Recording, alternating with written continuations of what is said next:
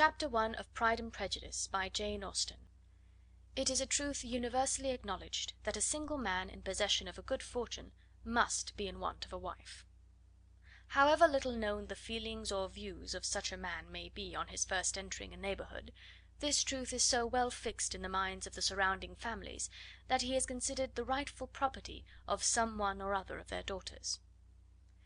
"My dear Mr. Bennet," said his lady to him one day, "have you heard that Netherfield Park is let at last?" Mr. Bennet replied that he had not. "But it is," returned she, "for Mrs. Long has just been here, and she told me all about it." Mr. Bennet made no answer. "Do you not want to know who has taken it?" cried his wife impatiently. "You want to tell me, and I have no objection to hearing it." This was invitation enough. "Why, my dear, you must know. Mrs. Long says that Netherfield is taken by a young man of large fortune from the north of England; that he came down on Monday in a chaise and four to see the place, and was so much delighted with it that he agreed with Mr. Morris immediately; that he is to take possession before Michaelmas, and some of his servants are to be in the house by the end of next week." "And what is his name?" "Bingley." "Is he married or single?" "Oh, single, my dear, to be sure. A single man of large fortune, 4,000 or 5,000 a year. What a fine thing for our girls!" "How so? How can it affect them?" "My dear Mr. Bennet," replied his wife, "how can you be so tiresome? You must know that I am thinking of his marrying one of them." "Is that his design in settling here?" "Design? Nonsense! How can you talk so? But it is very likely that he may fall in love with one of them, and therefore you must visit him as soon as he comes." "I see no occasion for that. You and the girls may go, or you may send them by themselves, which perhaps will be still better, for as you are as handsome as any of them, Mr. Bingley may like you the best of the party." "My dear, you flatter me. I certainly have had my share of beauty, but I do not pretend to be anything extraordinary now. When a woman has 5 grown up daughters, she ought to give over thinking of her own beauty." "In such cases a woman has not often much beauty to think of." "But, my dear, you must indeed go and see Mr. Bingley when he comes into the neighbourhood." "It is more than I engage for, I assure you." "But consider your daughters. Only think what an establishment it would be for one of them.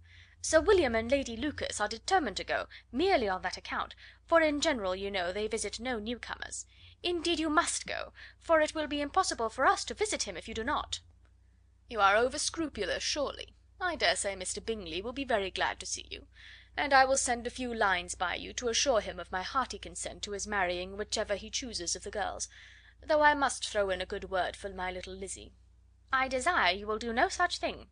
Lizzy is not a bit better than the others, and I am sure she is not half so handsome as Jane, nor half so good humoured as Lydia. But you are always giving her the preference." "They have none of them much to recommend them," replied he. "They are all silly and ignorant like other girls, but Lizzy has something more of quickness than her sisters." "Mr. Bennet, how can you abuse your own children in such a way? You take delight in vexing me. You have no compassion for my poor nerves." "You mistake me, my dear. I have a high respect for your nerves. They are my old friends.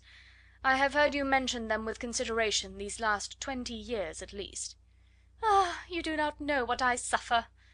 "But I hope you will get over it, and live to see many young men of 4,000 a year come into the neighbourhood." "It will be no use to us if 20 such should come, since you will not visit them." "Depend upon it, my dear, that when there are 20 I will visit them all." Mr. Bennet was so odd a mixture of quick parts, sarcastic humour, reserve, and caprice, that the experience of 23 years had been insufficient to make his wife understand his character. Her mind was less difficult to develop. She was a woman of mean understanding, little information, and uncertain temper. When she was discontented, she fancied herself nervous. The business of her life was to get her daughters married. Its solace was visiting and news. End of chapter 1.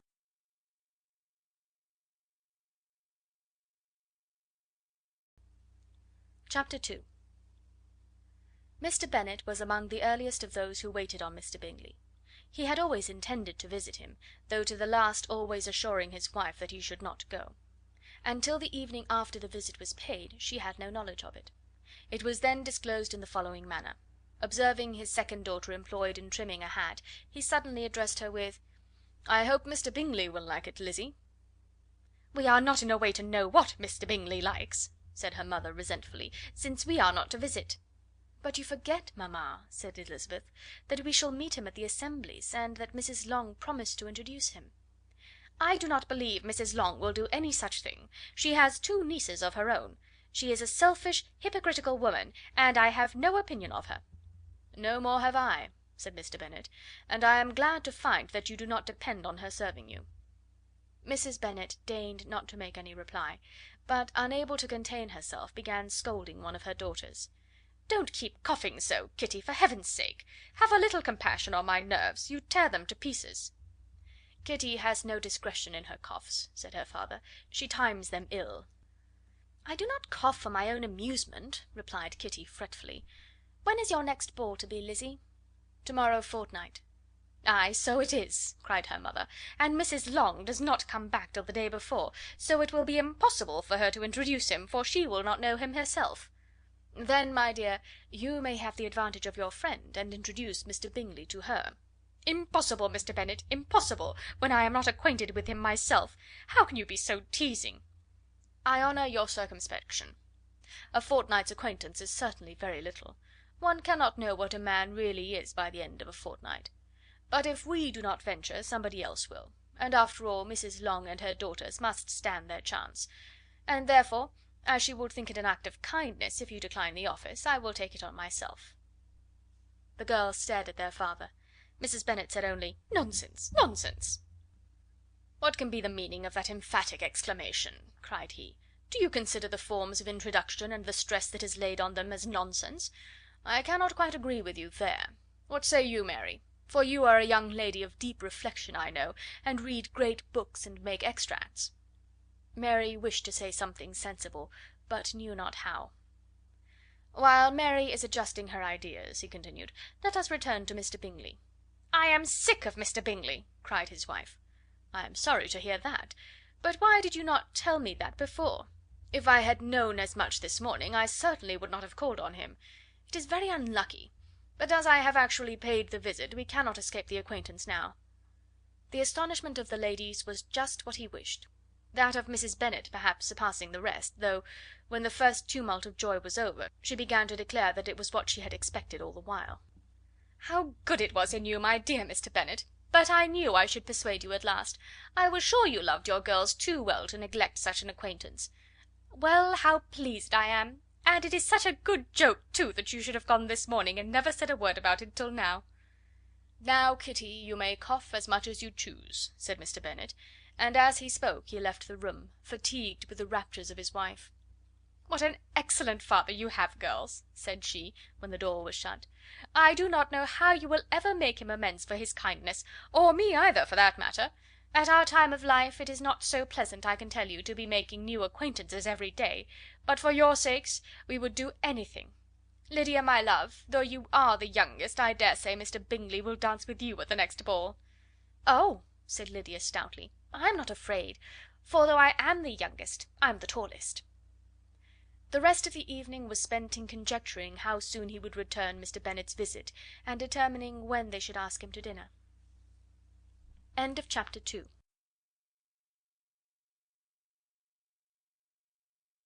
Chapter 3. Not all that Mrs. Bennet, however, with the assistance of her 5 daughters, could ask on the subject was sufficient to draw from her husband any satisfactory description of Mr. Bingley. They attacked him in various ways, with barefaced questions, ingenuous suppositions, and distant surmises, but he eluded the skill of them all, and they were at last obliged to accept the second hand intelligence of their neighbour, Lady Lucas. Her report was highly favourable. Sir William had been delighted with him. He was quite young, wonderfully handsome, extremely agreeable, and, to crown the whole, he meant to be at the next assembly with a large party. Nothing could be more delightful. To be fond of dancing was a certain step towards falling in love, and very lively hopes of Mr. Bingley's heart were entertained.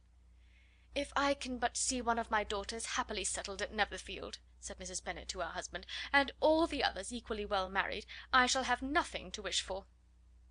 In a few days Mr. Bingley returned Mr. Bennet's visit, and sat about 10 minutes with him in his library. He had entertained hopes of being admitted to a sight of the young ladies, of whose beauty he had heard much, but he saw only the father. The ladies were somewhat more fortunate, for they had the advantage of ascertaining from an upper window that he wore a blue coat and rode a black horse. An invitation to dinner was soon afterwards dispatched, and already had Mrs. Bennet planned the courses that were to do credit to her housekeeping, when an answer arrived which deferred it all. Mr. Bingley was obliged to be in town the following day, and consequently unable to accept the honour of their invitation, etc. Mrs. Bennet was quite disconcerted. She could not imagine what business he could have in town so soon after his arrival in Hertfordshire, and she began to fear that he might be always flying about from one place to another, and never settled at Netherfield as he ought to be.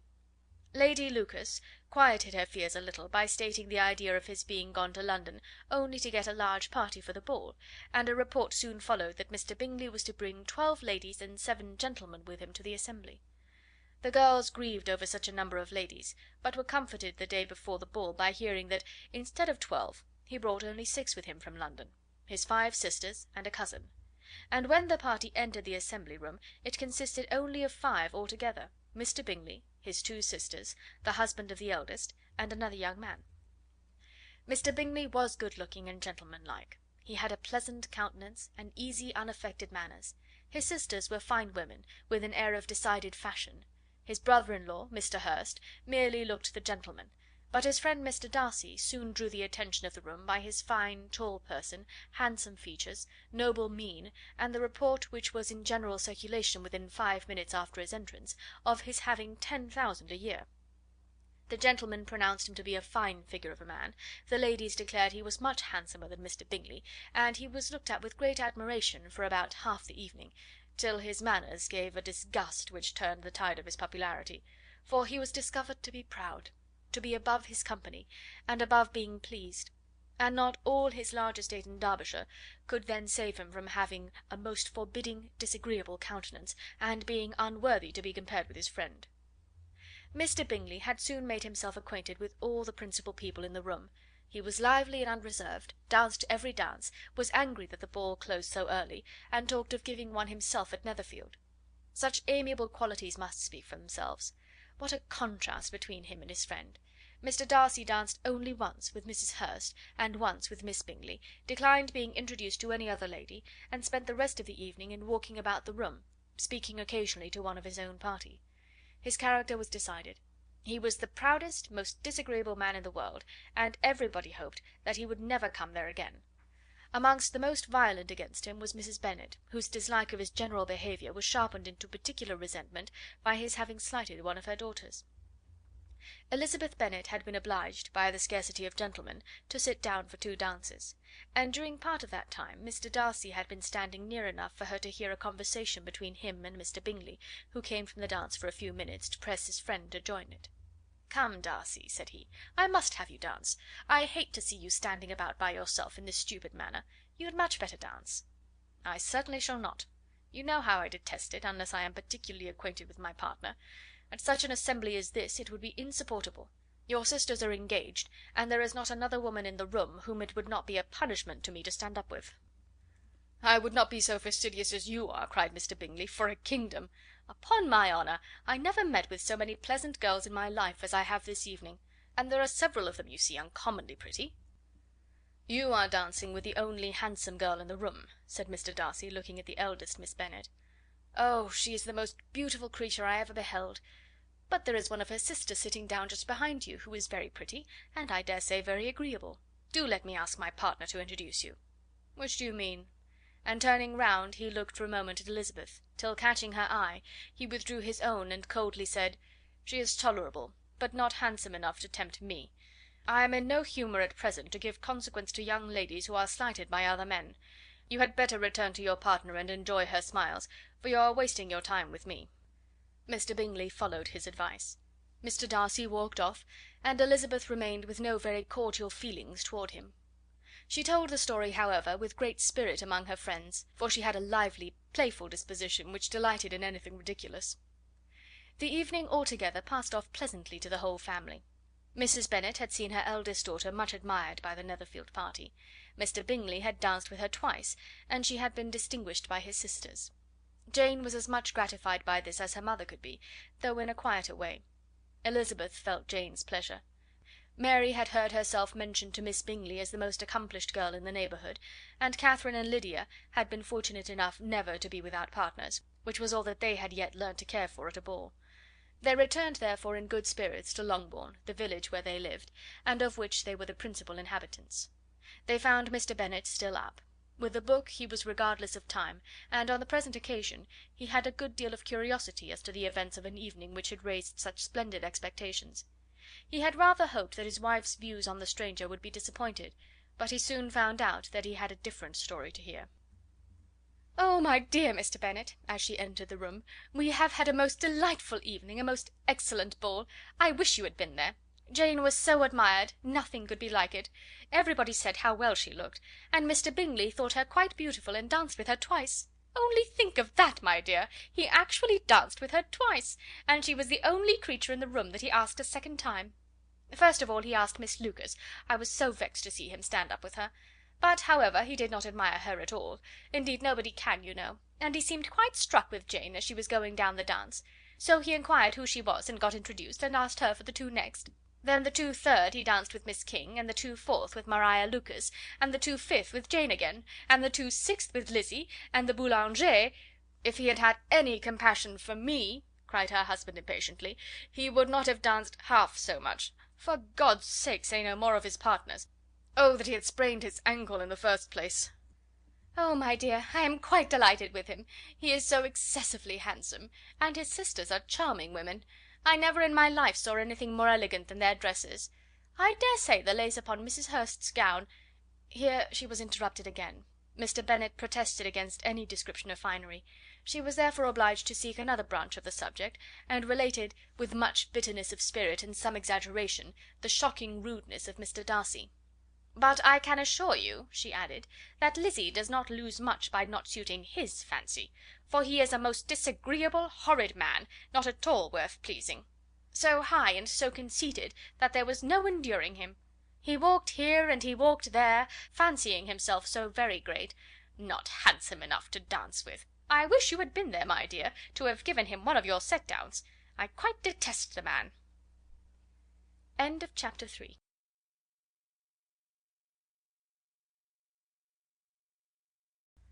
Chapter 4. When Jane and Elizabeth were alone, the former, who had been cautious in her praise of Mr. Bingley before, expressed to her sister just how very much she admired him. "He is just what a young man ought to be," said she, "sensible, good humoured, lively, and I never saw such happy manners. So much ease, with such perfect good breeding." "He is also handsome," replied Elizabeth, "which a young man ought likewise to be, if he possibly can. His character is thereby complete." "I was very much flattered by his asking me to dance a second time. I did not expect such a compliment." "Did not you? I did for you. But that is one great difference between us. Compliments always take you by surprise, and me never. What could be more natural than his asking you again? He could not help seeing that you were about 5 times as pretty as every other woman in the room. No thanks to his gallantry for that. Well, he certainly is very agreeable, and I give you leave to like him. You have liked many a stupider person." "Dear Lizzie!" "Oh, you are a great deal too apt, you know, to like people in general. You never see a fault in anybody. All the world are good and agreeable in your eyes. I never heard you speak ill of a human being in your life." "I would not wish to be hasty in censuring any one, but I always speak what I think." "I know you do, and it is that which makes the wonder. With your good sense, to be so honestly blind to the follies and nonsense of others. Affectation of candour is common enough, one meets with it everywhere, but to be candid without ostentation or design, to take the good of everybody's character and make it still better, and say nothing of the bad, belongs to you alone. And so you like this man's sisters too, do you? Their manners are not equal to his." "Certainly not, at first, but they are very pleasing women when you converse with them. Miss Bingley is to live with her brother and keep his house, and I am much mistaken if we shall not find a very charming neighbour in her." Elizabeth listened in silence, but was not convinced. Their behaviour at the assembly had not been calculated to please in general, and with more quickness of observation and less pliancy of temper than her sister, and with a judgment too unassailed by any attention to herself, she was very little disposed to approve of them. They were, in fact, very fine ladies, not deficient in good humour when they were pleased, nor in the power of making themselves agreeable when they chose it, but proud and conceited. They were rather handsome, had been educated in one of the first private seminaries in town, had a fortune of £20,000, were in the habit of spending more than they ought, and of associating with people of rank, and were therefore in every respect entitled to think well of themselves and meanly of others. They were of a respectable family in the north of England, a circumstance more deeply impressed on their memories than that their brother's fortune and their own had been acquired by trade. Mr. Bingley inherited property to the amount of nearly £100,000 from his father, who had intended to purchase an estate, but did not live to do it. Mr. Bingley intended it likewise, and sometimes made choice of his county; but as he was now provided with a good house and the liberty of a manor, it was doubtful to many of those who best knew the easiness of his temper whether he might not spend the remainder of his days at Netherfield, and leave the next generation to purchase. His sisters were anxious for his having an estate of his own, but though he was now only established as a tenant, Miss Bingley was by no means unwilling to preside at his table, nor was Mrs. Hurst, who had married a man of more fashion than fortune, less disposed to consider his house as her home when it suited her. Mr. Bingley had not been of age 2 years when he was tempted by an accidental recommendation to look at Netherfield House. He did look at it, and into it, for almost half an hour, was pleased with the situation and the principal rooms, satisfied with what the owner said in its praise, and took it immediately. Between him and Darcy there was a very steady friendship, in spite of great opposition of character. Bingley was endeared to Darcy by the easiness, openness, and ductility of his temper, though no disposition could offer a greater contrast to his own, and though with his own he never appeared dissatisfied. On the strength of Darcy's regard Bingley had the firmest reliance, and of his judgment the highest opinion. In understanding Darcy was the superior. Bingley was by no means deficient, but Darcy was clever. He was at the same time haughty, reserved, and fastidious, and his manners, though well bred, were not inviting. In that respect his friend had greatly the advantage. Bingley was sure of being liked wherever he appeared; Darcy was continually giving offence. The manner in which they spoke of the Meryton assembly was sufficiently characteristic. Bingley had never met with more pleasant people or prettier girls in his life. Everybody had been most kind and attentive to him, there had been no formality, no stiffness; he had soon felt acquainted with all the room, and as to Miss Bennet, he could not conceive an angel more beautiful. Darcy, on the contrary, had seen a collection of people in whom there was little beauty and no fashion, for none of whom he had felt the smallest interest, and from none received either attention or pleasure. Miss Bennet he acknowledged to be pretty, but she smiled too much. Mrs. Hurst and her sister allowed it to be so, but still they admired her and liked her, and pronounced her to be a sweet girl, and one whom they would not object to know more of. Miss Bennet was therefore established as a sweet girl, and their brother felt authorized by such commendation to think of her as he chose. Chapter 5. Within a short walk of Longbourn lived a family with whom the Bennets were particularly intimate. Sir William Lucas had been formerly in trade in Meryton, where he had made a tolerable fortune, and risen to the honour of knighthood by an address to the king during his mayoralty. The distinction had perhaps been felt too strongly. It had given him a disgust to his business, and to his residence in a small market town, and in quitting them both he had removed with his family to a house about a mile from Meryton, denominated from that period Lucas Lodge, where he could think with pleasure of his own importance, and, unshackled by business, occupy himself solely in being civil to all the world. For though elated by his rank, it did not render him supercilious. On the contrary, he was all attention to everybody. By nature inoffensive, friendly, and obliging, his presentation at St. James's had made him courteous. Lady Lucas was a very good kind of woman, not too clever to be a valuable neighbour to Mrs. Bennet. They had several children. The eldest of them, a sensible, intelligent young woman about 27, was Elizabeth's intimate friend. That the Miss Lucases and the Miss Bennets should meet to talk over a ball was absolutely necessary, and the morning after the assembly brought the former to Longbourn to hear and to communicate.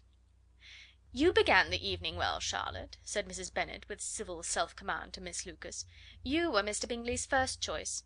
"Yes, but he seemed to like his second better." "Oh, you mean Jane, I suppose, because he danced with her twice. To be sure, that did seem as if he admired her. Indeed, I rather believe he did. I heard something about it, but I hardly know what. Something about Mr. Robinson."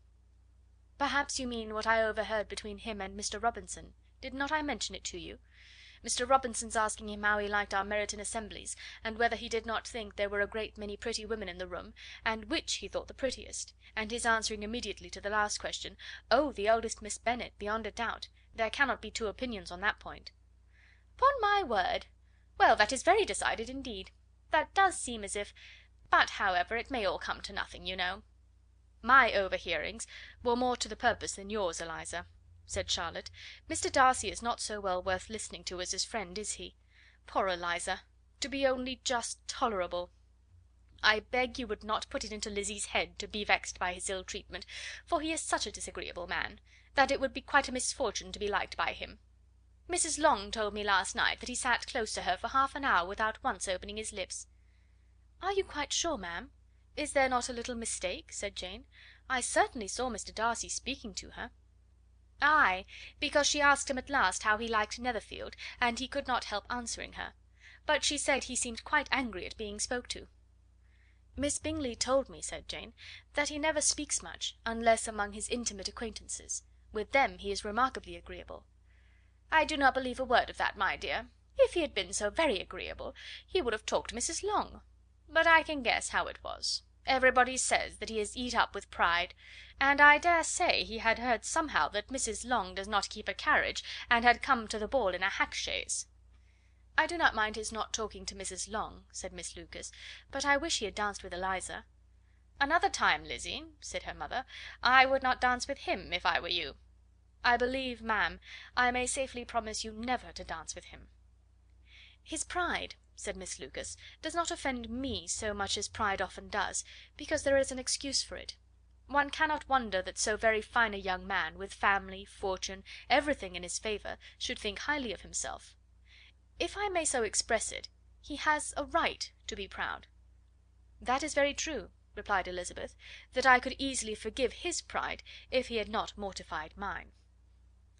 "Pride," observed Mary, who piqued herself upon the solidity of her reflections, "is a very common failing, I believe. By all that I have ever read, I am convinced that it is very common indeed, that human nature is particularly prone to it, and that there are very few of us who do not cherish a feeling of self complacency on the score of some quality or other, real or imaginary.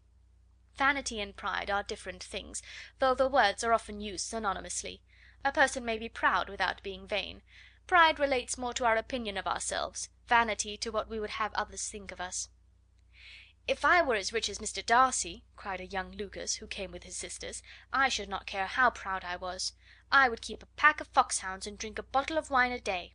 "Then you would drink a great deal more than you ought," said Mrs. Bennet, "and if I were to see you at it, I should take away your bottle directly." The boy protested that she should not.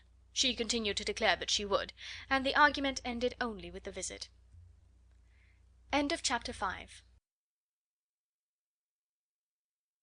Chapter 6. The ladies of Longbourn soon waited on those of Netherfield. The visit was soon returned in due form. Miss Bennet's pleasing manners grew on the goodwill of Mrs. Hurst and Miss Bingley, and though the mother was found to be intolerable, and the younger sisters not worth speaking to, a wish of being better acquainted with them was expressed towards the two eldest. By Jane this attention was received with the greatest pleasure, but Elizabeth still saw superciliousness in their treatment of everybody, hardly excepting even her sister, and could not like them; though their kindness to Jane, such as it was, had a value as arising in all probability from the influence of their brother's admiration. It was generally evident, whenever they met, that he did admire her, and to her it was equally evident that Jane was yielding to the preference which she had begun to entertain for him from the first, and was in a way to be very much in love; but she considered with pleasure that it was not likely to be discovered by the world in general, since Jane united, with great strength of feeling, a composure of temper and a uniform cheerfulness of manner which would guard her from the suspicions of the impertinent. She mentioned this to her friend Miss Lucas. "It may perhaps be pleasant," replied Charlotte, "to be able to impose on the public in such a case, but it is sometimes a disadvantage to be so very guarded. If a woman conceals her affection with the same skill from the object of it, she may lose the opportunity of fixing him, and it will then be but poor consolation to believe the world equally in the dark. There is so much of gratitude or vanity in almost every attachment, that it is not safe to leave any to itself. We can all begin freely, a slight preference is natural enough, but there are very few of us who have heart enough to be really in love without encouragement. In 9 cases out of 10 a woman had better show more affection than she feels. Bingley likes your sister undoubtedly, but he may never do more than like her if she does not help him on." "But she does help him on, as much as her nature will allow. If I can perceive her regard for him, he must be a simpleton indeed not to discover it too.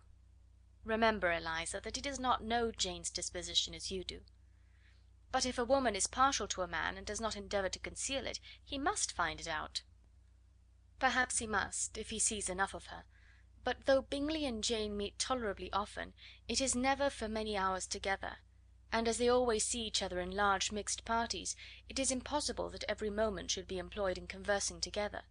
Jane should therefore make the most of every half hour in which she can command his attention. When she is secure of him, there will be more leisure for falling in love as much as she chooses." "Your plan is a good one," replied Elizabeth, "where nothing is in question but the desire of being well married, and if I were determined to get a rich husband, or any husband, I dare say I should adopt it. But these are not Jane's feelings. She is not acting by design.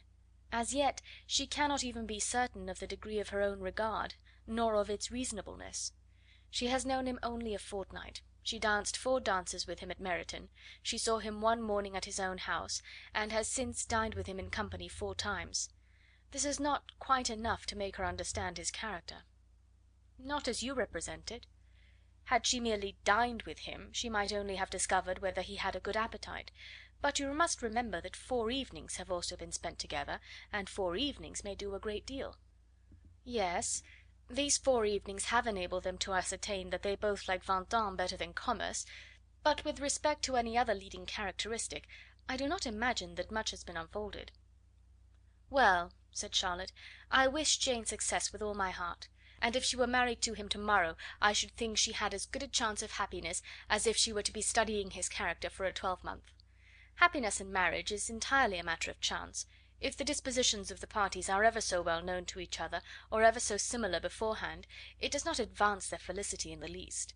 They always continue to grow sufficiently unlike afterwards to have their share of vexation, and it is better to know as little as possible of the defects of the person with whom you are to pass your life."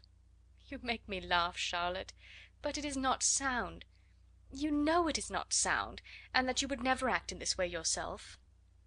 Occupied in observing Mr. Bingley's attentions to her sister, Elizabeth was far from suspecting that she was herself becoming an object of some interest in the eyes of his friend. Mr. Darcy had at first scarcely allowed her to be pretty.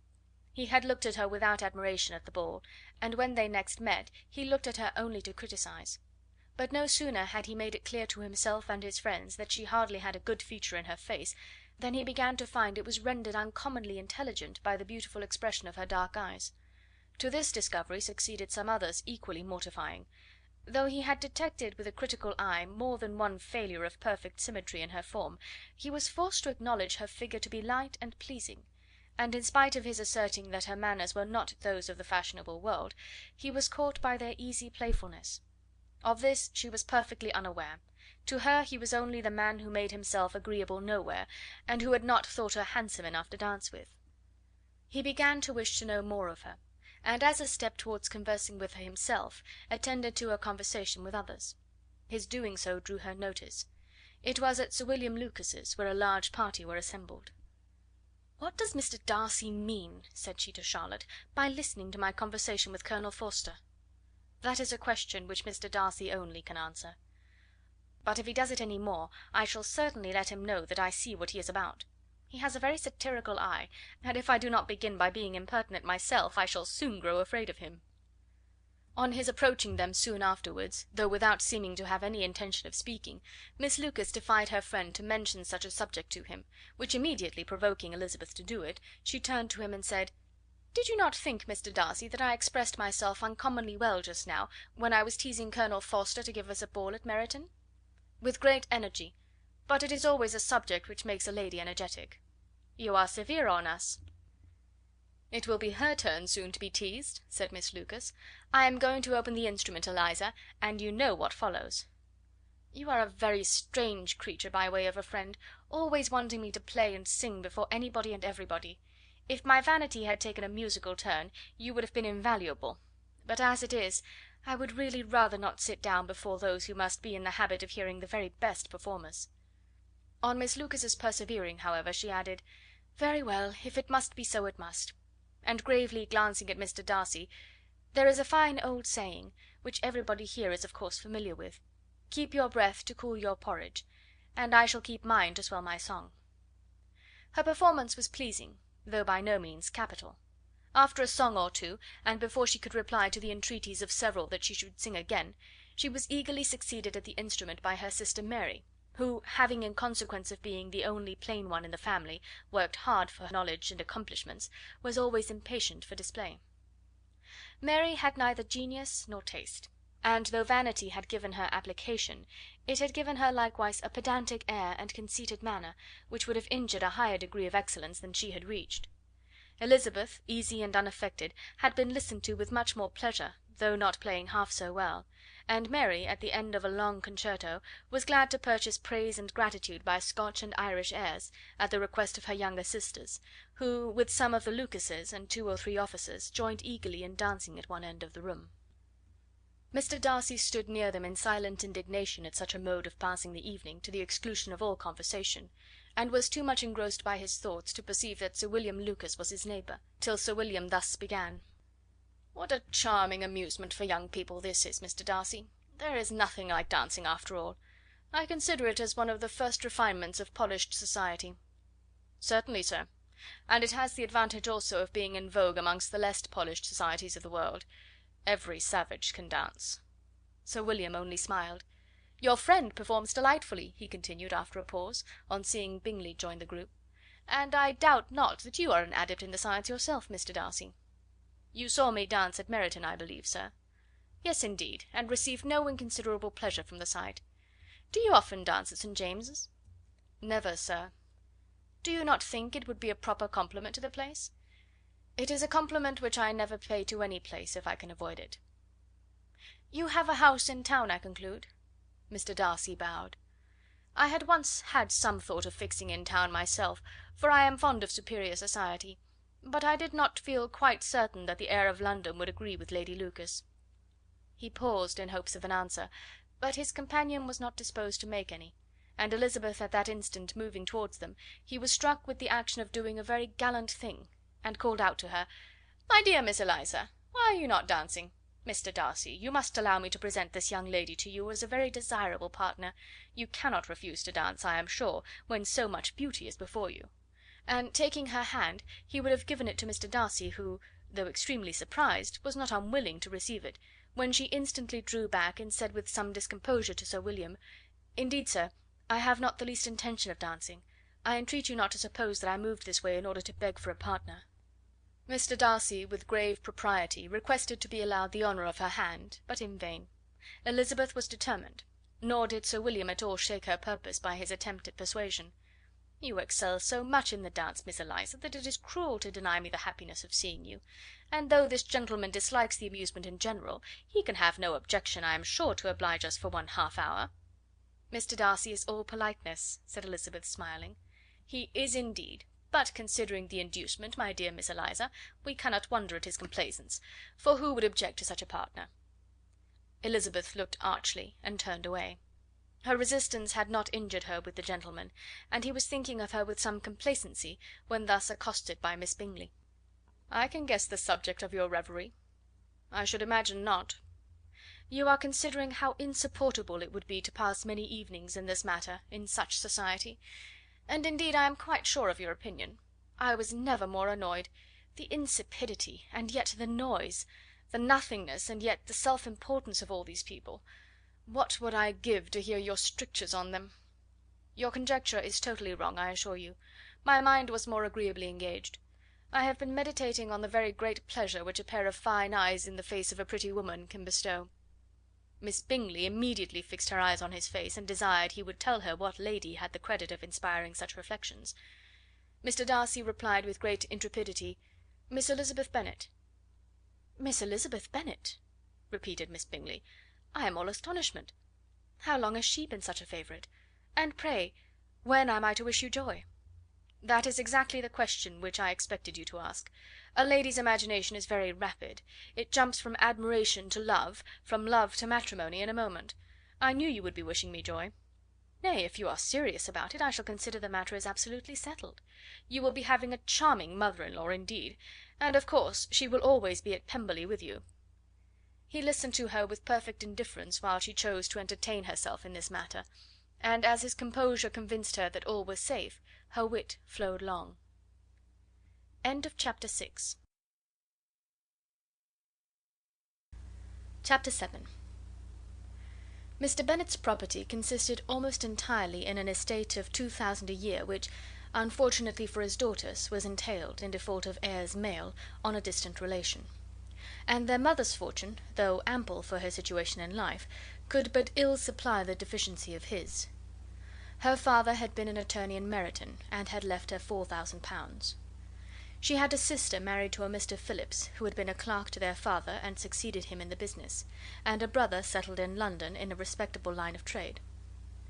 The village of Longbourn was only 1 mile from Meryton, a most convenient distance for the young ladies, who were usually tempted thither 3 or 4 times a week to pay their duty to their aunt and to a milliner's shop just over the way. The 2 youngest of the family, Catherine and Lydia, were particularly frequent in these attentions. Their minds were more vacant than their sisters', and when nothing better offered, a walk to Meryton was necessary to amuse their morning hours and furnish conversation for the evening; and however bare of news the country in general might be, they always contrived to learn some from their aunt. At present, indeed, they were well supplied with both news and happiness by the recent arrival of a militia regiment in the neighbourhood. It was to remain the whole winter, and Meryton was the headquarters. Their visits to Mrs. Phillips were now productive of the most interesting intelligence. Every day added something to their knowledge of the officers' names and connections. Their lodgings were not long a secret, and at length they began to know the officers themselves. Mr. Phillips visited them all, and this opened to his nieces a store of felicity unknown before. They could talk of nothing but officers, and Mr. Bingley's large fortune, the mention of which gave animation to their mother, was worthless in their eyes when opposed to the regimentals of an ensign. After listening one morning to their effusions on this subject, Mr. Bennet coolly observed, "From all that I can collect by your manner of talking, you must be 2 of the silliest girls in the country. I have suspected it some time, but I am now convinced." Catherine was disconcerted and made no answer, but Lydia, with perfect indifference, continued to express her admiration of Captain Carter, and her hope of seeing him in the course of the day, as he was going the next morning to London. "I am astonished, my dear," said Mrs. Bennet, "that you should be so ready to think your own children silly. If I wished to think slightingly of anybody's children, it should not be my own, however." "If my children are silly, I must hope to always be sensible of it." "Yes, but as it happens, they are all of them very clever." "This is the only point, I flatter myself, on which we do not agree. I had hoped that our sentiments coincided in every particular, but I must so far differ from you as to think our 2 youngest daughters uncommonly foolish." "My dear Mr. Bennet, you must not expect such girls to have the sense of their father and mother. When they get to our age, I dare say they will not think about officers any more than we do.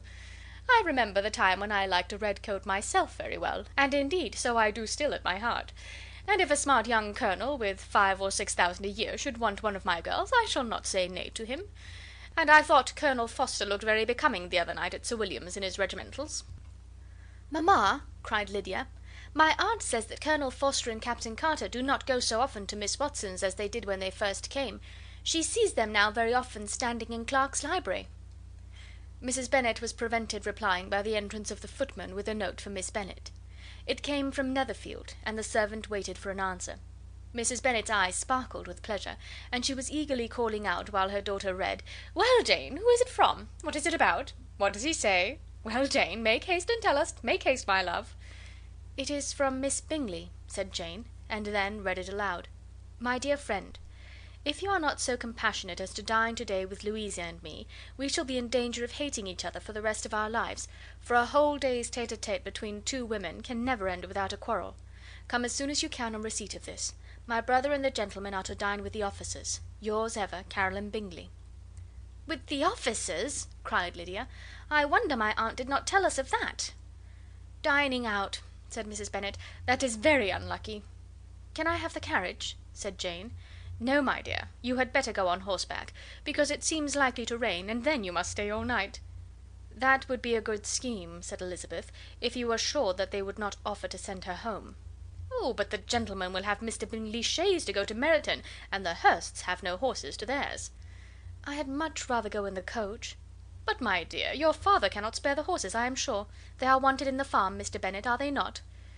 "They are wanted in the farm much oftener than I can get them." "But if you have got them to day," said Elizabeth, "my mother's purpose will be answered." She did at last extort from her father an acknowledgment that the horses were engaged. Jane was therefore obliged to go on horseback, and her mother attended her to the door with many cheerful prognostics of a bad day. Her hopes were answered.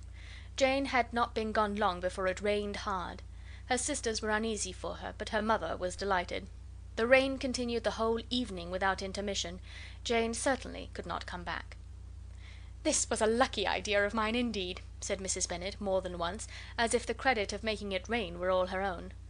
Till the next morning, however, she was not aware of all the felicity of her contrivance. Breakfast was scarcely over when a servant from Netherfield brought the following note for Elizabeth: "My dearest Lizzie, I find myself very unwell this morning, which I suppose is to be imputed to my getting wet through yesterday. My kind friends will not hear of my returning till I am better. They insist also on my seeing Mr. Jones, therefore do not be alarmed if you should hear of his having been to me, and, excepting a sore throat and headache, there is not much the matter with me. Yours, etc." "Well, my dear," said Mr. Bennet, when Elizabeth had read the note aloud, "if your daughter should have a dangerous fit of illness, if she should die, it would be a comfort to know that it was all in pursuit of Mr. Bingley, and under your orders." "Oh, I am not afraid of her dying. People do not die of little trifling colds. She will be taken good care of. As long as she stays there, it is all very well. I would go and see her if I could have the carriage." Elizabeth, feeling really anxious, was determined to go to her, though the carriage was not to be had; and as she was no horsewoman, walking was her only alternative. She declared her resolution. "How can you be so silly," cried her mother, "as to think of such a thing, in all this dirt? You will not be fit to be seen when you get there." "I shall be very fit to see Jane, which is all I want." "Is this a hint to me, Lizzie," said her father, "to send for the horses?" "No, indeed. I do not wish to avoid the walk. The distance is nothing when one has a motive. Only 3 miles. I shall be back by dinner."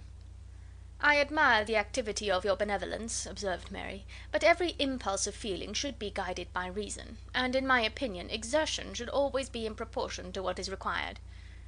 "We will go as far as Meryton with you," said Catherine and Lydia. Elizabeth accepted their company, and the 3 young ladies set off together. "If we make haste," said Lydia, as they walked along, "perhaps we may see something of Captain Carter before he goes." In Meryton they parted, the 2 youngest repaired to the lodgings of the officers' wives, and Elizabeth continued her walk alone, crossing field after field at a quick pace, jumping over stiles and springing over puddles with impatient activity, and finding herself at last within view of the house, with weary ankles, dirty stockings, and a face glowing with the warmth of exercise. She was shown into the breakfast parlour, where all but Jane were assembled, and where her appearance created a great deal of surprise. That she should have walked 3 miles so early in the day, in such dirty weather, and by herself, was almost incredible to Mrs. Hurst and Miss Bingley, and Elizabeth was convinced that they held her in contempt for it. She was received, however, very politely by them, and in their brother's manners there was something better than politeness, there was good humour and kindness. Mr. Darcy said very little, and Mr. Hurst nothing at all.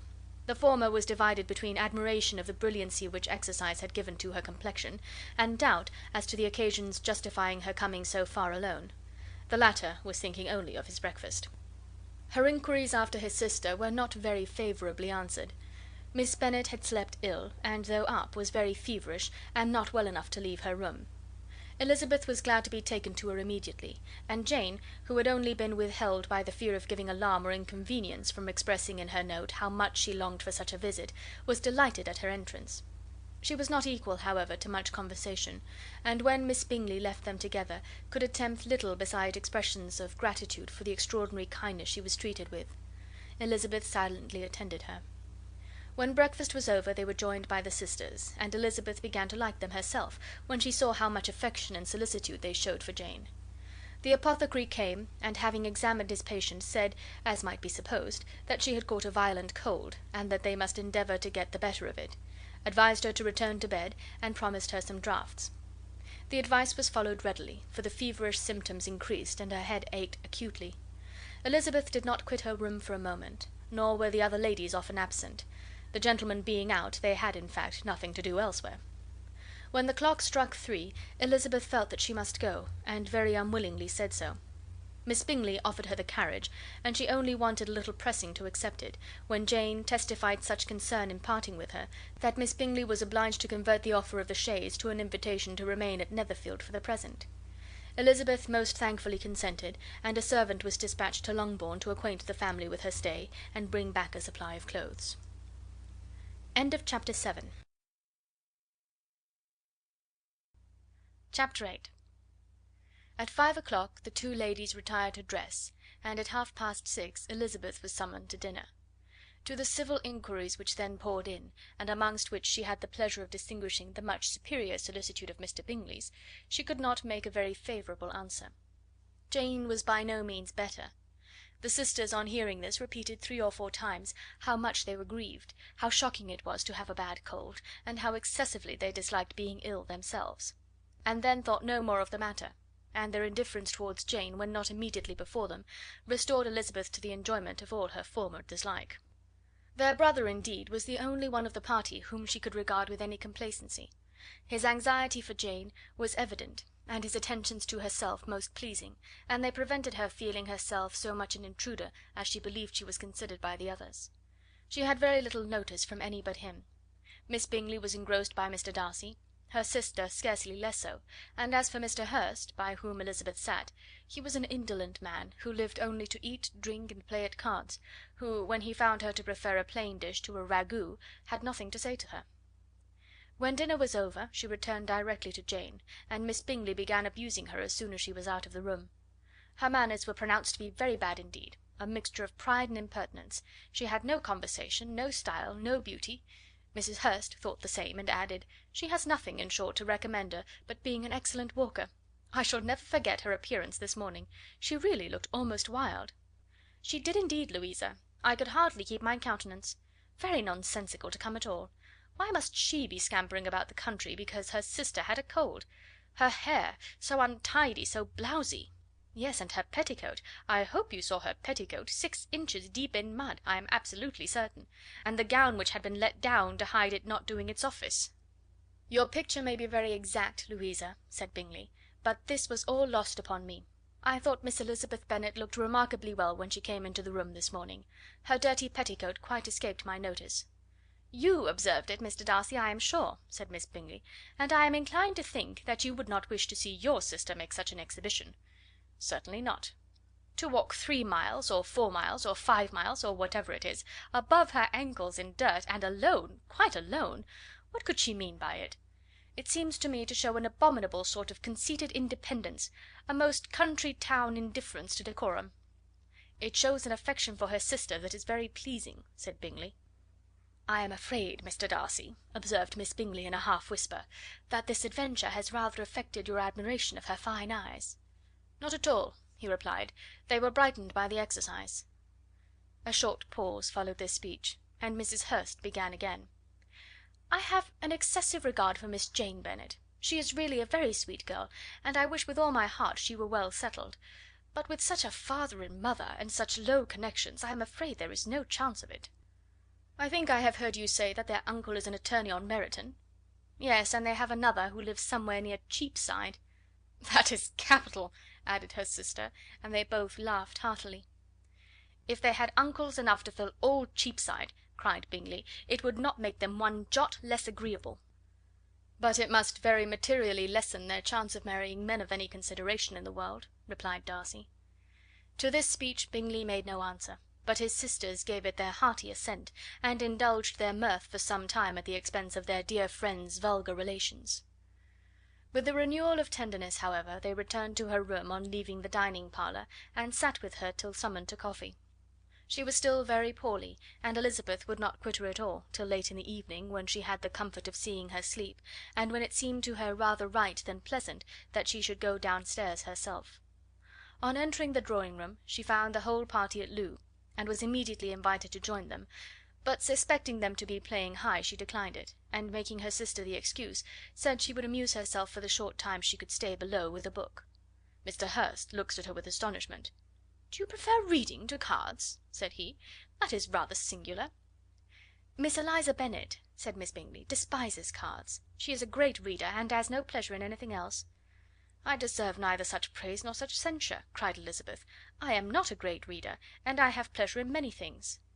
"In nursing your sister I am sure you have pleasure," said Bingley, "and I hope it will soon be increased by seeing her quite well."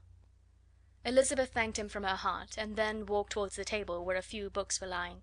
He immediately offered to fetch her others, all that his library afforded. "And I wish my collection were larger for your benefit and my own credit, but I am an idle fellow, and though I have not many, I have more than I have ever looked into." Elizabeth assured him that she could suit herself perfectly with those in the room. "I am astonished," said Miss Bingley, "that my father should have left so small a collection of books. What a delightful library you have at Pemberley, Mr. Darcy!" "It ought to be good," he replied. "It has been the work of many generations." "And then you have added so many to it yourself. You are always buying books."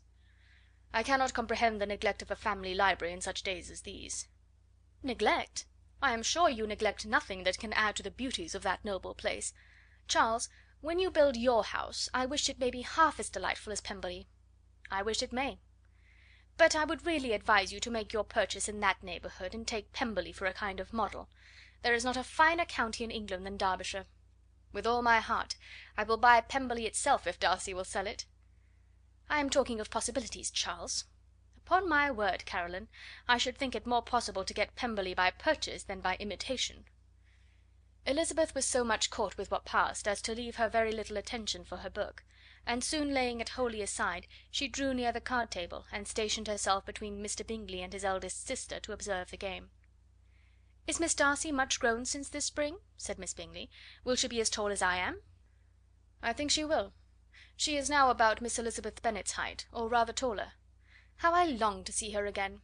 I never met with anybody who delighted me so much. Such a countenance, such manners, and so extremely accomplished for her age. Her performance on the pianoforte is exquisite." "It is amazing to me," said Bingley, "how young ladies can have patience to be so very accomplished as they all are." "All young ladies accomplished? My dear Charles, what do you mean?" "Yes, all of them, I think. They all paint tables, cover screens, and net purses. I scarcely know any one who cannot do all this, and I am sure I never heard a young lady spoken of for the first time without being informed that she was very accomplished." "Your list of the common extent of accomplishments," said Darcy, "has too much truth. The word is applied to many a woman who deserves it no otherwise than by netting a purse or covering a screen. But I am very far from agreeing with you in your estimation of ladies in general. I cannot boast of knowing more than half a dozen, in the whole range of my acquaintance, that are really accomplished." "Nor I am sure," said Miss Bingley. "Then," observed Elizabeth, "you must comprehend a great deal in your idea of an accomplished woman." "Yes, I do comprehend a great deal in it." "Oh, certainly," cried his faithful assistant. "No one can be really esteemed accomplished who does not greatly surpass what is usually met with. A woman must have a thorough knowledge of music, singing, drawing, dancing, and the modern languages, to deserve the word; and besides all this, she must possess a certain something in her air and manner of walking, the tone of her voice, her address and expressions, or the word will be but half deserved." "All this she must possess," added Darcy, "and to all this she must yet add something more substantial, in the improvement of her mind by extensive reading." "I am no longer surprised at your knowing only 6 accomplished women. I rather wonder now at your knowing any." "Are you so severe upon your own sex as to doubt the possibility of all this?" "I never saw such a woman. I never saw such capacity and taste and application and elegance as you describe, united." Mrs. Hurst and Miss Bingley both cried out against the injustice of her implied doubt, and both were protesting that they knew many women who answered this description, when Mr. Hurst called them to order, with bitter complaints of their inattention to what was going forward. As all conversation was thereby at an end, Elizabeth soon afterwards left the room. "Elizabeth Bennet," said Miss Bingley, when the door was closed on her, "is one of those young ladies who seek to recommend themselves to the other sex by undervaluing their own, and with many men, I dare say, it succeeds; but, in my opinion, it is a paltry device, a very mean art." "Undoubtedly," replied Darcy, to whom this remark was chiefly addressed, "there is a meanness in all the arts which ladies sometimes condescend to employ for captivation. Whatever bears affinity to cunning is despicable." Miss Bingley was not so entirely satisfied with his reply as to continue the subject. Elizabeth joined them again only to say that her sister was worse, and that she could not leave her. Bingley urged Mr. Jones being sent for immediately, while his sisters, convinced that no country advice could be of any service, recommended an express to town for one of the most eminent physicians. This she would not hear of, but she was not so unwilling to comply with their brother's proposal, and it was settled that Mr. Jones should be sent for early in the morning, if Miss Bennet were not decidedly better. Bingley was quite uncomfortable. His sisters declared that they were miserable. They solaced their wretchedness, however, by duets after supper, while he could find no better relief to his feelings than by giving the housekeeper directions that every attention might be paid to the sick lady and her sister.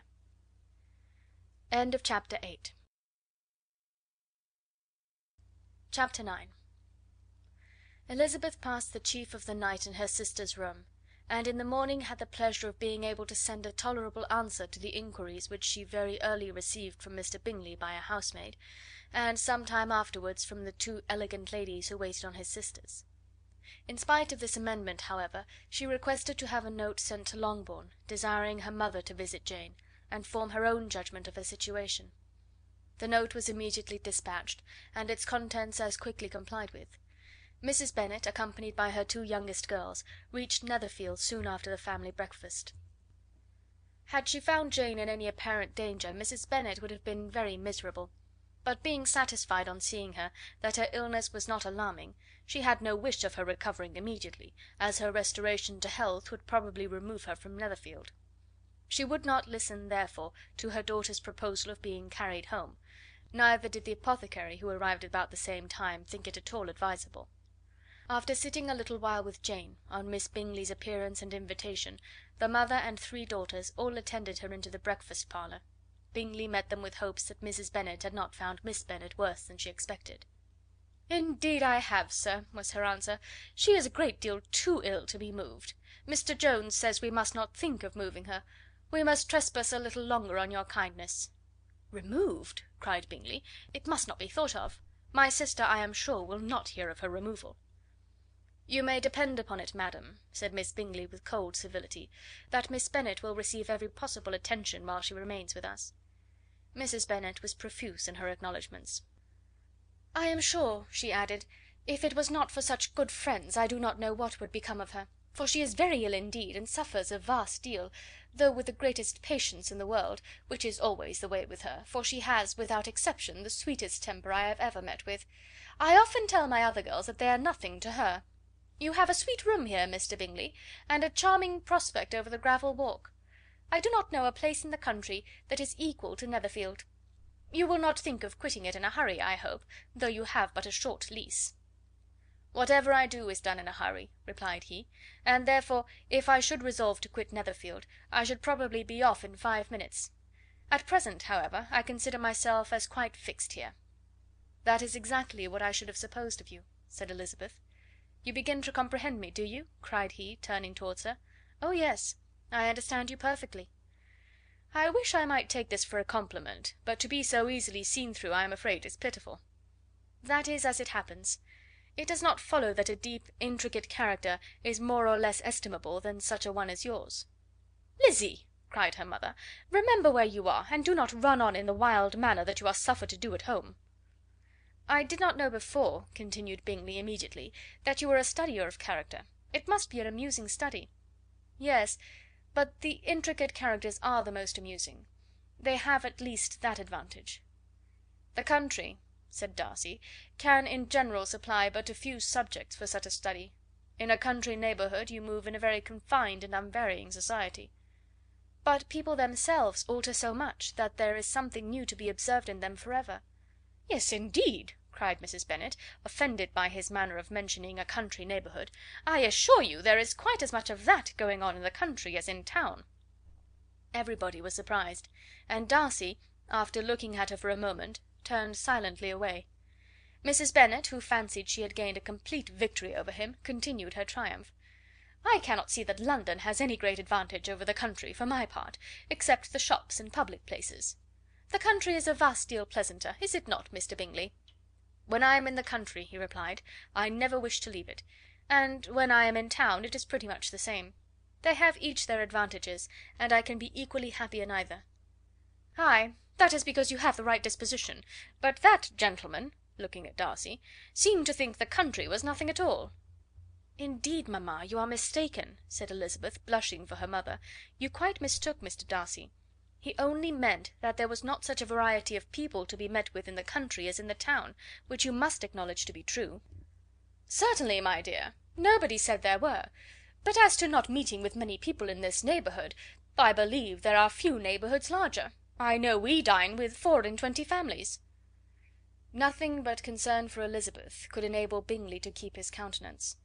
His sister was less delicate, and directed her eyes towards Mr. Darcy with a very expressive smile. Elizabeth, for the sake of saying something that might turn her mother's thoughts, now asked her if Charlotte Lucas had been at Longbourn since her coming away. "Yes, she called yesterday with her father. What an agreeable man Sir William is, Mr. Bingley, is not he? So much the man of fashion, so genteel and easy. He had always something good to say to everybody. That is my idea of good breeding; and those persons who fancy themselves very important, and never open their mouths, quite mistake the matter." "Did Charlotte dine with you?" "No, she would go home. I fancy she was wanted about the mince pies. For my part, Mr. Bingley, I always keep servants that can do their own work. My daughters are brought up very differently; but everybody is to judge for themselves, and the Lucases are a very good sort of girls, I assure you. It is a pity they are not handsome. Not that I think Charlotte so very plain, but then she is our particular friend." "She seems a very pleasant young woman." "Oh dear, yes; but you must own she is very plain. Lady Lucas herself has often said so, and envied me Jane's beauty. I do not like to boast of my own child, but to be sure Jane, one does not often see anybody better looking." "It is what everybody says. I do not trust my own partiality. When she was only 15 there was a man at my brother Gardiner's in town so much in love with her that my sister-in-law was sure he would make her an offer before we came away; but, however, he did not. Perhaps he thought her too young.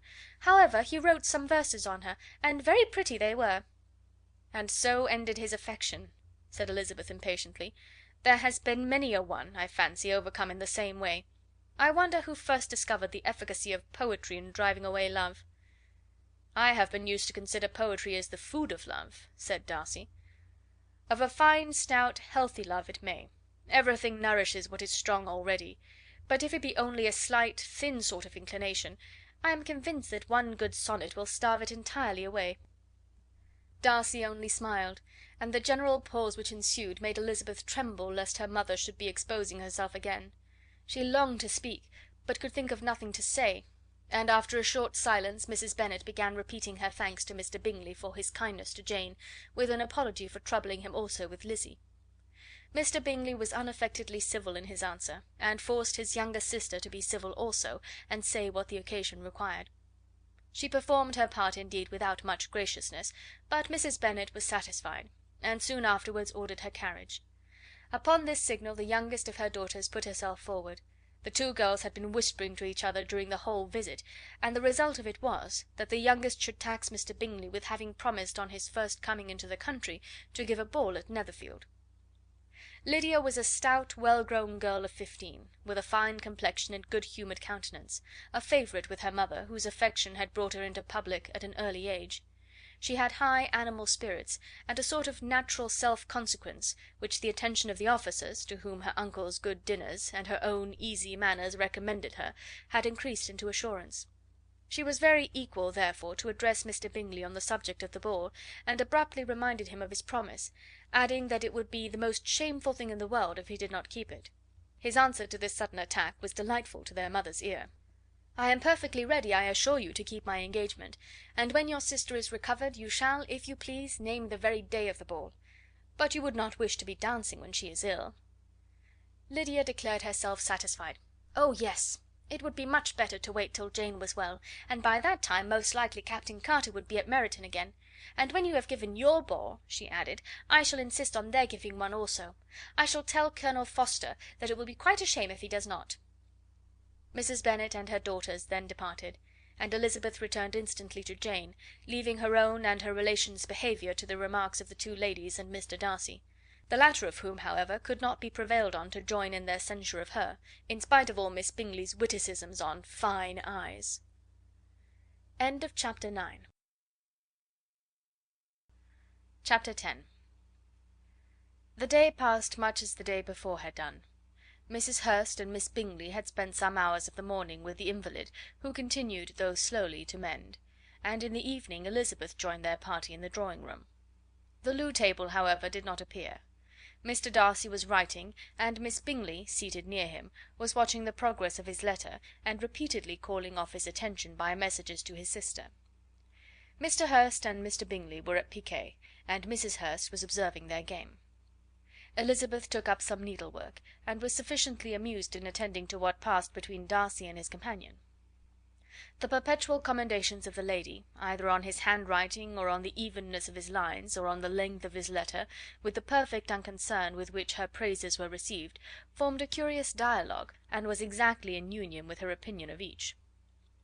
"How delighted Miss Darcy will be to receive such a letter!" He made no answer. "You write uncommonly fast." "You are mistaken, I write rather slowly." "How many letters you must have occasion to write in the course of a year! Letters of business, too! How odious I should think them!"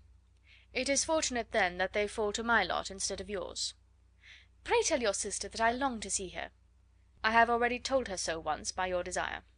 "I am afraid you do not like your pen. Let me mend it for you. I mend pens remarkably well." "Thank you, but I always mend my own." "How can you contrive to write so even?"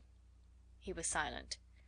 "Tell your sister I am delighted to hear of her improvement on the harp, and pray let her know that I am quite in raptures with her beautiful little design for a table, and I think it infinitely superior to Miss Grantley's."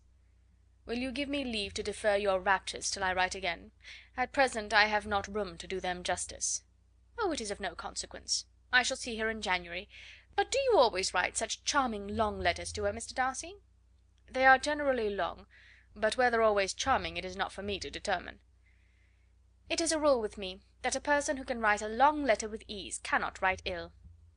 "That will not do for a compliment to Darcy, Caroline," cried her brother, "because he does not write with ease. He studies too much for words of 4 syllables. Do not you, Darcy?" "My style of writing is very different from yours." "Oh!" cried Miss Bingley, "Charles writes in the most careless way imaginable. He leaves out half his words and blots the rest." "My ideas flow so rapidly that I have not time to express them, by which means my letters sometimes convey no ideas at all to my correspondents." "Your humility, Mr. Bingley," said Elizabeth, "must disarm reproof." "Nothing is more deceitful," said Darcy, "than the appearance of humility. It is often only carelessness of opinion, and sometimes an indirect boast." "And which of the two do you call my little recent piece of modesty?" "The indirect boast; for you are really proud of your defects in writing, because you consider them as proceeding from a rapidity of thought and carelessness of execution, which, if not estimable, you think at least highly interesting. The power of doing anything with quickness is always prized much by the possessor, and often without any attention to the imperfection of the performance.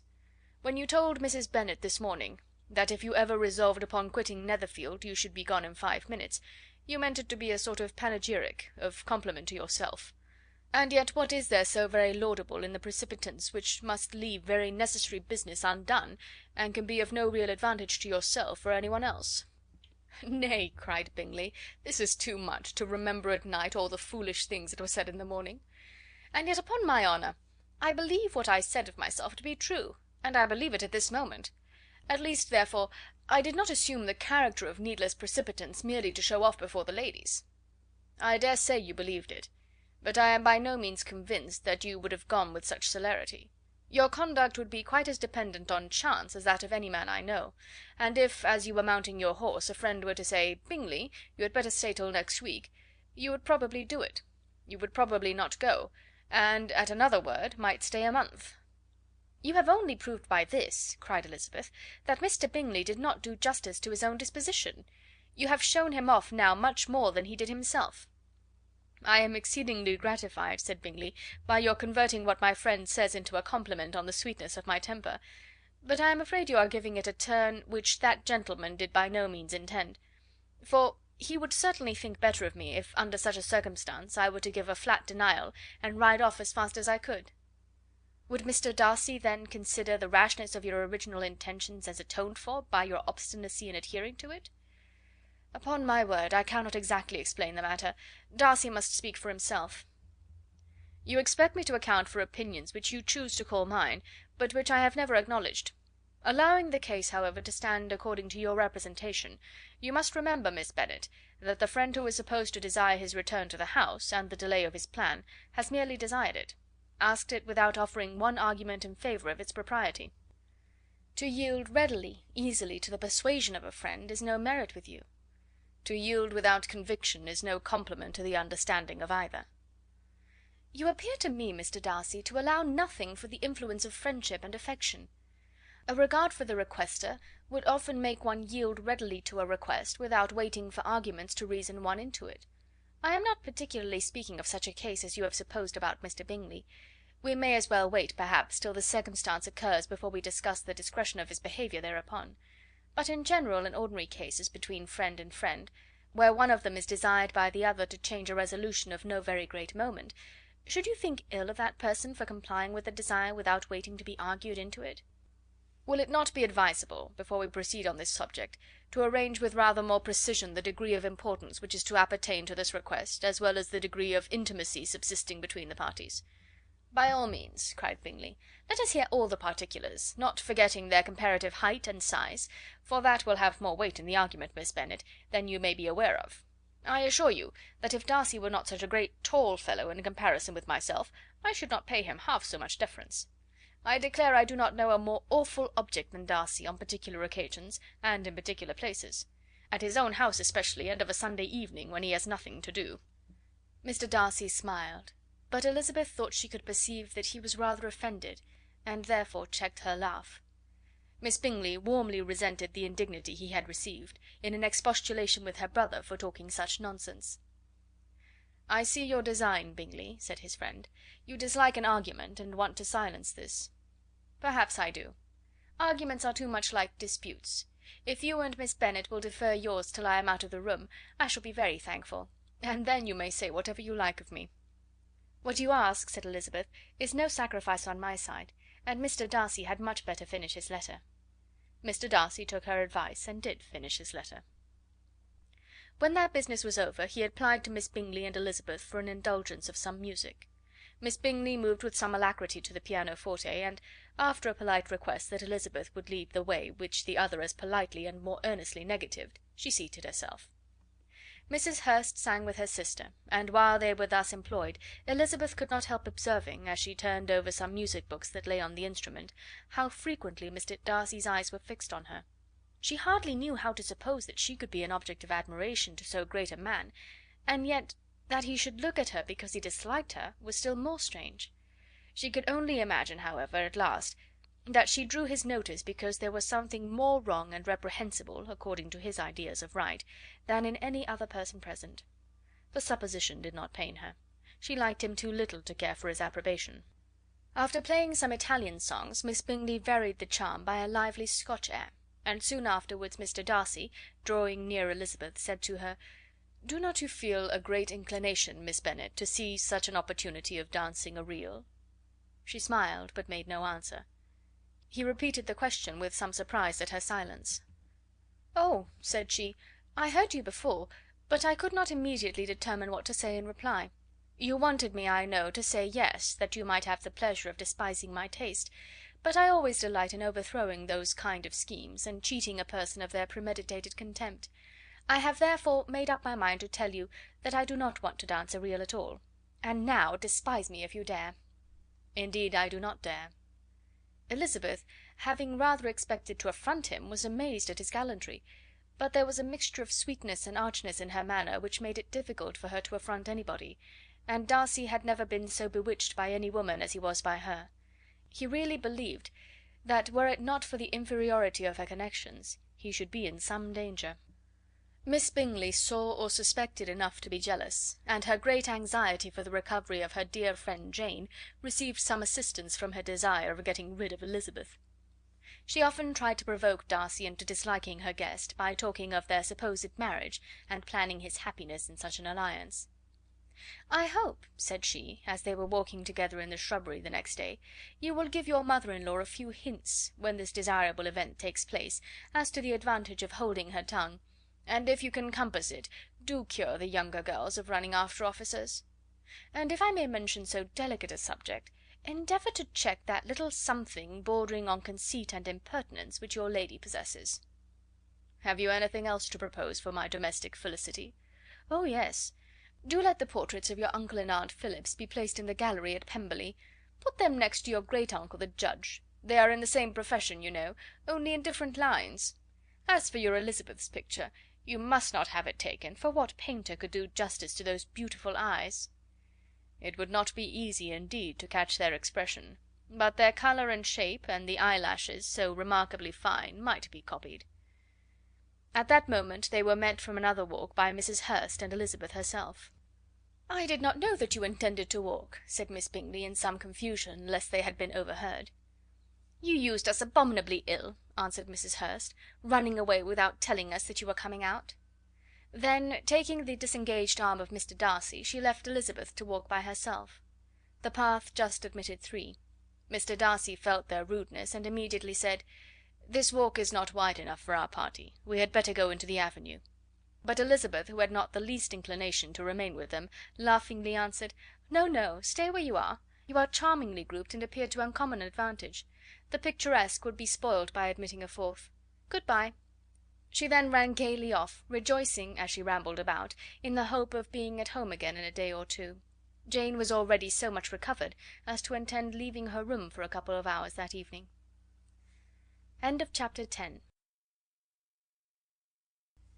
Chapter 11. When the ladies removed after dinner, Elizabeth ran up to her sister, and seeing her well guarded from cold, attended her into the drawing room, where she was welcomed by her two friends with many professions of pleasure. And Elizabeth had never seen them so agreeable as they were during the hour which passed before the gentlemen appeared. Their powers of conversation were considerable. They could describe an entertainment with accuracy, relate an anecdote with humour, and laugh at their acquaintance with spirit. But when the gentlemen entered, Jane was no longer the first object. Miss Bingley's eyes were instantly turned toward Darcy, and she had something to say to him before he had advanced many steps. He addressed himself to Miss Bennet with a polite congratulation. Mr. Hurst also made her a slight bow, and said he was very glad, but diffuseness and warmth remained for Bingley's salutation. He was full of joy and attention. The first half hour was spent in piling up the fire, lest she should suffer from the change of room, and she removed at his desire to the other side of the fireplace, that she might be further from the door. He then sat down by her, and talked scarcely to any one else. Elizabeth, at work in the opposite corner, saw it all with great delight. When tea was over, Mr. Hurst reminded his sister-in-law of the card table, but in vain. She had obtained private intelligence that Mr. Darcy did not wish for cards, and Mr. Hurst soon found even his open petition rejected. She assured him that no one intended to play, and the silence of the whole party on the subject seemed to justify her.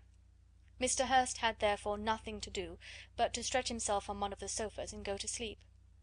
Darcy took up a book, Miss Bingley did the same, and Mrs. Hurst, principally occupied in playing with her bracelets and rings, joined now and then in her brother's conversation with Miss Bennet.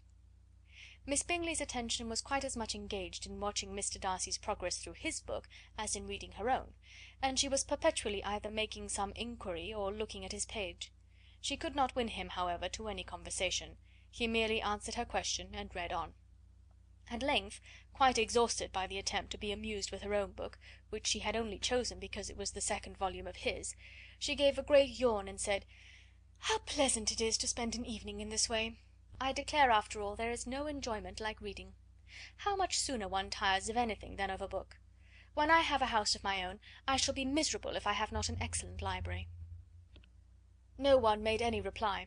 She then yawned again, threw aside her book, and cast her eyes round the room in quest for some amusement, when, hearing her brother mentioning a ball to Miss Bennet, she turned suddenly towards him and said, "By the by, Charles, are you really serious in meditating a dance at Netherfield? I would advise you, before you determine on it, to consult the wishes of the present party. I am much mistaken if there are not some among us to whom a ball would be rather a punishment than a pleasure." "If you mean Darcy," cried her brother, "he may go to bed, if he chooses, before it begins; but as for the ball, it is quite a settled thing, and as soon as Nicholls has made white soup enough, I shall send round my cards." "I should like balls infinitely better," she replied, "if they were carried on in a different manner; but there is something insufferably tedious in the usual process of such a meeting. It would surely be much more rational if conversation instead of dancing were made the order of the day." "Much more rational, my dear Caroline, I dare say, but it would not be near so much like a ball." Miss Bingley made no answer, and soon afterwards she got up and walked about the room. Her figure was elegant, and she walked well, but Darcy, at whom it was all aimed, was still inflexibly studious. In the desperation of her feelings she resolved on one effort more, and turning to Elizabeth, said, "Miss Eliza Bennet, let me persuade you to follow my example and take a turn about the room. I assure you it is very refreshing after sitting so long in one attitude." Elizabeth was surprised, but agreed to it immediately. Miss Bingley succeeded no less in the real object of her civility. Mr. Darcy looked up. He was as much awake to the novelty of attention in that quarter as Elizabeth herself could be, and unconsciously closed his book. He was directly invited to join their party, but he declined it, observing that he could imagine but two motives for their choosing to walk up and down the room together, with either of which motives his joining them would interfere. What could he mean? She was dying to know what could be his meaning, and asked Elizabeth whether she could at all understand him. "Not at all," was her answer; "but depend upon it, he means to be severe on us, and our surest way of disappointing him will be to ask nothing about it." Miss Bingley, however, was incapable of disappointing Mr. Darcy in anything, and persevered therefore in requiring an explanation of his two motives. "I have not the smallest objection to explaining them," said he, as soon as she allowed him to speak. "You either choose this method of passing the evening because you are in each other's confidence, and have secret affairs to discuss, or because you are conscious that your figures appear to the greatest advantage in walking. If the first, I would be completely in your way, and if the second, I can admire you much better as I sit by the fire." "Oh, shocking!" cried Miss Bingley. "I never heard anything so abominable. How shall we punish him for such a speech?" "Nothing so easy, if you have but the inclination," said Elizabeth. "We can all plague and punish one another. Tease him, laugh at him. Intimate as you are, you must know how it is to be done." "But upon my honour I do not. I do assure you that my intimacy has not yet taught me that. Tease calmness of temper and presence of mind? No, no, I feel he may defy us there. And as to laughter, we will not expose ourselves, if you please, by attempting to laugh without a subject. Mr. Darcy may hug himself." "Mr. Darcy is not to be laughed at?" cried Elizabeth. "That is an uncommon advantage, and uncommon I hope it will continue, for it would be a great loss to me to have many such acquaintances. I dearly love a laugh." "Miss Bingley," said he, "has given me credit for more than can be. The wisest and the best of men, nay, the wisest and the best of their actions, may be rendered ridiculous by a person whose first object in life is a joke." "Certainly," replied Elizabeth, "there are such people, but I hope I am not one of them. I hope I never ridicule what is wise or good. Follies and nonsense, whims and inconsistencies, do divert me, I own, and I laugh at them whenever I can; but these, I suppose, are precisely what you are without." "Perhaps that is not possible for any one. But it has been the study of my life to avoid those weaknesses which often expose a strong understanding to ridicule." "Such as vanity and pride?" "Yes, vanity is a weakness indeed; but pride, where there is a real superiority of mind, pride will always be under good resolution." Elizabeth turned away to hide a smile. "Your examination of Mr. Darcy is over, I presume," said Miss Bingley; "and pray what is the result?" "I am perfectly convinced by it that Mr. Darcy has no defect. He owns it to himself without disguise." "No," said Darcy, "I have made no such pretension. I have faults enough, but they are not, I hope, of understanding. My temper I dare not vouch for. It is, I believe, too little yielding, certainly too little for the convenience of the world. I cannot forget the follies and vices of others so soon as I ought, nor their offences against myself. My feelings are not puffed about with every attempt to move them. My temper would perhaps be called resentful. My good opinion, once lost, is lost for ever." "That is a failing indeed," cried Elizabeth. "Implacable resentment is a shade in a character. But you have chosen your fault well. I really cannot laugh at it. You are safe from me." "There is, I believe, in every disposition a tendency to some particular evil, a natural defect which not even the best education can overcome." "And your defect is a propensity to hate everybody." "And yours," he replied with a smile, "is wilfully to misunderstand them." "Do let us have a little music," cried Miss Bingley, tired of a conversation in which she had no share. "Louisa, you will not mind my waking Mr. Hurst?" Her sister made not the slightest objection, and the pianoforte was opened, and Darcy, after a few moments' recollection, was not sorry for it. He began to feel the danger of paying Elizabeth too much attention.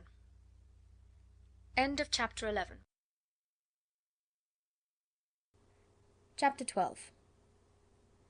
In consequence of an agreement between the sisters, Elizabeth wrote the next morning to her mother to beg that the carriage might be sent for them in the course of the day.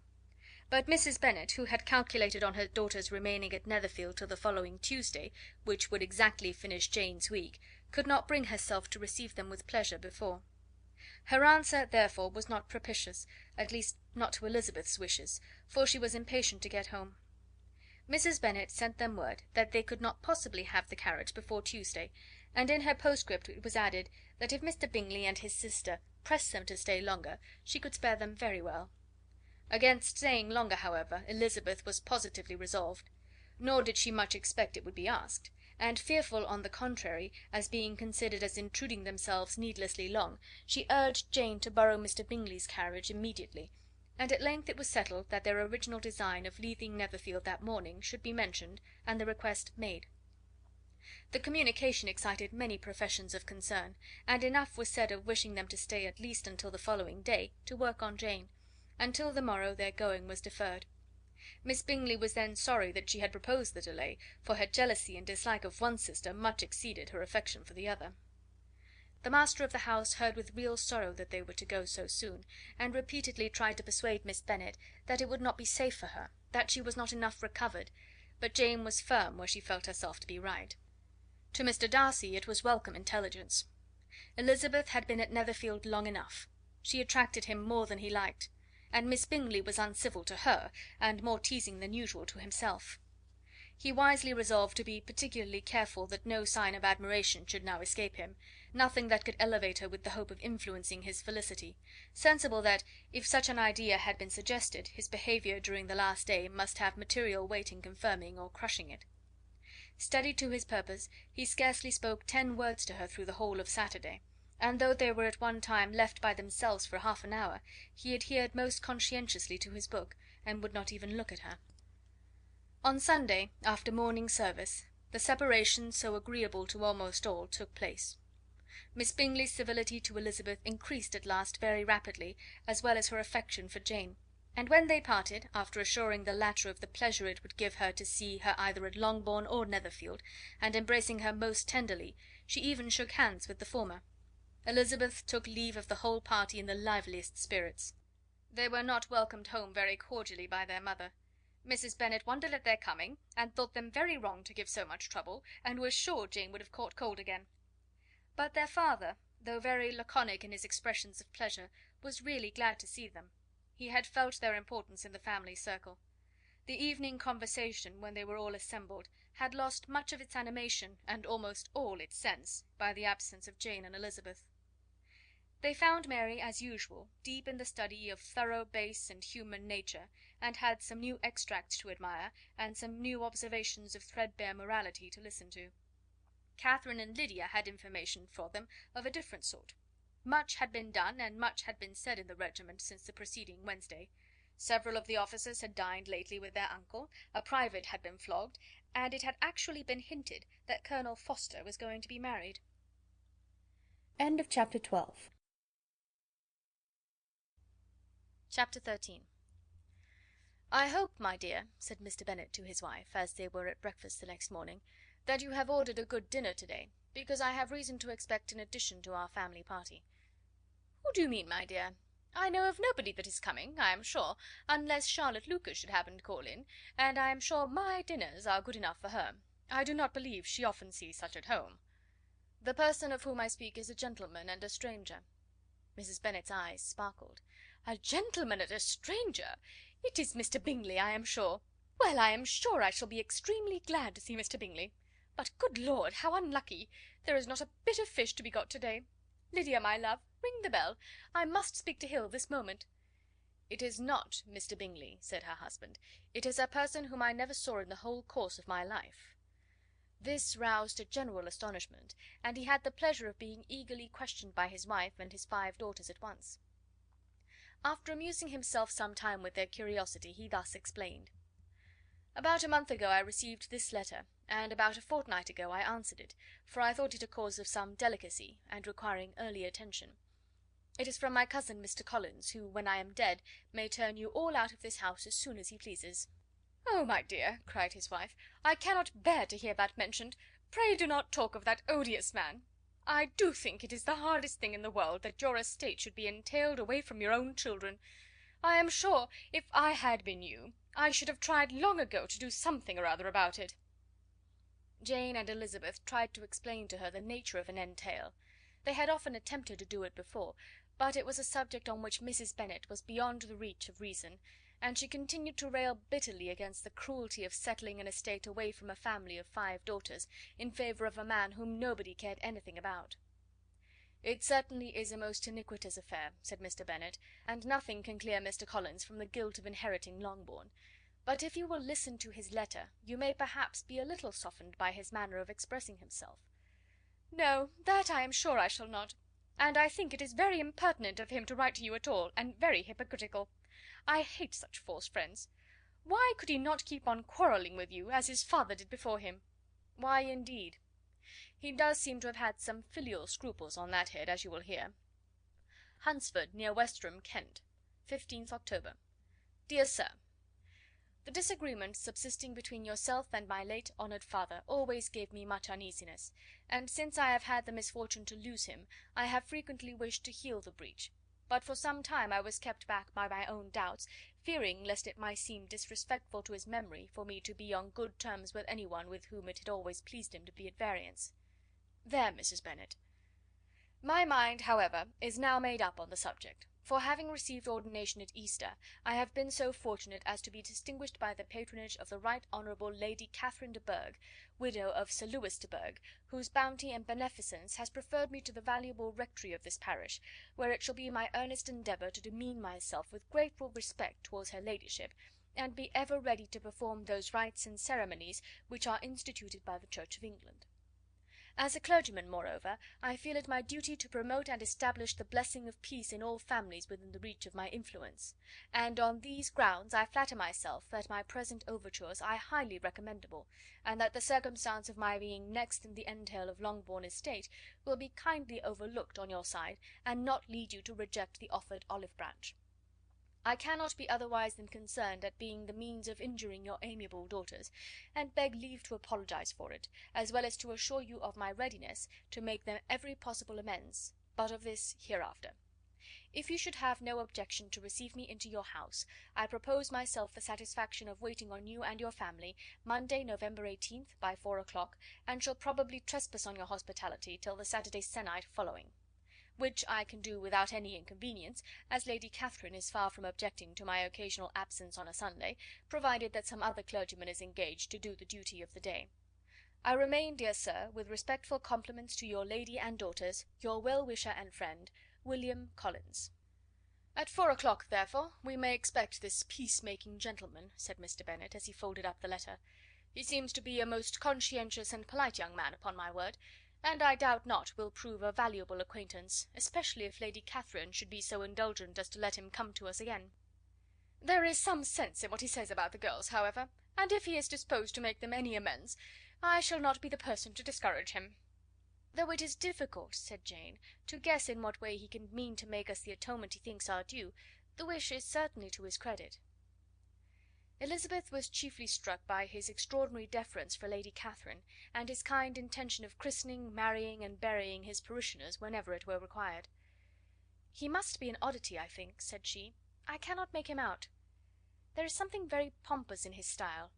And what can he mean by apologizing for being next in the entail? We cannot suppose he would help it if he could. Could he be a sensible man, sir?" "No, my dear, I think not.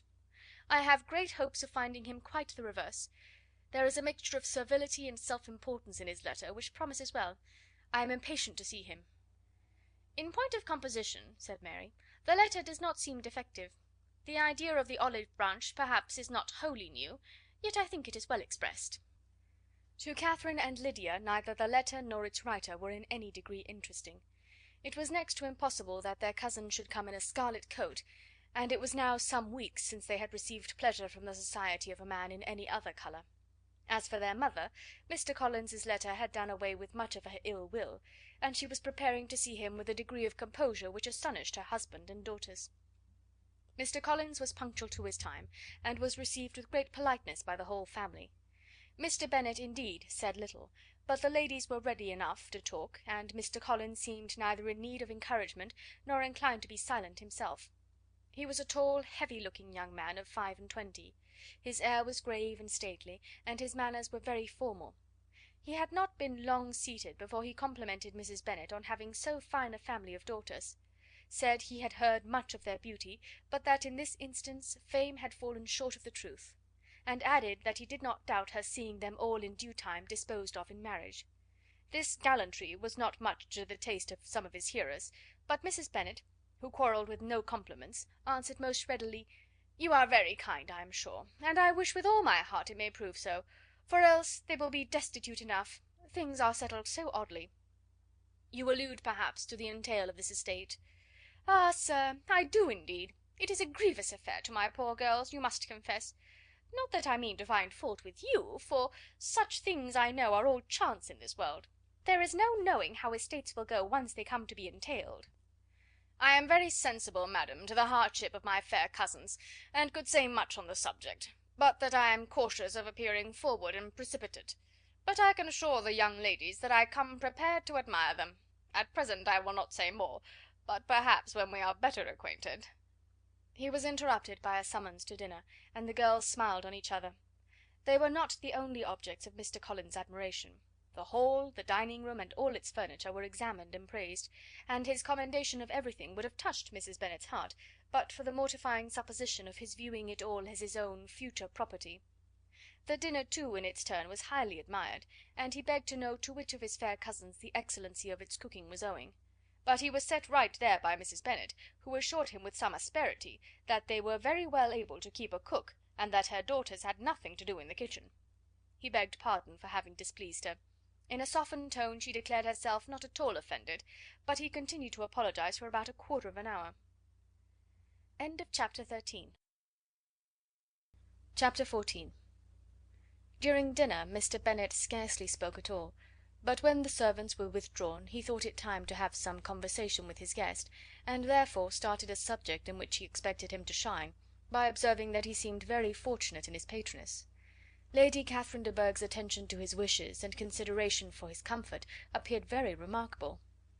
Mr. Bennet could not have chosen better. Mr. Collins was eloquent in her praise. The subject elevated him to more than usual solemnity of manner, and with a most important aspect he protested that he had never in his life witnessed such behaviour in a person of rank, such affability and condescension, as he had himself experienced from Lady Catherine. She had been graciously pleased to approve of both of the discourses which he had already had the honour of preaching before her. She had also asked him twice to dine at Rosings, and had sent for him only the Saturday before, to make up her pool of quadrille in the evening. Lady Catherine was reckoned proud by many people he knew, but he had never seen anything but affability in her. She had always spoken to him as she would to any other gentleman. She made not the smallest objection to his joining in the society of the neighbourhood, nor to his leaving the parish occasionally for a week or two to visit his relations. She had even condescended to advise him to marry as soon as he could, provided he chose with discretion, and had once paid him a visit in his humble parsonage, where she had perfectly approved all the alterations he had been making, and had even vouchsafed to suggest some herself, some shelves in the closet upstairs. "That is all very proper and civil, I am sure," said Mrs. Bennet, "and I dare say she is a very agreeable woman. It is a pity that great ladies in general are not more like her. Does she live near you, sir?" "The garden in which stands my humble abode is separated only by a lane from Rosings Park, her ladyship's residence."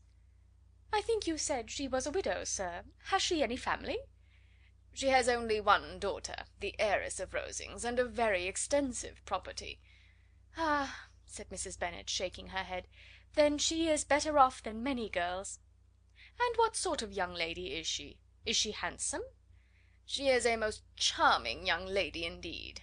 Lady Catherine herself says that, in point of true beauty, Miss de Bourgh is far superior to the handsomest of her sex, because there is that in her features which marks the young lady of distinguished birth.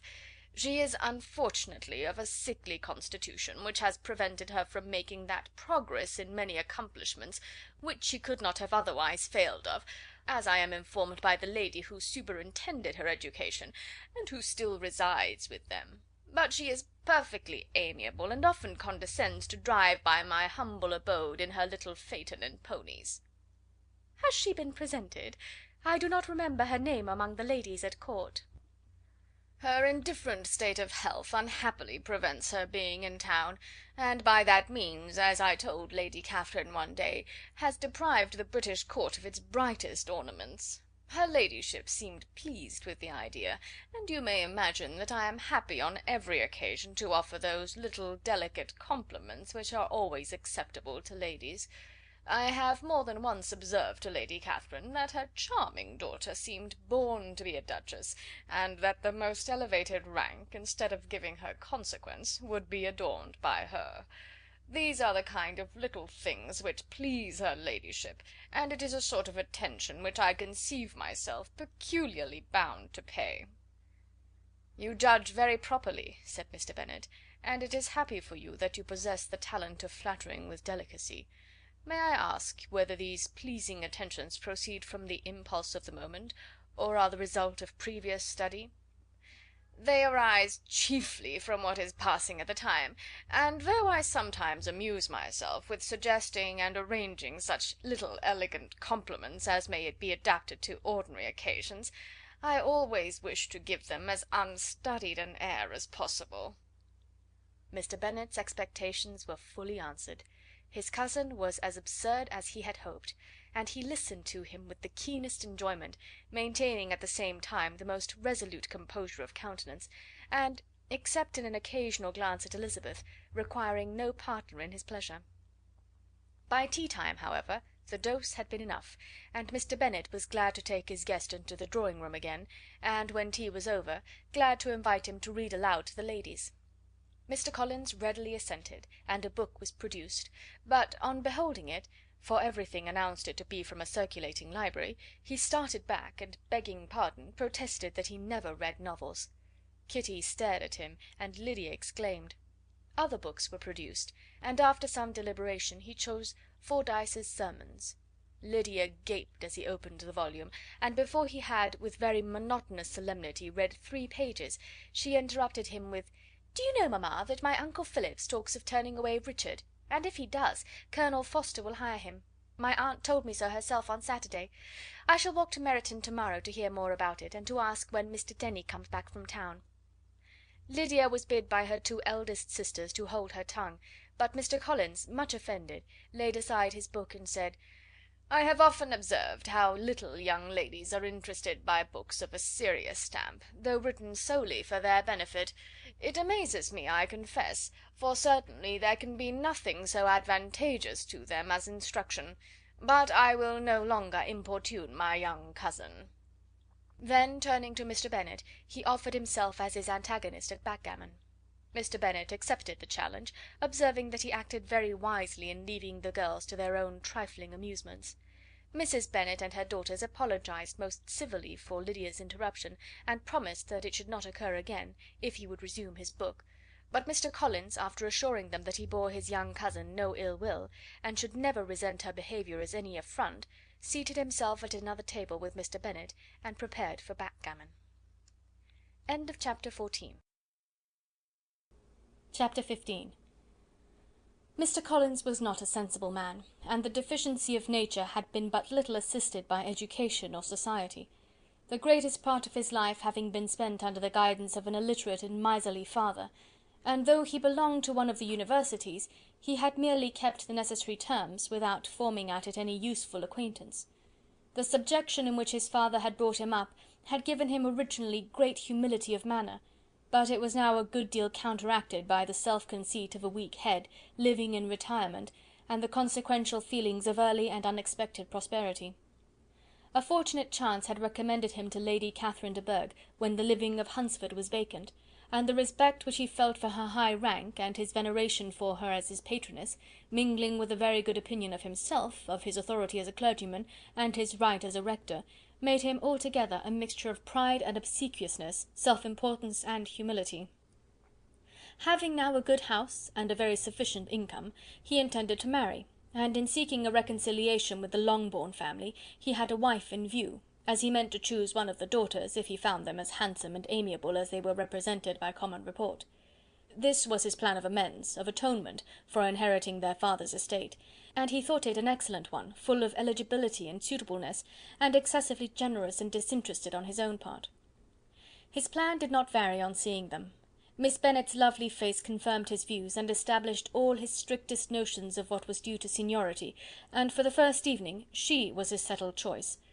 The next morning, however, made an alteration, for in a quarter of an hour's tete-a-tete with Mrs. Bennet before breakfast, a conversation beginning with his parsonage house, and leading naturally to the avowal of his hopes that a mistress might be found for it at Longbourn, produced from her, amid very complaisant smiles and general encouragement, a caution against the very Jane he had fixed on. As to her younger daughters, she could not take upon her to say, she could not positively answer, but she did not know of any prepossession. Her eldest daughter, she must just mention, she felt it incumbent on her to hint, was likely to be very soon engaged. Mr. Collins had only to change from Jane to Elizabeth, and it was soon done while Mrs. Bennet was stirring the fire. Elizabeth, equal next to Jane in birth and beauty, succeeded her, of course. Mrs. Bennet treasured up the hint, and trusted that she might soon have 2 daughters married, and the man whom she could not bear to speak of the day before was now high in her good graces. Lydia's intention of walking to Meryton was not forgotten. Every sister except Mary agreed to go with her, and Mr. Collins was to attend them, at the request of Mr. Bennet, who was most anxious to get rid of him, and have his library to himself. For thither Mr. Collins had followed him after breakfast, and there he would continue, nominally engaged with one of the largest folios in the collection, but really talking to Mr. Bennet, with little cessation, of his house and garden at Hunsford. Such doings discomposed Mr. Bennet exceedingly. In his library he had been always sure of leisure and tranquillity, and though prepared, as he told Elizabeth, to meet with folly and conceit in every other room of the house, he was used to be free from them there. His civility, therefore, was most prompt in inviting Mr. Collins to join his daughters in their walk, and Mr. Collins, being in fact much better fitted for a walker than a reader, was extremely pleased to close his large book and go. In pompous nothings on his side, and civil assents on that of his cousins, their time passed till they entered Meryton. The attention of the younger ones was then no longer to be gained by him. Their eyes were immediately wandering up in the street in quest of the officers, and nothing less than a very smart bonnet indeed, or a really new muslin in a shop window, could recall them. But the attention of every lady was soon caught by a young man whom they had never seen before, of most gentlemanlike appearance, walking with another officer on the other side of the way. The officer was the very Mr. Denny concerning whose return from London Lydia came to inquire, and he bowed as they passed. All were struck with the stranger's air. All wondered who he could be, and Kitty and Lydia, determined if possible to find out, led the way across the street, under pretence of wanting something in an opposite shop, and fortunately had just gained the pavement when the 2 gentlemen, turning back, had reached the same spot. Mr. Denny addressed them directly, and entreated permission to introduce his friend Mr. Wickham, who had returned with him the day before from town, and he was happy to say had accepted a commission in their corps.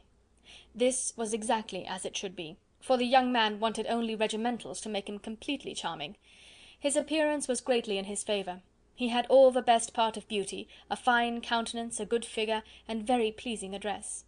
The introduction was followed up on his side by a happy readiness of conversation, a readiness at the same time perfectly correct and unassuming, and the whole party was still standing and talking together very agreeably when the sound of horses drew their notice, and Darcy and Bingley were seen riding down the street. On distinguishing the ladies of the group, the 2 gentlemen came directly towards them, and began the usual civilities. Bingley was the principal spokesman, and Miss Bennet the principal object. He was then, he said, on his way to Longbourn on purpose to inquire after her. Mr. Darcy corroborated it with a bow, and was beginning to determine not to fix his eyes on Elizabeth, when they were suddenly arrested by the sight of the stranger, and Elizabeth, happening to see the countenance of both as they looked at each other, was all astonishment at the effect of the meeting. Both changed colour. One looked white, the other red. Mr. Wickham, after a few moments, touched his hat, a salutation which Mr. Darcy just deigned to return. What could be the meaning of it? It was impossible to imagine. It was impossible not to long to know. In another minute Mr. Bingley, but without seeming to have noticed what passed, took leave and rode on with his friend. Mr. Denny and Mr. Wickham walked with the young ladies to the door of Mr. Phillips's house, and then made their bows, in spite of Miss Lydia's pressing entreaties that they should come in, and even in spite of Mrs. Phillips throwing up the parlour window and loudly seconding the invitation. Mrs. Phillips was always glad to see her nieces, and the two eldest, from their recent absence, were particularly welcome, and she was eagerly expressing her surprise at their sudden return home, which, as their own carriage had not fetched them, she should have known nothing about, if she had not happened to see Mr. Jones's shop-boy in the street, who had told her that they were not to send any more draughts to Netherfield, because the Miss Bennets were come away, when her civility was claimed towards Mr. Collins by Jane's introduction of him. She received him with her very best politeness, which he returned with as much more, apologizing for his intrusion without any previous acquaintance with her, which he could not help flattering himself, however, might be justified by his relationship to the young ladies who introduced him to her notice. Mrs. Phillips was quite awed by such an excess of good breeding, but her contemplation of one stranger was soon put to an end by exclamations and inquiries about the other, of whom, however, she could only tell her nieces what they already knew, that Mr. Denny had brought him from London, and that he was to have a lieutenant's commission in the shire. She had been watching him the last hour, she said, as he walked up and down the street, and had Mr. Wickham appeared, Kitty and Lydia would certainly have continued the occupation; but unluckily no one passed the windows now except a few of the officers, who, in comparison with a stranger, were become stupid, disagreeable fellows. Some of them were to dine with the Phillipses the next day, and their aunt promised to make her husband call on Mr. Wickham, and give him an invitation also, if the family from Longbourn would come in the evening. This was agreed to, and Mrs. Phillips protested that they would have a nice, comfortable, noisy game of lottery tickets, and a little bit of hot supper afterwards. The prospect of such delights was very cheering, and they parted in mutual good spirits. Mr. Collins repeated his apologies in quitting the room, and was assured with unwearying civility that they were perfectly needless. As they walked home, Elizabeth related to Jane what she had seen pass between the two gentlemen, but though Jane would have defended either or both had they appeared to be in the wrong, she could no more explain such behaviour than her sister. Mr. Collins, on his return, highly gratified Mrs. Bennet by admiring Mrs. Phillips's manners and politeness. He protested that, except Lady Catherine and her daughter, he had never seen a more elegant woman, for she had not only received him with the utmost civility, but even pointedly included him in her invitation for the next evening, although utterly unknown to her before. Something, he supposed, might be attributed to his connection with them, but yet he had never met with so much attention in the whole course of his life. End of chapter 15. Chapter 16. As no objection was made to the young people's engagement with their aunt, and all Mr. Collins's scruples of leaving Mr. and Mrs. Bennet for a single evening during his visit were most steadily resisted, the coach conveyed him and his 5 cousins at a suitable hour to Meryton, and the girls had the pleasure of hearing, as they entered the drawing-room, that Mr. Wickham had accepted their uncle's invitation, and was then in the house. When this information was given, and they had all taken their seats, Mr. Collins was at leisure to look around him and admire, and he was so much struck with the size and furniture of the apartment, that he declared he might almost have supposed himself in the small summer breakfast parlour at Rosings, a comparison that did not at first convey much gratification, but when Mrs. Phillips understood from him what Rosings was, and who was its proprietor, when she had listened to the description of only one of Lady Catherine's drawing-rooms, and found that the chimney-piece alone had cost £800, she felt all the force of the compliment, and would hardly have resented a comparison with the housekeeper's room.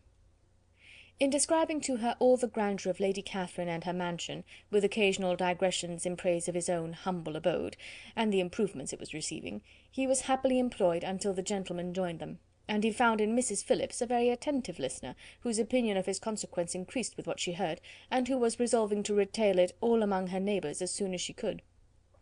To the girls, who could not listen to their cousin, and who had nothing to do but to wish for an instrument, and examine their own indifferent imitations of china on the mantelpiece, the interval of waiting appeared very long. It was over at last, however. The gentleman did approach, and when Mr. Wickham walked into the room, Elizabeth felt that she had neither been seeing him before, nor thinking of him since, with the smallest degree of unreasonable admiration. The officers of the shire were in general a very creditable, gentlemanlike set, and the best of them were of the present party, but Mr. Wickham was as far beyond them all in person, countenance, air, and walk, as they were superior to the broad-faced, stuffy Uncle Phillips, breathing port wine, who followed them into the room. Mr. Wickham was the happy man towards whom almost every female eye was turned, and Elizabeth was the happy woman by whom he finally seated himself, and the agreeable manner in which he immediately fell into conversation, though it was only on its being a wet night, made her feel that the commonest, dullest, most threadbare topic might be rendered interesting by the skill of the speaker. With such rivals for the notice of the fair as Mr. Wickham and the officers, Mr. Collins seemed to sink into insignificance. To the young ladies he certainly was nothing, but he had still at intervals a kind listener in Mrs. Phillips, and was by her watchfulness most abundantly supplied with coffee and muffin. When the card tables were placed, he had the opportunity of obliging her in turn by sitting down to whist. "I know little of the game at present," said he, "but I shall be glad to improve myself, for in my situation in life—" Mrs. Phillips was very glad for his compliance, but could not wait for his reason. Mr. Wickham did not play at whist, and with ready delight was he received at the other table between Elizabeth and Lydia.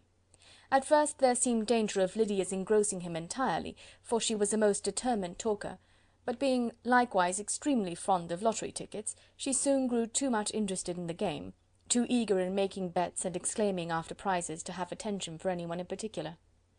Allowing for the common demands of the game, Mr. Wickham was therefore at leisure to talk to Elizabeth, and she was very willing to hear him, though what she chiefly wished to hear she could not hope to be told: the history of his acquaintance with Mr. Darcy.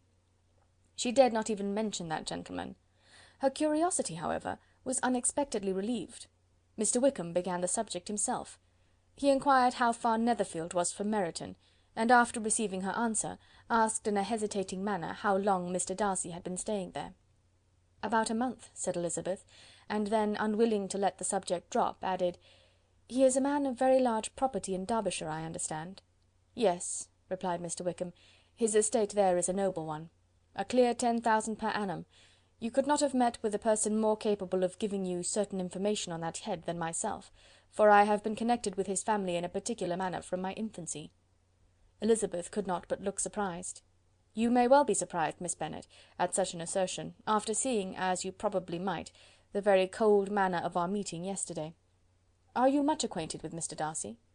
"As much as I ever wished to be," cried Elizabeth very warmly. "I have spent 4 days in the same house with him, and I think him very disagreeable." "I have no right to give my opinion," said Wickham, "as to his being agreeable or otherwise. I am not qualified to form one.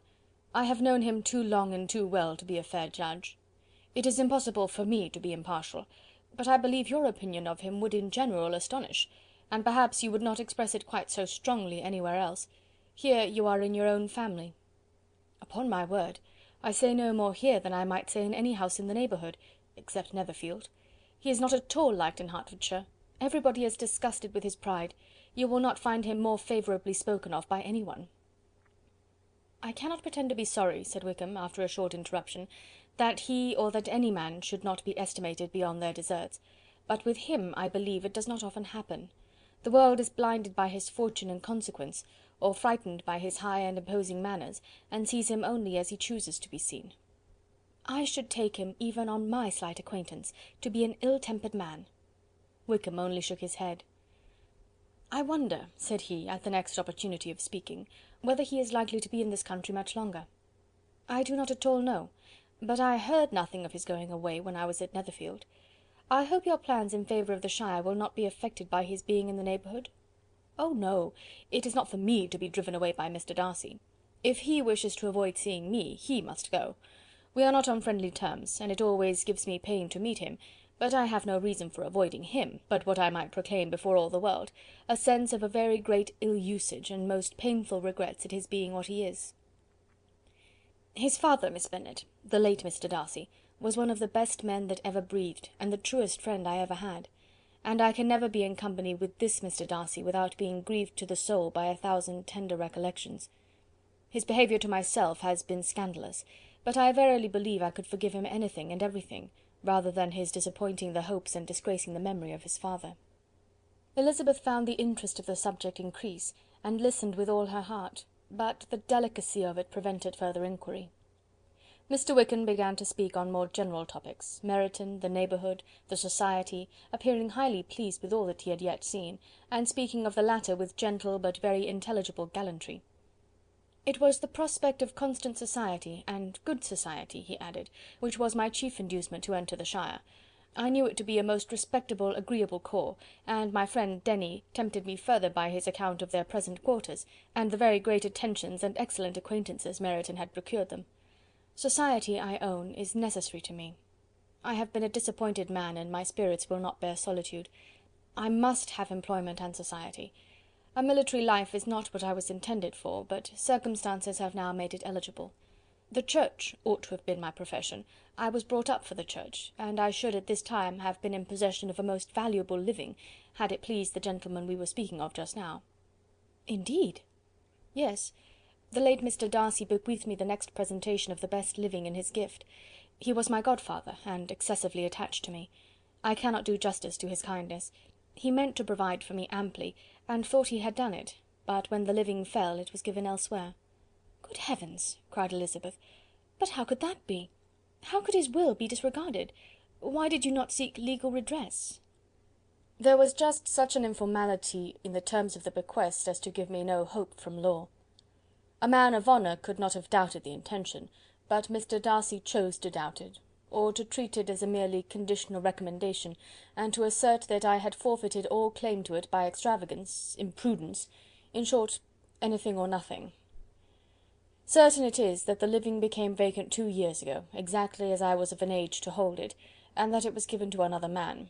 And no less certain is it, that I cannot accuse myself of having really done anything to deserve to lose it. I have a warm, unguarded temper, and I may have spoken my opinion of him and to him too freely. I can recall nothing worse, but the fact is, that we are very different sort of men, and that he hates me. This is quite shocking. He deserves to be publicly disgraced. Some time or other he will be, but it shall not be by me. Till I can forget his father, I can never defy or expose him. Elizabeth honoured him for such feelings, and thought him handsomer than ever as he expressed them. But what, said she after a pause, can have been his motive? What can have induced him to behave so cruelly? A thorough determined dislike of me, a dislike which I cannot but attribute in some measure to jealousy. Had the late Mr. Darcy liked me less, his son might have borne with me better, but his father's uncommon attachment to me irritated him, I believe, very early in life. He had not a temper to bear the sort of competition in which we stood, the sort of preference which was often given to me. I had not thought Mr. Darcy so bad as this, though I have never liked him. I had not thought so very ill of him. I had supposed him to be despising his fellow creatures in general, but did not suspect him of descending to such malicious revenge, such injustice, such inhumanity as this. After a few minutes' reflection, however, she continued, I do remember his boasting one day at Netherfield of the implacability of his resentments, of his having an unforgiving temper. His disposition must be dreadful. I will not trust myself on the subject, replied Wickham. I can hardly be just to him. Elizabeth was again deep in thought, and after a time exclaimed, To treat in such a manner the godson, the friend, the favourite of his father! She could have added, a young man, too, like you, whose very countenance may vouch for your being amiable, but she contented herself with, and one, too, who had probably been his companion from childhood, connected together, as I think you said, in the closest manner. We were born in the same parish, within the same park. The greatest part of our youth was passed together, inmates of the same house, sharing the same amusements, objects of the same parental care. My father began life in the profession which your uncle, Mr. Phillips, appears to do so much credit to, but he gave up everything to be of use to the late Mr. Darcy, and devoted all his time to the care of the Pemberley property. He was most highly esteemed by Mr. Darcy, a most intimate confidential friend. Mr. Darcy often acknowledged himself to be under the greatest obligations to my father's active superintendence, and when, immediately before my father's death, Mr. Darcy gave him a voluntary promise of providing for me, I am convinced that he felt it to be as much a debt of gratitude to him as of his affection to myself." "How strange!" cried Elizabeth. "How abominable! I wonder that the very pride of this Mr. Darcy has not made him just to you. If from no better motive, that he should not have been too proud to be dishonest, for dishonesty I must call it." "It is wonderful," replied Wickham, "for almost all his actions may be traced to pride, and pride had often been his best friend. It has connected him nearer with virtue than with any other feeling. But we are none of us consistent, and in his behaviour to me there were stronger impulses even than pride." "Can such abominable pride as his have ever done him good?" "Yes. It has often led him to be liberal and generous, to give his money freely, to display hospitality, to assist his tenants and relieve the poor.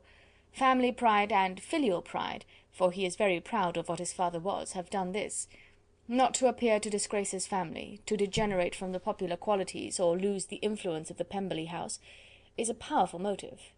He has also brotherly pride, which, with some brotherly affection, makes him a very kind and careful guardian of his sister, and you will hear him generally cried up as the most attentive and best of brothers." "What sort of girl is Miss Darcy?" He shook his head. "I wish I could call her amiable. It gives me pain to speak ill of a Darcy, but she is too much like her brother, very, very proud. As a child she was affectionate and pleasing, and extremely fond of me, and I have devoted hours and hours to her amusement, but she is nothing to me now. She is a handsome girl, about 15 or 16, and, I understand, highly accomplished. Since her father's death, her home has been London, where a lady lives with her, and superintends her education." After many pauses, and many trials of other subjects, Elizabeth could not help reverting once more to the first, and saying, "I am astonished at his intimacy with Mr. Bingley. How can Mr. Bingley, who seems good humour itself, and is, I really believe, truly amiable, be in friendship with such a man? How can they suit each other? Do you know Mr. Bingley?" "Not at all." "He is a sweet-tempered, amiable, charming man. He cannot know what Mr. Darcy is." "Probably not. But Mr. Darcy can please where he chooses. He does not want abilities. He can be a conversable companion if he thinks it worth his while. Among those who are at all his equals in consequence, he is a very different man from what he is to the less prosperous. His pride never deserts him, but with the rich he is liberal-minded, just, sincere, rational, honourable, and perhaps agreeable, allowing something for fortune and figure." The whist party soon afterwards breaking up, the players gathered round the other table, and Mr. Collins took his station between his cousin Elizabeth and Mrs. Phillips. The usual inquiries as to his success were made by the latter. It had not been very great. He had lost every point, but when Mrs. Phillips began to express her concern thereupon, he assured her with much earnest gravity that it was not of the least importance, that he considered the money as a mere trifle, and begged that she would not make herself uneasy. "I know very well, madam," said he, "that when persons sit down to a card-table they must take their chances of these things, and happily I am not in such circumstances as to make 5 shillings any object. There are undoubtedly many who could not say the same, but, thanks to Lady Catherine de Bourgh, I am removed far beyond the necessity of regarding little matters." Mr. Wickham's attention was caught, and, after observing Mr. Collins for a few moments, he asked Elizabeth in a low voice whether her relation was very intimately acquainted with the family of de Bourgh. "Lady Catherine de Bourgh," she replied, "has very lately given him a living. I hardly know how Mr. Collins was first introduced to her notice, but he certainly has not known her long. You know, of course, that Lady Catherine de Bourgh and Lady Anne Darcy were sisters, consequently that she is aunt to the present Mr. Darcy." "No, indeed I did not. I knew nothing at all of Lady Catherine's connections. I never heard of her existence till the day before yesterday." "Her daughter, Miss de Bourgh, will have a very large fortune, and it is believed that she and her cousin will unite the 2 estates." This information made Elizabeth smile as she thought of poor Miss Bingley. Vain indeed must be all her attentions, vain and useless her affection for his sister and her praise of himself, if he were already self-destined for another. "Mr. Collins," said she, "speaks highly both of Lady Catherine and her daughter, but from some particulars that he has related of her ladyship, I suspect his gratitude misleads him, and that in spite of her being his patroness, she is an arrogant, conceited woman." "I believe her to be both in a great degree," replied Wickham. "I have not seen her for many years, but I very well remember that I never liked her, and that her manners were dictatorial and insolent. She has the reputation of being remarkably sensible and clever. but I rather believe she derives part of her abilities from her rank and fortune, part from her authoritative manner, and the rest from the pride for her nephew, who chooses that every one connected with him should have an understanding of the first class." Elizabeth allowed that he had given a very rational account of it, and they continued talking together with mutual satisfaction till supper put an end to cards, and gave the rest of the ladies their share of Mr. Wickham's attentions. There could be no conversation in the noise of Mrs. Phillips's supper party, but his manners recommended him to everybody. Whatever he said was said well, and whatever he did, done gracefully. Elizabeth went away with her head full of him.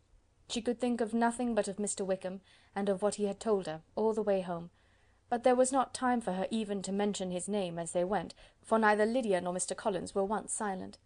Lydia talked incessantly of lottery tickets, of the fish she had lost and the fish she had won, and Mr. Collins, in describing the civility of Mr. and Mrs. Phillips, protesting that he did not in the least regard his losses at whist, enumerating all the dishes at supper, and repeatedly fearing that he crowded his cousins, had more to say than he could well manage before the carriage stopped at Longbourn House. Chapter 16. Chapter 17. Elizabeth related to Jane the next day what had passed between Mr. Wickham and herself. Jane listened with astonishment and concern. She knew not how to believe that Mr. Darcy could be so unworthy of Mr. Bingley's regard, and yet it was not in her nature to question the veracity of a young man of such amiable appearance as Wickham. The possibility of his having endured such unkindness was enough to interest all her tender feelings, and nothing remained therefore to be done but to think well of them both, to defend the conduct of each, and throw into the account of accident or mistake whatever could not be otherwise explained. "They have both," said she, "been deceived, I dare say, in some way or other, of which we can form no idea. Interested people have perhaps misrepresented each to the other. It is, in short, impossible for us to conjecture the causes or circumstances which may have alienated them, without actual blame on either side." "Very true indeed. And now, my dear Jane, what have you got to say on behalf of the interested people who have probably been concerned in the business? Do clear them too, or we shall be obliged to think ill of somebody." "Laugh as much as you choose, but you will not laugh me out of my opinion. My dearest Lizzy, do but consider in what a disgraceful light it places Mr. Darcy, to be treating his father's favourite in such a manner, one whom his father had promised to provide for. It is impossible. No man of common humanity, no man who had any value for his character, could be capable of it. Can his most intimate friends be so excessively deceived in him? Oh no! I can much more easily believe Mr. Bingley's being imposed on, than that Mr. Wickham should invent such a history of himself as he gave me last night. Names, facts, everything mentioned without ceremony. If it be not so, let Mr. Darcy contradict it. Besides, there was truth in his looks. It is difficult indeed. It is distressing. One does not know what to think. I beg your pardon, one knows exactly what to think. But Jane could think with certainty on only one point, that Mr. Bingley, if he had been imposed on, would have much to suffer when the affair became public. The two young ladies were summoned from the shrubbery where this conversation passed, by the arrival of the very persons of whom they had been speaking. Mr. Bingley and his sisters came to give their personal invitation for the long-expected ball at Netherfield, which was fixed for the following Tuesday. The two ladies were delighted to see their dear friend again, called it an age since they had met, and repeatedly asked what she had been doing with herself since their separation. To the rest of the family they paid little attention, avoiding Mrs. Bennet as much as possible, saying not much to Elizabeth, and nothing at all to the others. They were soon gone again, rising from their seats with an activity which took their brother by surprise, and hurrying off as if eager to escape from Mrs. Bennet's civilities. The prospect of the Netherfield ball was extremely agreeable to every female of the family. Mrs. Bennet chose to consider it as given in compliment to her eldest daughter, and was particularly flattered by receiving the invitation from Mr. Bingley himself, instead of a ceremonious card. Jane pictured to herself a happy evening in the society of her two friends, and the attentions of their brother, and Elizabeth thought with pleasure of dancing a great deal with Mr. Wickham, and of seeing a confirmation of everything in Mr. Darcy's look and behaviour. The happiness anticipated by Catherine and Lydia depended less on any single event, or any particular person, for though they each, like Elizabeth, meant to dance half the evening with Mr. Wickham, he was by no means the only partner who could satisfy them, and a ball was, at any rate, a ball, and even Mary could assure her family that she had no disinclination for it. "While I can have my mornings to myself," said she, "it is enough. I think it is no sacrifice to join occasionally in evening engagements. Society has claims on us all, and I profess myself one of those who consider intervals of recreation and amusement as desirable for everybody." Elizabeth's spirits were so high on this occasion, that though she did not often speak unnecessarily to Mr. Collins, she could not help asking him whether he intended to accept Mr. Bingley's invitation, and if he did, whether he would think it proper to join in the evening's amusement; and she was rather surprised to find that he entertained no scruple whatever on that head, and was very far from dreading a rebuke either from the Archbishop or Lady Catherine de Bourgh by venturing to dance.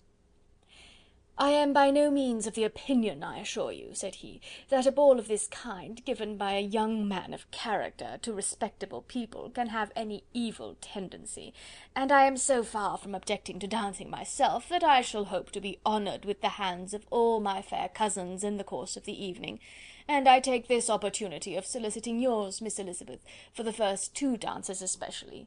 A preference which I trust my cousin Jane will attribute to the right cause, and not to any disrespect for her." Elizabeth felt herself completely taken in.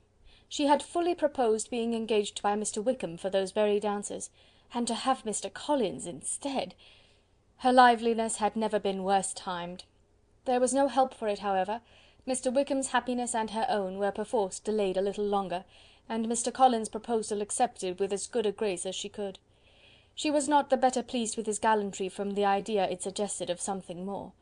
It now first struck her that she was selected from among her sisters as worthy of being mistress of Hunsford Parsonage, and of assisting to form a quadrille table at Rosings, in the absence of more eligible visitors.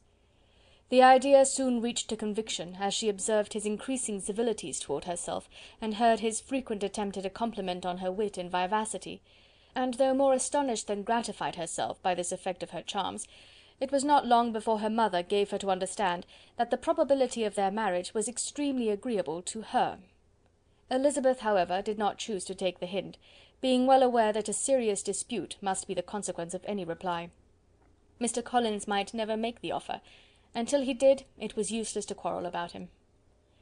If there had not been a Netherfield ball to prepare for and talk of, the younger Miss Bennets would have been in a very pitiable state at this time, for from the day of the invitation to the day of the ball, there was such a succession of rain as prevented their walking to Meryton once. No aunt, no officers, no news could be sought after. The very shoe roses for Netherfield were got by proxy.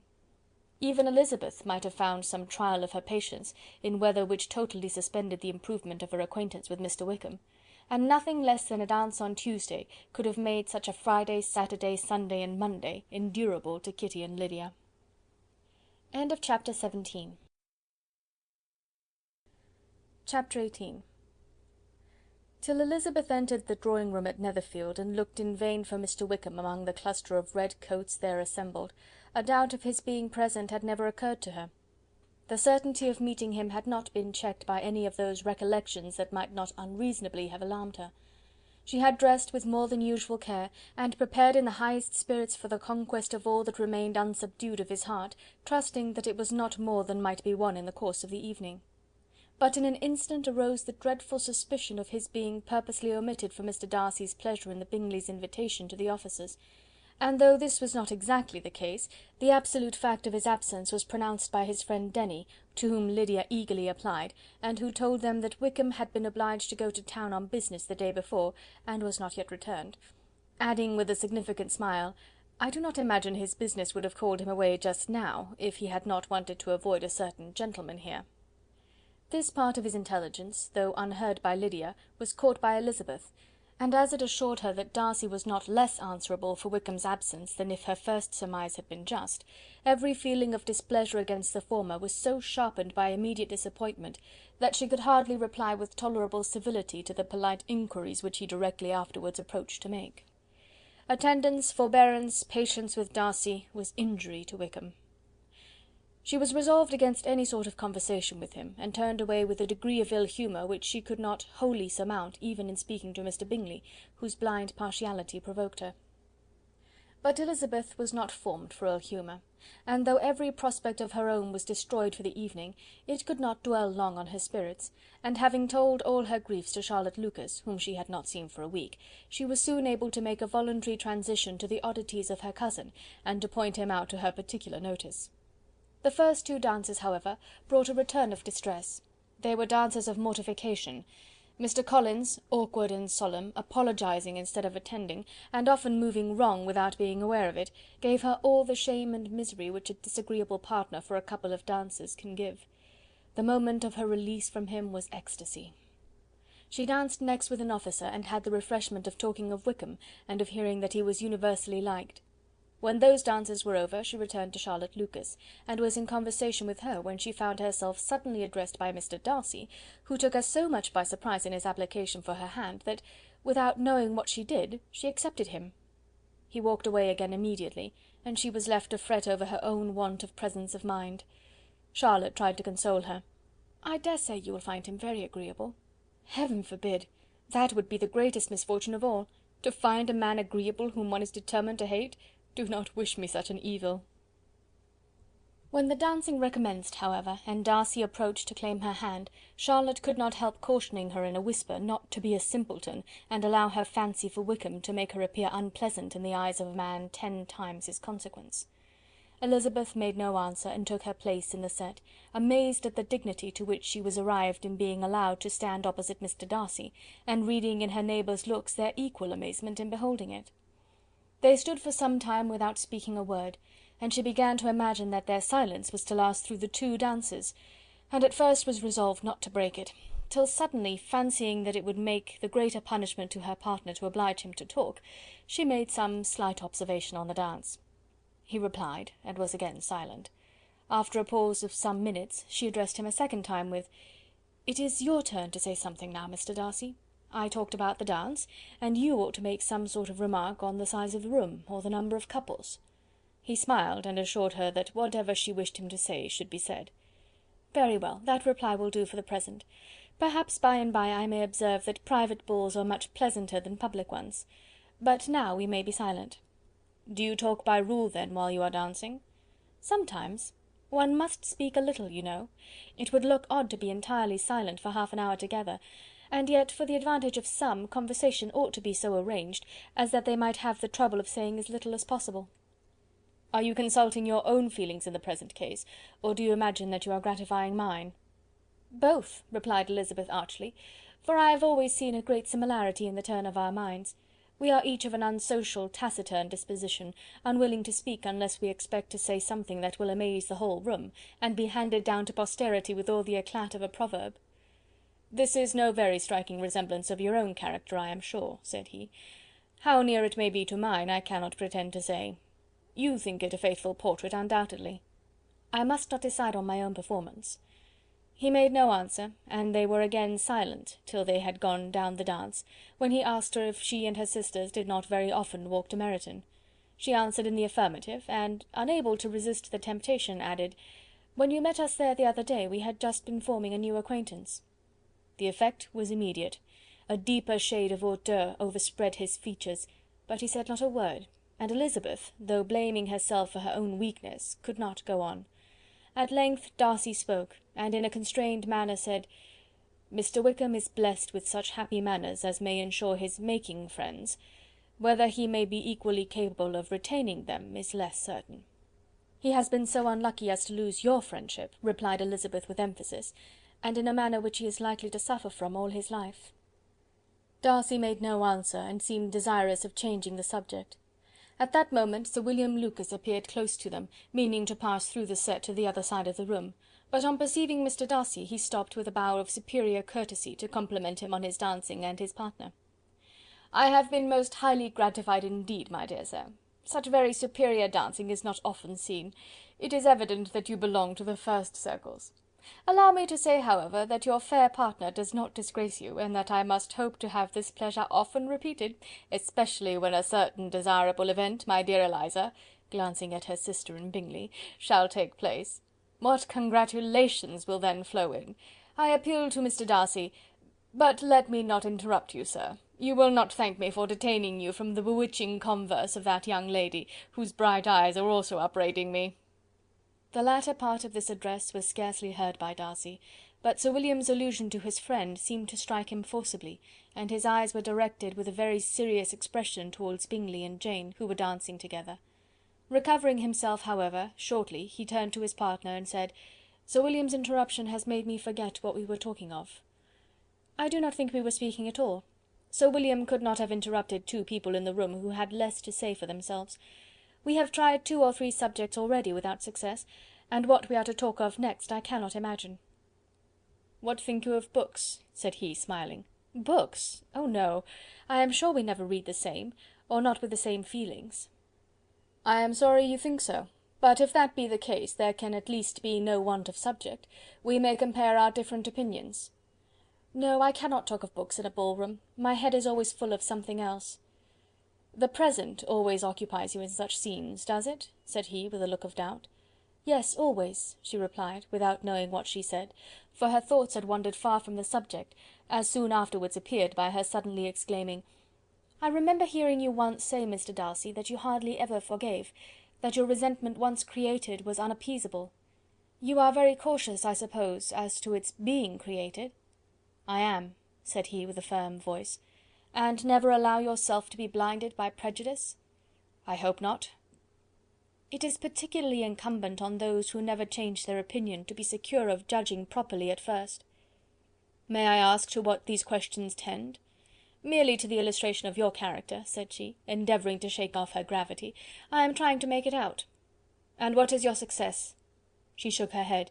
"I do not get on at all. I hear such different accounts of you as puzzle me exceedingly."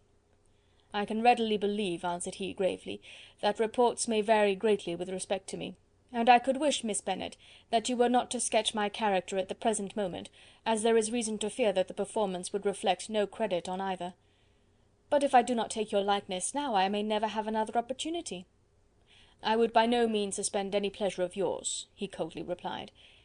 She said no more, and they went down the other dance and parted in silence, and on each side dissatisfied, though not to an equal degree, for in Darcy's breast there was a tolerable powerful feeling towards her, which soon procured her pardon, and directed all his anger against another. They had not long separated when Miss Bingley came towards her, and with an expression of civil disdain accosted her. "So, Miss Eliza, I hear you are quite delighted with George Wickham. Your sister has been talking to me about him, and asking me 1,000 questions, and I find that the young man quite forgot to tell you, among his other communication, that he was the son of old Wickham, the late Mr. Darcy's steward. Let me recommend you, however, as a friend, not to give implicit confidence to all his assertions, for as to Mr. Darcy's using him ill, it is perfectly false, for on the contrary, he has always been remarkably kind to him, though George Wickham has treated Mr. Darcy in a most infamous manner. I do not know the particulars, but I know very well that Mr. Darcy is not in the least to blame, that he cannot bear to hear George Wickham mentioned, and that though my brother thought he could not well avoid including him in his invitation to the officers, he was excessively glad to find that he had taken himself out of the way. His coming into the country at all is a most insolent thing indeed, and I wonder how he could presume to do it. I pity you, Miss Eliza, for this discovery of your favourite's guilt, but really, considering his descent, one could not expect much better." "His guilt and his descent appear by your account to be the same," said Elizabeth angrily, "for I have heard you accuse him of nothing worse than of being the son of Mr. Darcy's steward, and of that, I can assure you, he informed me himself." "I beg your pardon," replied Miss Bingley, turning away with a sneer. "Excuse my interference, it was kindly meant." "Insolent girl!" said Elizabeth to herself. "You are much mistaken if you expect to influence me by such a paltry attack as this. I see nothing in it but your own wilful ignorance and the malice of Mr. Darcy." She then sought her eldest sister, who had undertaken to make inquiries on the same subject of Bingley. Jane met her with a smile of such sweet complacency, a glow of such happy expression, as sufficiently marked how well she was satisfied with the occurrences of the evening. Elizabeth instantly read her feelings, and at that moment solicitude for Wickham, resentment against his enemies, and everything else, gave way before the hope of Jane's being in the fairest way for happiness. "I want to know," said she, with a countenance no less smiling than her sister's, "what you have learnt about Mr. Wickham, but perhaps you have been too pleasantly engaged to think of any third person, in which case you may be sure of my pardon." "No," replied Jane, "I have not forgotten him, but I have nothing satisfactory to tell you. Mr. Bingley does not know the whole of his history, and is quite ignorant of the circumstances which have principally offended Mr. Darcy, but he will vouch for the good conduct, the probity and honour of his friend, and is perfectly convinced that Mr. Wickham has deserved much less attention from Mr. Darcy than he has received, and I am sorry to say by his account as well as his sister's, Mr. Wickham is by no means a respectable young man. I am afraid he has been very imprudent, and has deserved to lose Mr. Darcy's regard." "Mr. Bingley does not know Mr. Wickham himself?" "No, he never saw him till the other morning at Meryton." "This account, then, is what he has received from Mr. Darcy. I am satisfied. But what does he say of the living?" "He does not exactly recollect the circumstances, though he has heard them from Mr. Darcy more than once, but he believes that it was left to him conditionally only." "I have not a doubt of Mr. Bingley's sincerity," said Elizabeth warmly, "but you must excuse my not being convinced by assurances only. Mr. Bingley's defence of his friend was a very able one, I dare say, but since he is unacquainted with several parts of the story, and has learnt the rest from that friend himself, I shall venture to still think of both gentlemen as I did before." She then changed the discourse to one more gratifying to each, and on which there could be no difference of sentiment. Elizabeth listened with delight to the happy though modest hopes which Jane entertained of Mr. Bingley's regard, and said all in her power to heighten her confidence in it. On their being joined by Mr. Bingley himself, Elizabeth withdrew to Miss Lucas, to whose inquiry after the pleasantness of her last partner she had scarcely replied, before Mr. Collins came up to them, and told her with great exultation that he had just been so fortunate as to make a most important discovery. "I have found out," said he, "by a singular accident, that there is now in the room a near relation of my patroness. I happened to overhear the gentleman himself mentioning to the young lady who does the honours of the house the names of his cousin Miss de Bourgh, and of her mother, Lady Catherine. How wonderfully these sort of things occur! Who would have thought of my meeting with perhaps a nephew of Lady Catherine de Bourgh in this assembly? I am most thankful that the discovery is made in time for me to pay my respects to him, which I am now going to do, and trust he will excuse my not having done it before. My total ignorance of the connection must plead my apology." "You are not going to introduce yourself to Mr. Darcy?" "Indeed I am. I shall entreat his pardon for not having done it earlier. I believe him to be Lady Catherine's nephew. It will be in my power to assure him that her ladyship was quite well yesterday se'nnight." Elizabeth tried hard to dissuade him from such a scheme, assuring him that Mr. Darcy would consider his addressing him without introduction as an impertinent freedom, rather than a compliment to his aunt, that it was not in the least necessary there should be any notice on either side, and that if it were, it must belong to Mr. Darcy, the superior in consequence, to begin the acquaintance. Mr. Collins listened to her with a determined air of following his own inclination, and when she ceased speaking, replied thus: "My dear Miss Elizabeth, I have the highest opinion in the world in your excellent judgment in all matters within the scope of your understanding, but permit me to say that there must be a wide difference between the established forms of ceremony amongst the laity and those which regulate the clergy, for give me leave to observe that I consider the clerical office as equal in point of dignity with the highest rank in the kingdom, provided that a proper humility of behaviour is at the same time maintained. You must therefore allow me to follow the dictates of my conscience on this occasion, which leads me to perform what I look on as a point of duty. Pardon me for neglecting to profit by your advice, which on every other subject shall be my constant guide, though in the case before us I consider myself more fitted by education and habitual study to decide on what is right than a young lady like yourself." And with a low bow he left her to attack Mr. Darcy, whose reception of his advances she eagerly watched, and whose astonishment at being so addressed was very evident. Her cousin prefaced his speech with a solemn bow, and though she could not hear a word of it, she felt as if hearing it all, and saw in the motion of his lips the words apology, Hunsford, and Lady Catherine de Bourgh. It vexed her to see him expose himself to such a man. Mr. Darcy was eyeing him with unrestrained wonder, and when at last Mr. Collins allowed him time to speak, replied with an air of distant civility. Mr. Collins, however, was not discouraged from speaking again, and Mr. Darcy's contempt seemed abundantly increasing with the length of his second speech, and at the end of it he only made him a slight bow, and moved another way. Mr. Collins then returned to Elizabeth. "I have no reason, I assure you," said he, "to be dissatisfied with my reception. Mr. Darcy seemed much pleased with the attention. He answered me with the utmost civility, and even paid me the compliment of saying that he was so well convinced of Lady Catherine's discernment as to be certain she could never bestow a favour unworthily. It was really a very handsome thought. Upon the whole, I am much pleased with him." As Elizabeth had no longer any interest of her own to pursue, she turned her attention almost entirely on her sister and Mr. Bingley. The train of agreeable reflections which her observations gave birth to made her perhaps almost as happy as Jane. She saw her in idea settled in that very house, in all the felicity which a marriage of true affection could bestow, and she felt capable, under such circumstances, of endeavouring even to like Bingley's two sisters. Her mother's thoughts she plainly saw were bent the same way, and she determined not to venture near her, lest she might hear too much.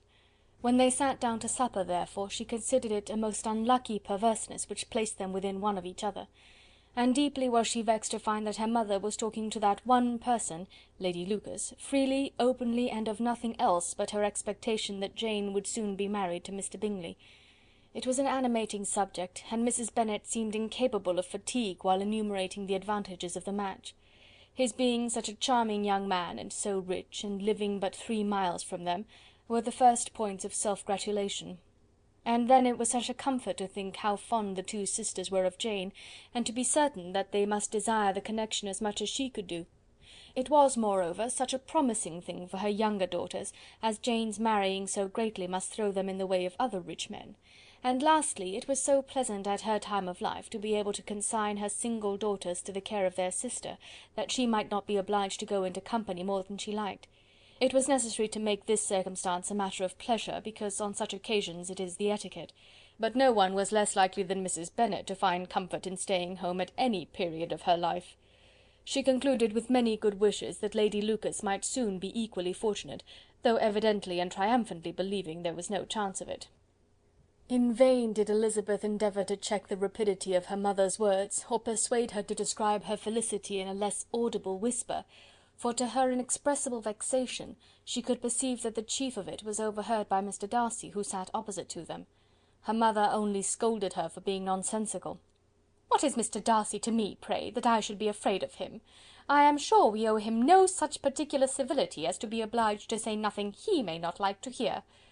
"For heaven's sake, madam, speak lower. What advantage can it be for you to offend Mr. Darcy? You will never recommend yourself to his friend by so doing." Nothing that she could say, however, had any influence. Her mother would talk of her views in the same intelligible tone. Elizabeth blushed and blushed again with shame and vexation.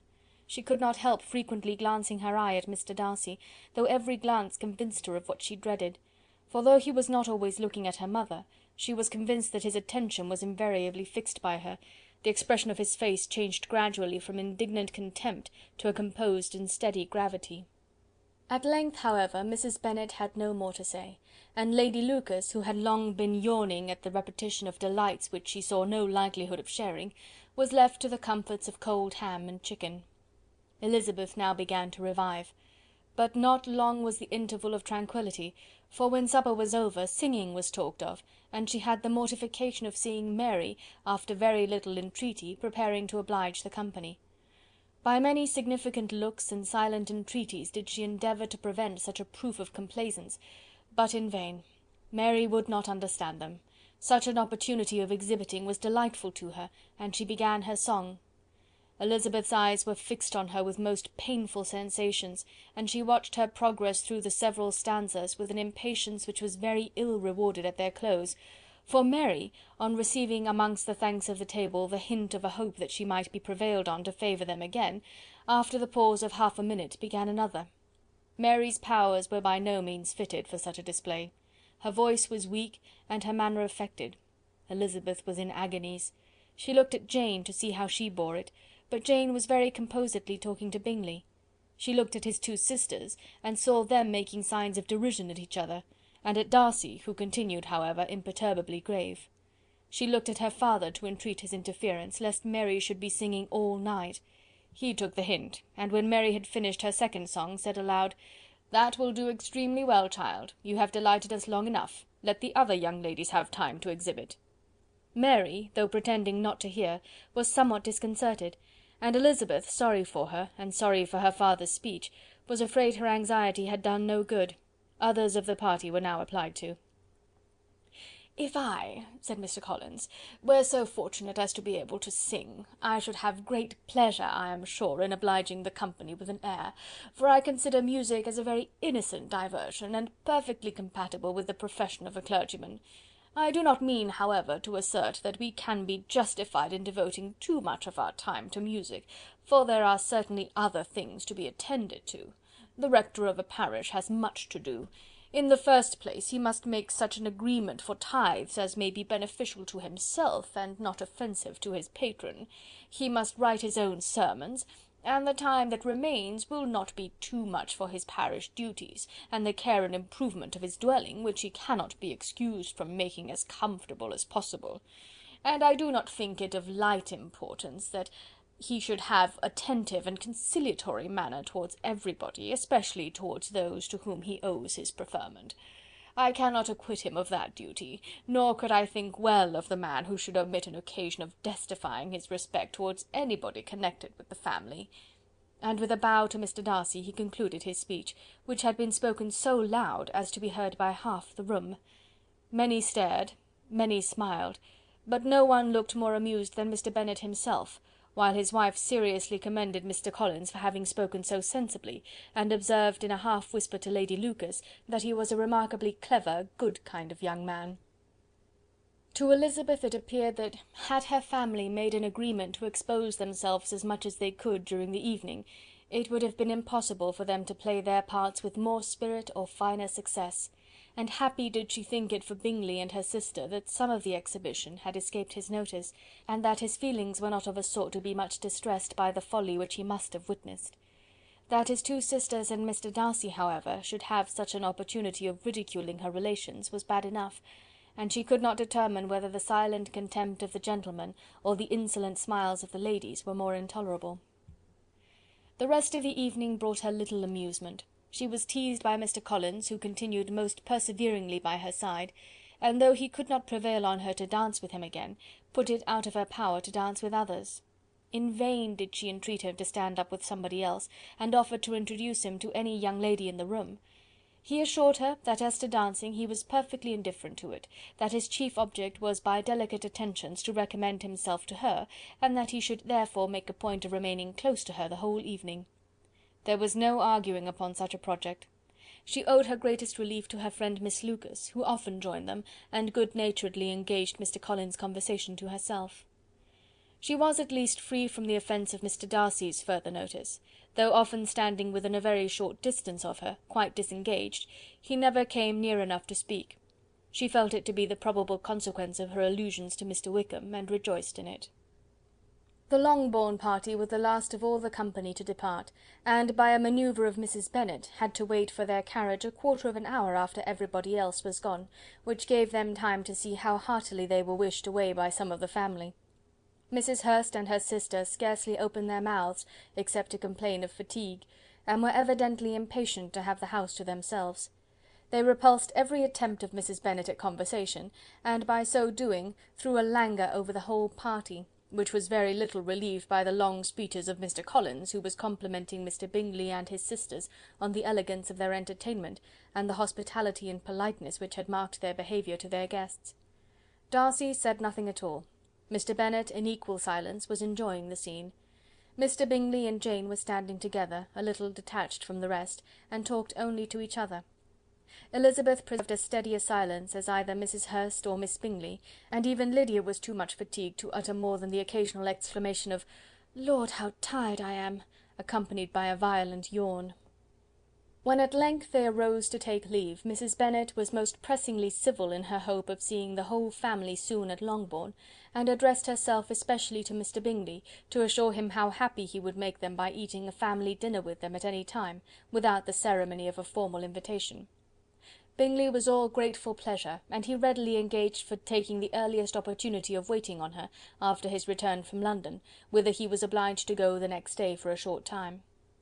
Mrs. Bennet was perfectly satisfied, and quitted the house under the delightful persuasion that, allowing for the necessary preparations of settlements, new carriages, and wedding clothes, she should undoubtedly see her daughter settled at Netherfield in the course of 3 or 4 months. Of having another daughter married to Mr. Collins, she thought with equal certainty, and with considerable though not equal pleasure.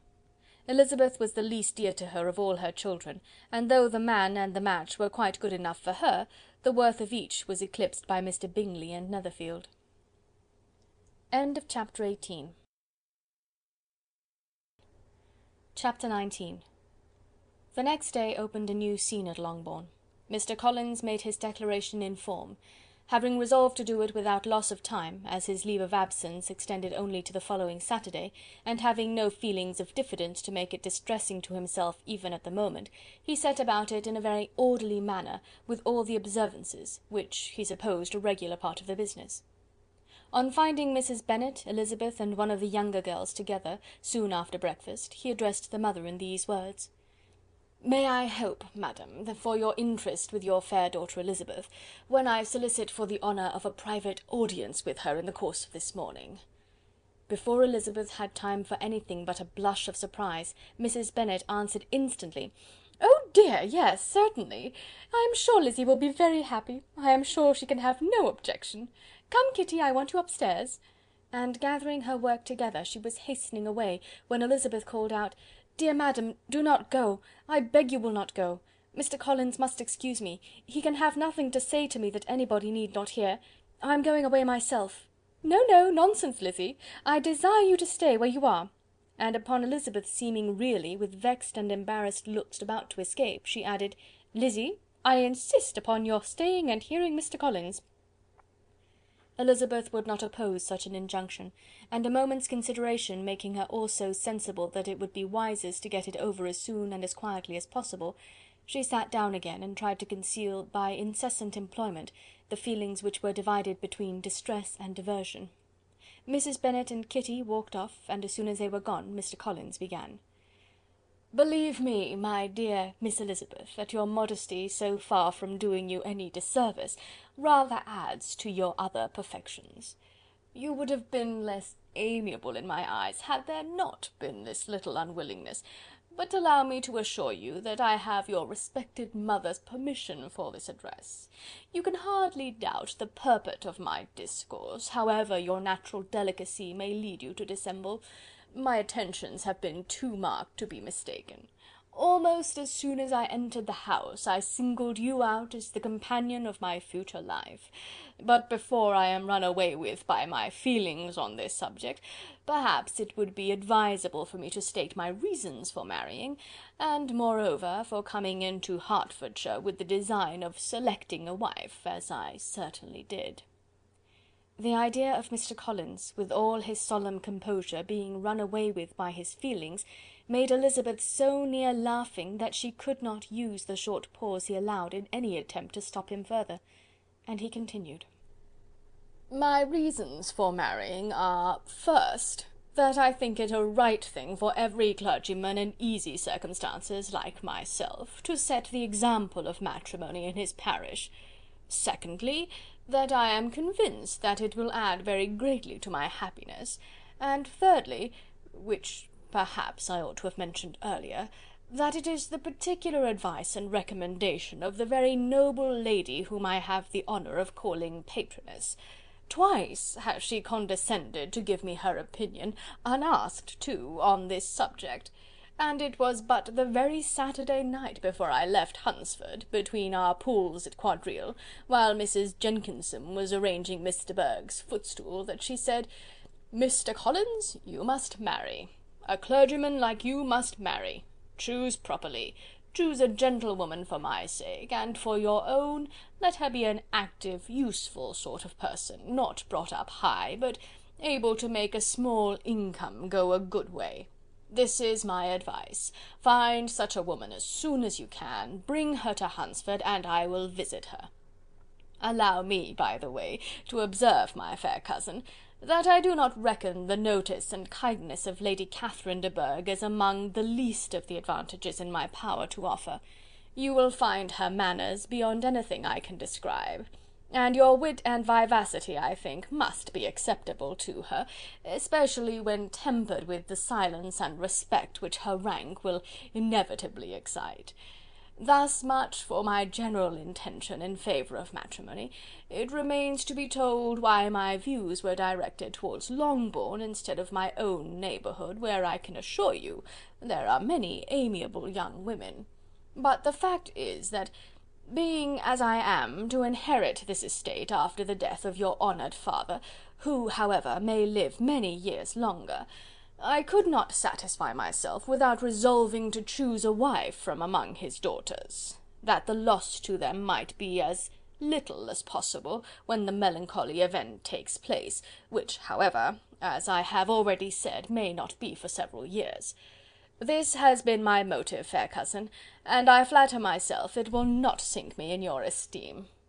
And now nothing remains for me but to assure you in the most animated language of the violence of my affection.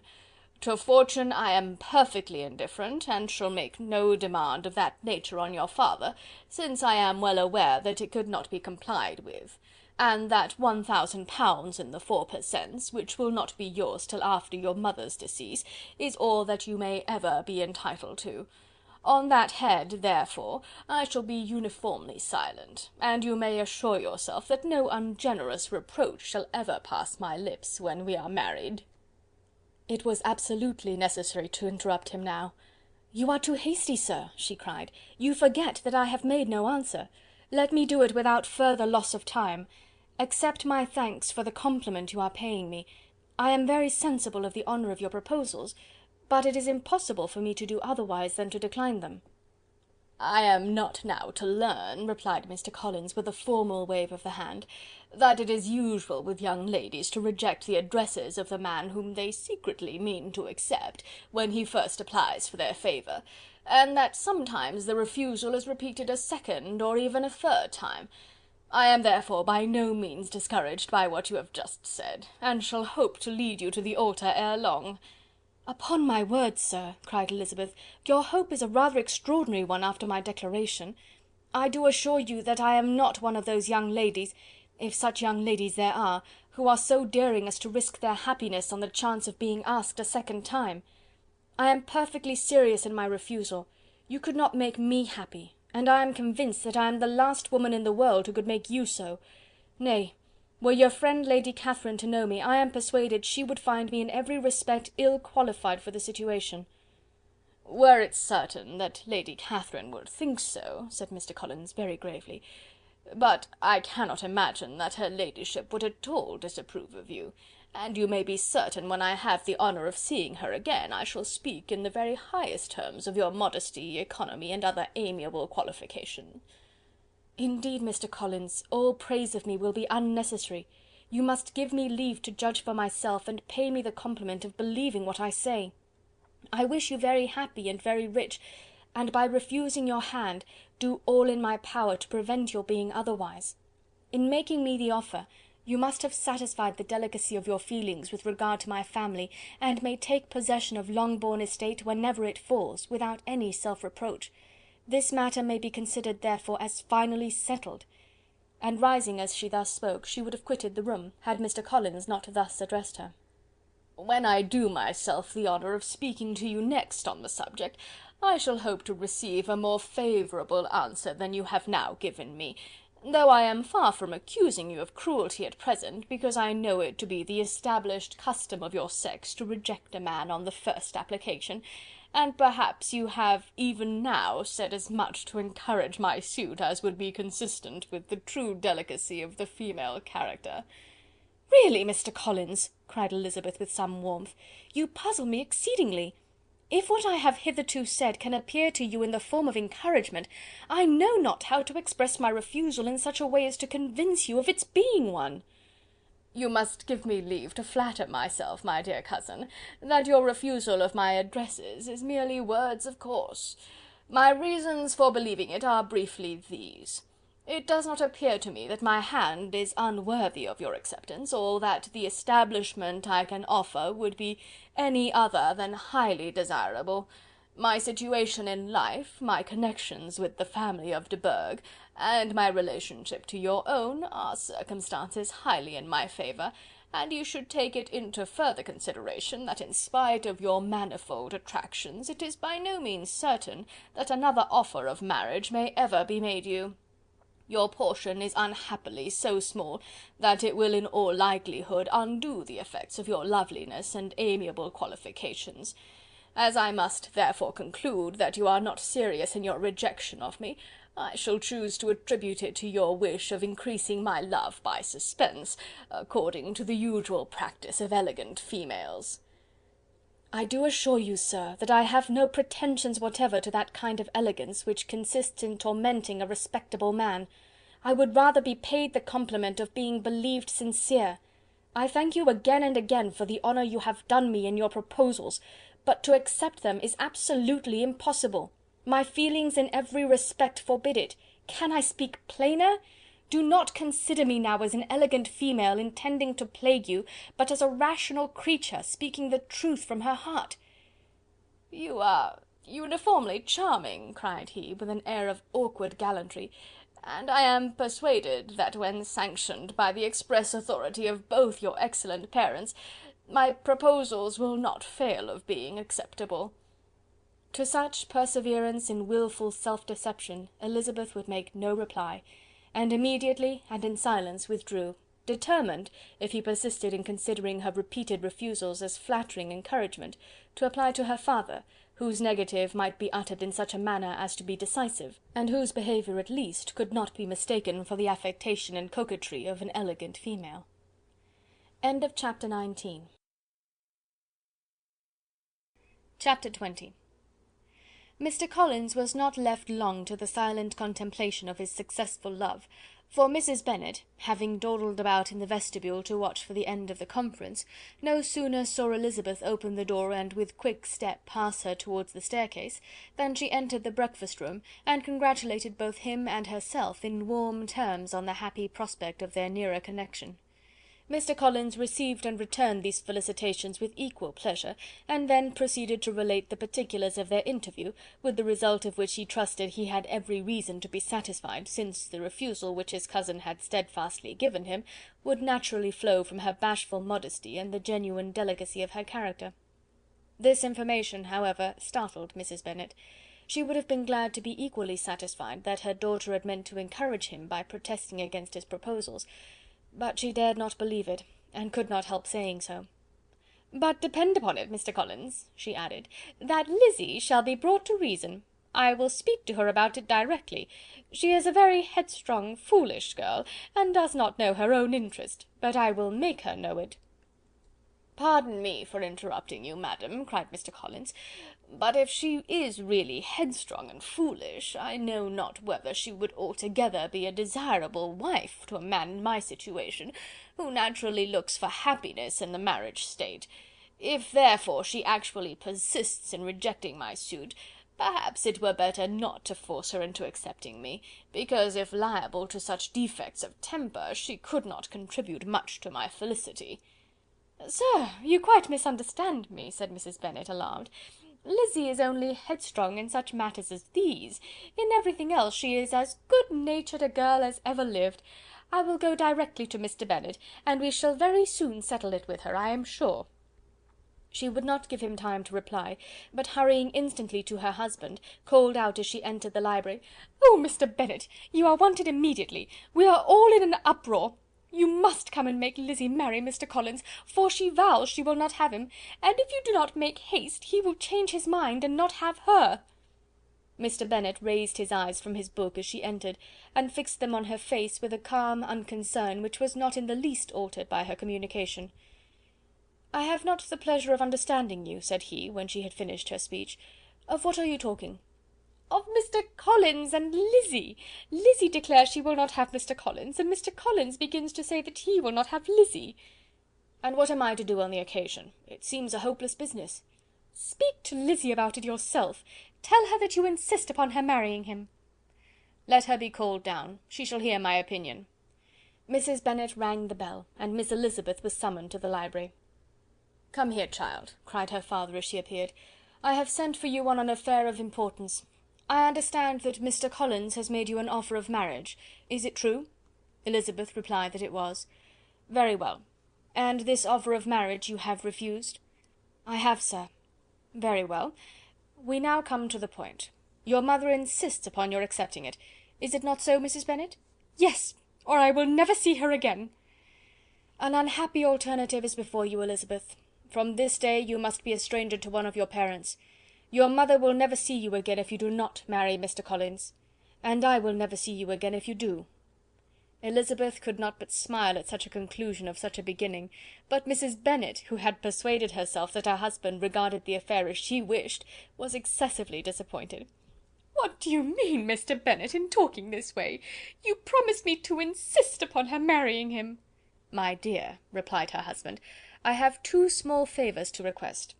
First, that you will allow me the free use of my understanding on the present occasion, and secondly, of my room. I shall be glad to have the library to myself as soon as may be." Not yet, however, in spite of her disappointment in her husband, did Mrs. Bennet give up the point. She talked to Elizabeth again and again, coaxed and threatened her by turns. She endeavoured to secure Jane in her interest, but Jane, with all possible mildness, declined interfering, and Elizabeth, sometimes with real earnestness, and sometimes with playful gaiety, replied to her attacks. Though her manner varied, however, her determination never did. Mr. Collins, meanwhile, was meditating in solitude on what had passed. He thought too well of himself to comprehend on what motives his cousin could refuse him, and though his pride was hurt, he suffered in no other way. His regard for her was quite imaginary, and the possibility of her deserving her mother's reproach prevented his feeling any regret. While the family were in this confusion, Charlotte Lucas came to spend the day with them. She was met in the vestibule by Lydia, who, flying to her, cried in a half whisper, "I am glad you are come, for there is such fun here. What do you think has happened this morning? Mr. Collins has made an offer to Lizzie, and she will not have him." Charlotte hardly had time to answer before they were joined by Kitty, who came to tell the same news; and no sooner had they entered the breakfast room, where Mrs. Bennet was alone, than she likewise began on the subject, calling on Miss Lucas for her compassion, and entreating her to persuade her friend Lizzie to comply with the wishes of all her family. "Pray do, my dear Miss Lucas," she added in a melancholy tone, "for nobody is on my side, nobody takes part with me. I am cruelly used, nobody feels for my poor nerves." Charlotte's reply was spared by the entrance of Jane and Elizabeth. "Ay, there she comes," continued Mrs. Bennet, "looking as unconcerned as may be, and caring no more for us than if we were at York, provided she can have her own way. But I tell you, Miss Lizzie, if you take it into your head to go on refusing every offer of marriage in this way, you will never get a husband at all, and I am sure I do not know who is to maintain you when your father is dead. I shall not be able to keep you, and so I warn you. I have done with you from this very day. I told you in the library, you know, that I should never speak to you again, and you will find me as good as my word. I have no pleasure in talking to undutiful children. Not that I have much pleasure, indeed, in talking to anybody. People who suffer as much as I do from nervous complaints can have no great inclination for talking. Nobody can tell what I suffer, but it is always so. Those who do not complain are never pitied." Her daughters listened in silence to this effusion, sensible that any attempt to reason with her or soothe her would only increase the irritation. She talked on, therefore, without interruption from any of them, till they were joined by Mr. Collins, who entered the room with an air more stately than usual, and on perceiving whom, she said to the girls, "Now I do insist upon it, that you, all of you, hold your tongues, and let me and Mr. Collins have a little conversation together." Elizabeth passed quietly out of the room. Jane and Kitty followed, but Lydia stood her ground, determined to hear all she could, and Charlotte, detained first by the civility of Mr. Collins, whose inquiries after herself and all her family were very minute, and then by a little curiosity, satisfied herself with walking to the window and pretending not to hear. In a doleful voice Mrs. Bennet began the projected conversation. "Oh, Mr. Collins!" "My dear madam," replied he, "let us be for ever silent on this point. Far be it from me," he presently continued, in a voice that marked his displeasure, "to resent the behaviour of your daughter. Resignation to inevitable evils is the evil duty of us all, the peculiar duty of a young man who has been so fortunate as I have been in early preferment, and I trust I am resigned." perhaps not the less so from feeling a doubt of my positive happiness had my fair cousin honoured me with her hand, for I have often observed that resignation is never so perfect as when the blessing denied begins to lose somewhat of its value in our estimation. You will not, I hope, consider me as showing any disrespect to your family, my dear madam, by thus withdrawing my pretensions to your daughter's favour, without having paid yourself and Mr. Bennet the compliment of requesting you to interpose your authority in my behalf. My conduct may, I fear, be objectionable in having accepted my dismission from your daughter's lips instead of your own. But we are all liable to error. I have certainly meant well through the whole affair. My object has been to secure an amiable companion for myself, with due consideration for the advantage of all your family, and if my manner has been at all reprehensible, I here beg leave to apologize. End of chapter 20. Chapter 21. The discussion of Mr. Collins's offer was now nearly at an end, and Elizabeth had only to suffer from the uncomfortable feelings necessarily attending it, and occasionally from some peevish allusions of her mother. As for the gentleman himself, his feelings were chiefly expressed, not by embarrassment or dejection, or by trying to avoid her, but by stiffness of manner and resentful silence. He scarcely ever spoke to her, and the assiduous attentions which he had been so sensible of himself were transferred for the rest of the day to Miss Lucas, whose civility in listening to him was a seasonable relief to them all, and especially to her friend. The morrow produced no abatement to Mrs. Bennet's ill humour or ill health. Mr. Collins was also in the same state of angry pride. Elizabeth had hoped that his resentment might shorten his visit, but his plan did not appear in the least affected by it. He was always to have gone on Saturday, and to Saturday he meant to stay. After breakfast the girls walked to Meryton to inquire if Mr. Wickham were returned, and to lament over his absence from the Netherfield ball. He joined them on their entering the town, and attended them to their aunt's, where his regret and vexation, and the concern of everybody, was well talked over. To Elizabeth, however, he voluntarily acknowledged that the necessity of his absence had been self-imposed.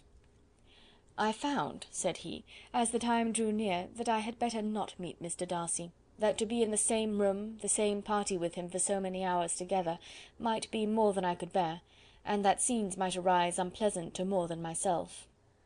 She highly approved his forbearance, and they had leisure for a full discussion of it, and for all the commendation which they civilly bestowed on each other, as Wickham and another officer walked back with them to Longbourn, and during the walk he particularly attended to her. His accompanying them was a double advantage. She felt all the compliment it offered to herself, and it was most acceptable as an occasion of introducing him to her father and mother. Soon after their return a letter was delivered to Miss Bennet. It came from Netherfield. The envelope contained a sheet of elegant, little, hot-pressed paper, well covered with the lady's fair flowing hand, and Elizabeth saw her sister's countenance change as she read it, and saw her dwelling intently on some particular passages. Jane recollected herself soon, and putting the letter away, tried to join with her usual cheerfulness in the general conversation, but Elizabeth felt an anxiety on the subject which drew off her attention even from Wickham, and no sooner had he and his companion taken leave, than a glance from Jane invited her to follow her upstairs. When they had gained their own room, Jane, taking out the letter, said, "This is from Caroline Bingley. What it contains has surprised me a good deal. The whole party have left Netherfield by this time, and are on their way back to town, and without any intention of coming back again. You shall hear what she says." She then read the first sentence aloud, which comprised the information of their having just resolved to follow their brother to town directly, and of their meaning to dine in Grosvenor Street, where Mr. Hurst had a house. The next was in these words: "I do not pretend to regret anything I shall leave in Hertfordshire, except your society, my dearest friend. But we will hope, at some future period, to enjoy many returns of that delightful intercourse we have known, and in the meanwhile may lessen the pain of separation by a very frequent and most unreserved correspondence. I depend on you for that." To these high-flown expressions Elizabeth listened with all the insensibility of distrust, and though the suddenness of their removal surprised her, she saw nothing in it really to lament. It was not to be supposed that their absence from Netherfield would prevent Mr. Bingley's being there, and as to the loss of their society, she was persuaded that Jane must cease to regard it in the enjoyment of his. "It is unlucky," said she, after a short pause, that you should not be able to see your friends before they leave the country. But may we not hope that the period of future happiness to which Miss Bingley looks forward may arrive earlier than she is aware, and that the delightful intercourse you have known as friends will be renewed with yet greater satisfaction as sisters? Mr. Bingley will not be detained in London by them. Caroline decidedly says that none of the party will return into Hertfordshire this winter. I will read it to you. When my brother left us yesterday, he imagined that the business which took him to London might be concluded in 3 or 4 days, but as we are certain it cannot be so, and at the same time convinced that when Charles gets to town he will be in no hurry to leave it again, we have determined on following him thither, that he may not be obliged to spend his vacant hours in a comfortless hotel. Many of my acquaintances are already there for the winter. I wish that I could hear that you, my dearest friend, had any intention of making one of the crowd, but of that I despair. I sincerely hope your Christmas in Hertfordshire may abound in the gaieties which that season generally brings, and that your beaux will be so numerous as to prevent your feeling the loss of the 3 of whom we shall deprive you. It is evident by this, added Jane, that he comes back no more this winter. It is only evident that Miss Bingley does not mean that he should. Why will you think so? It must be his own doing. He is his own master. But you do not know all. I will read you the passage which particularly hurts me. I will have no reserves from you. Mr. Darcy is impatient to see his sister, and, to confess the truth, we are scarcely less eager to meet her again. I really do not think Georgiana Darcy has her equal for beauty, elegance, and accomplishments, and the affection she inspires in Louisa and myself is heightened into something still more interesting from the hope we dare entertain of her being hereafter our sister. I do not know whether I ever before mentioned to you my feelings on this subject, but I will not leave the country without confiding them, and I trust you will not esteem them unreasonable. My brother admires her greatly already. He will have frequent opportunity now of seeing her on the most intimate footing. Her relations all wish the connection as much as his own, and a sister's partiality is not misleading me, I think, when I call Charles most capable of engaging any woman's heart. With all these circumstances to favour an attachment, and nothing to prevent it, am I wrong, my dearest Jane, in indulging the hope of an event which will secure the happiness of so many? What do you think of this sentence, my dear Lizzy? Said Jane as she finished it. Is it not clear enough? Does it not expressly declare that Caroline neither expects nor wishes me to be her sister, that she is perfectly convinced of her brother's indifference, and that, if she suspects the nature of my feelings for him, she means most kindly to put me on my guard? Can there be any other opinion on the subject? Yes, there can, for mine is totally different. Will you hear it? Most willingly. You shall have it in a few words. Miss Bingley sees that her brother is in love with you, and wants him to marry Miss Darcy. She follows him to town in hope of keeping him there, and tries to persuade you that he does not care about you. Jane shook her head. Indeed, Jane, you ought to believe me. No one who has ever seen you together can doubt his affection. Miss Bingley, I am sure, cannot. She is not such a simpleton. Could she have seen half as much love in Mr. Darcy for herself, she would have ordered her wedding clothes. But the case is this. We are not rich enough or grand enough for them, and she is the more anxious to get Miss Darcy for her brother, from the notion that when there has been one intermarriage, she may have less trouble in achieving a second, in which there is certainly more ingenuity, and I dare say it would succeed, if Mr. Burgh were out of the way. But, my dearest Jane, you cannot seriously imagine that because Miss Bingley tells you her brother greatly admires Miss Darcy, he is in the smallest degree less sensible of your merit than when he took leave of you on Tuesday, or that it will be in her power to persuade him that, instead of being in love with you, he is very much in love with her friend. If we thought alike of Miss Bingley, replied Jane, your representation of all this might make me quite easy, but I know the foundation is unjust. Caroline is incapable of wilfully deceiving anyone, and all that I can hope in this case is that she is deceiving herself. That is right. You could not have started a more happy idea, since you will not take comfort in mine. Believe her to be deceived by all means. You have now done your duty by her, and must fret no longer. But, my dear sister, can I be happy, even supposing the best, in accepting a man whose sisters and friends are all wishing him to marry elsewhere? You must decide for yourself, said Elizabeth, and if upon mature deliberation you find that the misery of disobliging his 2 sisters is more than equivalent to the happiness of being his wife, I advise you by all means to refuse him. How can you talk so? Said Jane, faintly smiling. You must know that though I should be exceedingly grieved at their disapprobation, I could not hesitate. I did not think you would, and that being the case, I cannot consider your situation with much compassion. But if he returns no more this winter, my choice will never be required. 1,000 things may arise in 6 months." The idea of his returning no more Elizabeth treated with the utmost contempt. It appeared to her merely the suggestion of Caroline's interested wishes, and she could not for a moment suppose that those wishes, however openly or artfully spoken, could influence a young man so totally independent of every one. She represented to her sister as forcibly as possible what she felt on the subject, and had soon the pleasure of seeing its happy effect. Jane's temper was not desponding, and she was gradually led to hope, though the diffidence of affection sometimes overcame the hope, that Bingley would return to Netherfield and answer every wish of her heart. They agreed that Mrs. Bennet should only hear of the departure of the family, without being alarmed on the score of the gentleman's conduct; but even this partial communication gave her a great deal of concern, and she bewailed it as exceedingly unlucky that the ladies should happen to go away just as they were all getting so intimate together. After lamenting it, however, at some length, she had the consolation that Mr. Bingley would soon be down again, and soon dining at Longbourn; and the conclusion of all was the comfortable declaration that, though he had been invited only to a family dinner, she would take care to have 2 full courses. Chapter 21. Chapter 22. The Bennets were engaged to dine with the Lucases, and again, during the chief of the day, was Miss Lucas so kind as to listen to Mr. Collins. Elizabeth took an opportunity of thanking her. "It keeps him in good humour," said she, "and I am more obliged to you than I can express." Charlotte assured her friend of her satisfaction in being useful, and that it amply repaid her for the little sacrifice of her time. This was very amiable, but Charlotte's kindness extended farther than Elizabeth had any conception of. Its object was nothing else than to secure her from any return of Mr. Collins's addresses, by engaging them towards herself.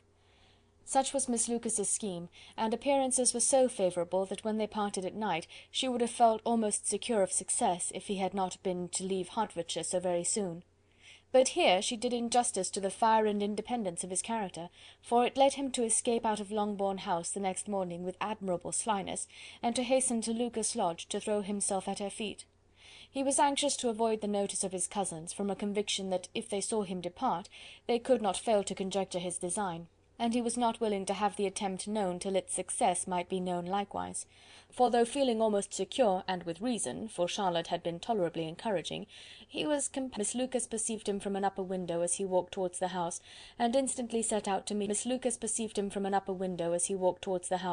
and instantly set out to meet him accidentally in the lane. But little had she dared to hope that so much love and eloquence awaited her there.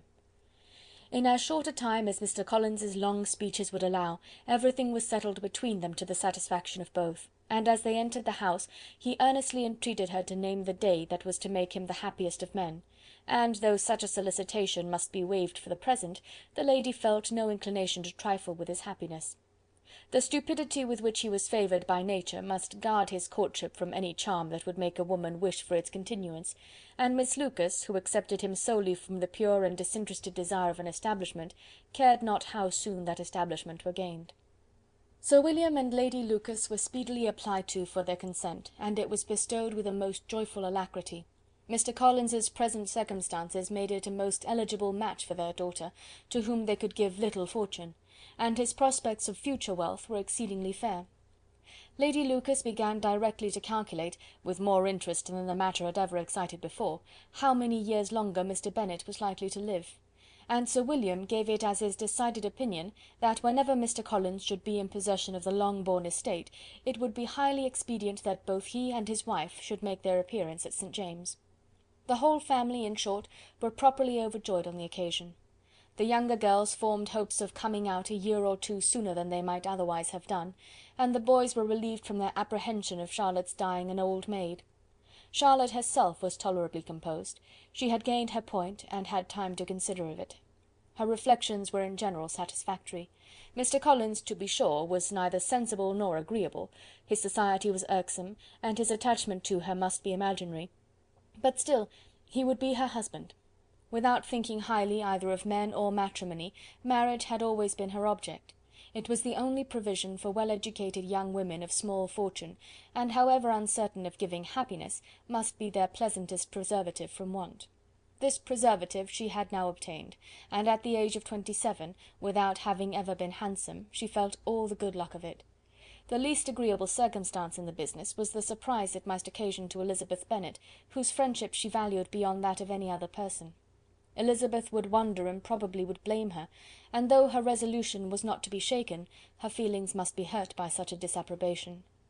She resolved to give her the information herself, and therefore charged Mr. Collins, when he returned to Longbourn to dinner, to drop no hint of what had passed before any of the family. A promise of secrecy was of course very dutifully given, but it could not be kept without difficulty, for the curiosity excited by his long absence burst forth in such very direct questions on his return as required some ingenuity to evade, and he was at the same time exercising great self-denial, for he was longing to publish his prosperous love.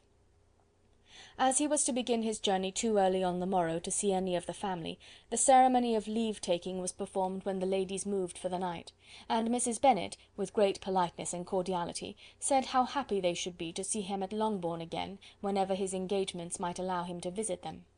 "My dear madam," he replied, "this invitation is particularly gratifying, because it is what I have been hoping to receive, and you may be very certain that I shall avail myself of it as soon as possible." They were all astonished, and Mr. Bennet, who could by no means wish for so speedy a return, immediately said, "But is there not danger of Lady Catherine's disapprobation here, my good sir? You had better neglect your relations than run the risk of offending your patroness."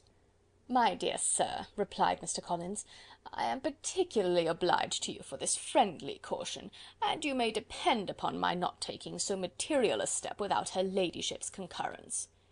"You cannot be too much upon your guard. Risk anything rather than her displeasure, and if you find it likely to be raised by your coming to us again, which I should think exceedingly probable, stay quietly at home, and be satisfied that we shall take no offence."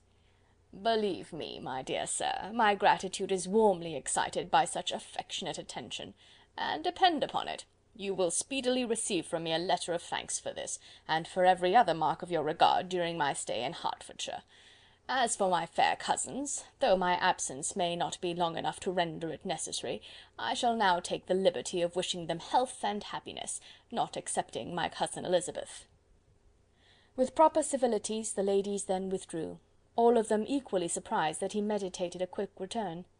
Mrs. Bennet wished to understand by it that he thought of paying his addresses to one of her younger girls, and Mary might have been prevailed on to accept him. She rated his abilities much higher than any of the others. There was a solidity in his reflections which often struck her, and though by no means so clever as herself, she thought that if encouraged to read and improve himself by such an example as hers, he might become a very agreeable companion. But on the following morning every hope of this kind was done away. Miss Lucas called soon after breakfast, and in a private conference with Elizabeth related the event of the day before. The possibility of Mr. Collins's fancying himself in love with her friend had once occurred to Elizabeth within the last day or two, but that Charlotte could encourage him seemed almost as far from possibility as she could encourage him herself, and her astonishment was consequently so great as to overcome at first the bounds of decorum, and she could not help crying out, "Engaged to Mr. Collins! My dear Charlotte, impossible!" The steady countenance which Miss Lucas had commanded in telling her story gave way to a momentary confusion here on receiving so direct a reproach, though, as it was no more than she expected, she soon regained her composure and calmly replied, "Why should you be surprised, my dear Eliza? Do you think it incredible that Mr. Collins should be able to procure any woman's good opinion, because he was not so happy as to succeed with you?" But Elizabeth had now recollected herself, and making a strong effort for it, was able to assure with tolerable firmness that the prospect of their relationship was highly grateful to her, and that she wished her all imaginable happiness. "I see what you are feeling," replied Charlotte. "You must be surprised, very much surprised, so lately as Mr. Collins was wishing to marry you. But when you have had time to think it over, I hope you will be satisfied with what I have done. I am not romantic, you know, I never was. I ask only a comfortable home, and considering Mr. Collins's character, connection, and situation in life, I am convinced that my chance of happiness with him is as fair as most people can boast on entering the marriage state." Elizabeth quietly answered, "Undoubtedly," and after an awkward pause they returned to the rest of the family. Charlotte did not stay much longer, and Elizabeth was then left to reflect on what she had heard. It was a long time before she became at all reconciled to the idea of so unsuitable a match. The strangeness of Mr. Collins's making 2 offers of marriage within 3 days was nothing in comparison of his being now accepted. She had always felt that Charlotte's opinion of matrimony was not exactly like her own, but she had not supposed it to be possible that, when called into action, she would have sacrificed every better feeling to worldly advantage. Charlotte, the wife of Mr. Collins, was a most humiliating picture, and to the pang of a friend disgracing herself and sunk in her esteem, was added the distressing conviction that it was impossible for that friend to be tolerably happy in the lot she had chosen. Chapter 22. Chapter 23. Elizabeth was sitting with her mother and sisters, reflecting on what she had heard, and doubting whether she was authorized to mention it, when Sir William Lucas himself appeared, sent by his daughter to announce her engagement to the family.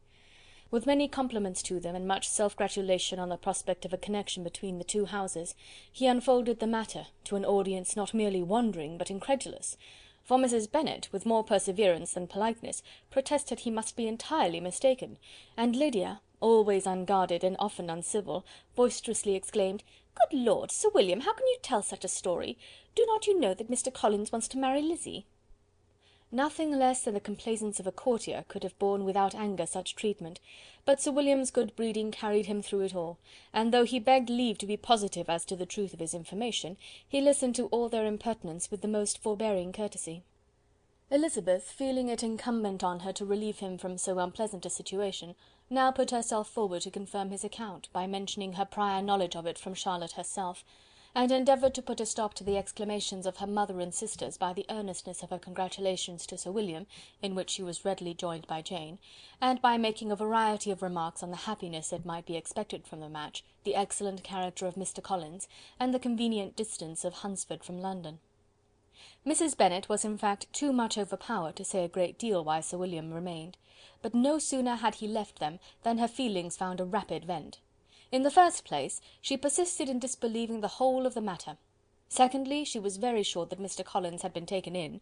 Thirdly, she trusted that they would never be happy together, and fourthly, that the match might be broken off. 2 inferences, however, were plainly deduced from the whole. One, that Elizabeth was the real cause of the mischief, and the other, that she herself had been barbarously misused by them all, and on these 2 points she principally dwelt during the rest of the day. Nothing could console and nothing could appease her, nor did that day wear out her resentment. A week elapsed before she could see Elizabeth without scolding her, a month passed before she could speak to Sir William or Lady Lucas without being rude, and many months were gone before she could at all forgive their daughter. Mr. Bennet's emotions were much more tranquil on the occasion, and such as he did experience he pronounced to be of a most agreeable sort, for it gratified him, he said, to discover that Charlotte Lucas, whom he had used to think tolerably sensible, was as foolish as his wife, and more foolish than his daughter. Jane confessed herself a little surprised at the match, but she said less of her astonishment than of her earnest desire for their happiness, nor could Elizabeth persuade her to consider it as improbable.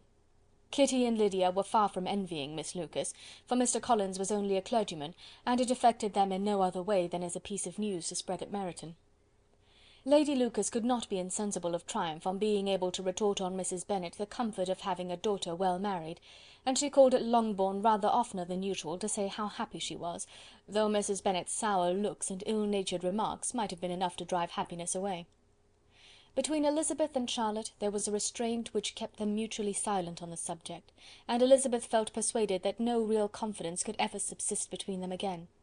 Her disappointment in Charlotte made her turn with fonder regard to her sister, of whose rectitude and delicacy she was sure her opinion could never be shaken, and for whose happiness she grew daily more anxious, as Bingley had now been gone a week, and nothing more was heard of his return. Jane had sent Caroline an early answer to her letter, and was counting the days till she might reasonably hope to hear again. The promised letter of thanks from Mr. Collins arrived on Tuesday, addressed to their father, and written with all the solemnity of gratitude which a 12-month's abode in the family might have prompted.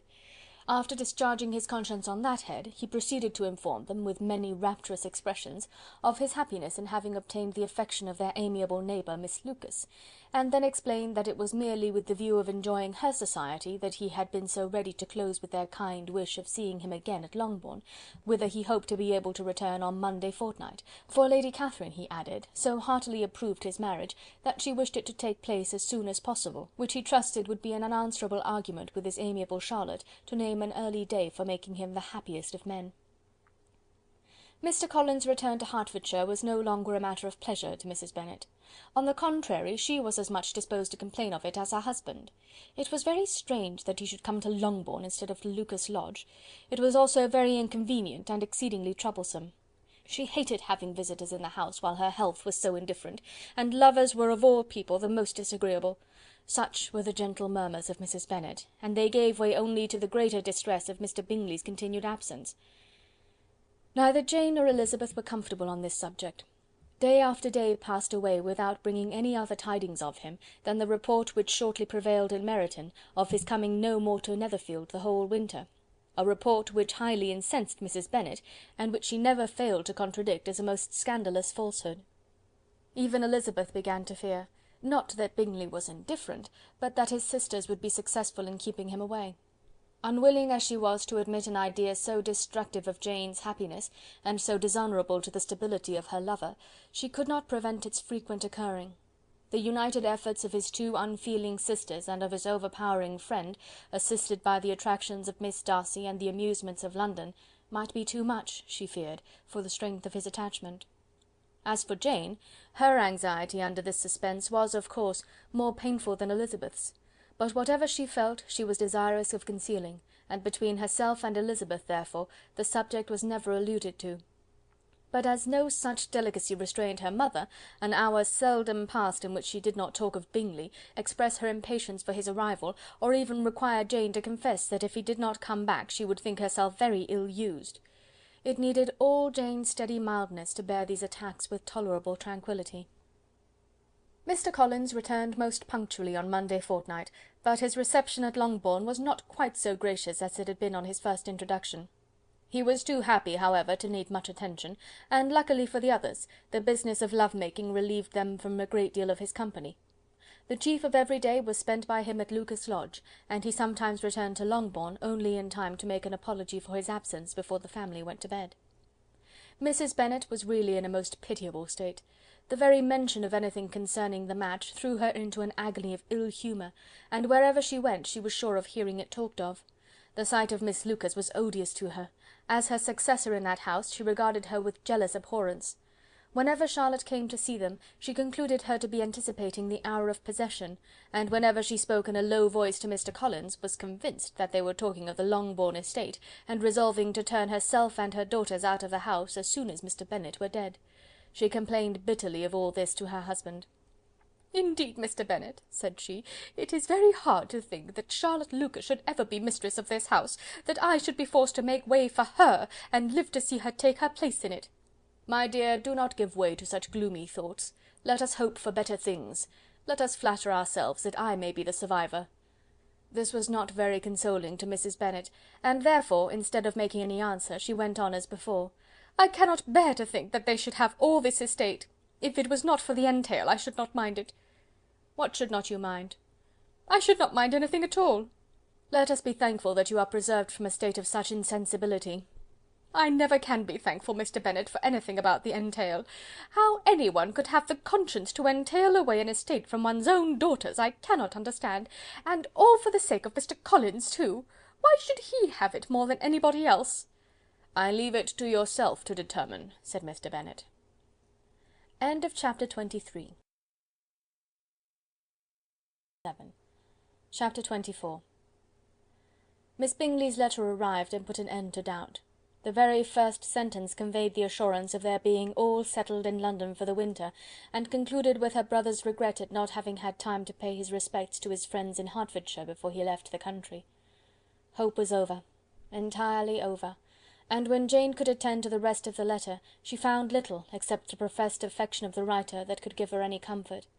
Miss Darcy's praise occupied the chief of it, her many attractions were again dwelt on, and Caroline boasted joyfully of their increasing intimacy, and ventured to predict the accomplishment of the wishes which had been unfolded in her former letter. She wrote also with great pleasure of her brother's being an inmate of Mr. Darcy's house, and mentioned with rapture some plans of the latter with regard to new furniture. Elizabeth, to whom Jane very soon communicated the chief of all this, heard it in silent indignation. Her heart was divided between concern for her sister and resentment against all others. To Caroline's assertion of her brother's being partial to Miss Darcy she paid no credit. That he was really fond of Jane she doubted no more than she had ever done, and much as she had always been disposed to like him, she could not think without anger, hardly without contempt, on that easiness of temper, that want of proper resolution, which now made him the slave of his designing friends, and led him to sacrifice his own happiness to the caprice of their inclination.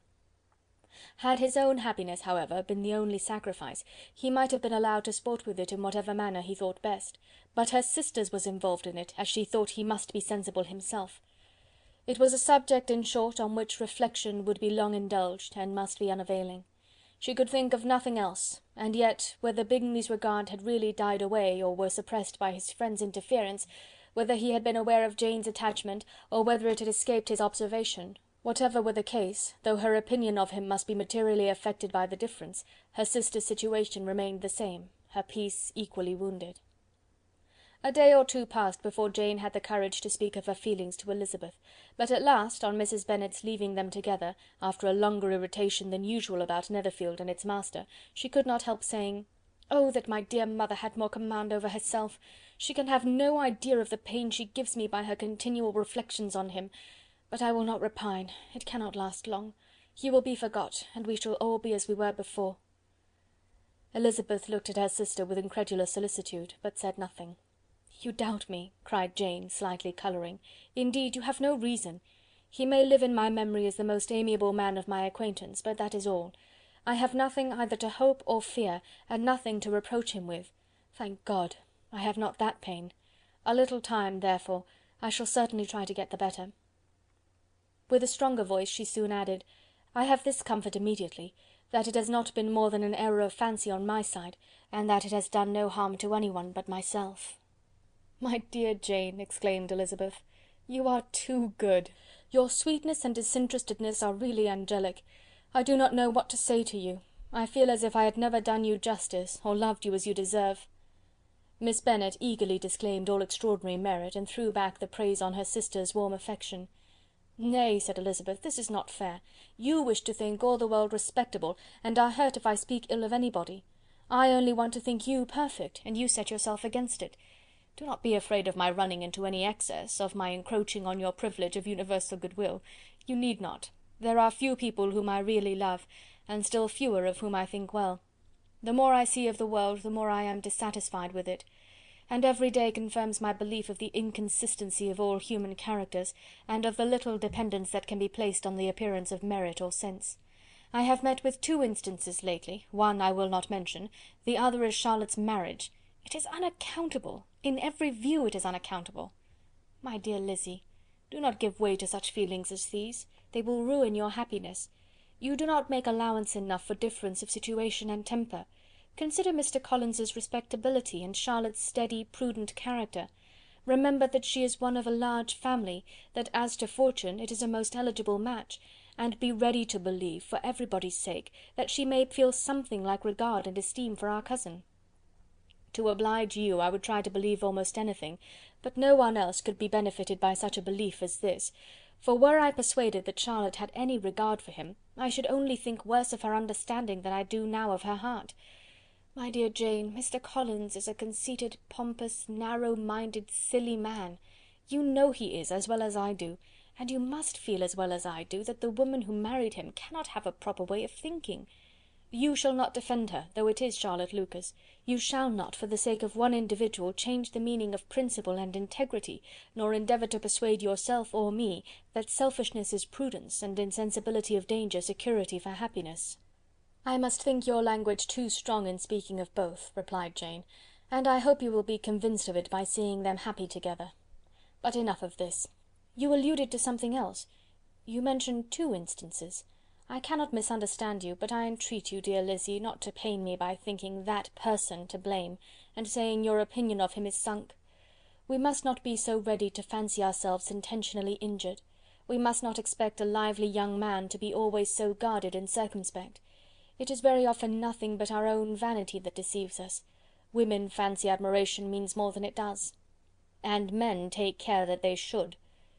If it is designedly done, they cannot be justified, but I have no idea of there being so much design in the world as some persons imagine. "I fear I am far from attributing any part of Mr. Bingley's conduct to design," said Elizabeth, "but without scheming to do wrong, or to make others unhappy, there may be error, and there may be misery. Thoughtlessness, want of attention to other people's feelings, and want of resolution will do the business." "And do you impute it to either of those?"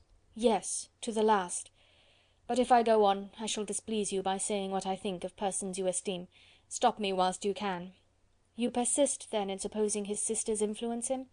"Yes, in conjunction with his friend." "I cannot believe it. Why should they try to influence him? They can only wish his happiness, and if he is attached to me, no other woman can secure it." "Your first position is false. They may wish many things besides his happiness. They may wish his increase of wealth and consequence. They may wish him to marry a girl who has all the importance of money, great connections, and pride." "Beyond a doubt, they do wish him to choose Miss Darcy," replied Jane, "but this may be from better feelings than you are supposing. They have known her much longer than they have known me. No wonder if they love her better. But whatever may be their own wishes, it is very unlikely they should have opposed their brother's. What sister would think herself at liberty to do it, unless there was something very objectionable? If they believed him attached to me, they would not try to part us. If he were so, they could not succeed. By supposing such an affection, you make everybody acting unnaturally and wrong, and me most unhappy.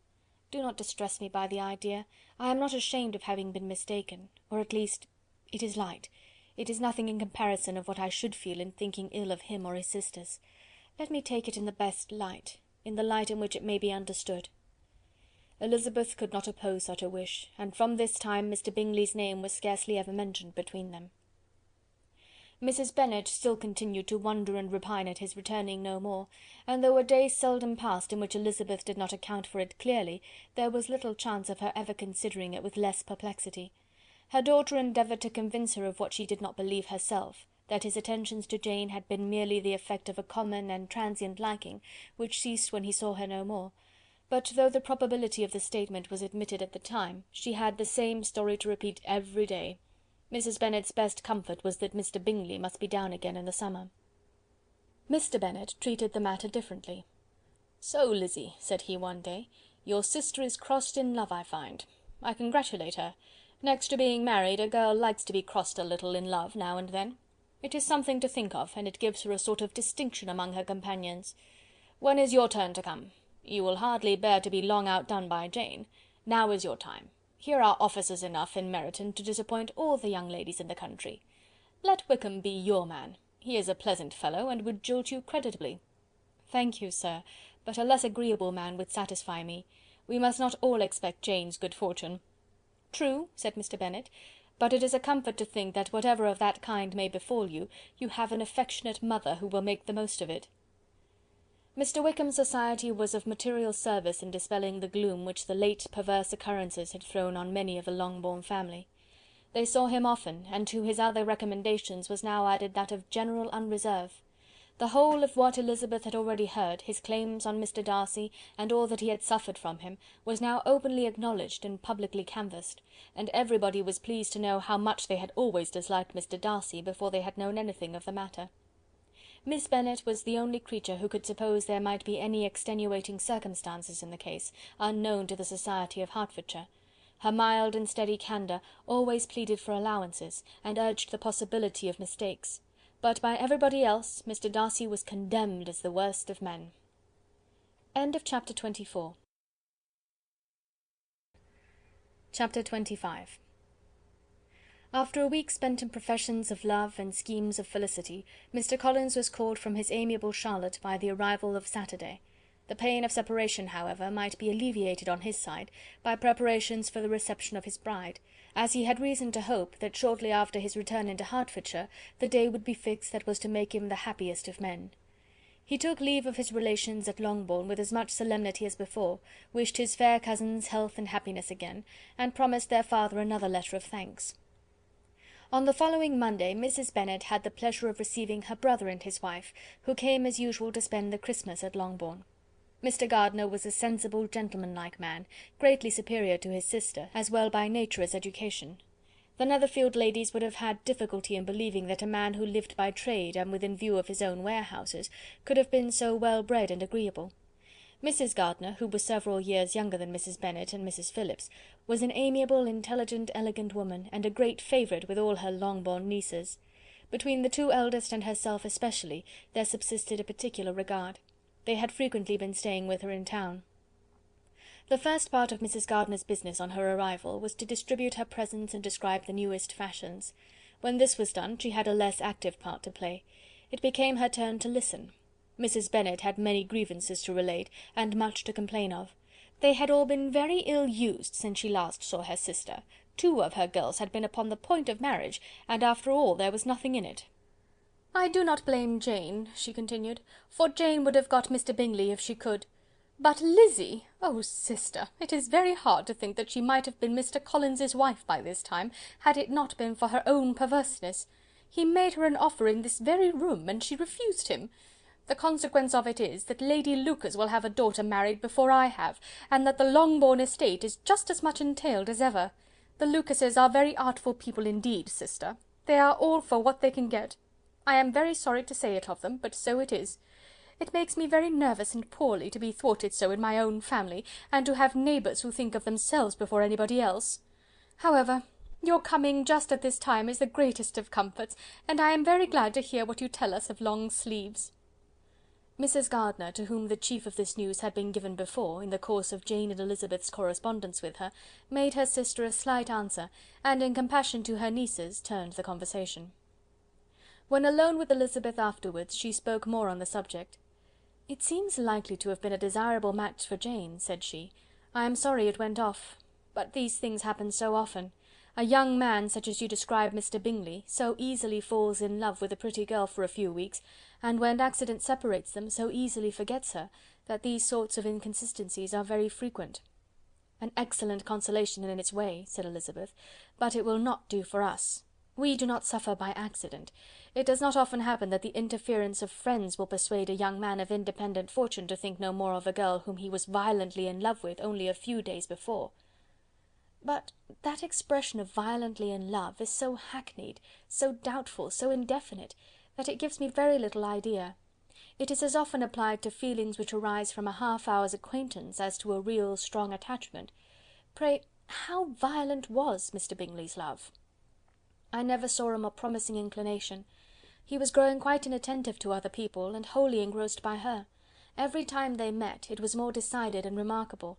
At his own ball he offended 2 or 3 young ladies by not asking them to dance, and I spoke to him twice myself without receiving an answer.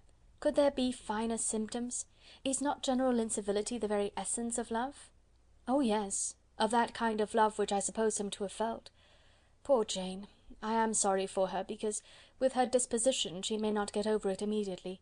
It had better have happened to you, Lizzy. You would have laughed yourself out of it sooner. But do you think she would be prevailed upon to go back with us? Change of scene might be of service, and perhaps a little relief from home may be as useful as anything." Elizabeth was exceedingly pleased with this proposal, and felt persuaded of her sister's ready acquiescence. "I hope," added Mrs. Gardiner, "that no consideration with regard to this young man will influence her. We live in so different a part of town, all our connections are so different, and as you well know, we go out so little, that it is very improbable that they should meet at all, unless he really comes to see her." "And that is quite impossible, for he is now in the custody of his friend, and Mr. Darcy would no more suffer him to call on Jane in such a part of London. My dear aunt, how could you think of it? Mr. Darcy may perhaps have heard of such a place as Gracechurch Street, but he would hardly think a month's ablution enough to cleanse him from its impurities, were he once to enter it, and depend upon it, Mr. Bingley never stirs without him." "So much the better. I hope they will not meet at all. But does not Jane correspond with his sister? She will not be able to help calling." "She will drop the acquaintance entirely." But in spite of the certainty in which Elizabeth affected to place this point, as well as the still more interesting one of Bingley's being withheld from seeing Jane, she felt a solicitude on the subject which convinced her, on examination, that she did not consider it entirely hopeless. It was possible, and sometimes she thought it probable, that his affection might be reanimated, and the influence of his friends successfully combated by the more natural influence of Jane's attractions. Miss Bennet accepted her aunt's invitation with pleasure, and the Bingleys were no otherwise in her thoughts at the same time than as she hoped by Caroline's not living in the same house with her brother, she might occasionally spend a morning with her without any danger of seeing him. The Gardiners stayed a week at Longbourn, and what with the Phillipses, the Lucases, and the officers, there was not a day without its engagement. Mrs. Bennet had so carefully provided for the entertainment of her brother and sister that they did not once sit down to a family dinner. When the engagement was for home, some of the officers always made part of it, of which officers Mr. Wickham was sure to be one, and on these occasions Mrs. Gardiner, rendered suspicious by Elizabeth's warm commendation, narrowly observed them both. Without supposing them, from what she saw, to be very seriously in love, their preference of each other was plain enough to make her a little uneasy, and she resolved to speak to Elizabeth on the subject before she left Hertfordshire, and represent to her the imprudence of encouraging such an attachment. To Mrs. Gardiner, Wickham had one means of affording pleasure, unconnected with his general powers. About 10 or a dozen years ago, before her marriage, she had spent a considerable time in that very part of Derbyshire to which he belonged. They had, therefore, many acquaintances in common, and though Wickham had been little there since the death of Darcy's father, it was yet in his power to give her fresher intelligence of her former friends than she had been in the way of procuring. Mrs. Gardiner had seen Pemberley, and known the late Mr. Darcy by character perfectly well. Here, consequently, was an inexhaustible subject of discourse, in comparing her recollection of Pemberley with the minute description which Wickham could give, and in bestowing her tribute of praise on the character of its late possessor, she was delighting both him and herself.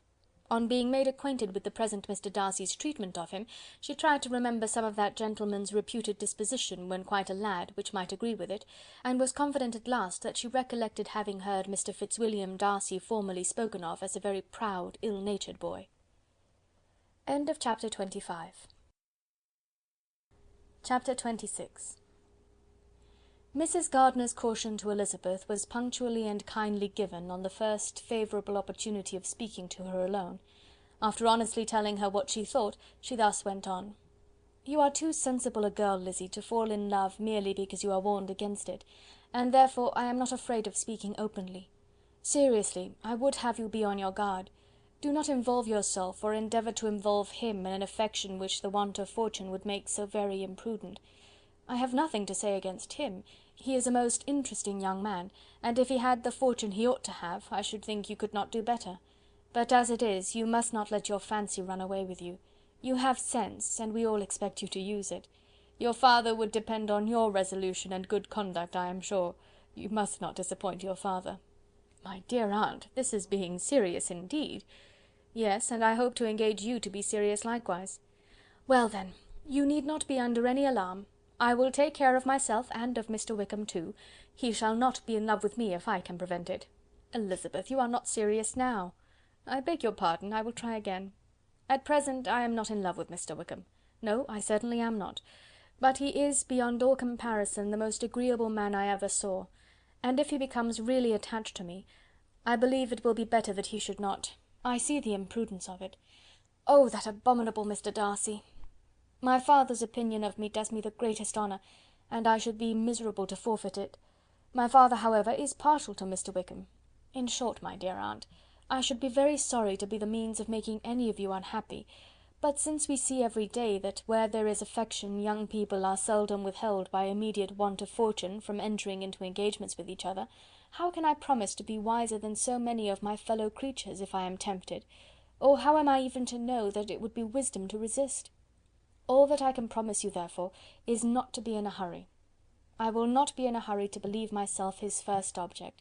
When I am in company with him, I will not be wishing. In short, I will do my best. Perhaps it will be as well if you discourage his coming here so very often. At least, you should not remind your mother of inviting him." "As I did the other day," said Elizabeth with a conscious smile. "Very true. It will be wise in me to refrain from that. But do not imagine that he is always here so often. It is on your account that he has been so frequently invited this week. You know my mother's ideas as to the necessity of constant company for her friends, but really, and upon my honour, I will try to do what I think to be the wisest, and now I hope you are satisfied." Her aunt assured her that she was, and Elizabeth having thanked her for the kindness of her hints, they parted. A wonderful instance of advice being given on such a point without being resented. Mr. Collins returned to Hertfordshire soon after it had been quitted by the Gardiners and Jane, but as he took up his abode with the Lucases, his arrival was no great inconvenience to Mrs. Bennet. His marriage was now fast approaching, and she was at length so far resigned as to think it inevitable, and even repeatedly to say, in an ill-natured tone, that she wished they might be happy. Thursday was to be the wedding day, and on Wednesday Miss Lucas paid her farewell visit, and when she rose to take leave, Elizabeth, ashamed of her mother's ungracious and reluctant good wishes, and sincerely affected herself, accompanied her out of the room. As they went downstairs together, Charlotte said, "I shall depend on hearing from you very often, Eliza." "That you certainly shall. And I have another favour to ask you. Will you come and see me? We shall often meet, I hope, in Hertfordshire. I am not likely to leave Kent for some time. Promise me, therefore, to come to Hunsford." Elizabeth could not refuse, though she foresaw little pleasure in the visit. "My father and Maria are coming to me in March," added Charlotte, "and I hope you will consent to be of the party. Indeed, Eliza, you will be as welcome as either of them." The wedding took place, the bride and bridegroom set off for Kent from the church door, and everybody had as much to say or to hear on the subject as usual. Elizabeth soon heard from her friend, and their correspondence was as regular and frequent as it had ever been. That it should be equally unreserved was impossible. Elizabeth could never address her without feeling that all the comfort of intimacy was over, and though determined not to slacken as a correspondent, it was for the sake of what had been, rather than what was. Charlotte's first letters were received with a good deal of eagerness. There could not but be curiosity to know how she would speak of her new home, how she would like Lady Catherine, and how happy she would dare pronounce herself to be. Though, when the letters were read, Elizabeth felt that Charlotte expressed herself on every point exactly as she might have foreseen. She wrote cheerfully, seemed surrounded with comforts, and mentioned nothing which she could not praise. The house, the furniture, neighbourhood, and roads were all to her taste, and Lady Catherine's behaviour was most friendly and obliging. It was Mr. Collins's picture of Hunsford and Rosings rationally softened, and Elizabeth perceived that she must wait for her own visit there to know the rest. Jane had already written a few lines to her sister to announce their safe arrival in London, and when she wrote again, Elizabeth hoped it would be in her power to say something of the Bingleys. Her impatience for this second letter was as well rewarded as impatience generally is. Jane had been a week in town without either seeing or hearing from Caroline. She accounted for it, however, by supposing that her last letter to her friend from Longbourn had by some accident been lost. "My aunt," she continued, "is going to-morrow into that part of the town, and I shall take the opportunity of calling in Grosvenor Street." She wrote again when the visit was paid, and she had seen Miss Bingley. "I did not think Caroline in spirits," were her words, "but she was very glad to see me, and reproached me for giving her no notice of my coming to London. I was right, therefore, my last letter had never reached her. I inquired after their brother, of course. He was well, but so engaged with Mr. Darcy that they scarcely ever saw him. I found that Miss Darcy was expected to dinner. I wish I could see her. My visit was not long, as Caroline and Mrs. Hurst were going out. I dare say I shall see them soon here." Elizabeth shook her head over this letter. It convinced her that accident only could discover to Mr. Bingley her sister's being in town. 4 weeks passed away, and Jane saw nothing of him. She endeavoured to persuade herself that she did not regret it, but she could no longer be blind to Miss Bingley's inattention. After waiting at home every morning for a fortnight, and inventing every evening a fresh excuse for her, the visitor did at last appear, but the shortness of her stay, and yet more, the alteration of her manner, would allow Jane to deceive herself no longer. The letter which she wrote on this occasion to her sister will prove what she felt. "My dearest Lizzy will, I am sure, be incapable of triumphing in her better judgment at my expense, when I confess myself to have been entirely deceived in Miss Bingley's regard for me. But, my dear sister, though the event has proved you right, do not think me obstinate if I still assert that, considering what her behaviour was, my confidence was as natural as your suspicion. I do not at all comprehend her reason for wishing to be intimate with me, but if the same circumstances were to happen again, I am sure I should be deceived again. Caroline did not return my visit till yesterday, and not a note, not a line did I receive in the meantime. When she did come, it was very evident that she had no pleasure in it. She made a slight, formal apology for not calling before, said not a word of wishing to see me again, and was in every respect so altered a creature, that when she went away I was perfectly resolved to continue the acquaintance no longer. I pity, though I cannot help blaming her. She was very wrong in singling me out as she did. I can safely say that every advance to intimacy began on her side. But I pity her because she must feel that she has been acting wrong, and because I am very sure that anxiety for her brother is the cause of it. I need not explain myself farther, though we know this anxiety to be quite needless, yet if she feels it, it will easily account for her behaviour to me, and so deservedly dear as he is to his sister, whatever anxiety she must feel on his behalf is natural and amiable. I cannot but wonder, however, at her having any such fears now, because, if he had at all cared about me, we must have met long ago. He knows of my being in town, I am certain, from something she said herself, and yet it would seem, by her manner of talking, as if she wanted to persuade herself that he is really partial to Miss Darcy. I cannot understand it. If I were not afraid of judging harshly, I should be almost tempted to say that there is a strong appearance of duplicity in all this, but I will endeavour to banish every painful thought, and think only of what will make me happy. Your affection, and the invariable kindness of my dear uncle and aunt. Let me hear from you very soon. Miss Bingley said something of his never returning to Netherfield again, of giving up the house, but not with any certainty. We had better not mention it. I am extremely glad that you have such pleasant accounts from our friends at Hunsford. Pray go to see them with Sir William and Maria. I am sure you will be very comfortable there. Yours, etc. This letter gave Elizabeth some pain, but her spirits returned as she considered that Jane would no longer be duped, by the sister at least. All expectation from the brother was now absolutely over. She could not even wish for a renewal of his attentions. His character sunk on every review of it, and as a punishment for him, as well as a possible advantage to Jane, she seriously hoped that he might really soon marry Mr. Darcy's sister, as, by Wickham's account, she would make him abundantly regret what he had thrown away. Mrs. Gardiner about this time reminded Elizabeth of her promise concerning that gentleman, and required information, and Elizabeth had such to send as might rather give contentment to her aunt than to herself. His apparent partiality had subsided, his attentions were over, he was the admirer of someone else. Elizabeth was watchful enough to see it all, but she could see it and write of it without material pain.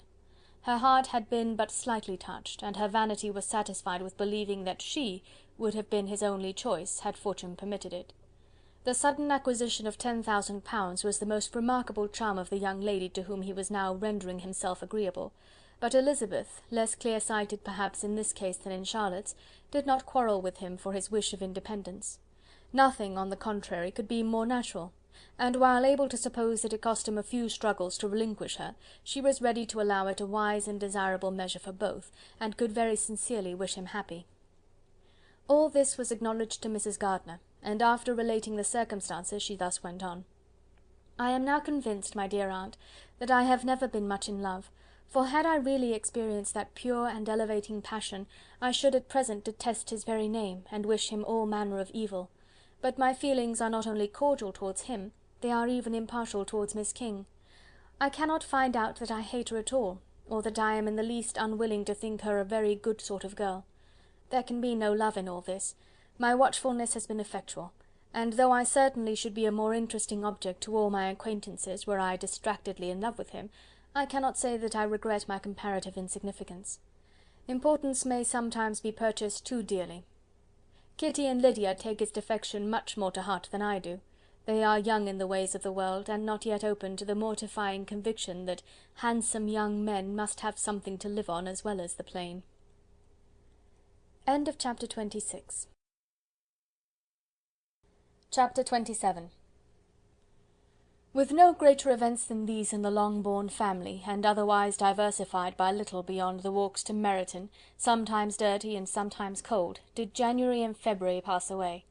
March was to take Elizabeth to Hunsford. She had not at first thought very seriously of going thither, but Charlotte, she soon found, was depending on the plan, and she gradually learned to consider it herself with greater pleasure as well as greater certainty. Absence had increased her desire of seeing Charlotte again, and weakened her disgust of Mr. Collins. There was novelty in the scheme, and as with such a mother and such uncompanionable sisters, home could not be faultless, a little change was not unwelcome for its own sake. The journey would, moreover, give her a peep at Jane, and in short, as the time drew near, she would have been very sorry for any delay. Everything, however, went on smoothly, and was finally settled according to Charlotte's first sketch. She was to accompany Sir William and his second daughter. The improvement of spending a night in London was added in time, and the plan became as perfect as plan could be. The only pain was in leaving her father, who would certainly miss her, and who, when it came to the point, so little liked her going, that he told her to write to him, and almost promised to answer her letter. The farewell between herself and Mr. Wickham was perfectly friendly, on his side even more. His present pursuit could not make him forget that Elizabeth had been the first to excite and to deserve his attention, the first to listen and to pity, the first to be admired; and in his manner of bidding her adieu, wishing her every enjoyment, reminding her of what she was to expect in Lady Catherine de Bourgh, and trusting their opinion of her, their opinion of everybody, would always coincide, there was a solicitude, an interest, which she felt must ever attach her to him with a most sincere regard; and she parted from him convinced that, whether married or single, he must always be her model of the amiable and pleasing. Her fellow travellers the next day were not of a kind to make her think him less agreeable. Sir William Lucas and his daughter Maria, a good-humoured girl, but as empty-headed as himself, had nothing to say that could be worth hearing, and were listened to with about as much delight as the rattle of the chaise. Elizabeth loved absurdities, but she had known Sir William's too long. He could tell her nothing new of the wonders of his presentation and knighthood, and his civilities were worn out, like his information. It was a journey of only 24 miles, and they began it so early as to be in Gracechurch Street by noon. As they drove to Mr. Gardiner's door, Jane was at a drawing-room window, watching their arrival. When they entered the passage, she was there to welcome them, and Elizabeth, looking earnestly in her face, was pleased to see it healthful and lovely as ever. On the stairs were a troop of little boys and girls, whose eagerness for their cousin's appearance would not allow them to wait in the drawing-room, and whose shyness, as they had not seen her for a twelvemonth, prevented their coming lower. All was joy and kindness. The day passed most pleasantly away, the morning in bustle and shopping, and the evening at one of the theatres. Elizabeth then contrived to sit by her aunt. Their first object was her sister, and she was more grieved than astonished to hear, in reply to her minute inquiries, that though Jane always struggled to support her spirits, there were periods of dejection. It was reasonable, however, to hope that they would not continue long. Mrs. Gardiner gave her the particulars also of Miss Bingley's visit in Gracechurch Street, and repeated conversations occurring at different times between Jane and herself, which proved that the former had, from her heart, given up the acquaintance. Mrs. Gardiner then rallied her niece on Wickham's desertion, and complimented her on bearing it so well. "But, my dear Elizabeth," she added, "what sort of girl is Miss King? I should be sorry to think our friend mercenary." "Pray, my dear aunt, what is the difference in matrimonial affairs between the mercenary and the prudent motive? Where does discretion end and avarice begin? Last Christmas you were afraid of his marrying me because it would be imprudent, and now, because he is trying to get a girl with only 10,000 pounds, you want to find out that he is mercenary. If you will only tell me what sort of girl Miss King is, I shall know what to think. She is a very good kind of girl, I believe. I know no harm of her. But he paid her not the smallest attention till her grandfather's death made her mistress of this fortune. No, what should he?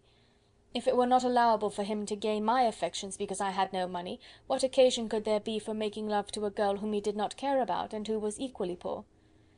But there seems an indelicacy in directing his attentions toward her so soon after this event. A man in distressed circumstances has not time for all those elegant decorums which other people may observe. If she does not object to it, why should we? Her not objecting to it does not justify him. It only shows her being deficient in something herself, sense or feeling. "Well," cried Elizabeth, "have it as you choose. He shall be mercenary and she shall be foolish." "No, Lizzy, that is what I do not choose. I should be sorry, you know, to think ill of a young man who has lived so long in Derbyshire." "Oh, if that is all, I have a very poor opinion of young men who live in Derbyshire, and their intimate friends who live in Hertfordshire are not much better. I am sick of them all. Thank Heaven, I am going to-morrow, where I shall find a man who has not one agreeable quality, who has neither manner nor sense to recommend him. Stupid men are the only ones worth knowing after all." "Take care, Lizzy, that speech savours strongly of disappointment." Before they were separated by the conclusion of the play, she had the unexpected happiness of an invitation to accompany her uncle and aunt in a tour of pleasure which they proposed taking in the summer. "We have not determined how far it shall carry us," said Mrs. Gardiner, "but perhaps to the Lakes." No scheme could have been more agreeable to Elizabeth, and her acceptance of the invitation was most ready and grateful. "Oh, my dear, dear aunt!" she rapturously cried, "what delight! What felicity! You give me fresh life and vigour. Adieu to disappointment and spleen! What are young men to rocks and mountains? Oh, what hours of transport we shall spend! And when we do return, it shall not be like other travellers, without being able to give one accurate idea of anything. We will know where we have gone, we will recollect what we have seen. Lakes, mountains, and rivers shall not be jumbled together in our imaginations. Nor when we attempt to describe any particular scene, will we begin quarrelling about its relative situation. Let our first effusions be less insupportable than those of the generality of travellers." Chapter 27. Chapter 28. Every object in the next day's journey was new and interesting to Elizabeth, and her spirits were in a state of enjoyment, for she had seen her sister looking so well as to banish all fear for her health, and the prospect of her northern tour was a constant source of delight. When they left the high road for the lane to Hunsford, every eye was in search of the parsonage, and every turning expected to bring it in view. The palings of Rosings Park was their boundary on one side. Elizabeth smiled at the recollection of all that she had heard of its inhabitants. At length the parsonage was discernible. The garden sloping to the road, the house standing in it, the green pales and the laurel hedge, everything declared they were arriving. Mr. Collins and Charlotte appeared at the door, and the carriage stopped at the small gate which led by a short gravel walk to the house, amidst the nods and smiles of the whole party. In a moment they were all out of the chaise, rejoicing at the sight of each other. Mrs. Collins welcomed her friend with the liveliest pleasure, and Elizabeth was more and more satisfied with coming when she found herself so affectionately received. She saw instantly that her cousin's manners were not altered by his marriage. His formal civility was just what it had been, and he detained her some minutes at the gate to hear and satisfy his inquiries after all her family. They were then, with no other delay than his pointing out the neatness of the entrance, taken into the house, and as soon as they were in the parlour, he welcomed them a second time, with ostentatious formality, to his humble abode, and punctually repeated all his wife's offers of refreshment. Elizabeth was prepared to see him in his glory, and she could not help fancying that in displaying the good proportion of the room, its aspect and its furniture, he addressed himself particularly to her, as if wishing to make her feel what she had lost in refusing him. But though everything seemed neat and comfortable, she was not able to gratify him by any sigh of repentance, and rather looked with wonder at her friend that she could have so cheerful an air with such a companion. When Mr. Collins said anything of which his wife might reasonably be ashamed, which certainly was not unseldom, she involuntarily turned her eye on Charlotte. Once or twice she could discern a faint blush, but in general Charlotte wisely did not hear.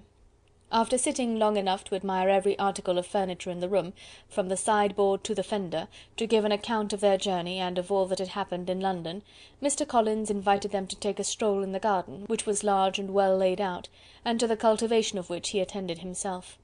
To work in this garden was one of his most respectable pleasures, and Elizabeth admired the command of countenance with which Charlotte talked of the healthfulness of the exercise, and owned she encouraged it as much as possible. Here, leading the way through every walk and cross-walk, and scarcely allowing them an interval to utter the praises he asked for, every view was pointed out with a minuteness which left beauty entirely behind. He could number the fields in every direction, and could tell how many trees there were in the most distant clump. But of all the views which his garden, or which the country or kingdom could boast, none were to be compared with the prospect of Rosings, afforded by an opening in the trees that bordered the park nearly opposite the front of his house. It was a handsome modern building, well situated on rising ground. From his garden Mr. Collins would have led them round his 2 meadows, but the ladies, not having shoes to encounter the remains of a white frost, turned back, and while Sir William accompanied him, Charlotte took her sister and friend over the house, extremely well pleased probably to have the opportunity of showing it without her husband's help. It was rather small, but well built and convenient, and everything was fitted up and arranged with a neatness and consistency of which Elizabeth gave Charlotte all the credit.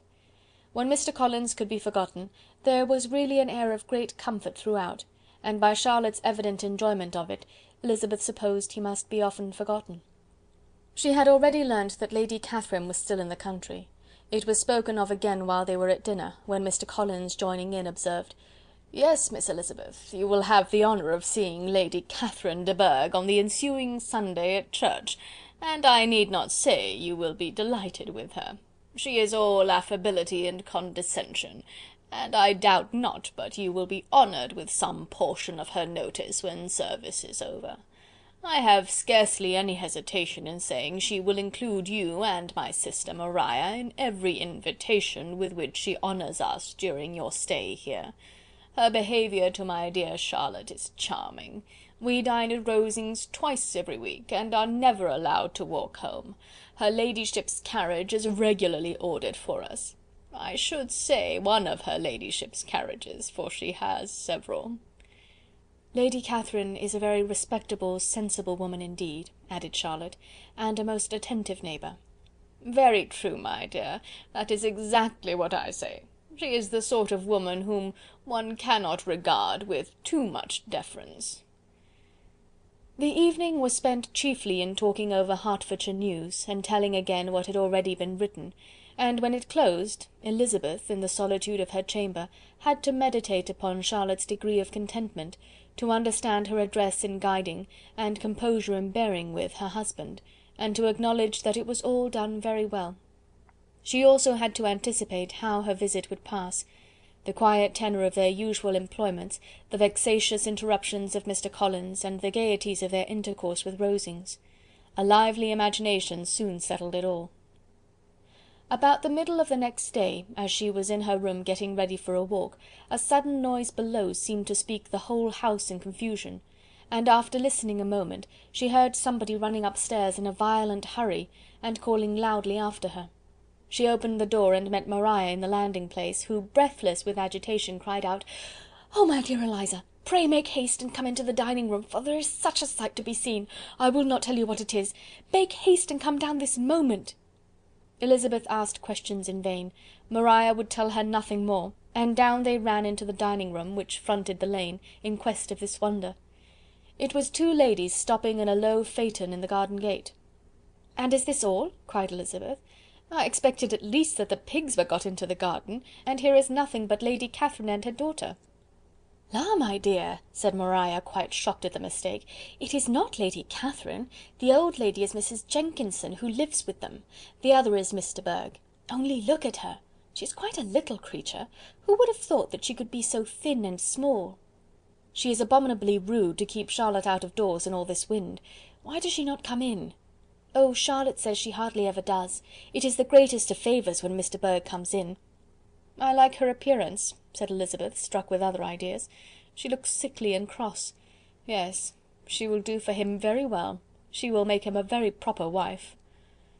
Mr. Collins and Charlotte were both standing at the gate, in conversation with the ladies, and Sir William, to Elizabeth's high diversion, was stationed in the doorway, in earnest contemplation of the greatness before him, and constantly bowing whenever Miss de Bourgh looked that way.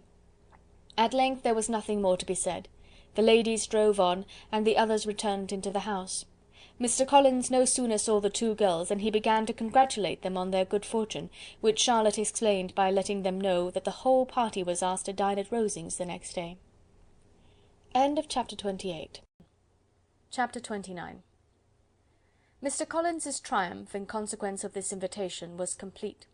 The power of displaying the grandeur of his patroness to his wandering visitors, and of letting them see her civility towards himself and his wife, was exactly what he had wished for, and that an opportunity of doing it should be given so soon, was such an instance of Lady Catherine's condescension, as he knew not how to admire enough.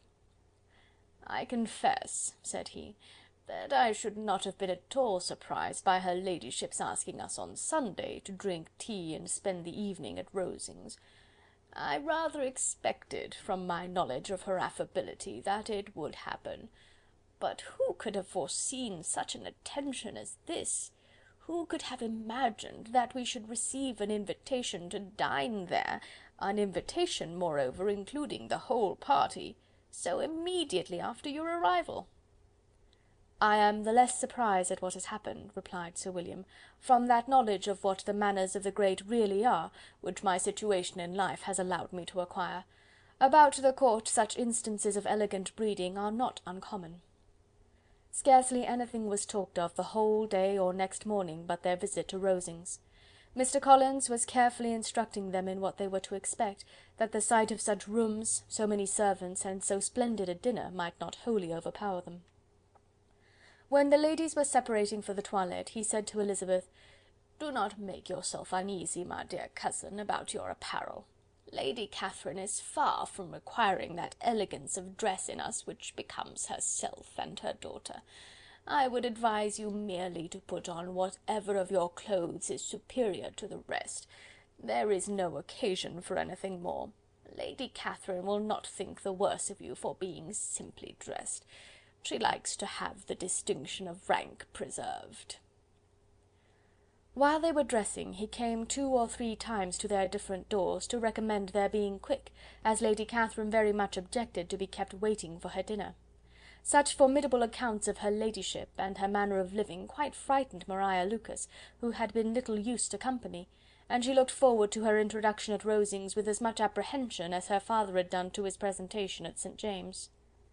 As the weather was fine, they had a pleasant walk of about half a mile across the park. Every park has its beauty and its prospects, and Elizabeth saw much to be pleased with, though she could not be in such raptures as Mr. Collins expected the scene to inspire, and was but slightly affected by his enumeration of the windows in front of the house, and his relation of what the glazing altogether had originally cost Sir Louis de Bourgh. When they ascended the steps to the hall, Maria's alarm was every moment increasing, and even Sir William did not look perfectly calm. Elizabeth's courage did not fail her. She had heard nothing of Lady Catherine that spoke her awful from any extraordinary talents or miraculous virtue, and the mere stateliness of money or rank she thought she could witness without trepidation.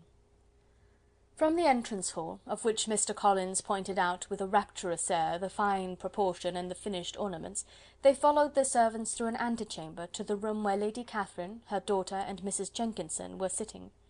Her ladyship, with great condescension, arose to receive them, and as Mrs. Collins had settled it with her husband that the office of introduction should be hers, it was performed in a proper manner, without any of those apologies and thanks which he would have thought necessary. In spite of having been at St. James's, Sir William was so completely awed by the grandeur surrounding him, that he had but just courage enough to make a very low bow and take his seat without saying a word, and his daughter, frightened almost out of her senses, sat on the edge of her chair, not knowing which way to look. Elizabeth found herself quite equal to the scene, and could observe the 3 ladies before her composedly. Lady Catherine was a tall, large woman, with strongly marked features, which might once have been handsome. Her air was not conciliating, nor was her manner of receiving them such as to make her visitors forget their inferior rank. She was not rendered formidable by silence, but whatever she said was spoken in so authoritative a tone as marked her self-importance, and brought Mr. Wickham immediately to Elizabeth's mind, and from the observation of the day altogether, she believed Lady Catherine to be exactly what he represented. When, after examining the mother, in whose countenance and deportment she soon found some resemblance of Mr. Darcy, she turned her eyes on the daughter, she could almost have joined in Maria's astonishment at her being so thin and so small. There was neither in figure nor face any likeness between the ladies. Mr. Bourgh was pale and sickly, her features, though not plain, were insignificant, and she spoke very little, except in a low voice to Mrs. Jenkinson, in whose appearance there was nothing remarkable, and who was entirely engaged in listening to what she said, and placing a screen in the proper direction before her eyes. After sitting a few minutes, they were all sent to one of the windows to admire the view, Mr. Collins attending them to point out its beauties, and Lady Catherine kindly informing them that it was much better worth looking at in the summer. The dinner was exceedingly handsome, and there were all the servants and all the articles of plate which Mr. Collins had promised, and as he had likewise foretold, he took his seat at the bottom of the table, by her ladyship's desire, and looked as if he felt that life could furnish nothing greater. He carved, and ate, and praised with delighted alacrity, and every dish was commended, first by him and then by Sir William, who was now enough recovered to echo whatever his son-in-law said, in a manner which Elizabeth wondered Lady Catherine could bear. but Lady Catherine seemed gratified by their excessive admiration, and gave most gracious smiles, especially when any dish on the table proved a novelty to them. The party did not supply much conversation. Elizabeth was ready to speak whenever there was an opening, but she was seated between Charlotte and Miss de Bourgh, the former of whom was engaged in listening to Lady Catherine, and the latter said not a word to her all dinner time. Mrs. Jenkinson was chiefly employed in watching how little Miss de Bourgh ate, pressing her to try some other dish, and fearing she was indisposed. Maria thought speaking out of the question, and the gentlemen did nothing but eat and admire.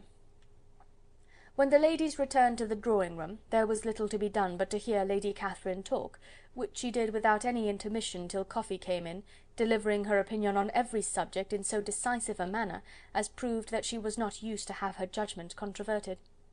She inquired into Charlotte's domestic concerns familiarly and minutely, gave her a great deal of advice as to the management of them all, told her how everything ought to be regulated in so small a family as hers, and instructed her as to the care of her cows and her poultry. Elizabeth found that nothing was beneath this great lady's attention, which could furnish her with an occasion of dictating to others. In the intervals of her discourse with Mrs. Collins, she addressed a variety of questions to Maria and Elizabeth, but especially to the latter, of whose connections she knew the least, and who, she observed to Mrs. Collins, was a very genteel, pretty kind of girl. She asked her, at different times, how many sisters she had, whether they were older or younger than herself, whether any of them were likely to be married, whether they were handsome, where they had been educated, what carriage her father kept, and what had been her mother's maiden name. Elizabeth felt all the impertinence of her questions, but answered them very composedly. Lady Catherine then observed, "Your father's estate is entailed on Mr. Collins, I think. For your sake," turning to Charlotte, "I am glad of it, but otherwise I see no occasion for entailing estates from the female line. It was not thought necessary in Sir Lewis de Bourgh's family. Do you play and sing, Miss Bennet?" "A little." "Oh, then some time or other we shall be happy to hear you. Our instrument is a capital one, probably superior to... You shall try it some day. Do your sisters play and sing?" "One of them does." "Why did not you all learn? You ought all to have learned. The Miss Webbs all play, and their father has not so good an income as yours. Do you draw?" "No, not at all." "What, none of you?" "Not one." "That is very strange, but I suppose you had no opportunity. Your mother should have taken you to town every spring for the benefit of masters." "My mother would have had no objection, but my father hates London." "Has your governess left you?" "We never had a governess." "No governess? How was that possible? 5 daughters brought up at home without a governess! I never heard of such a thing. Your mother must have been quite a slave to your education." Elizabeth could hardly help smiling as she assured her that had not been the case. "Then who taught you? Who attended to you? Without a governess you must have been neglected." "Compared with some families, I believe we were, but such of us as wished to learn never wanted the means. We were always encouraged to read, and had all the masters that were necessary. Those who chose to be idle certainly might." "Ay, no doubt, but that is what a governess will prevent, and if I had known your mother, I should have advised her most strenuously to engage one. I always say that nothing is to be done in education without steady and regular instruction, and nobody but a governess can give it. It is wonderful how many families I have been the means of supplying in that way. I am always glad to get a young person well placed out.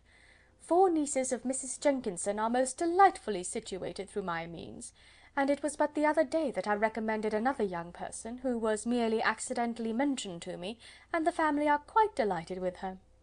Mrs. Collins, did I tell you of Lady Metcalfe's calling yesterday to thank me? She finds Miss Pope a treasure.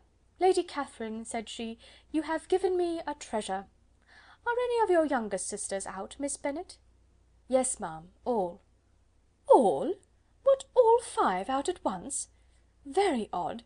And you only the second? The younger ones out before the elder ones are married? Your younger sisters must be very young." "Yes, my youngest is not 16. Perhaps she is full young to be much in company, but really, ma'am, I think it would be very hard upon younger sisters, that they should not have their share of society and amusement, because the elder have not the means or inclination to marry early.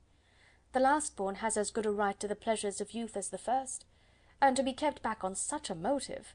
I think it would not be very likely to promote sisterly affection or delicacy of mind." "Upon my word," said her ladyship, "you give your opinion very decidedly for so young a person. Pray, what is your age?" "With 3 younger sisters grown up," replied Elizabeth, smiling, "your ladyship can hardly expect me to own it." Lady Catherine seemed quite astonished at not receiving a direct answer, and Elizabeth suspected herself to be the first creature who had ever dared to trifle with so much dignified impertinence. "You cannot be more than 20, I am sure, therefore you need not conceal your age." "I am not 21." When the gentlemen had joined them, and tea was over, the card tables were placed. Lady Catherine, Sir William, and Mr. and Mrs. Collins sat down to quadrille, and as Miss de Bourgh chose to play at casino, the 2 girls had the honour of assisting Mrs. Jenkinson to make up her party. Their table was superlatively stupid. Scarcely a syllable was uttered that did not relate to the game, except when Mrs. Jenkinson expressed her fears of Miss de Bourgh's being too hot or too cold, or having too much or too little light. A great deal more passed at the other table. Lady Catherine was generally speaking, stating the mistakes of the 3 others, or relating some anecdote of herself. Mr. Collins was employed in agreeing to everything her ladyship said, thanking her for every fish he won, and apologizing if he thought he won too many. Sir William did not say much. He was storing his memory with anecdotes and noble names. When Lady Catherine and her daughter had played as long as they chose, the tables were broken up, the carriage was offered to Mrs. Collins, gratefully accepted and immediately ordered. The party then gathered round the fire to hear Lady Catherine determine what weather they were to have on the morrow. From these instructions they were summoned by the arrival of the coach, and with many speeches of thankfulness on Mr. Collins's side, and as many bows on Sir William's, they departed. As soon as they had driven from the door, Elizabeth was called on by her cousin to give her opinion of all that she had seen at Rosings, which, for Charlotte's sake, she made more favourable than it really was. But her commendation, though costing her some trouble, could by no means satisfy Mr. Collins, and he was very soon obliged to take her ladyship's praise into his own hands. Chapter 29. Chapter 30. Sir William stayed only a week at Hunsford, but his visit was long enough to convince him of his daughter's being most comfortably settled, and of her possessing such a husband and such a neighbour as were not often met with. While Sir William was with them, Mr. Collins devoted his morning to driving him out in his gig and showing him the country, but when he went away, the whole family returned to their usual employments, and Elizabeth was thankful to find that they did not see more of her cousin by the alteration, for the chief of the time between breakfast and dinner was now passed by him either at work in the garden, or in reading and writing, and looking out of the window in his own book-room, which fronted the road. The room in which the ladies sat was backwards. Elizabeth had at first rather wondered that Charlotte should not prefer the dining parlour for common use. It was a better sized room, and had a more pleasant aspect, but she soon saw that her friend had an excellent reason for what she did, for Mr. Collins would undoubtedly have been much less in his own apartment had they sat in one equally lively, and she gave Charlotte credit for the arrangement. From the drawing-room they could distinguish nothing in the lane, and were indebted to Mr. Collins for the knowledge of what carriages went along, and how often especially Miss de Bourgh drove by in her phaeton, which he never failed coming to inform them of, though it happened almost every day. She not infrequently stopped at the parsonage, and had a few minutes' conversation with Charlotte, but was scarcely ever prevailed upon to get out. Very few days passed in which Mr. Collins did not walk to Rosings, and not many in which his wife did not think it necessary to go likewise, and till Elizabeth recollected that there might be other family livings to be disposed of, she could not understand the sacrifice of so many hours. Now and then they were honoured with a call from her ladyship, and nothing escaped her observation that was passing in the room during these visits. She examined into their employments, looked at their work, and advised them to do it differently, found fault with the arrangement of the furniture, or detected the housemaid in negligence, and if she accepted any refreshment, seemed to do it only for the sake of finding out that Mrs. Collins's joints of meat were too large for her family. Elizabeth soon perceived that though this great lady was not in commission of the peace of the county, she was a most active magistrate in her own parish, the minutest concerns of which were carried to her by Mr. Collins, and whenever any of the cottagers were disposed to be quarrelsome, discontented, or too poor, she sallied forth into the village to settle their differences, silence their complaints, and scold them into harmony and plenty. The entertainment of dining at Rosings was repeated about twice a week, and allowing for the loss of Sir William and there being only one card table in the evening, every such entertainment was the counterpart of the first. Their other engagements were few, as the style of living in the neighbourhood in general was beyond Mr. Collins's reach. This, however, was no evil to Elizabeth, and upon the whole she spent her time comfortably enough. There were half hours of pleasant conversation with Charlotte, and the weather was so fine for the time of year that she had often great enjoyment out of doors. Her favourite walk, and where she frequently went while the others were calling on Lady Catherine, was along the open grove which edged that side of the park, where there was a nice sheltered path, which no one seemed to value but herself, and where she felt beyond the reach of Lady Catherine's curiosity. In this quiet way the first fortnight of her visit soon passed away. Easter was approaching, and the week preceding it was to bring an addition to the family at Rosings, which in so small a circle must be important. Elizabeth had heard soon after her arrival that Mr. Darcy was expected there in the course of a few weeks, and though there were not many of her acquaintances whom she did not prefer, his coming would furnish one comparatively new to look at in their Rosings parties, and she might be amused in seeing how hopeless Miss Bingley's designs on him were by his behaviour to his cousin, for whom he was evidently destined by Lady Catherine, who talked of his coming with the greatest satisfaction, spoke of him in terms of the highest admiration, and seemed almost angry to find that he had already been frequently seen by Miss Lucas and herself. His arrival was soon known at the parsonage, for Mr. Collins was walking the whole morning within view of the lodges opening into Hunsford Lane, in order to have the earliest assurance of it, and after making his bow as the carriage turned into the park, hurried home with the great intelligence. On the following morning he hastened to Rosings to pay his respects. There were two nephews of Lady Catherine to require them, for Mr. Darcy had brought with him a Colonel Fitzwilliam, the younger son of his uncle Lord, and to the great surprise of all the party, when Mr. Collins returned, the gentleman accompanied him. Charlotte had seen them from her husband's room, crossing the road, and immediately running into the other, told the girls what an honour they might expect, adding, "I may thank you, Eliza, for this piece of civility. Mr. Darcy would never have come so soon to wait upon me." Elizabeth had scarcely time to disclaim all right to the compliment, before their approach was announced by the door-bell, and shortly afterwards the three gentlemen entered the room. Colonel Fitzwilliam, who led the way, was about 30, not handsome, but in person and address most truly the gentleman. Mr. Darcy looked just as he had been used to look in Hertfordshire, paid his compliments with his usual reserve to Mrs. Collins, and whatever might be his feelings toward her friend, met her with every appearance of composure. Elizabeth merely curtsied to him without saying a word. Colonel Fitzwilliam entered into conversation directly with the readiness and ease of a well-bred man, and talked very pleasantly, but his cousin, after having addressed a slight observation on the house and garden to Mrs. Collins, sat for some time without speaking to anybody.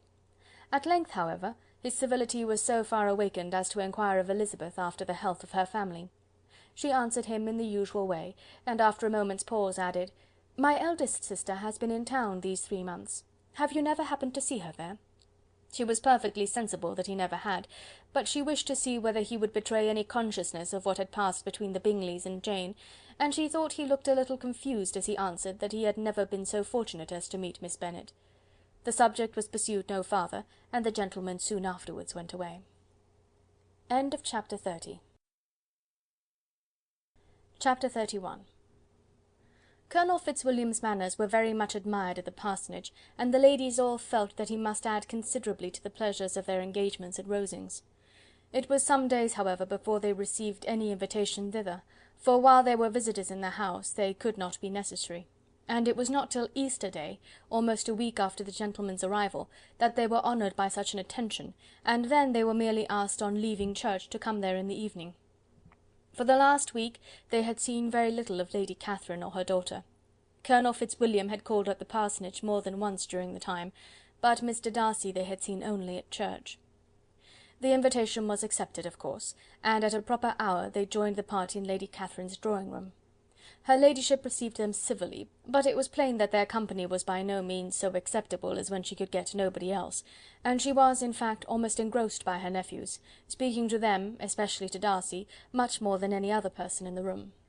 Colonel Fitzwilliam seemed really glad to see them. Anything was a welcome relief to him at Rosings, and Mrs. Collins's pretty friend had moreover caught his fancy very much.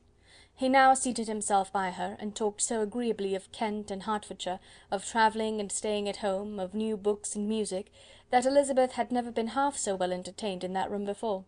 and they conversed with so much spirit and flow as to draw the attention of Lady Catherine herself as well as of Mr. Darcy. His eyes had been soon and repeatedly turned towards them with a look of curiosity, and that her ladyship after a while shared the feeling was more openly acknowledged, for she did not scruple to call out, "What is it that you are saying, Fitzwilliam? What is it that you are talking of? What are you telling Miss Bennet? Let me hear what it is." "We are speaking of music, madam," said he, when no longer able to avoid a reply. "Of music? Then pray speak aloud. It is of all subjects my delight. I must have my share in the conversation, if you are speaking of music. There are few people in England, I suppose, who have more true enjoyment of music than myself, or a better natural taste. If I had ever learned, I should have been a great proficient, and so would Anne, if her health had allowed her to apply. I am confident that she would have performed delightfully. How does Georgiana get on, Darcy?" Mr. Darcy spoke with affectionate praise of his sister's proficiency. "I am very glad to hear such a good account of her," said Lady Catherine, "and pray tell her from me that she cannot expect to excel if she does not practise a good deal." "I assure you, madam," he replied, "that she does not need such advice. She practises very constantly." "So much the better. It cannot be done too much, and when I next write to her, I shall charge her not to neglect it on any account. I often tell young ladies that no excellence in music is to be acquired without constant practice. I have told Miss Bennet several times that she will never play really well unless she practises more, and though Mrs. Collins has no instrument, she is very welcome, as I have often told her, to come to Rosings every day and play on the pianoforte in Mrs. Jenkinson's room. She would be in nobody's way, you know, in that part of the house." Mr. Darcy looked a little ashamed of his aunt's ill-breeding, and made no answer. When coffee was over, Colonel Fitzwilliam reminded Elizabeth of having promised to play to him, and she sat down directly to the instrument. He drew a chair near her. Lady Catherine listened to half a song, and then talked, as before, to her other nephew, till the latter walked away from her, and making with his usual deliberation towards the pianoforte, stationed himself so as to command a full view of the fair performer's countenance. Elizabeth saw what he was doing, and at the first convenient pause turned to him with an arch smile, and said, "You mean to frighten me, Mr. Darcy, by coming in all this state to hear me? I will not be alarmed, though your sister does play so well. There is a stubbornness about me that can never bear to be frightened at the will of others. My courage always rises at every attempt to intimidate me." "I shall not say you are mistaken," he replied, "because you could not really believe me to entertain any design of alarming you, and I have had the pleasure of your acquaintance long enough to know that you find great enjoyment in occasionally professing opinions which, in fact, are not your own." Elizabeth laughed heartily at this picture of herself, and said to Colonel Fitzwilliam, "Your cousin will give you a very pretty notion of me, and teach you not to believe a word I say.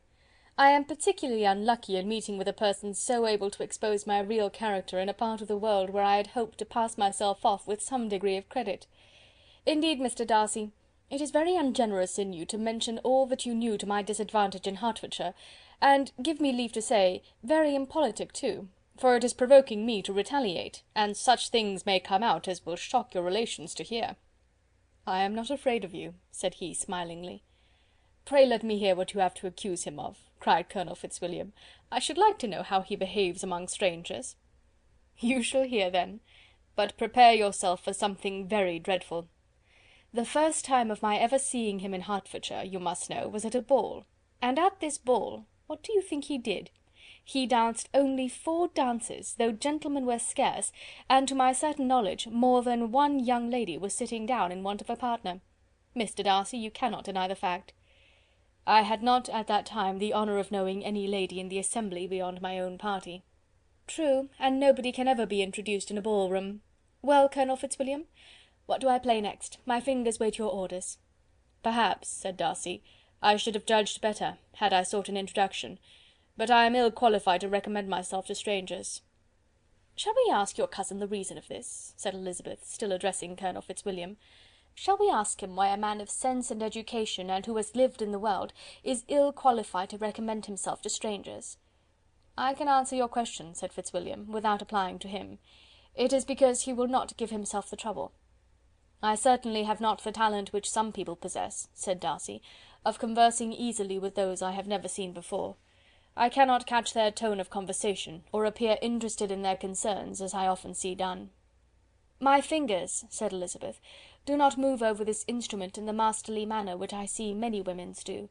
They have not the same force or rapidity, and do not produce the same expression. But then I have always supposed it to be my own fault, because I will not take the trouble of practising. It is not that I do not believe my fingers as capable as any other woman's of superior execution." Darcy smiled and said, "You are perfectly right.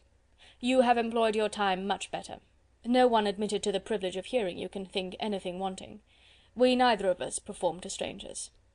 Here they were interrupted by Lady Catherine, who called out to know what they were talking of. Elizabeth immediately began playing again. Lady Catherine approached, and after listening for a few minutes, said to Darcy, "Miss Bennet would not play at all amiss if she practised more, and could have the advantage of a London master. She has a very good notion of fingering, though her taste is not equal to Anne's. Anne would have been a delightful performer, had her health allowed her to learn."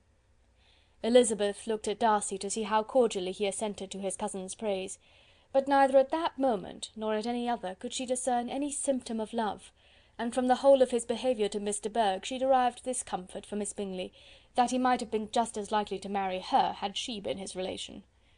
Lady Catherine continued her remarks on Elizabeth's performance, mixing them with many instructions on execution and taste. Elizabeth received them with all the forbearance of civility, and at the request of the gentlemen, remained at the instrument till her ladyship's carriage was ready to take them all home. End of chapter 31. Chapter 32. Elizabeth was sitting by herself the next morning, and writing to Jane, while Mrs. Collins and Maria were gone on business into the village, when she was startled by a ring at the door, the certain signal of a visitor. As she had heard no carriage, she thought it not unlikely to be Lady Catherine, and under that apprehension was putting away her half-finished letter, that she might escape all impertinent questions, when the door opened, and to her very great surprise, Mr. Darcy, and Mr. Darcy only, entered the room.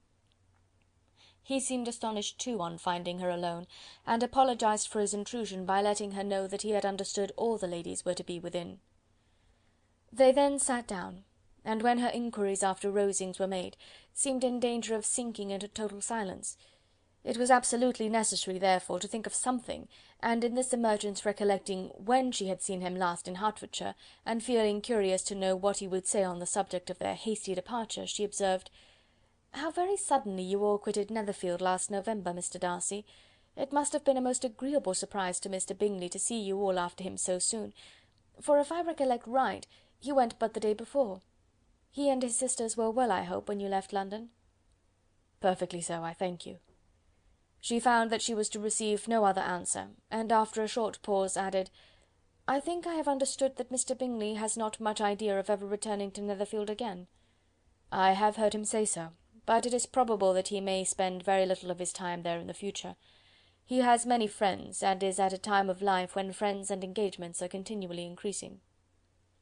"If he means to be but little at Netherfield, it would be better for the neighbourhood that he should give up the place entirely, for then we might possibly get a settled family there. But perhaps Mr. Bingley did not take the house so much for the convenience of the neighbourhood as for his own, and we must expect him to keep it or quit it on the same principle." "I should not be surprised," said Darcy, "if he were to give it up as soon as any eligible purchase offers." Elizabeth made no answer. She was afraid of talking longer of his friend, and having nothing else to say, was now determined to leave the trouble of finding a subject to him. He took the hint, and soon began with, "This seems a very comfortable house. Lady Catherine, I believe, did a great deal to it when Mr. Collins first came to Hunsford." "I believe she did, and I am sure she could not have bestowed her kindness on a more grateful object." "Mr. Collins appears to be very fortunate in his choice of a wife." "Yes, indeed. His friends may well rejoice in his having met with one of the very few sensible women who would have accepted him, or have made him happy if they had. My friend has an excellent understanding, though I am not certain that I consider her marrying Mr. Collins as the wisest thing she ever did.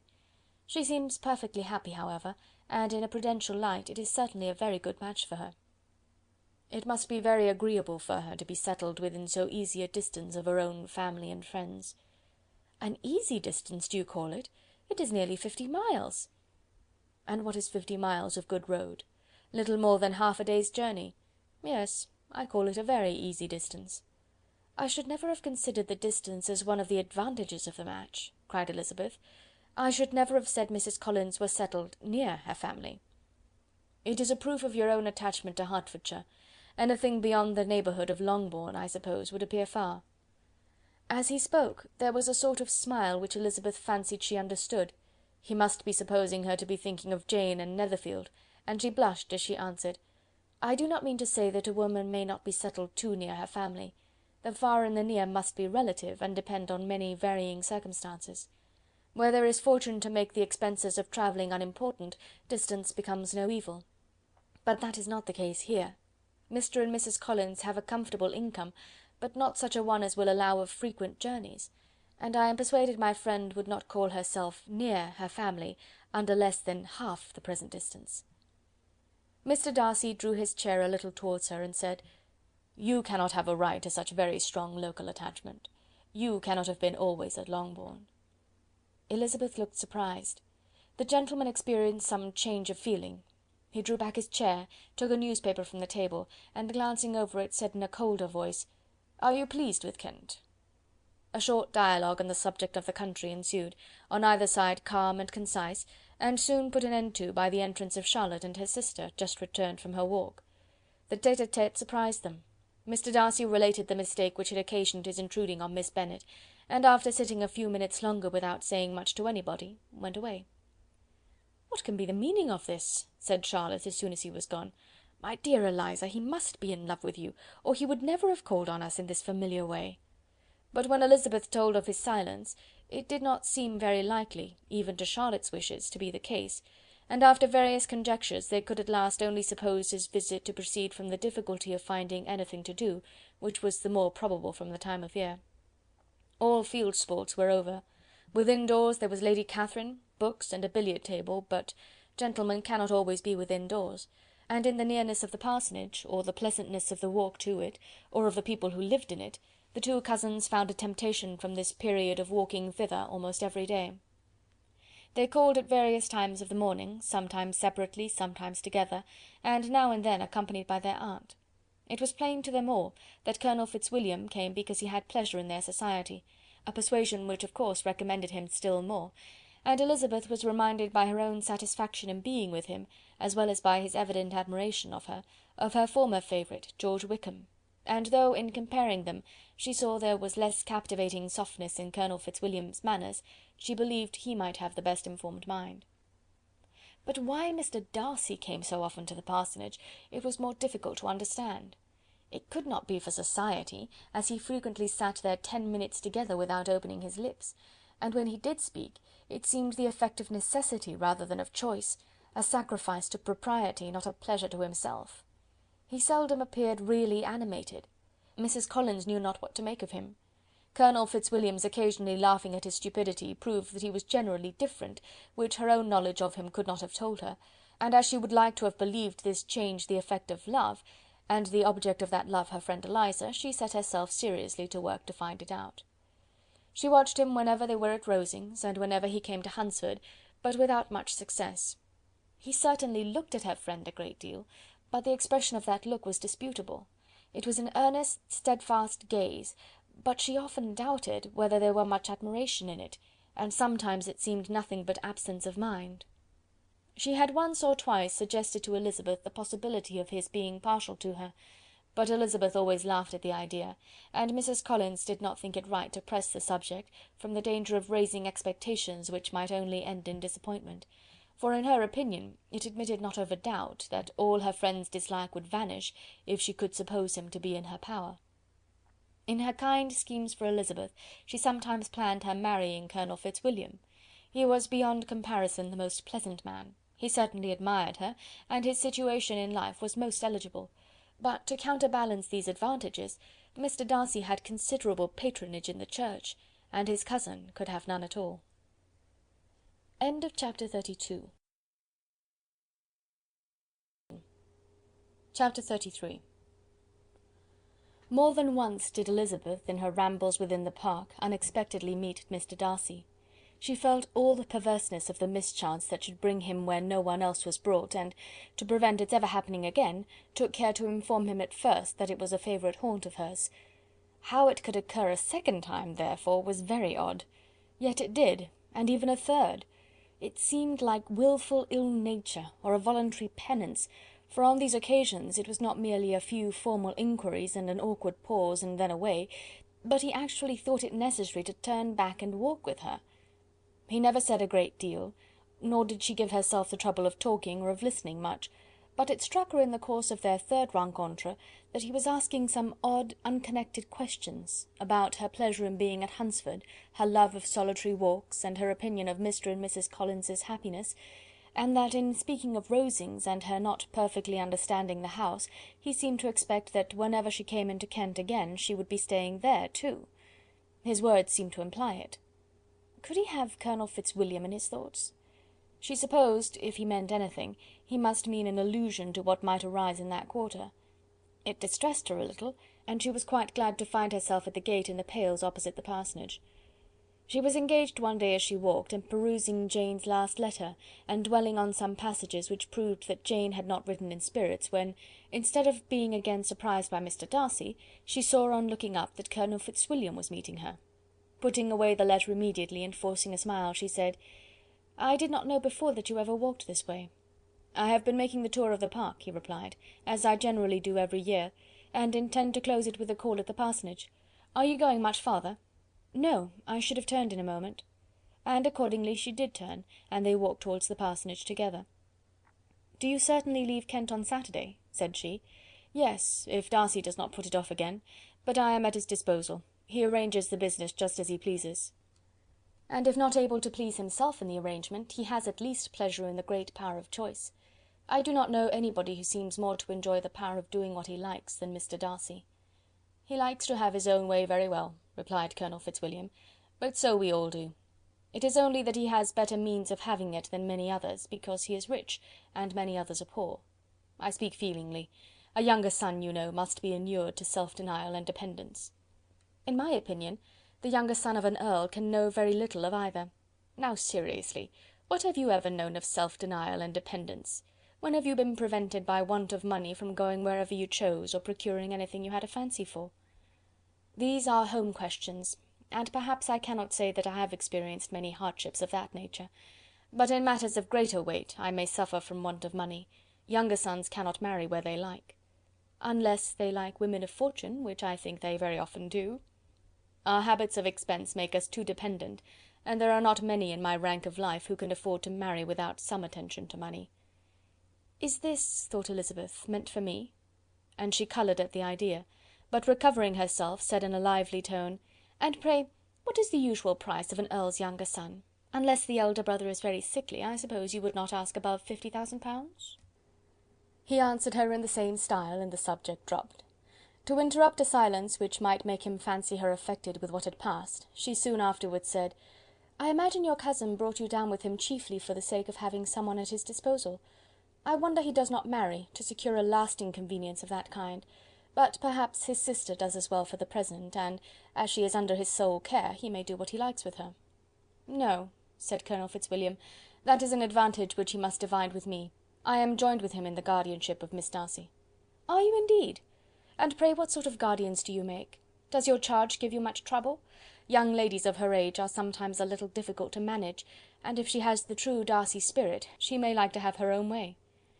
As she spoke she observed him looking at her earnestly, and the manner in which he immediately asked her why she supposed Miss Darcy likely to give them any uneasiness, convinced her that she had somehow or other got pretty near the truth. She replied directly, "You need not be frightened. I never heard any harm of her, and I dare say she is one of the most tractable creatures in the world. She is a very great favourite with some ladies of my acquaintance, Mrs. Hurst and Miss Bingley. I think I have heard you say that you know them?" "I know them a little. Their brother is a pleasant gentlemanlike man. He is a great friend of Darcy's." "Oh yes," said Elizabeth dryly. "Mr. Darcy is uncommonly kind to Mr. Bingley, and takes a prodigious deal of care of him." "Care of him?" "Yes, I really believe Darcy does take care of him in those points where he most wants care. From something that he told me in our journey hither, I have reason to think Bingley very much indebted to him. But I ought to beg his pardon, for I have no right to suppose that Bingley was the person meant. It was all conjecture." "What is it you mean?" "It is a circumstance which Darcy could not wish to be generally known, because if it were to get round to the lady's family it would be an unpleasant thing." "You may depend upon my not mentioning it." "And remember that I have not much reason for supposing it to be Bingley.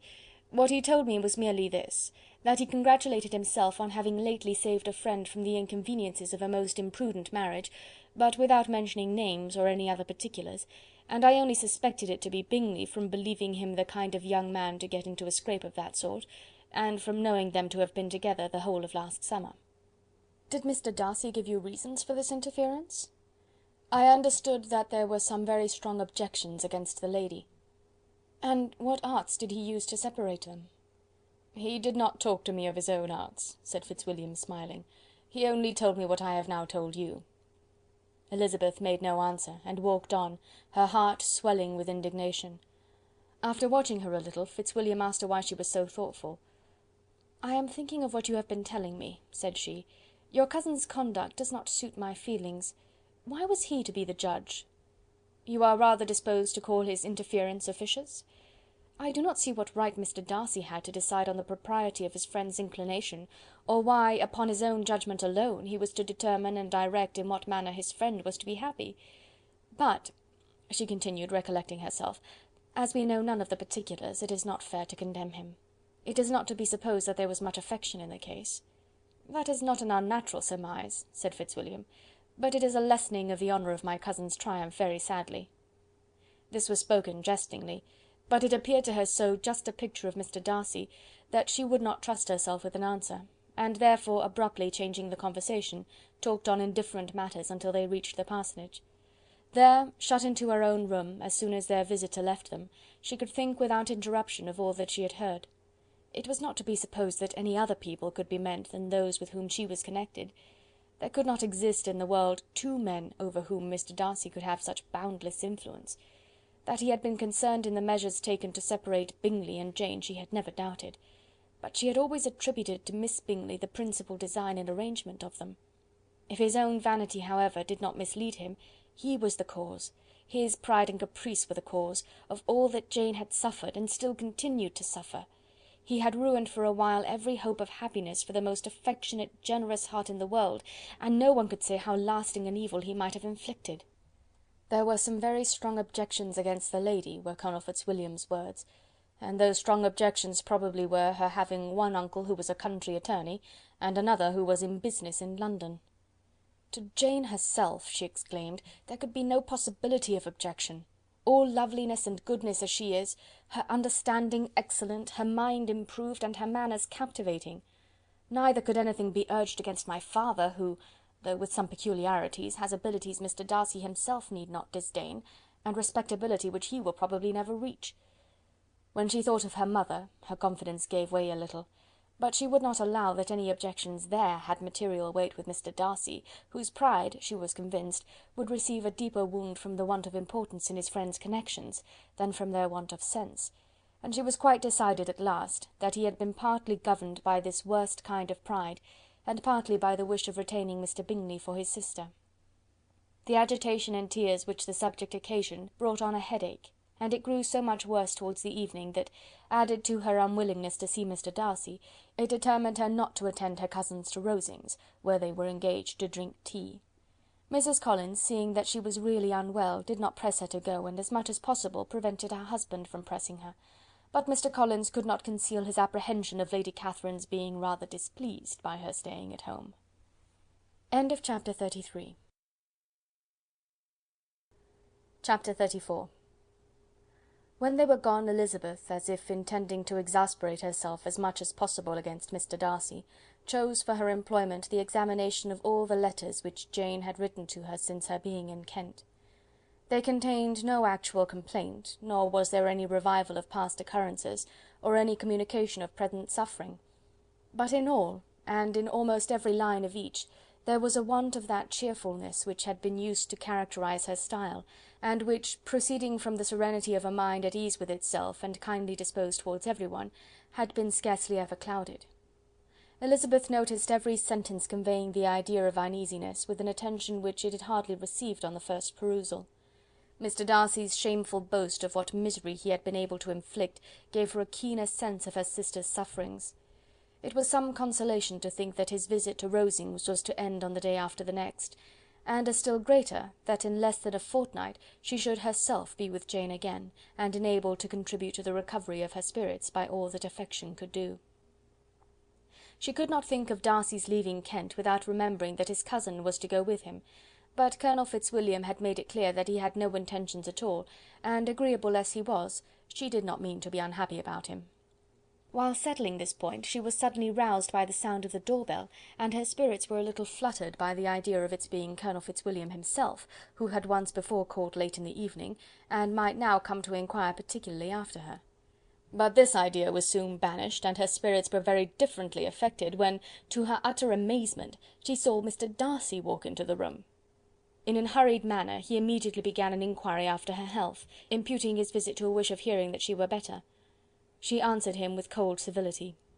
He sat down for a few moments, and then, getting up, walked about the room. Elizabeth was surprised, but said not a word. After a silence of several minutes he came towards her in an agitated manner, and thus began: "In vain I have struggled. It will not do. My feelings will not be repressed. You must allow me to tell you how ardently I admire and love you." Elizabeth's astonishment was beyond expression. She stared, coloured, doubted, and was silent. This he considered sufficient encouragement, and the avowal of all that he felt, and had long felt for her, immediately followed. He spoke well, but there were feelings besides those of the heart to be detailed, and he was not more eloquent on the subject of tenderness than of pride. His sense of her inferiority, of its being a degradation, of the family obstacles which had always opposed to inclination, were dwelt on with a warmth which seemed due to the consequence he was wounding, but was very unlikely to recommend his suit. In spite of her deeply rooted dislike, she could not be insensible to the compliment of such a man's affection, and though her intentions did not vary for an instant, she was at first sorry for the pain he was to receive, till, roused to resentment by his subsequent language, she lost all compassion in anger. She tried, however, to compose herself to answer him with patience when he should have done. He concluded with representing to her the strength of that attachment which, in spite of all his endeavours, he had found impossible to conquer, and with expressing his hope that it would now be rewarded by her acceptance of his hand. As he said this, she could easily see that he had no doubt of a favourable answer. He spoke of apprehension and anxiety, but his countenance expressed real security. Such a circumstance could only exasperate farther, and when he ceased, the colour rose into her cheeks, and she said: "In cases such as these, it is, I believe, the established mode to express a sense of obligation for the sentiments avowed, however unequally they may be returned. It is natural that obligation should be felt, and if I could feel gratitude, I would now thank you. But I cannot. I have never desired your good opinion, and you have certainly bestowed it most unwillingly. I am sorry to have occasioned pain to anyone. It has been most unconsciously done, however, and I hope will be of short duration. The feelings which, you tell me, have long prevented the acknowledgment of your regard, can have little difficulty in overcoming it after this explanation." Mr. Darcy, who was leaning against the mantelpiece with his eyes fixed on her face, seemed to catch her words with no less resentment than surprise. His complexion became pale with anger, and the disturbance of his mind was visible in every feature. He was struggling for the appearance of composure, and would not open his lips till he believed himself to have attained it. The pause was to Elizabeth's feelings dreadful. At length, with a voice of forced calmness, he said: "And this is all the reply which I am to have the honour of expecting? I might, perhaps, wish to be informed why, with so little endeavour at civility, I am thus rejected, but it is of small importance." "I might as well inquire," replied she, "why, with so evident a desire of offending and insulting me, you chose to tell me that you liked me against your will, against your reason, and even against your character. Was not this some excuse for incivility if I was uncivil? But I have other provocations. You know I have. Had not my feelings decided against you, had they been indifferent, or had they even been favourable, do you think that any consideration would tempt me to accept the man who has been the means of ruining, perhaps for ever, the happiness of a most beloved sister?" As she pronounced these words, Mr. Darcy changed colour, but the emotion was short, and he listened without attempting to interrupt her while she continued: "I have every reason in the world to think ill of you. No motive can excuse the unjust and ungenerous part you acted there. You dare not, you cannot deny, that you have been the principal, if not the only means of dividing them from each other, of exposing one to the censure of the world for caprice and instability, and the other to its derision for disappointed hopes, and involving them both in misery of the acutest kind." She paused, and saw with no slight indignation that he was listening with an air which proved him wholly unmoved by any feeling of remorse. He even looked at her with a smile of affected incredulity. "Can you deny that you have done it?" she repeated. With assumed tranquillity he then replied, "I have no wish of denying that I did everything in my power to separate my friend from your sister, or that I rejoice in my success. Towards him I have been kinder than towards myself." Elizabeth disdained the appearance of noticing this civil reflection, but its meaning did not escape, nor was it likely to conciliate her. "It is not merely this affair," she continued, "on which my dislike is founded. Long before it had taken place my opinion of you was decided. Your character was unfolded in the recital which I received many months ago from Mr. Wickham. On this subject what can you have to say? In what imaginary act of friendship can you here defend yourself? Or under what misrepresentation can you here impose upon others?" "You take an eager interest in that gentleman's concerns," said Darcy, in a less tranquil tone, and with a heightened colour. "Who that knows what his misfortunes have been can help feeling an interest in him?" "His misfortunes!" repeated Darcy contemptuously. "Yes, his misfortunes have been great indeed." "And of your infliction," cried Elizabeth with energy. "You have reduced him to his present state of poverty, comparative poverty. You have withheld the advantages which you must know to have been designed for him. You have deprived the best years of his life of that independence which was no less his due than his desert. You have done all this, and yet you can treat the mention of his misfortune with contempt and ridicule." "And this," cried Darcy, as he walked with quick steps across the room, "is your opinion of me? This is the estimation in which you hold me? I thank you for explaining it so fully. My faults, according to this calculation, are heavy indeed. But perhaps," added he, stopping in his walk and turning towards her, "these offences might have been overlooked, had not your pride been hurt by my honest confession of the scruples that had long prevented my forming any serious design. These bitter accusations might have been suppressed, had I, with greater policy, concealed my struggles, and flattered you into the belief of my being impelled by unqualified, unalloyed inclination. By reason, by reflection, by everything. But disguise of every sort is my abhorrence. Nor am I ashamed of the feelings I related. They were natural and just. Could you expect me to rejoice in the inferiority of your connections? To congratulate myself on the hope of relations whose condition in life is so decidedly beneath my own?" Elizabeth felt herself growing more angry every moment, yet she tried to the utmost to speak with composure when she said, "You are mistaken, Mr. Darcy, if you suppose that the mode of your declaration affected me in any other way than as it spared the concern which I might have felt in refusing you, had you behaved in a more gentlemanlike manner." She saw him start at this, but he said nothing, and she continued, "You could not have made the offer of your hand in any possible way that would have tempted me to accept it." Again his astonishment was obvious, and he looked at her with an expression of mingled incredulity and mortification. She went on, "From the very beginning, from the first moment, I may almost say, of my acquaintance with you, your manners, impressing me with the fullest belief of your arrogance, your conceit, and your selfish disdain of the feelings of others, were such as to form the groundwork of disapprobation on which succeeding events have built so immovable a dislike. And I had not known you a month before I felt that you were the last man in the world whom I could ever be prevailed on to marry." "You have said quite enough, madam. I perfectly comprehend your feelings, and have now only to be ashamed of what my own have been. Forgive me for having taken up so much of your time, and accept my best wishes for your health and happiness." And with these words he hastily left the room, and Elizabeth heard him the next moment open the front door and quit the house. The tumult of her mind was now painfully great. She knew not how to support herself, and from actual weakness sat down and cried for half an hour. Her astonishment, as she reflected on what had passed, was increased by every review of it. That she should receive an offer of marriage from Mr. Darcy! That he should have been in love with her for so many months! So much in love as to wish to marry her in spite of all the objections which had made him prevent his friends marrying her sister, and which must appear at least with equal force in his own case, was almost incredible. It was gratifying to have inspired unconsciously so strong an affection, but his pride, his abominable pride, his shameless avowal of what he had done with respect to Jane, his unpardonable assurance in acknowledging, though he could not justify it, and the unfeeling manner in which he had mentioned Mr. Wickham, his cruelty towards whom he had not attempted to deny, soon overcame the pity which the consideration of his attachment had for a moment excited. She continued in very agitated reflections till the sound of Lady Catherine's carriage made her feel how unequal she was to encounter Charlotte's observation, and hurried her away to her room. Chapter 34. Chapter 35. Elizabeth awoke the next morning to the same thoughts and meditations which had at length closed her eyes. She could not yet recover from the surprise of what had happened. It was impossible to think of anything else, and totally indisposed for employment, she resolved, soon after breakfast, to indulge herself in air and exercise.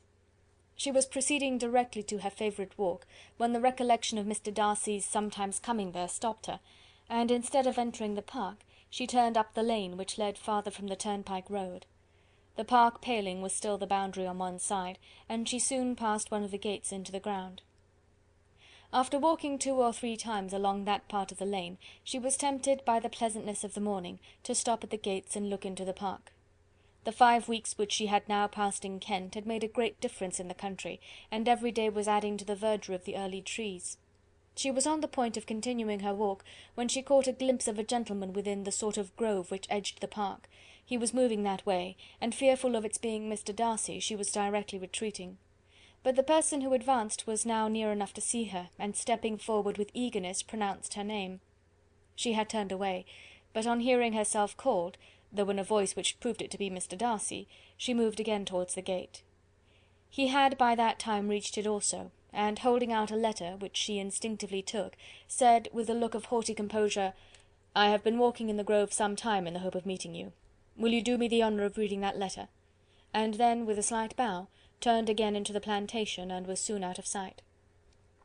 With no expectation of pleasure, but with the strongest curiosity, Elizabeth opened the letter, and to her still increasing wonder, perceived an envelope containing 2 sheets of letter paper, written quite through in a very close hand. The envelope itself was likewise full. Pursuing her way along the lane, she then began it. It was dated from Rosings at 8 o'clock in the morning, and was as follows: "Be not alarmed, madam, on receiving this letter, by the apprehension of its containing any repetitions of those sentiments or renewal of those offers, which were last night so disgusting to you.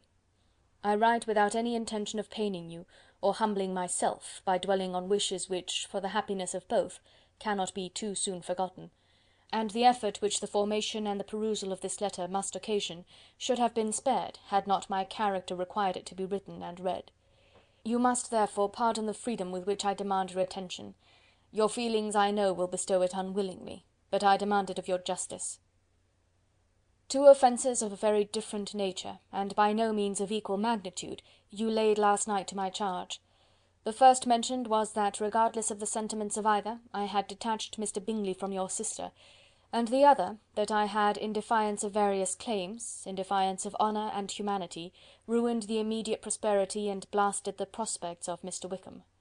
Wilfully and wantonly to have thrown off the companion of my youth, the acknowledged favourite of my father, a young man who had scarcely any other dependence than on our patronage, and who had been brought up to expect its exertion, would be a depravity to which the separation of 2 young persons, whose affection could be the growth of only a few weeks, could bear no comparison.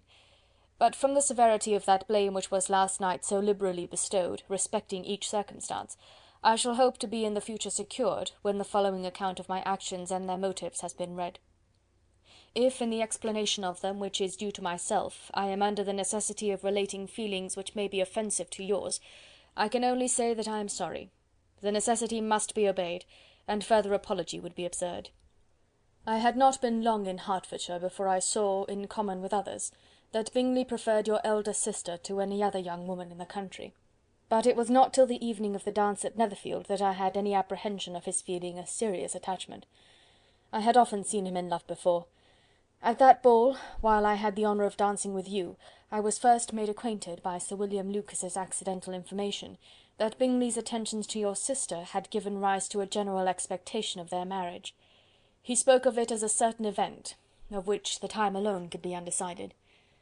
From that moment I observed my friend's behaviour attentively, and I could then perceive that his partiality for Miss Bennet was beyond what I had ever witnessed in him. Your sister I also watched. Her look and manners were open, cheerful, and engaging as ever, but without any symptom of peculiar regard, and I remained convinced, from the evening's scrutiny, that though she received his attentions with pleasure, she did not invite them by any participation of sentiment.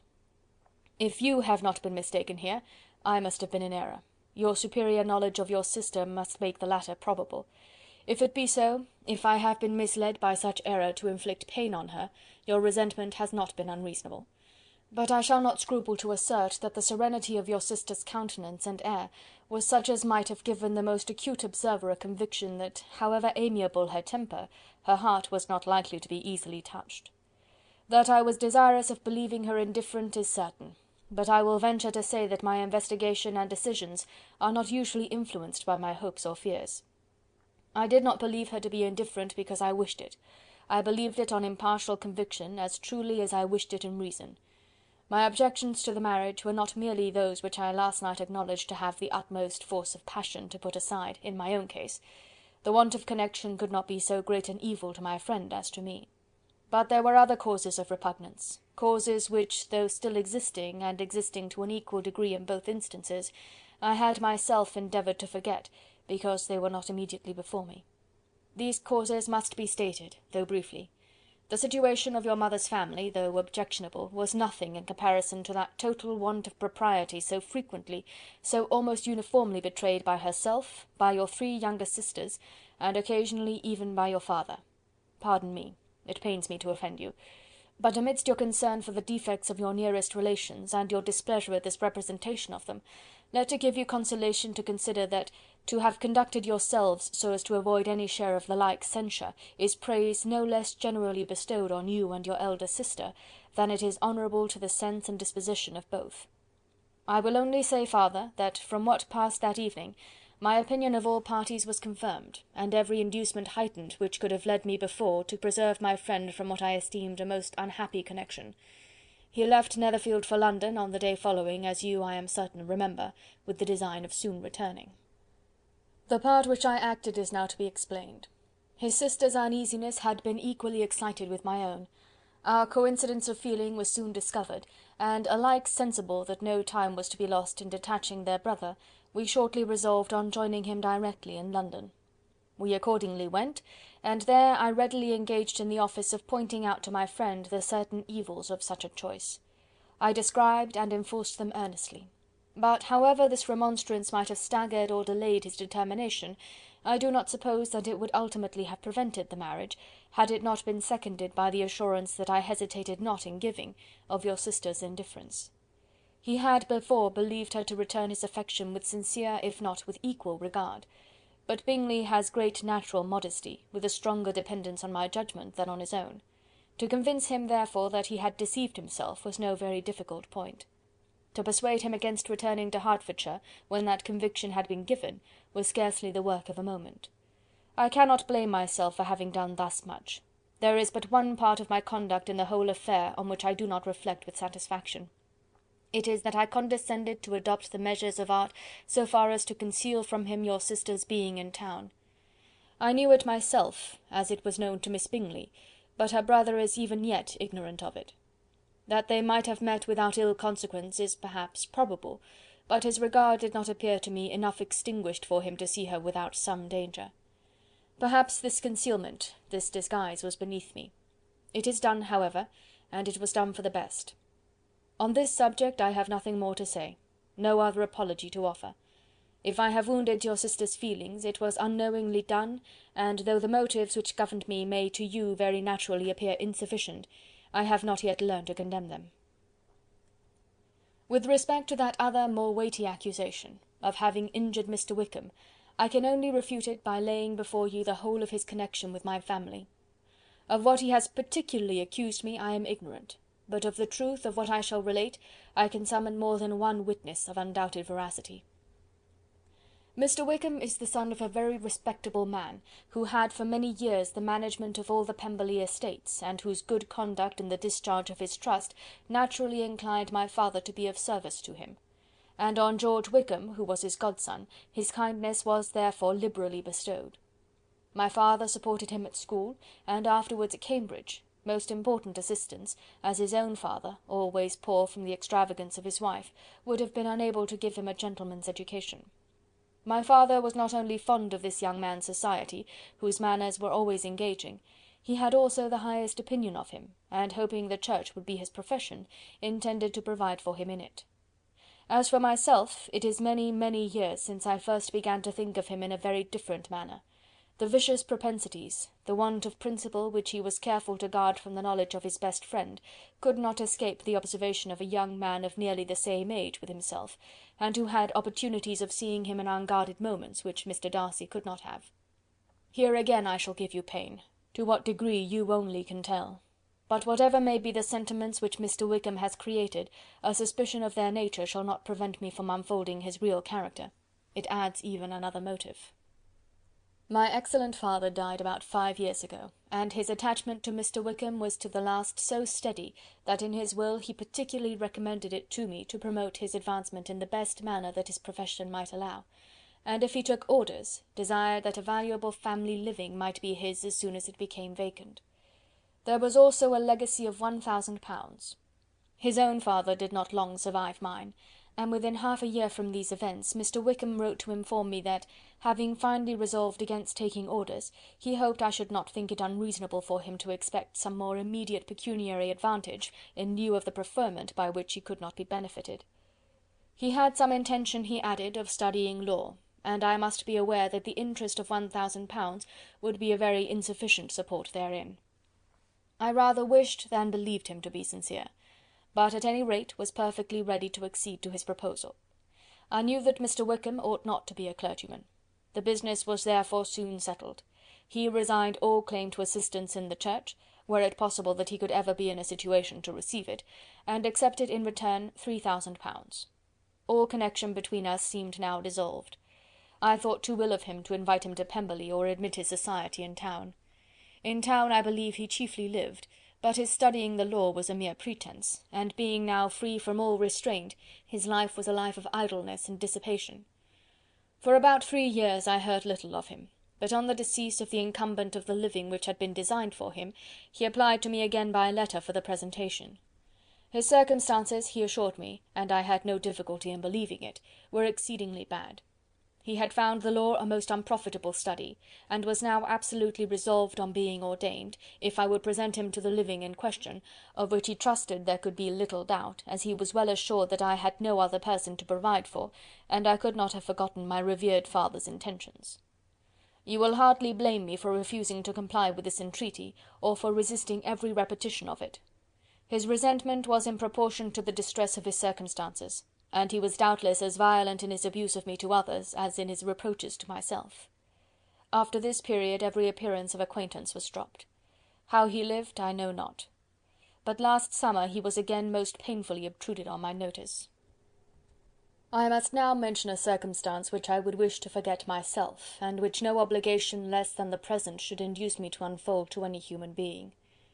Having said thus much, I feel no doubt of your secrecy. My sister, who is more than 10 years my junior, was left to the guardianship of my mother's nephew, Colonel Fitzwilliam, and myself. About a year ago she was taken from school, and an establishment formed for her in London, and last summer she went with the lady who presided over it to Ramsgate, and thither also went Mr. Wickham, undoubtedly by design, for there proved to have been a prior acquaintance between him and Mrs. Younge, in whose character we were most unhappily deceived. And by her connivance and aid, he so far recommended himself to Georgiana, whose affectionate heart retained a strong impression of his kindness to her as a child, that she was persuaded to believe herself in love, and to consent to an elopement.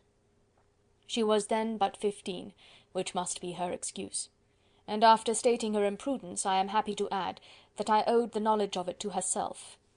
I joined them unexpectedly a day or two before the intended elopement, and then Georgiana, unable to support the idea of grieving and offending a brother whom she almost looked up to as a father, acknowledged the whole to me. You may imagine what I felt and how I acted. Regard for my sister's credit and feelings prevented any public exposure, but I wrote to Mr. Wickham, who left the place immediately, and Mrs. Younge was of course removed from her charge.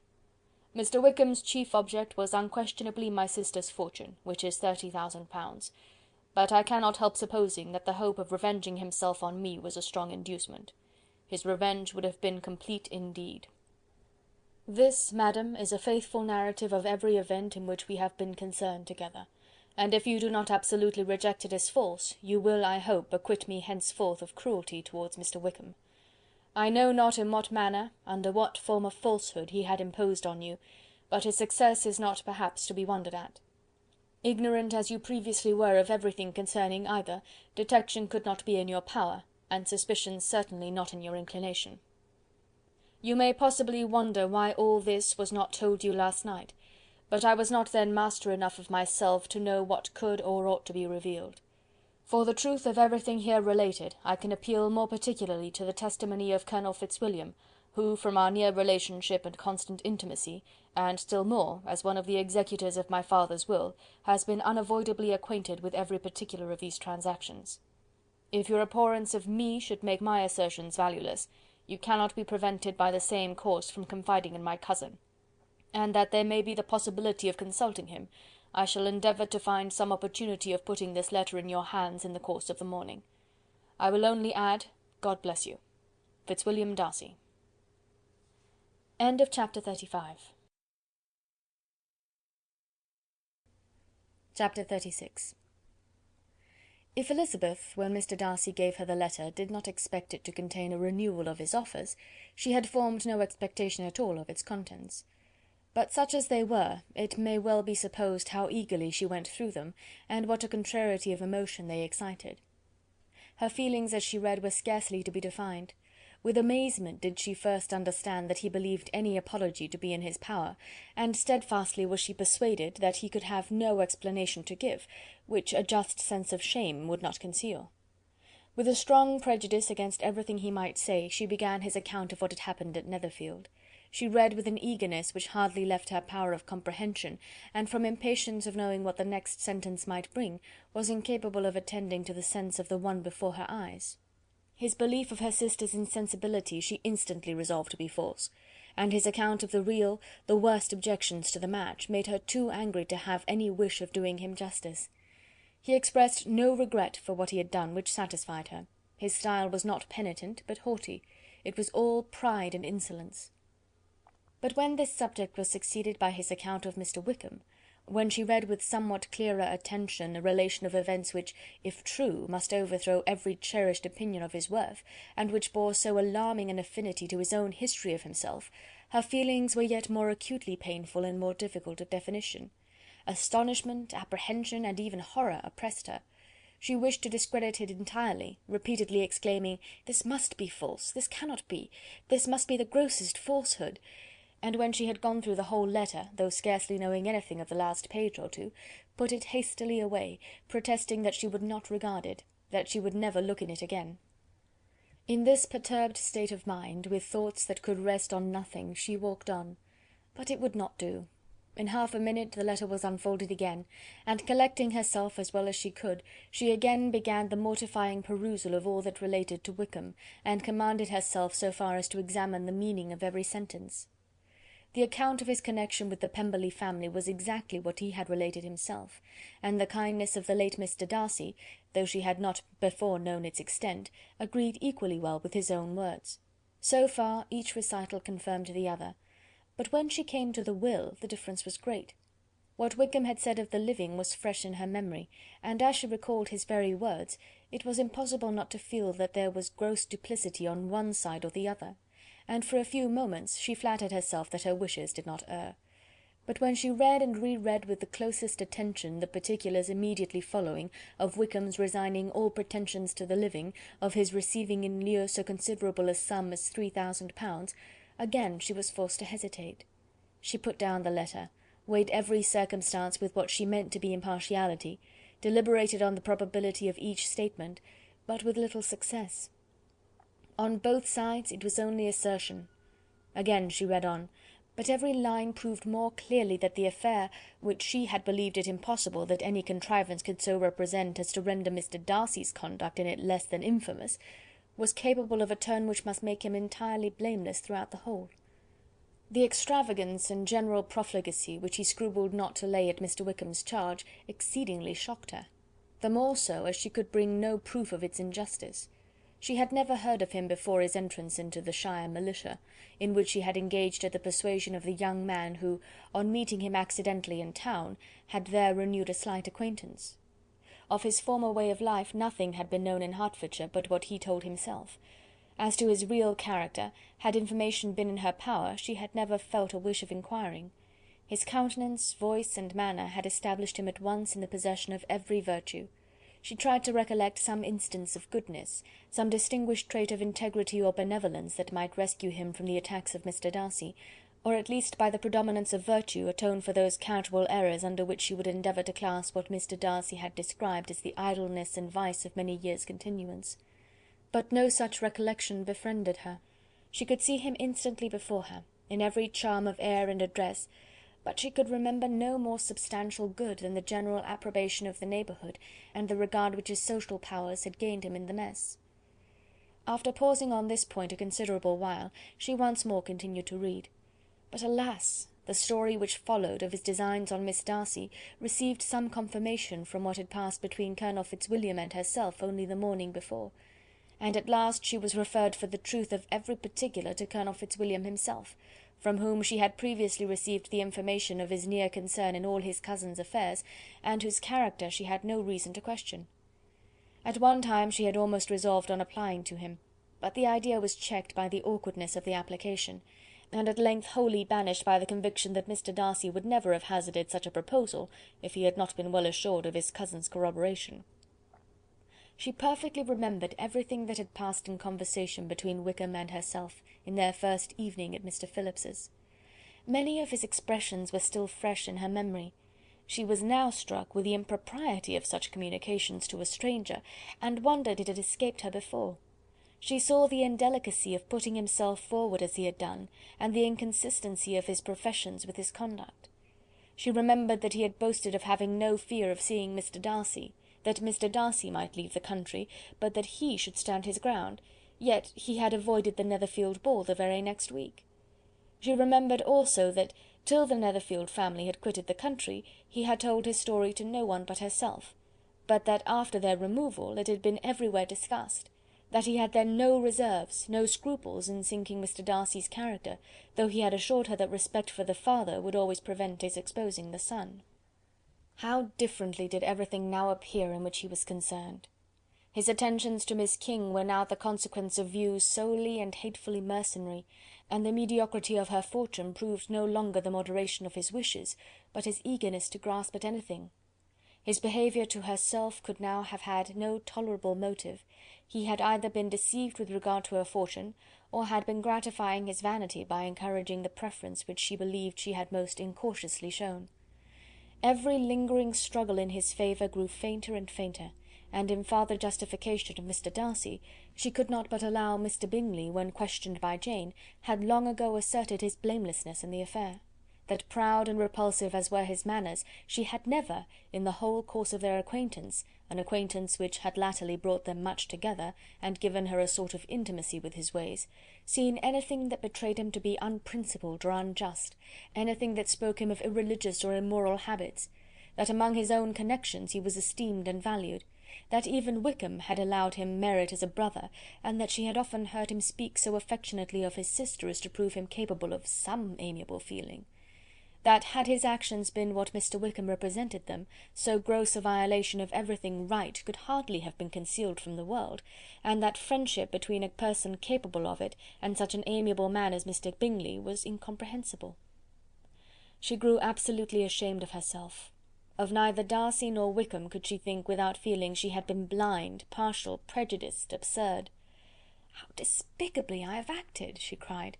"I, who have prided myself on my discernment, I, who have valued myself on my abilities, who have often disdained the generous candour of my sister, and gratified my vanity in useless or blameable mistrust.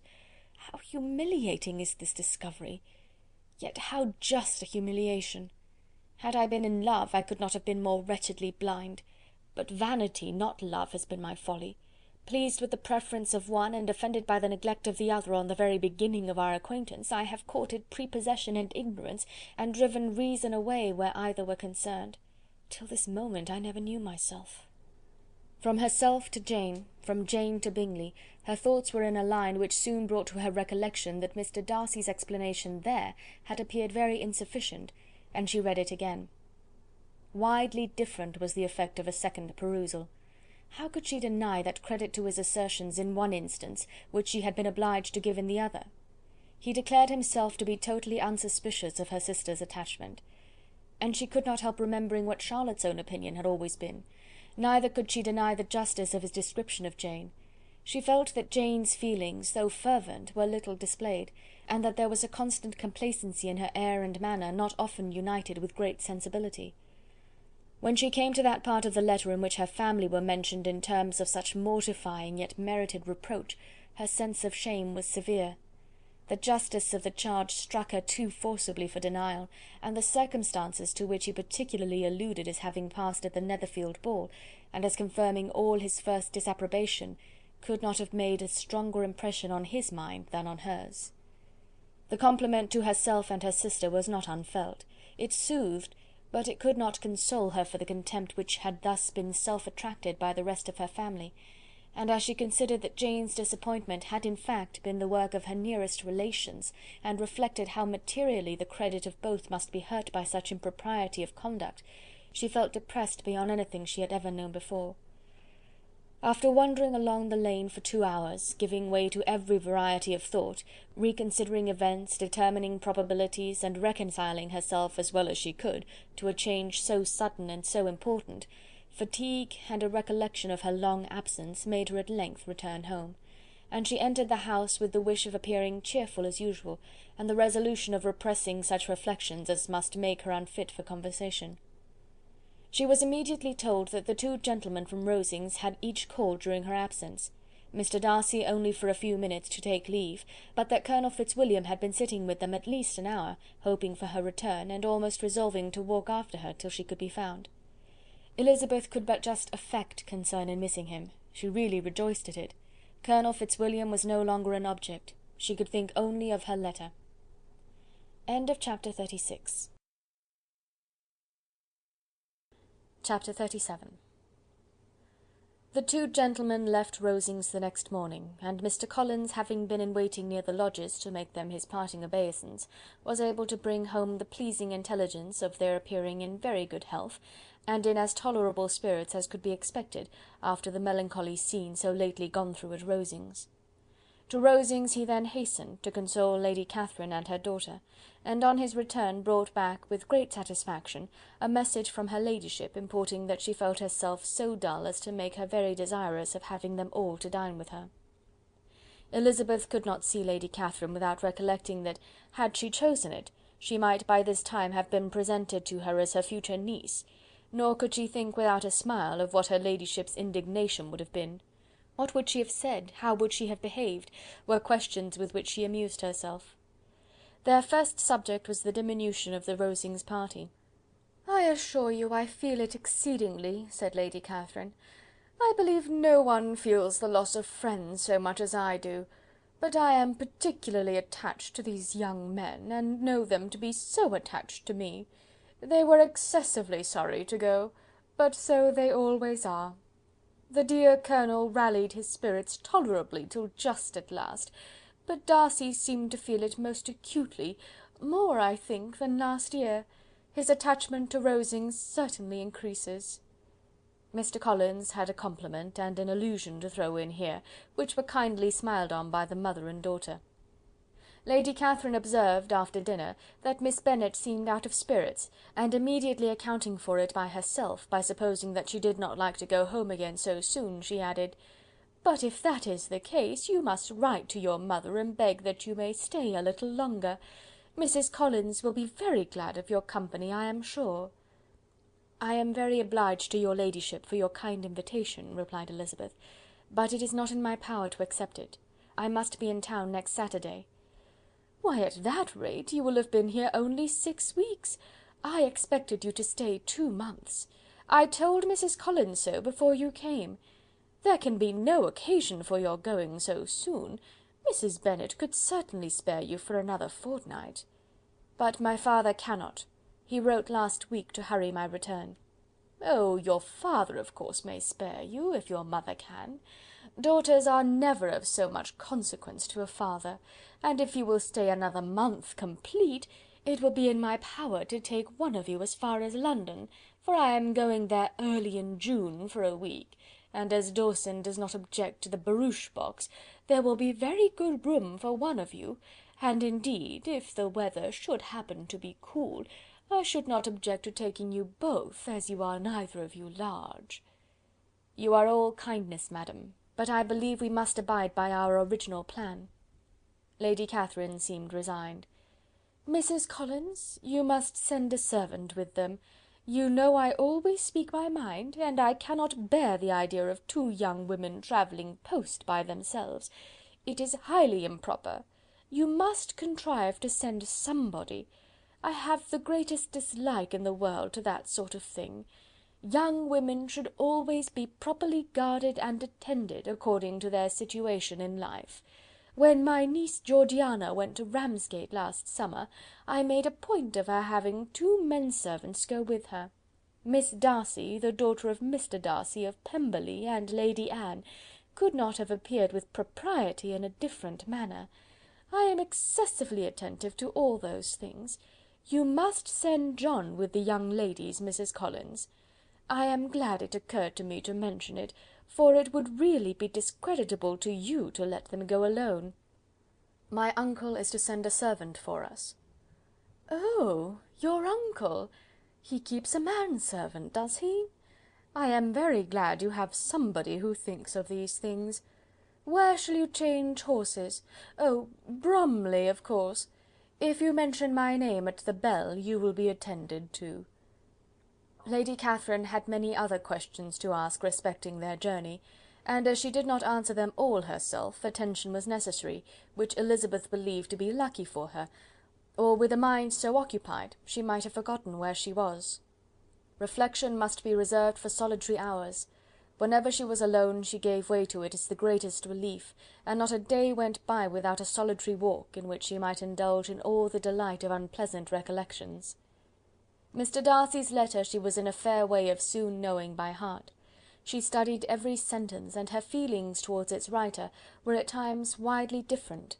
When she remembered the style of his address, she was still full of indignation, but when she considered how unjustly she had condemned and upbraided him, her anger was turned against herself, and his disappointed feelings became the object of compassion.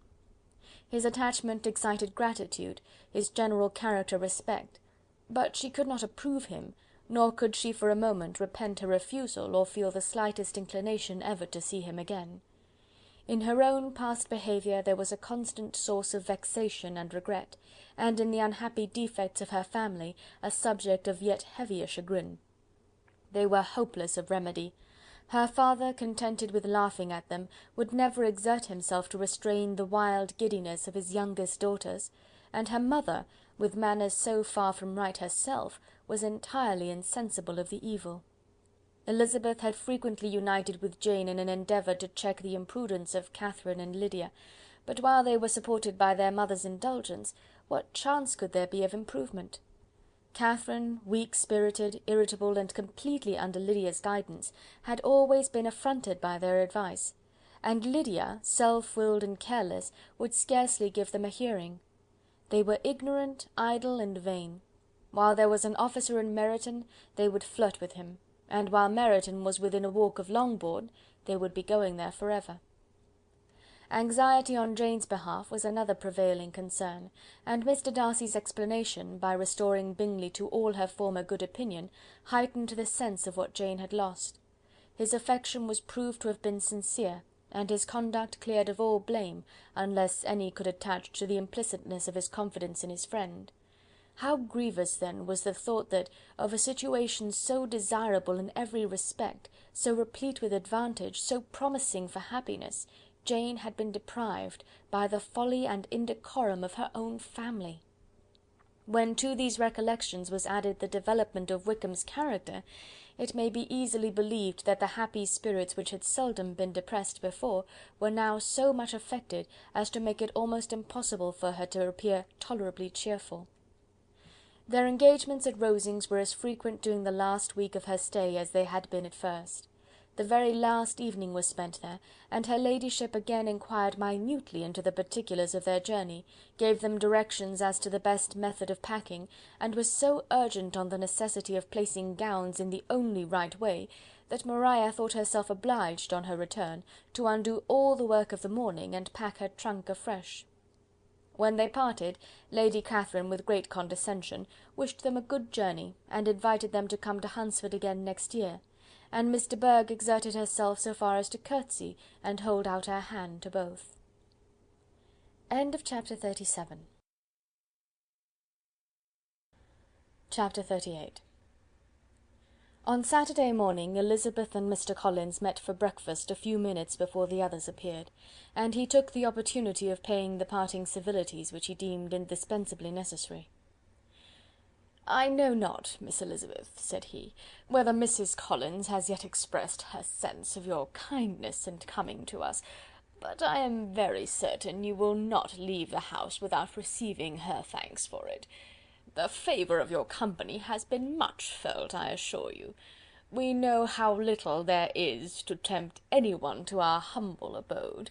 Our plain manner of living, our small rooms and few domestics, and the little we see of the world, must make Hunsford extremely dull to a young lady like yourself, but I hope you will believe us grateful for the condescension, and that we have done everything in our power to prevent your spending your time unpleasantly." Elizabeth was eager with her thanks and assurances of happiness. She had spent 6 weeks with great enjoyment, and the pleasure of being with Charlotte, and the kind attentions she had received, must make her feel the obliged. Mr. Collins was gratified, and with a more smiling solemnity replied, "It gives me great pleasure to hear that you have passed your time not disagreeably. We have certainly done our best, and most fortunately having it in our power to introduce you to very superior society, and from our connection with Rosings, the frequent means of varying the humble home scene, I think we may flatter ourselves that your Hunsford visit cannot have been entirely irksome. Our situation with regard to Lady Catherine's family is indeed the sort of extraordinary advantage and blessing which few can boast. You see on what a footing we are. You see how continually we are engaged there. In truth, I must acknowledge that, with all the disadvantages of this humble parsonage, I should not think any one abiding in it an object of compassion, while they are the sharers of our intimacy at Rosings." Words were insufficient for the elevation of his feelings, and he was obliged to walk about the room, while Elizabeth tried to unite civility and truth in a few short sentences. "You may, in fact, carry a very favourable report of us into Hertfordshire, my dear cousin. I flatter myself, at least, that you will be able to do so. Lady Catherine's great attentions to Mrs. Collins have been a daily witness of, and altogether, I trust, it does not appear that your friend has drawn an unfortunate... but on this point it will be as well to be silent. Only let me assure you, my dear Miss Elizabeth, that I can from my heart most cordially wish you equal felicity in marriage. My dear Charlotte and I have but one mind and one way of thinking. There is in everything a most remarkable resemblance of character and ideas between us. We seem to have been designed for each other." Elizabeth could safely say that it was a great happiness where that was the case, and with equal sincerity could add, that she firmly believed and rejoiced in his domestic comforts. She was not sorry, however, to have the recital of them interrupted by the lady from whom they sprang. Poor Charlotte! It was melancholy to leave her to such society, but she had chosen it with her eyes open, and though evidently regretting that her visitors were to go, she did not seem to ask for compassion. Her home and her housekeeping, her parish and her poultry, and all their dependent concerns, had not yet lost their charms. At length the chaise arrived, the trunks were fastened on, the parcels placed within, and it was pronounced to be ready. After an affectionate parting between the friends, Elizabeth was attended to the carriage by Mr. Collins, and as they walked down the garden he was commissioning her with his best respects to all her family, not forgetting his thanks for the kindness he had received at Longbourn in the winter, and his compliments to Mr. and Mrs. Gardiner, though unknown. He then handed her in, Maria followed, and the door was on the point of being closed, when he suddenly reminded them, with some consternation, that they had hitherto forgotten to leave any message for the ladies at Rosings. "But," he added, "you will of course wish to have your humble respects delivered to them, with your grateful thanks for their kindness to you while you have been here." Elizabeth made no objection, the door was then allowed to be shut, and the carriage drove off. "Good gracious!" cried Maria, after a few minutes' silence, "it seems but a day or two since we first came, and yet how many things have happened!"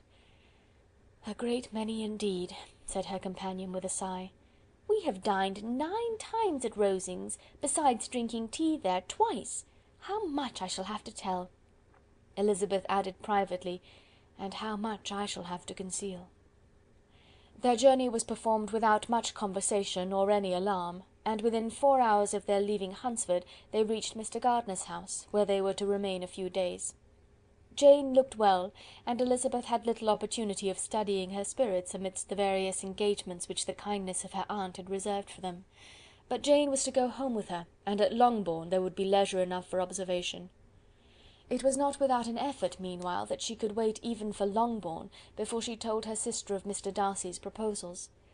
To know that she had the power of revealing what would so exceedingly astonish Jane, and must at the same time so highly gratify whatever of her own vanity she had not yet been able to reason away, was such a temptation to openness as nothing could have conquered but the state of indecision in which she remained as to the extent of what she should communicate, and her fear, if she once entered on the subject, of being hurried into repeating something of Bingley which might only grieve her sister further. Chapter 38. Chapter 39. It was the second week in May in which the 3 young ladies set out together from Gracechurch Street for the town of in Hertfordshire, and as they drew near the appointed inn where Mr. Bennet's carriage was to meet them, they quickly perceived, in token of the coachman's punctuality, both Kitty and Lydia looking out of a dining-room upstairs. These 2 girls had been above an hour in the place, happily employed in visiting an opposite milliner, watching the sentinel on guard, and dressing a salad and cucumber.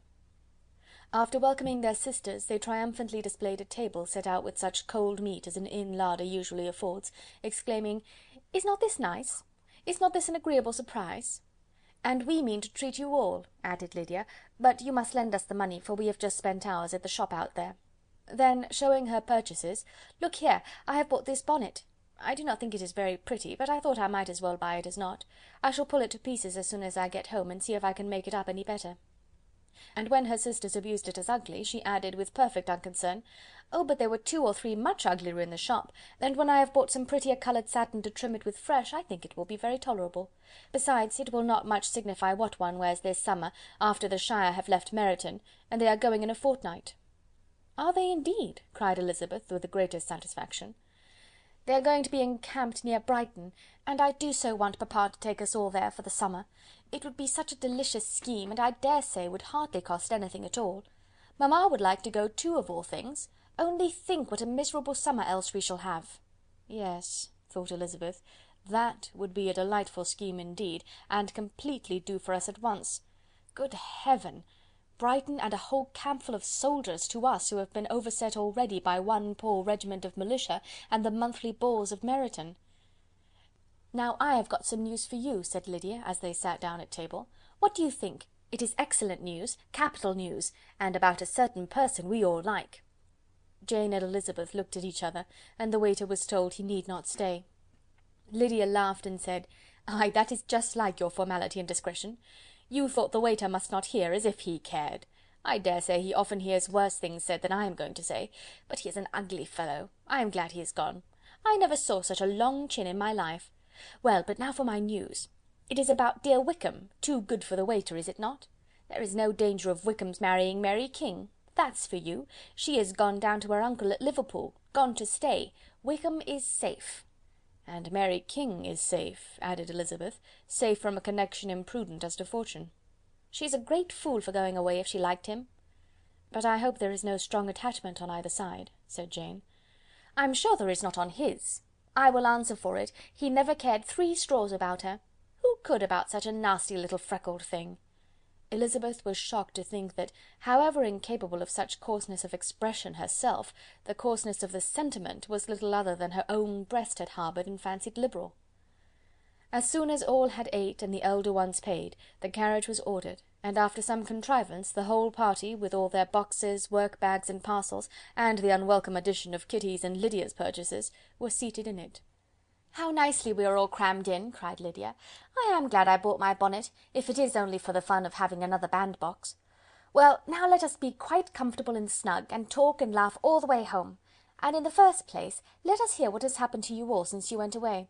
Have you seen any pleasant men? Have you had any flirting? I was in great hopes that one of you would have got a husband before you came back. Jane will be quite an old maid soon, I declare. She is almost 23.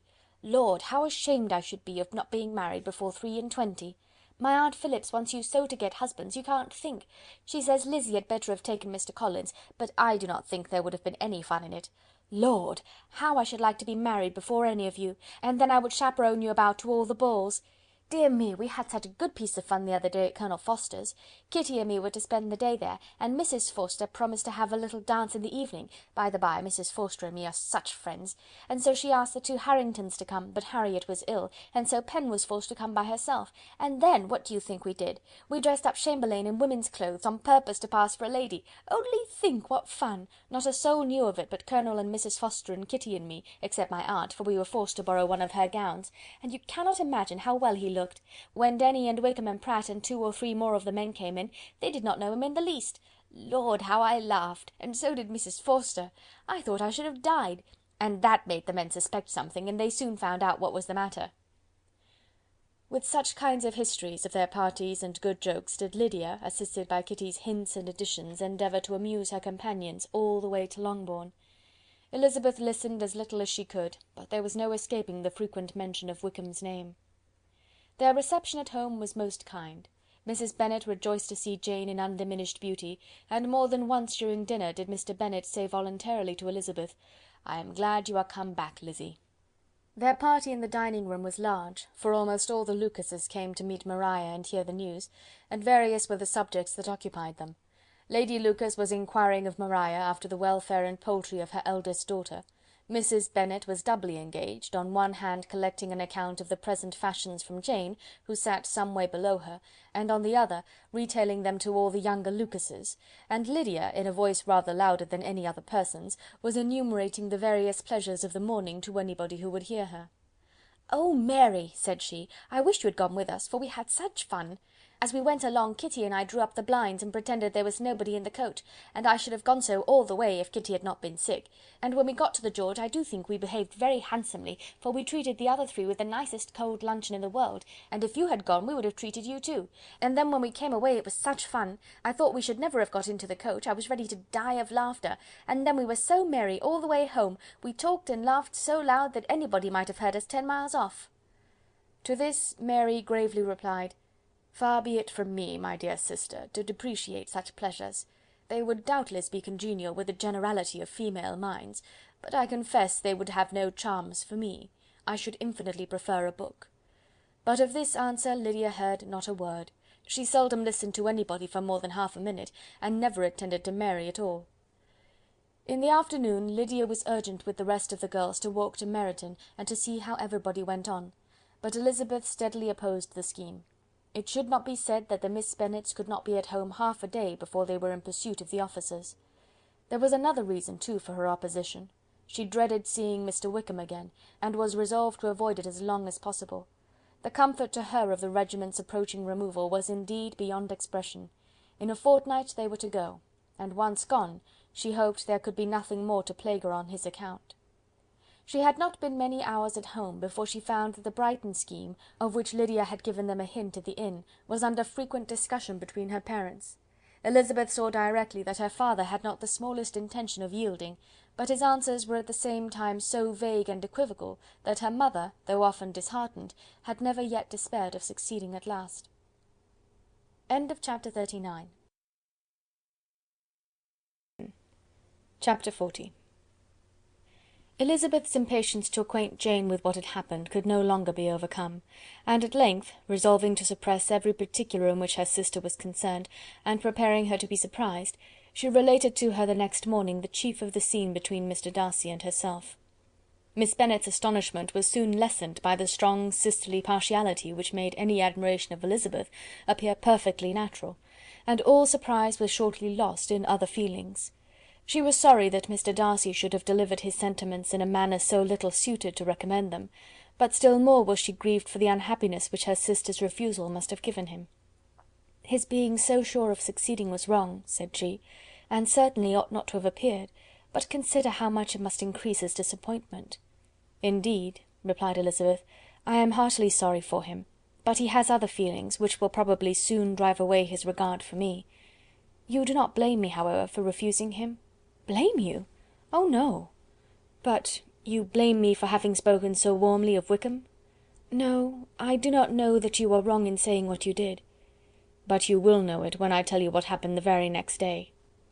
She then spoke of the letter, repeating the whole of its contents as far as they concerned George Wickham. What a stroke was this for poor Jane, who would willingly have gone through the world without believing that so much wickedness existed in the whole race of mankind as were here collected in one individual.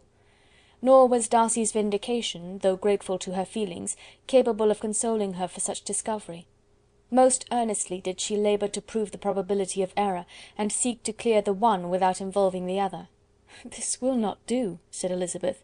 "You will never be able to make both of them good for anything. Take your choice, but you must be satisfied with only one. There is but such a quantity of merit between them, just enough to make one good sort of man, and of late it has been shifting about pretty much. For my part, I am inclined to believe it all Darcy's, but you shall do as you choose." It was some time, however, before a smile could be extorted from Jane. "I do not know when I have been more shocked," said she. "Wickham so very bad? It is almost past belief. And poor Mr. Darcy! Dear Lizzy, only consider what he must have suffered.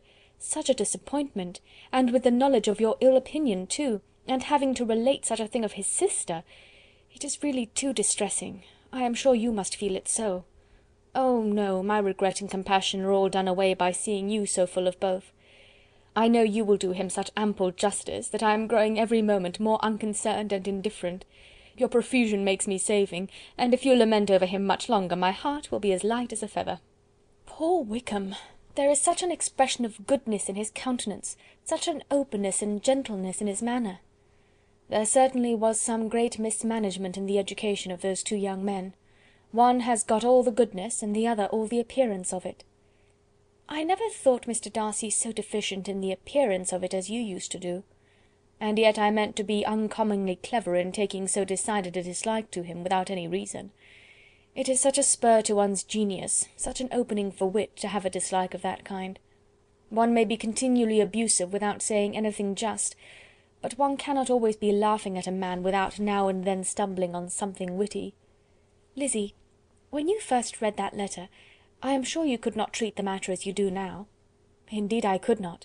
I was uncomfortable enough, I may say unhappy, and with no one to speak to about what I felt, no Jane to comfort me and say that I had not been so very weak and vain and nonsensical as I knew I had. Oh, how I wanted you! How unfortunate that you should have used such very strong expressions in speaking of Wickham to Mr. Darcy, for now they do appear wholly undeserved." "Certainly, but the misfortune of speaking with bitterness is a most natural consequence of the prejudices I have been encouraging." "There is one point on which I want your advice. I want to be told whether I ought or ought not to make our acquaintances in general understand Wickham's character." Miss Bennet paused a little, and then replied, "Surely there can be no occasion for exposing him so dreadfully. What is your opinion?" "That it ought not to be attempted. Mr. Darcy has not authorized me to make his communication public. On the contrary, every particular relative to his sister was meant to be kept as much as possible to myself, and if I endeavour to undeceive people as to the rest of his conduct, who will believe me? The general prejudice against Mr. Darcy is so violent, that it would be the death of half the good people in Meryton to attempt to place him in an amiable light. I am not equal to it. Wickham will soon be gone, and therefore it will not signify to any one here what he really is. Some time hence it will all be found out, and then we may laugh at their stupidity in not knowing it before. At present I will say nothing about it. You are quite right. To have his errors made public might ruin him for ever. He is now, perhaps, sorry for what he has done, and anxious to re-establish a character. We must not make him desperate. The tumult of Elizabeth's mind was allayed by this conversation. She had got rid of two of the secrets which had weighed on her for a fortnight, and was certain of a willing listener in Jane, whenever she might wish to talk again of either. But there was still something lurking behind, of which prudence forbade the disclosure. She dared not relate the other half of Mr. Darcy's letter, nor explain to her sister how sincerely she had been valued by her friend. Here was knowledge in which no one could partake, and she was sensible that nothing less than a perfect understanding between the parties could justify her in throwing off this last encumbrance of mystery. "And then," said she, "if that very improbable event should ever take place, I shall merely be able to tell what Bingley may tell in a much more agreeable manner himself. The liberty of communication cannot be mine till it has lost all its value." She was now, on being settled at home, at leisure to observe the real state of her sister's spirits. Jane was not happy. She still cherished a very tender affection for Bingley. Having never even fancied herself in love before, her regard had all the warmth of first attachment, and from her age and disposition, greater steadiness than most first attachments often boast. And so fervently did she value his remembrance, and prefer him to every other man, that all her good sense, and all her attention to the feelings of her friends, were requisite to check the indulgence of those regrets which must have been injurious to her own health and their tranquillity. "Well, Lizzy," said Mrs. Bennet one day, "what is your opinion now of this sad business of Jane's? For my part, I am determined never to speak of it again to anybody. I told my sister Philip so the other day. But I cannot find out that Jane saw anything of him in London. Well, he is a very undeserving young man, and I do not suppose there's the least chance in the world of her ever getting him now. There is no talk of his coming to Netherfield again in the summer, and I have inquired of everybody, too, who is likely to know." "I do not believe he will ever live at Netherfield any more." "Oh, well, it is just as he chooses. Nobody wants him to come, though I shall always say he used my daughter extremely ill, and if I was her, I would not have put up with it. Well, my comfort is, I am sure Jane will die of a broken heart, and then he will be sorry for what he has done."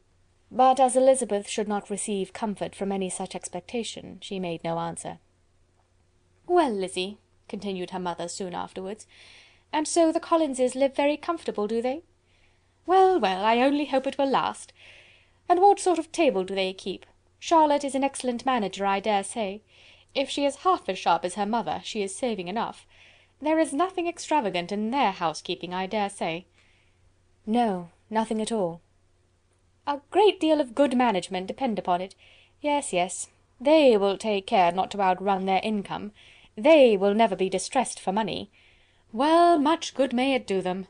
And so I suppose they often talk of having Longbourn when your father is dead. They look upon it as quite their own, I dare say, whenever that happens." "It was a subject which they could not mention before me." "No, it would have been strange if they had.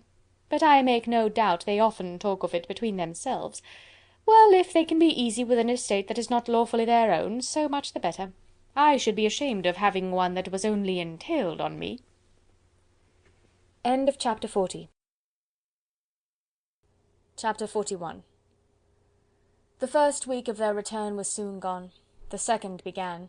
It was the last of the regiment's stay at Meryton, and all the young ladies in the neighbourhood were drooping apace. The dejection was almost universal. The elder Miss Bennets alone were still able to eat, drink, and sleep, and pursue the usual course of their employments. Very frequently they were reproached for this insensibility by Kitty and Lydia, whose own misery was extreme, and who could not comprehend such hard-heartedness in any of the family. "Good heaven! What is to become of us? What are we to do?" they would often exclaim in the bitterness of woe. "How can you be smiling so, Lizzy?" Their affectionate mother shared all of their grief. She remembered what she had herself endured on a similar occasion 25 years ago. "I am sure," said she, "I cried for 2 days together when Colonel Miller's regiment went away. I thought I should have broken my heart." "I am sure I shall break mine," said Lydia. "If one could but go to Brighton," observed Mrs. Bennet. "Oh yes, if one could but go to Brighton! But papa is so disagreeable. A little sea bathing would set me up for ever." "And my aunt Phillips is sure it would do me a great deal of good," added Kitty. Such were the kind of lamentations resounding perpetually through Longbourn House. Elizabeth tried to be diverted by them, but all sense of pleasure was lost in shame. She felt anew the justice of Mr. Darcy's objections, and never had she been so much disposed to pardon his interference in the views of his friend. But the gloom of Lydia's prospect was shortly cleared away, for she received an invitation from Mrs. Forster, the wife of the colonel of the regiment, to accompany her to Brighton. This invaluable friend was a very young woman, and very lately married. A resemblance in good humour and good spirits had recommended her and Lydia to each other, and out of their 3 months' acquaintance they had been intimate too.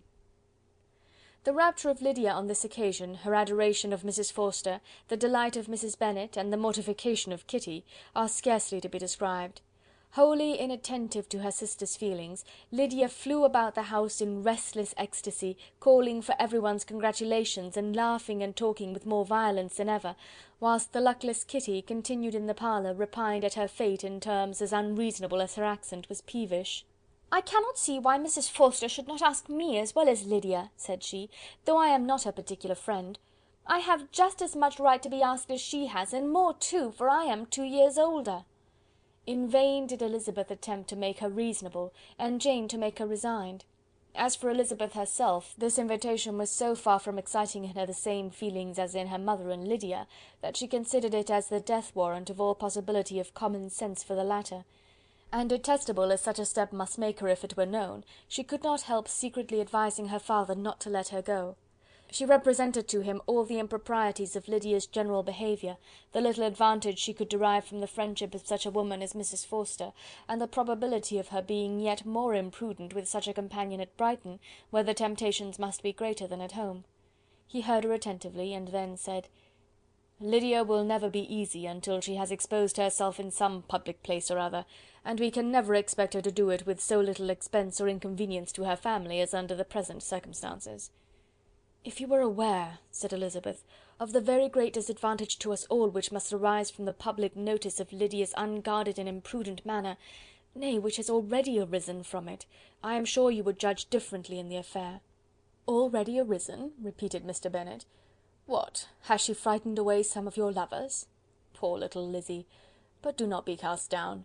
Such squeamish youths as cannot bear to be connected with a little absurdity are not worth a regret. Come, let me see the list of pitiful fellows who have been kept aloof by Lydia's folly." "Indeed you are mistaken. I have no such injuries to resent. It is not of particular, but of general evils which I am now complaining. Our importance, our respectability in the world must be affected by the wild volatility, the assurance and disdain of all restraint which mark Lydia's character. Excuse me, for I must speak plainly. If you, my dear father, will not take the trouble of checking her exuberant spirits, and of teaching her that her present pursuits are not to be the business of her life, she will soon be beyond the reach of amendment. Her character will be fixed, and she will, at 16, be the most determined flirt that ever made herself or her family ridiculous. A flirt, too, in the worst and meanest degree of flirtation, without any attraction beyond youth and a tolerable person, and from the ignorance and emptiness of her mind, wholly unable to ward off any portion of that universal contempt which her rage for admiration will excite. In this danger Kitty also is comprehended. She will follow wherever Lydia leads. Vain, ignorant, idle, and absolutely uncontrolled. Oh, my dear father, can you suppose it possible that they will not be censured and despised wherever they are known, and that their sisters will not be often involved in the disgrace?" Mr. Bennet saw that her whole heart was in the subject, and affectionately taking her hand, said in reply: "Do not make yourself uneasy, my love. Wherever you and Jane are known, you must be respected and valued, and you will not appear to less advantage for having a couple of, or I may say 3, very silly sisters. We shall have no peace at Longbourn if Lydia does not go to Brighton. Let her go then. Colonel Forster is a sensible man, and will keep her out of any real mischief. And she is luckily too poor to be an object of prey to anybody. At Brighton she will be of less importance even as a common flirt than she has been here. The officers will find women better worth their notice. Let us hope, therefore, that her being there may teach her her own insignificance. At any rate, she cannot grow many degrees worse without authorizing us to lock her up for the rest of her life." With this answer Elizabeth was forced to be content, but her own opinion continued the same, and she left him disappointed and sorry. It was not in her nature, however, to increase her vexations by dwelling on them. She was confident of having performed her duty, and to fret over unavoidable evils, or augment them by anxiety, was no part of her disposition. Had Lydia and her mother known the substance of her conference with her father, their indignation would hardly have found expression in their united volubility. In Lydia's imagination a visit to Brighton comprised every possibility of earthly happiness. She saw, with the creative eye of fancy, the streets of that gay bathing-place covered with officers. She saw herself the object of attention to tens and to scores of them at present unknown. She saw all the glories of the camp, its tents stretched forth in beauteous uniformity of lines, crowded with the young and the gay, and dazzling with scarlet. And to complete the view, she saw herself seated beneath a tent, tenderly flirting with at least 6 officers at once. Had she known her sister sought to tear her from such prospects and such realities as these, what would have been her sensations? They could have been understood only by her mother, who might have felt nearly the same. Lydia's going to Brighton was all that consoled her for her melancholy conviction of her husband's never intending to go there himself. But they were entirely ignorant of what had passed, and their raptures continued with little intermission to the very day of Lydia's leaving home.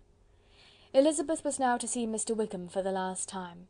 Having been frequently in company with him since her return, agitation was pretty well over, the agitations of formal partiality entirely so. She had even learnt to detect, in the very gentleness which had at first delighted her, an affectation and a sameness to disgust and weary. In his present behaviour to herself, moreover, she had a fresh source of displeasure, for the inclination he soon testified of renewing those attentions which had marked the early part of their acquaintance could only serve, after what had since passed, to provoke her. She lost all concern for him in finding herself thus selected as the object of such idle and frivolous gallantry, and while she steadily repressed it, could not but feel the reproof contained in his believing that, however long and for whatever cause his attentions had been withdrawn, her vanity would be gratified, and her preference secured at any time by their renewal. On the very last day of the regiment's remaining at Meryton, he dined, with other of the officers, at Longbourn, and so little was Elizabeth disposed to part from him in good humour, that on his making some inquiry as to the manner in which her time had passed at Hunsford, she mentioned Colonel Fitzwilliam's and Mr. Darcy's having both spent 3 weeks at Rosings, and asked him if he was acquainted with the former. He looked surprised, displeased, alarmed, but with a moment's recollection and a returning smile replied that he had formerly seen him often, and after observing that he was a very gentlemanlike man, asked her how she liked him. Her answer was warmly in his favour. With an air of indifference he soon afterwards added, "How long did you say he was at Rosings?" "Nearly 3 weeks." "And you saw him frequently?" "Yes, almost every day." "His manners are very different from his cousin's." "Yes, very different, but I think Mr. Darcy improves upon acquaintance." "Indeed!" cried Mr. Wickham, with a look which did not escape her. "And pray, may I ask—" but checking himself, he added in a gayer tone, "is it in address that he improves? Has he deigned to add aught of civility to his ordinary style? For I dare not hope," he continued in a lower and more serious tone, "that he is improved in essentials." "Oh no," said Elizabeth, "in essentials, I believe, he is very much what he ever was."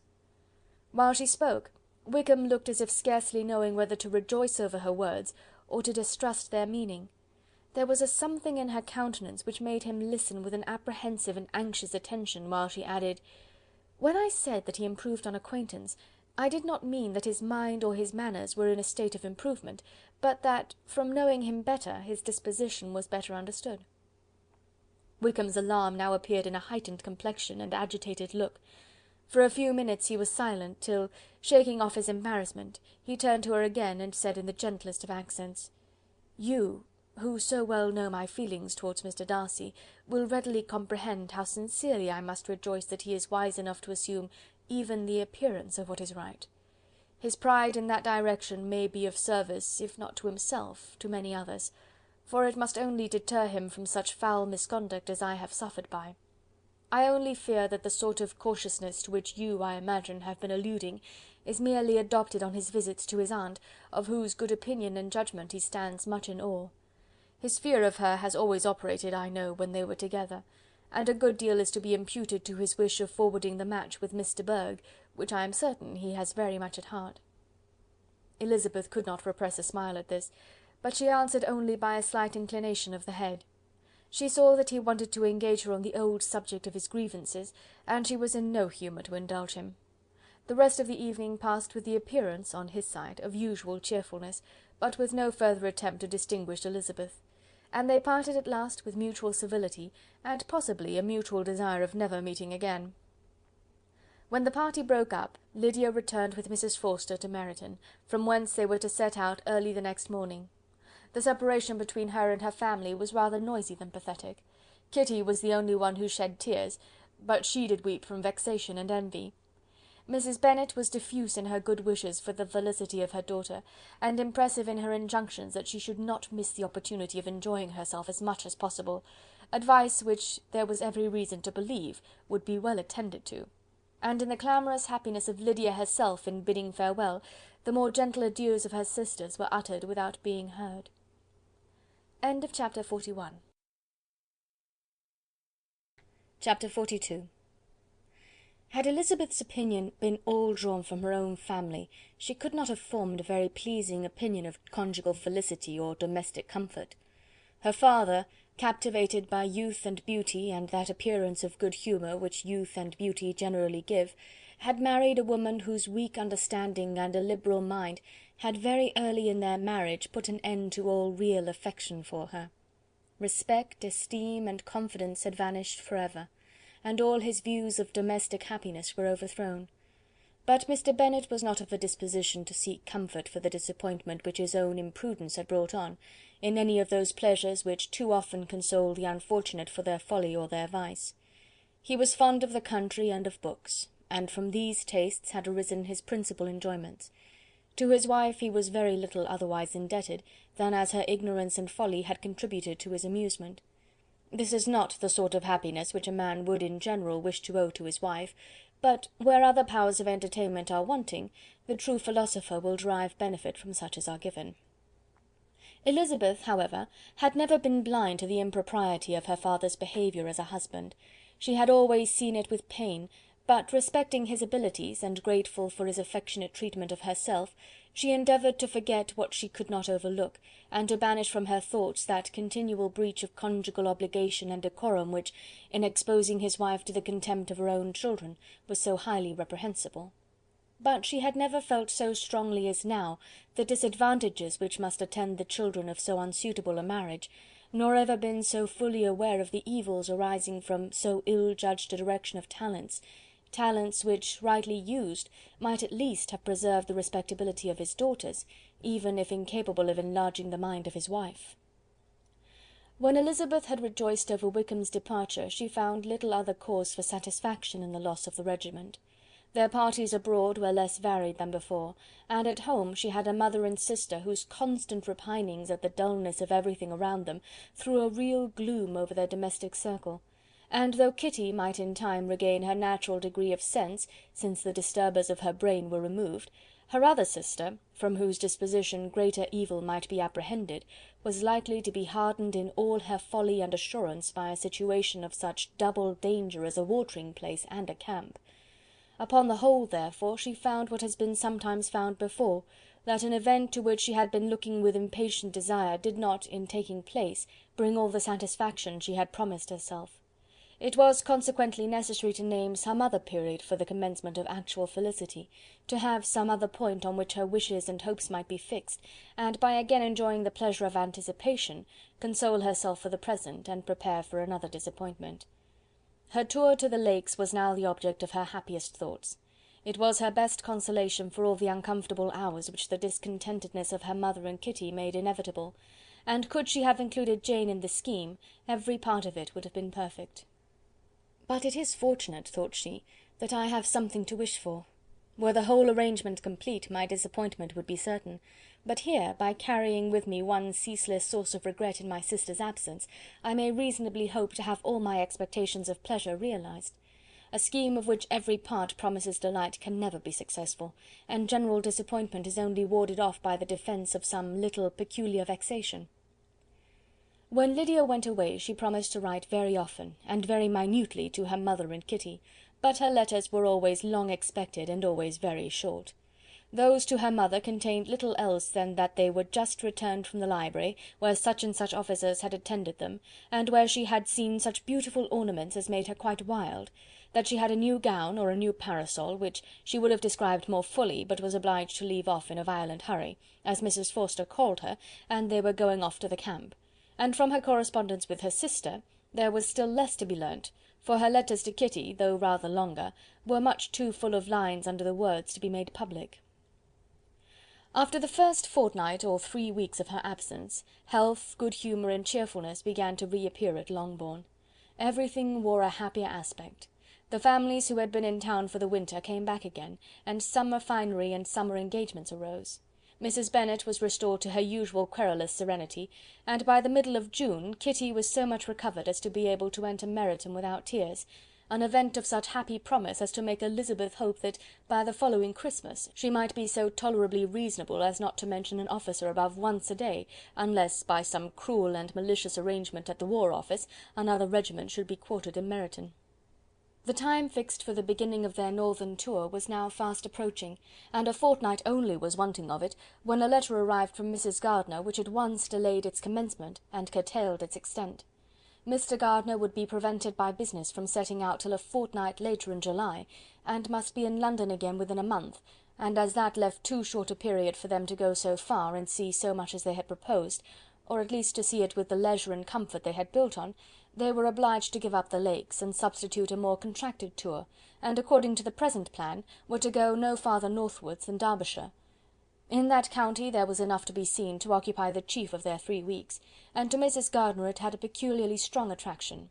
The town where she had formerly passed some years of her life, and where they were now to spend a few days, was probably as great an object of her curiosity as all the celebrated beauties of Matlock, Chatsworth, Dovedale, or the Peak. Elizabeth was excessively disappointed. She had set her heart on seeing the Lakes, and still thought there might have been time enough, but it was her business to be satisfied, and certainly her temper to be happy, and all was soon right again. With the mention of Derbyshire there were many ideas connected. It was impossible for her to see the word without thinking of Pemberley and its owner. "But surely," said she, "I may enter his county without impunity, and rob it of a few petrified spars without his perceiving me." The period of expectation was now doubled. 4 weeks were to pass away before her uncle and aunt's arrival. But they did pass away, and Mr. and Mrs. Gardiner, with their 4 children, did at length appear at Longbourn. The children, 2 girls of 6 and 8 years old, and 2 younger boys, were to be left under the particular care of their cousin Jane, who was the general favourite, and whose steady sense and sweetness of temper exactly adapted her for attending to them in every way, teaching them, playing with them, and loving them. The Gardiners stayed only 1 night at Longbourn, and set off the next morning with Elizabeth in pursuit of novelty and amusement. One enjoyment was certain, that of suitableness of companions, a suitableness which comprehended health and temper to bear inconveniences, cheerfulness to enhance every pleasure, and affection and intelligence, which might supply it among themselves if there were disappointments abroad. It is not the object of this work to give a description of Derbyshire, nor of any of the remarkable places through which their route thither lay. Oxford, Blenheim, Warwick, Kenilworth, Birmingham, etc., are sufficiently known. A small part of Derbyshire is all the present concern. To the little town of Lambton, the scene of Mrs. Gardiner's former residence, and where she had lately learned some acquaintance still remained, they bent their steps, after having seen all the principal wonders of the country, and within 5 miles of Lambton, Elizabeth found from her aunt that Pemberley was situated. It was not in their direct road, nor more than a mile or 2 out of it. In talking over their route the evening before, Mrs. Gardiner expressed an inclination to see the place again. Mr. Gardiner declared his willingness, and Elizabeth was applied to for her approbation. "My love, should you not like to see a place of which you have heard so much?" said her aunt. "A place, too, with which so many of your acquaintances are connected. Wickham passed all his youth there, you know." Elizabeth was distressed. She felt that she had no business at Pemberley, and was obliged to assume a disinclination for seeing it. She must own that she was tired of seeing great houses; after going over so many, she really had no pleasure in fine carpets or satin curtains. Mrs. Gardiner abused her stupidity. "If it were merely a fine house, richly furnished," said she, "I should not care about it myself, but the grounds are delightful. They have some of the finest woods in the country." Elizabeth said no more, but her mind could not acquiesce.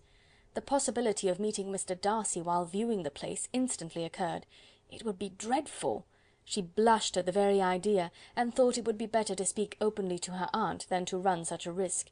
But against this there were objections, and she finally resolved that it could be the last resource if her private inquiries to the absence of the family were unfavourably answered. Accordingly, when she retired at night, she asked the chambermaid whether Pemberley were not a very fine place. What was the name of its proprietor? And, with no little alarm, whether the family were down for the summer. A most welcome negative followed the last question, and her alarms now being removed, she was at leisure to feel a great deal of curiosity to see the house herself, and when the subject was revived the next morning, and she was again applied to, could readily answer, and with a proper air of indifference, that she had not really any dislike to the scheme.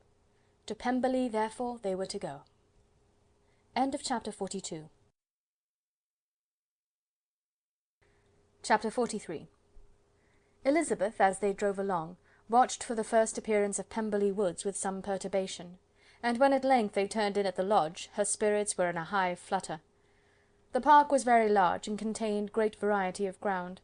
They entered it in one of its lowest points, and drove for some time through a beautiful wood, stretching over a wide extent. Elizabeth's mind was too full for conversation, but she saw and admired every remarkable spot and point of view. They gradually ascended for half a mile, and then found themselves at the top of a considerable eminence, where the wood ceased, and the eye was instantly caught by Pemberley House, situated on the opposite side of a valley, into which the road with some abruptness wound. It was a large, handsome stone building, standing well on rising ground, and backed by a ridge of high woody hills, and in front a stream of some natural importance was swelled into greater, but without any artificial appearance. Its banks were neither formal nor falsely adorned. Elizabeth was delighted.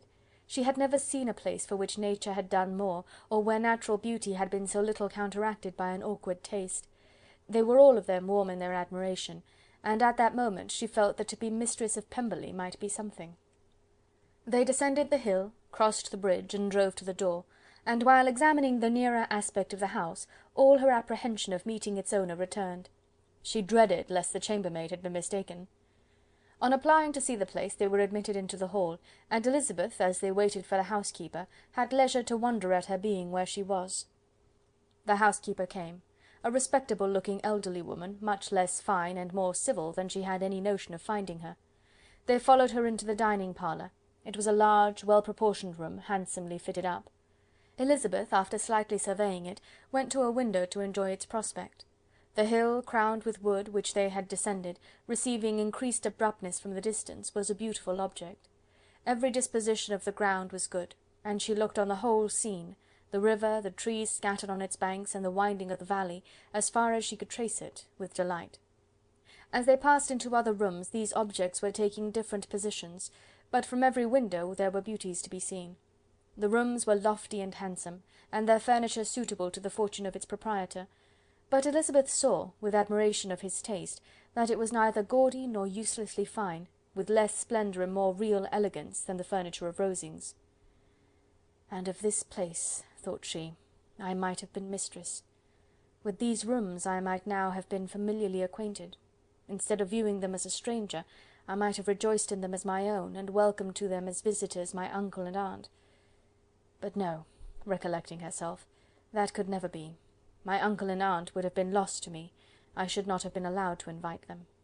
This was a lucky recollection. It saved her from something very like regret. She longed to inquire of the housekeeper whether her master was really absent, but had not the courage for it. At length, however, the question was asked by her uncle, and she turned away with alarm, while Mrs. Reynolds replied that he was, adding, "But we expect him to-morrow, with a large party of friends." How rejoiced was Elizabeth that their own journey had not by any circumstance been delayed a day! Her aunt now called her to look at a picture. She approached and saw the likeness of Mr. Wickham, suspended amongst several other miniatures, over the mantelpiece. Her aunt asked her smilingly how she liked it. The housekeeper came forward and told them it was a picture of a young gentleman, the son of her late master's steward, who had been brought up by him at his own expense. "He is now gone into the army," she added, "but I am afraid he has turned out very wild." Mrs. Gardiner looked at her niece with a smile, but Elizabeth could not return it. "And that," said Mrs. Reynolds, pointing to another of the miniatures, "is my master, and very like him. It was drawn at the same time as the other, about 8 years ago." "I have heard much of your master's fine person," said Mrs. Gardiner, looking at the picture. "It is a handsome face. But, Lizzy, you can tell us whether it is like or not." Mrs. Reynolds' respect for Elizabeth seemed to increase on this intimation of her knowing her master. "Does that young lady know Mr. Darcy?" Elizabeth coloured, and said, "A little." "And do not you think him a very handsome gentleman, ma'am?" "Yes, very handsome." "I am sure I know none so handsome. But in the gallery upstairs you will see a finer, larger picture of him than this.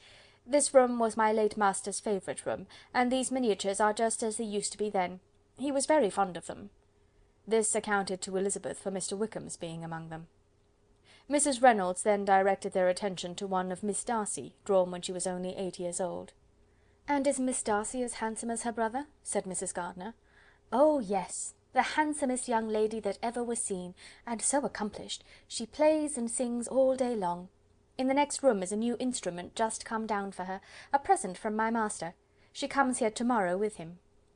Mr. Gardiner, whose manners were very easy and pleasant, encouraged her communicativeness by his questions and remarks. Mrs. Reynolds, either by pride or attachment, had evidently great pleasure in talking of her master and his sister. "Is your master much at Pemberley in the course of the year?" "Not so much as I could wish, sir, but I dare say he may spend half his time here, and Miss Darcy is always down for the summer months." "Except," thought Elizabeth, "when she goes to Ramsgate."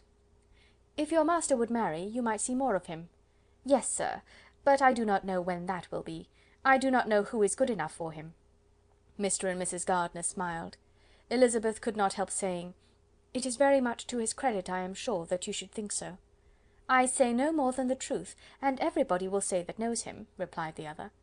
Elizabeth thought this was going pretty far, and she listened with increasing astonishment as the housekeeper added, "I have never known a cross word from him in my life, and I have known him ever since he was 4 years old." This was praise, of all others most extraordinary, most opposite to her ideas. That he was not a good-tempered man had been her firmest opinion. Her keenest attention was awakened. She longed to hear more, and was grateful to her uncle for saying, "There are several people of whom so much can be said. You are lucky in having such a master." "Yes, sir, I know I am. If I were to go through the world, I could not meet with a better. But I have always observed that they who are good-natured when children are good-natured when they grow up, and he was always the sweetest-tempered, most generous-hearted boy in the world." Elizabeth almost stared at her. "Can this be Mr. Darcy?" thought she. "His father was an excellent man," said Mrs. Gardiner. "Yes, ma'am, that he was indeed, and his son will be just like him, just as affable to the poor." Elizabeth listened, wondered, doubted, and was impatient for more. Mrs. Reynolds could interest her on no other point. She related the subjects of the pictures, the dimensions of the rooms, and the price of the furniture in vain. Mr. Gardiner, highly amused by the kind of family prejudice to which he attributed her excessive commendation of her master, soon led again to the subject, and she dwelt with energy on his many merits as they proceeded together up the great staircase. "He is the best landlord and the best master," said she, "that ever lived. Not like the wild young men nowadays, who think of nothing but themselves. There is not one of his tenants or servants but will give him a good name. Some people call him proud, but I am sure I never saw anything of it. To my fancy, it is only because he does not rattle away like other young men." "In what an amiable light does this place him?" thought Elizabeth. "This fine account of him," whispered her aunt as they walked, "is not quite consistent with his behaviour to our poor friend. Perhaps we might be deceived. That is not very likely, our authority was too good."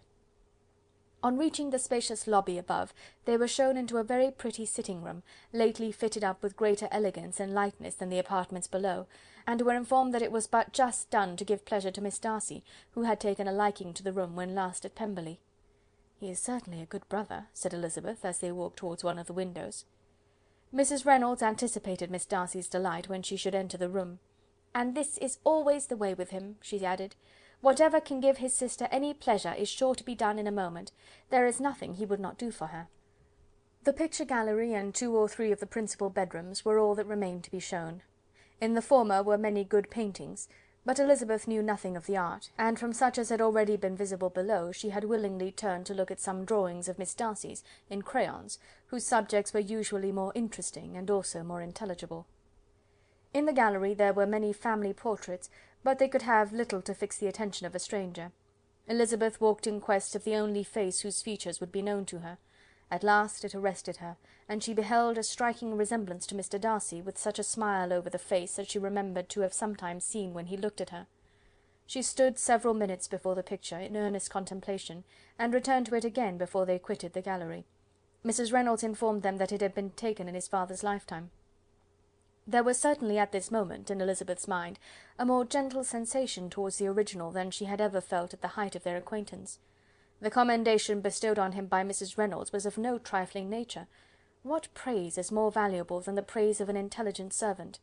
As a brother, a landlord, a master, she considered how many people's happiness were in his guardianship, how much of pleasure or pain was it in his power to bestow, how much of good or evil must be done by him. Every idea that had been brought forward by the housekeeper was favourable to his character, and as she stood before the canvas on which he was represented, and fixed his eyes upon herself, she thought of his regard with a deeper sentiment of gratitude than it had ever raised before. She remembered its warmth, and softened its impropriety of expression. When all of the house that was open to general inspection had been seen, they returned downstairs, and taking leave of the housekeeper, were consigned over to the gardener, who met them at the hall door. As they walked across the hall towards the river, Elizabeth turned back to look again. Her uncle and aunt stopped also, and while the former was conjecturing as to the date of the building, the owner of it himself suddenly came forward from the road which led behind it to the stables. They were within 20 yards of each other, and so abrupt was his appearance that it was impossible to avoid his sight. Their eyes instantly met, and the cheeks of both were overspread with the deepest blush. He absolutely started, and for a moment seemed immovable from surprise, but shortly recovering himself, advanced towards the party and spoke to Elizabeth, if not in terms of perfect composure, at least of perfect civility. She had instinctively turned away, but stopping on his approach, received his compliments with an embarrassment impossible to be overcome. Had his first appearance, or his resemblance to the picture they had just been examining, been insufficient to assure the other two that they now saw Mr. Darcy, the gardener's expression of surprise, on beholding his master, must immediately have told it. They stood a little aloof while he was talking to their niece, who, astonished and confused, scarcely dared lift her eyes to his face, and knew not what answer she returned to his civil inquiries after her family. Amazed at the alteration of his manner since they last parted, every sentence that he uttered was increasing her embarrassment, and every idea of the impropriety of her being found there recurring to her mind, the few minutes in which they continued were some of the most uncomfortable in her life. Nor did he seem much more at ease. When he spoke, his accent had none of its usual sedateness, and he repeated his inquiries as to the time of her having left Longbourn, and of her having stayed in Derbyshire so often, and in so hurried a way, as plainly spoke the distraction of his thoughts. At length every idea seemed to fail him, and after standing a few moments without saying a word, he suddenly recollected himself, and took leave. The others then joined her, and expressed admiration of his figure, but Elizabeth heard not a word, and wholly engrossed by her own feelings, followed them in silence. She was overpowered by shame and vexation. Her coming there was the most unfortunate, the most ill-judged thing in the world. How strange it must appear to him! In what a disgraceful light might it not strike so vain a man! It might seem as if she had purposely thrown herself in his way again. Oh, why did she come? Or why did he thus come a day before he was expected? Had they been only 10 minutes sooner, they could have been beyond the reach of his discrimination, for it was plain that he was that moment arrived, that moment alighted from his horse, or his carriage. She blushed again and again over the perverseness of the meeting, and his behaviour, so strikingly altered, what could it mean? That he should even speak to her was amazing, but to speak with such civility, to inquire after her family, never in her life had she seen his manners so little dignified, never had he spoken with such gentleness as on this unexpected meeting. What a contrast did it offer to his last address in Rosings Park, when he put his letter into her hand! She knew not what to think, or how to account for it. They had now entered a beautiful walk by the side of the water, and every step was bringing forward a nobler fall of ground, or a finer reach of the woods to which they were approaching. But it was some time before Elizabeth was sensible of any of it, and though she answered mechanically to the repeated appeals of her uncle and aunt, and seemed to direct her eyes to such objects as they pointed out, she distinguished no part of the scene. Her thoughts were all fixed on that one spot of Pemberley House, whichever it might be, where Mr. Darcy then was. She longed to know what at the moment was passing in his mind, in what manner he thought of her, and whether, in defiance of everything, she was still dear to him. Perhaps he had been civil only because he felt himself at ease, yet there had been that in his voice which was not like ease. Whether he had felt more of pain or of pleasure in seeing her she could not tell, but he certainly had not seen her with composure. At length, however, the remarks of her companions on her absence of mind aroused her, and she felt the necessity of appearing more like herself.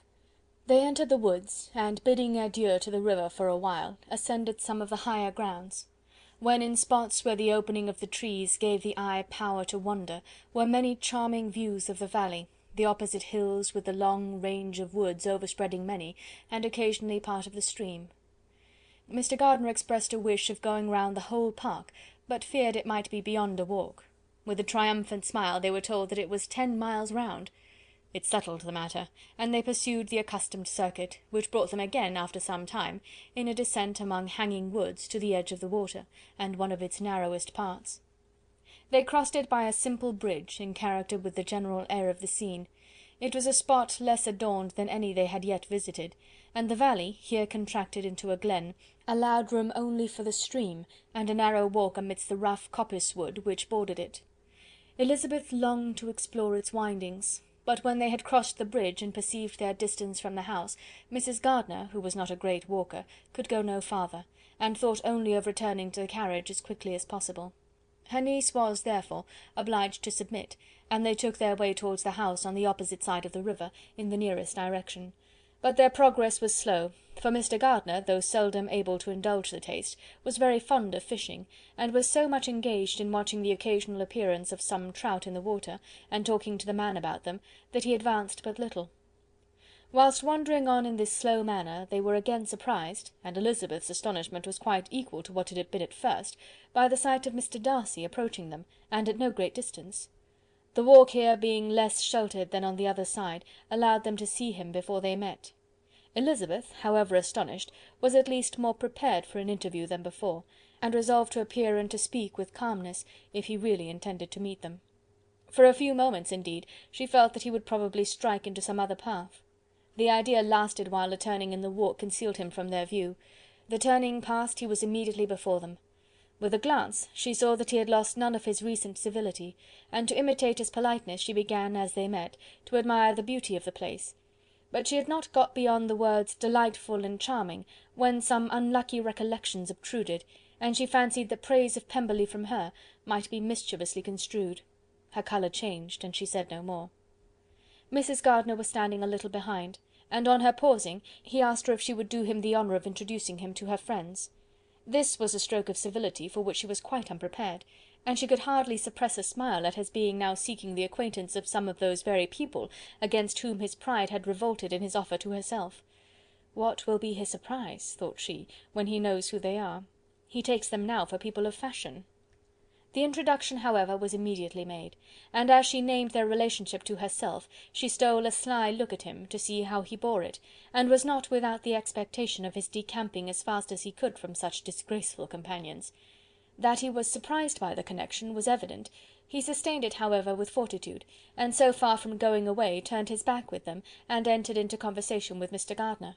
Elizabeth could not but be pleased, could not but triumph. It was consoling that he should know she had some relations for whom there was no need to blush. She listened most attentively to all that passed between them, and gloried in every expression, every sentence of her uncle which marked his intelligence, his taste, or his good manners. The conversation soon turned upon fishing, and she heard Mr. Darcy invite him, with the greatest civility, to fish there as often as he chose while he continued in the neighbourhood, offering at the same time to supply him with fishing tackle, and pointing out those parts of the stream where there was usually most sport. Mrs. Gardiner, who was walking arm in arm with Elizabeth, gave her a look of expressive wonder. Elizabeth said nothing, but it gratified her exceedingly. The compliment must be all for herself. The astonishment, however, was extreme, and continually was she repeating, "Why is he so altered? From what can it proceed? It cannot be for me, it cannot be for my sake that his manners are thus softened. My reproofs at Hunsford could not work such a change as this. It is impossible that he should still love me." After walking some time in this way, the two ladies in front, the two gentlemen behind, on resuming their places, after descending to the brink of the river, for the better inspection of some curious water plant, there chanced to be a little alteration. It originated in Mrs. Gardiner, who, fatigued by the exercise of the morning, found Elizabeth's arm inadequate to her support, and consequently preferred her husband's. Mr. Darcy took her place by her niece, and they walked on together. After a short silence, the lady first spoke. She wished him to know that she had been assured of his absence before she came to the place, and accordingly began by observing that his arrival had been very unexpected, "for your housekeeper," she added, "informed us that you would certainly not be here till to-morrow, and indeed, before we left Bakewell, we understood that you were not immediately expected in the country." He acknowledged the truth of it all, and said that business with his steward had occasioned his coming forward a few hours before the rest of the party with whom he had been travelling. "They will join me early to-morrow," he continued, "and among them are some who will claim an acquaintance with you, Mr. Bingley and his sisters." Elizabeth answered only by a slight bow. Her thoughts were instantly driven back to the time when Mr. Bingley's name had been the last mentioned between them, and if she might judge by his complexion, his mind was not very differently engaged. "There is also one other person in the party," he continued after a pause, "who more particularly wishes to be known to you. Will you allow me, or do I ask too much, to introduce my sister to your acquaintance during your stay at Lambton?" The surprise of such an application was great indeed. It was too great for her to know in what manner she acceded to it. She immediately felt that whatever desire Miss Darcy might have of being acquainted with her must be the work of her brother, and, without looking farther, it was satisfactory. It was gratifying to know that his resentment had not made him think really ill of her. They now walked on in silence, each of them deep in thought. Elizabeth was not comfortable. That was impossible, but she was flattered and pleased. His wish of introducing his sister to her was a compliment of the highest kind. They soon outstripped the others, and when they had reached the carriage, Mr. and Mrs. Gardiner were half a quarter of a mile behind. He then asked her to walk into the house, but she declared herself not tired, and they stood together on the lawn. At such a time much might have been said, and silence was very awkward. She wanted to talk, but there seemed to be an embargo on every subject. At last she recollected that she had been travelling, and they talked of Matlock and Dovedale with great perseverance. Yet time and her aunt moved slowly, and her patience and her ideas were nearly worn out before the tete-a-tete was over. On Mr. and Mrs. Gardiner's coming up, they were all pressed to go into the house and take some refreshment, but this was declined, and they parted on each side with utmost politeness. Mr. Darcy handed the ladies into the carriage, and when it drove off, Elizabeth saw him walking slowly towards the house. The observations of her aunt and uncle now began, and each of them pronounced him to be infinitely superior to anything they had expected. "He is perfectly well behaved, polite and unassuming," said her uncle. "There is something a little stately in him, to be sure," replied her aunt, "but it is confined to his air, and is not unbecoming. I can now say with his housekeeper, that though some people may call him proud, I have seen nothing of it. I was never more surprised by his behaviour to us. It was more than civil, it was really attentive, and there was no necessity for such attention. His acquaintance with Elizabeth was very trifling." "To be sure, Lizzy," said her aunt, "he is not so handsome as Wickham, or rather, he has not Wickham's countenance, for his features are perfectly good. But how came you to tell me that he was so disagreeable?" Elizabeth excused herself as well as she could, said that she had liked him better when they had met in Kent than before, and that she had never seen him so pleasant as this morning. "But perhaps he may be a little whimsical in his civilities," replied her uncle. "Your great men often are, and therefore I shall not take him at his word, as he might change his mind another day and warn me off his grounds." Elizabeth felt that they had entirely misunderstood his character, but said nothing. "From what we have seen of him," continued Mrs. Gardiner, "I really should not have thought that he could have behaved in so cruel a way by anybody as he has done by poor Wickham. He has not an ill-natured look. On the contrary, there is something pleasing about his mouth when he speaks, and there is something of dignity in his countenance that would not give one an unfavourable idea of his heart. But, to be sure, the good lady who showed us his house did give him a most flaming character. I could hardly help laughing aloud sometimes. But he is a liberal master, I suppose, and that, in the eye of a servant, comprehends every virtue." Elizabeth here felt herself called on to say something in vindication of his behaviour to Wickham, and therefore gave them to understand, in as guarded a manner as she could, that, by what she had heard from his relations in Kent, his actions were capable of a very different construction, and that his character was by no means so faulty, nor Wickham's so amiable, as they had been considered in Hertfordshire. In confirmation of this, she related the particulars of all the pecuniary transactions in which they had been connected, without actually naming her authority, but stating it to be such as might be relied on.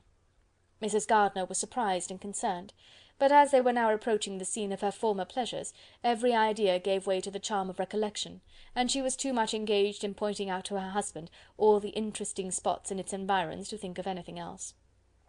Fatigued as she had been by the morning's walk, they had no sooner dined than she set off again in quest of her former acquaintance, and the evening was spent in the satisfactions of an intercourse renewed after many years' discontinuance. The occurrences of the day were too full of interest to leave Elizabeth much attention for any of these new friends, and she could do nothing but think, and think with wonder, of Mr. Darcy's civility, and above all, of his wishing her to be acquainted with his sister.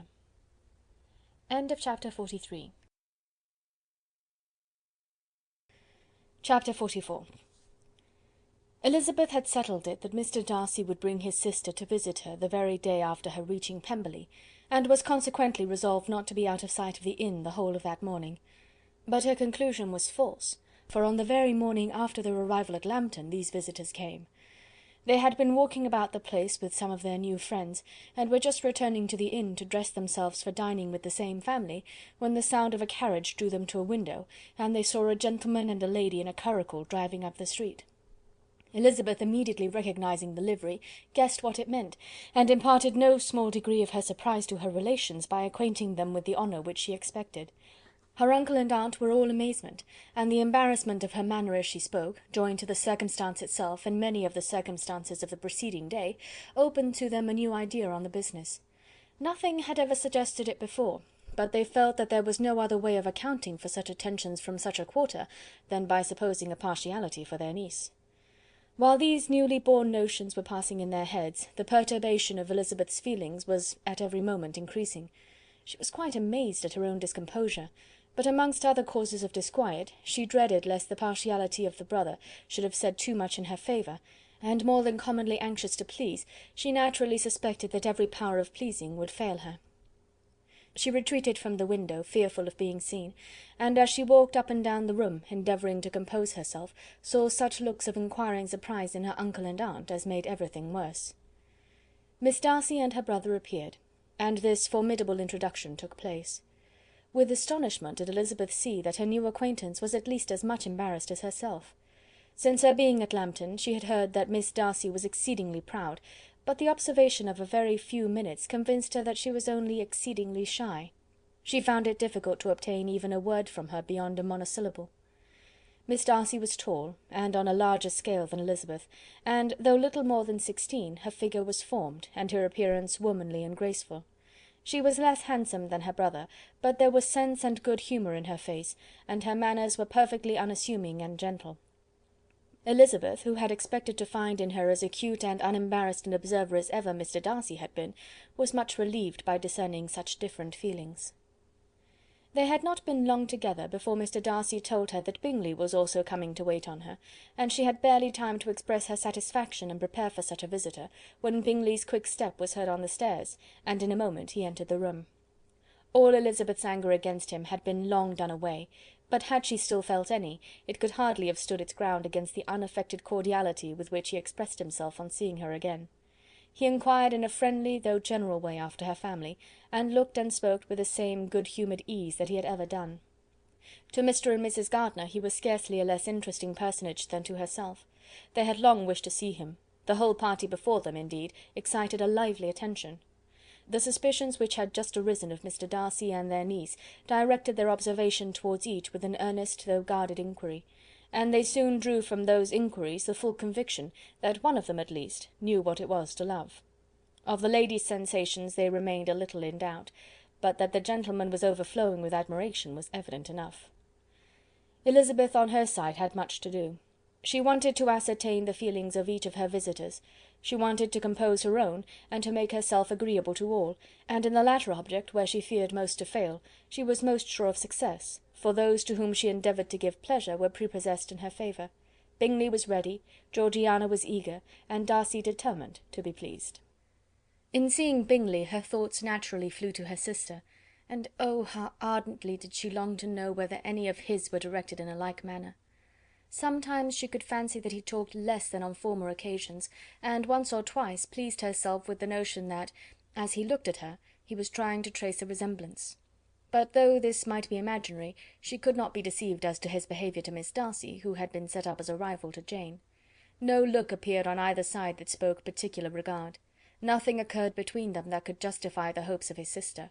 On this point she was soon satisfied, and 2 or 3 little circumstances occurred ere they parted, which, in her anxious interpretation, denoted a recollection of Jane not untinctured by tenderness, and a wish of saying more that might lead to the mention of her, had he dared. He observed to her, at a moment when the others were talking together, and in a tone which had something of real regret, that it was a very long time since he had had the pleasure of seeing her, and before she could reply, he added, "It is above 8 months. We have not met since the 26th of November, when we were all dancing together at Netherfield." Elizabeth was pleased to find his memory so exact, and he afterwards took occasion to ask her, when unattended to by any of the rest, whether all her sisters were at Longbourn. There was not much in the question, nor in the preceding remark, but there was a look and a manner which gave them meaning. It was not often that she could turn her eyes on Mr. Darcy himself, but whenever she did catch a glimpse, she saw an expression of general complaisance, and in all that he said she heard an accent so removed from hauteur or disdain of his companions, as convinced her that the improvement of manners which she had yesterday witnessed, however temporary its existence might prove, had at least outlived one day. When she saw him thus seeking the acquaintance and courting the good opinion of people with whom any intercourse a few months ago would have been a disgrace, when she saw him thus civil, not only to herself, but to the very relations whom he had openly disdained, and recollected their last lively scene in Hunsford Parsonage, the difference, the change was so great, and struck so forcibly on her mind, that she could hardly restrain her astonishment from being visible. Never, even in the company of his dear friends at Netherfield, or his dignified relations at Rosings, had she seen him so desirous to please, so free from self-consequence or unbending reserve, as now, when no importance could result from the success of his endeavours, and when even the acquaintance of those to whom his attentions were addressed would draw down the ridicule and censure of the ladies both of Netherfield and Rosings. Their visitor stayed with them above half an hour, and when they arose to depart, Mr. Darcy called on his sister to join him in expressing their wish of seeing Mr. and Mrs. Gardiner and Miss Bennet to dinner at Pemberley before they left the country. Miss Darcy, though with a diffidence which marked her little in the habit of giving invitations, readily obeyed.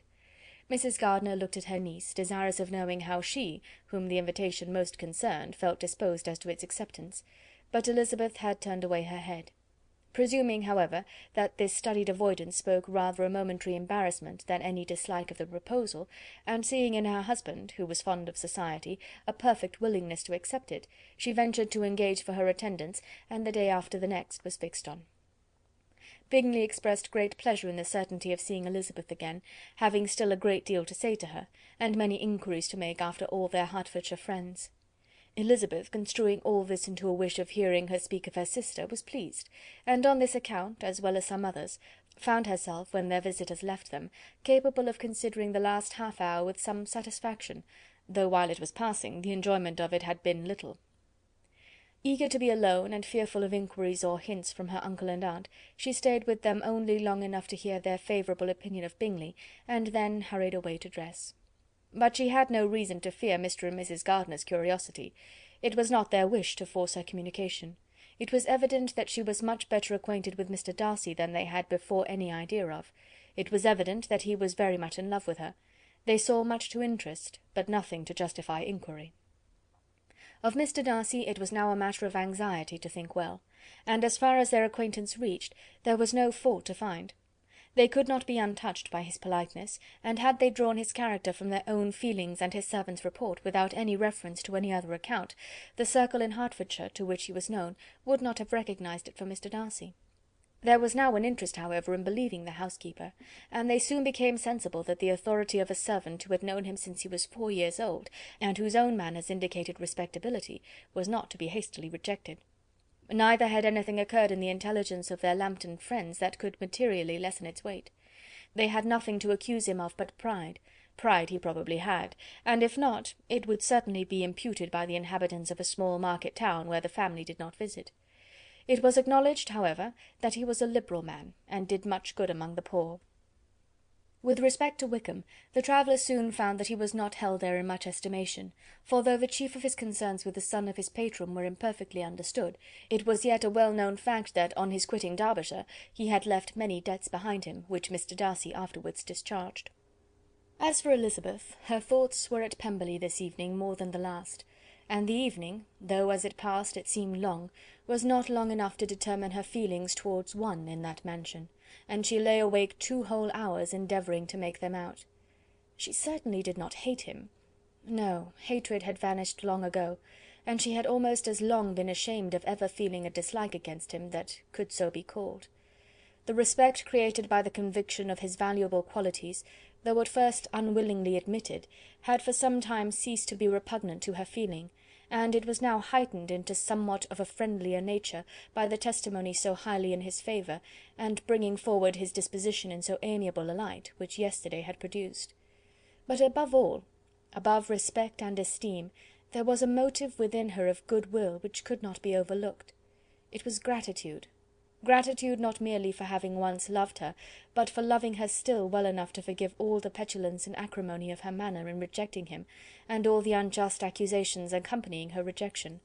He who, she had been persuaded, would avoid her as his greatest enemy, seemed on this accidental meeting most eager to preserve the acquaintance, and without any indelicate display of regard, or any peculiarity of manner, where their 2 selves only were concerned, was soliciting the good opinion of her friends, and bent on making her known to his sister. Such a change in a man of so much pride excited not only astonishment but gratitude, for to love, ardent love, it must be attributed, and as such its impression on her was of a sort to be encouraged as by no means unpleasing, though it could not be exactly defined. She respected, she esteemed, she was grateful to him, she felt a real interest in his welfare, and she only wanted to know how far she wished that welfare to depend upon herself, and how far it would be for the happiness of both that she should employ the power, which her fancy told her she still possessed, of bringing on the renewal of his addresses. It had been settled in the evening between the aunt and the niece, that such a striking civility as Miss Darcy's in coming to see them on the very day of her arrival at Pemberley, for she had reached it only to a late breakfast, ought to be imitated, though it could not be qualified, by some exertion of politeness on their side, and consequently that it would be highly expedient to wait on her at Pemberley the following morning. They were therefore to go. Elizabeth was pleased, though when she asked herself the reason, she had very little to say in reply. Mr. Gardiner left them soon after breakfast. The fishing scheme had been renewed the day before, and a positive engagement made of his meeting some of the gentlemen at Pemberley before noon. End of chapter 44. Chapter 45. Convinced as Elizabeth now was that Miss Bingley's dislike of her had originated in jealousy, she could not help feeling how unwelcome her appearance at Pemberley must be to her, and was curious to know with how much civility on that lady's side the acquaintance would now be renewed.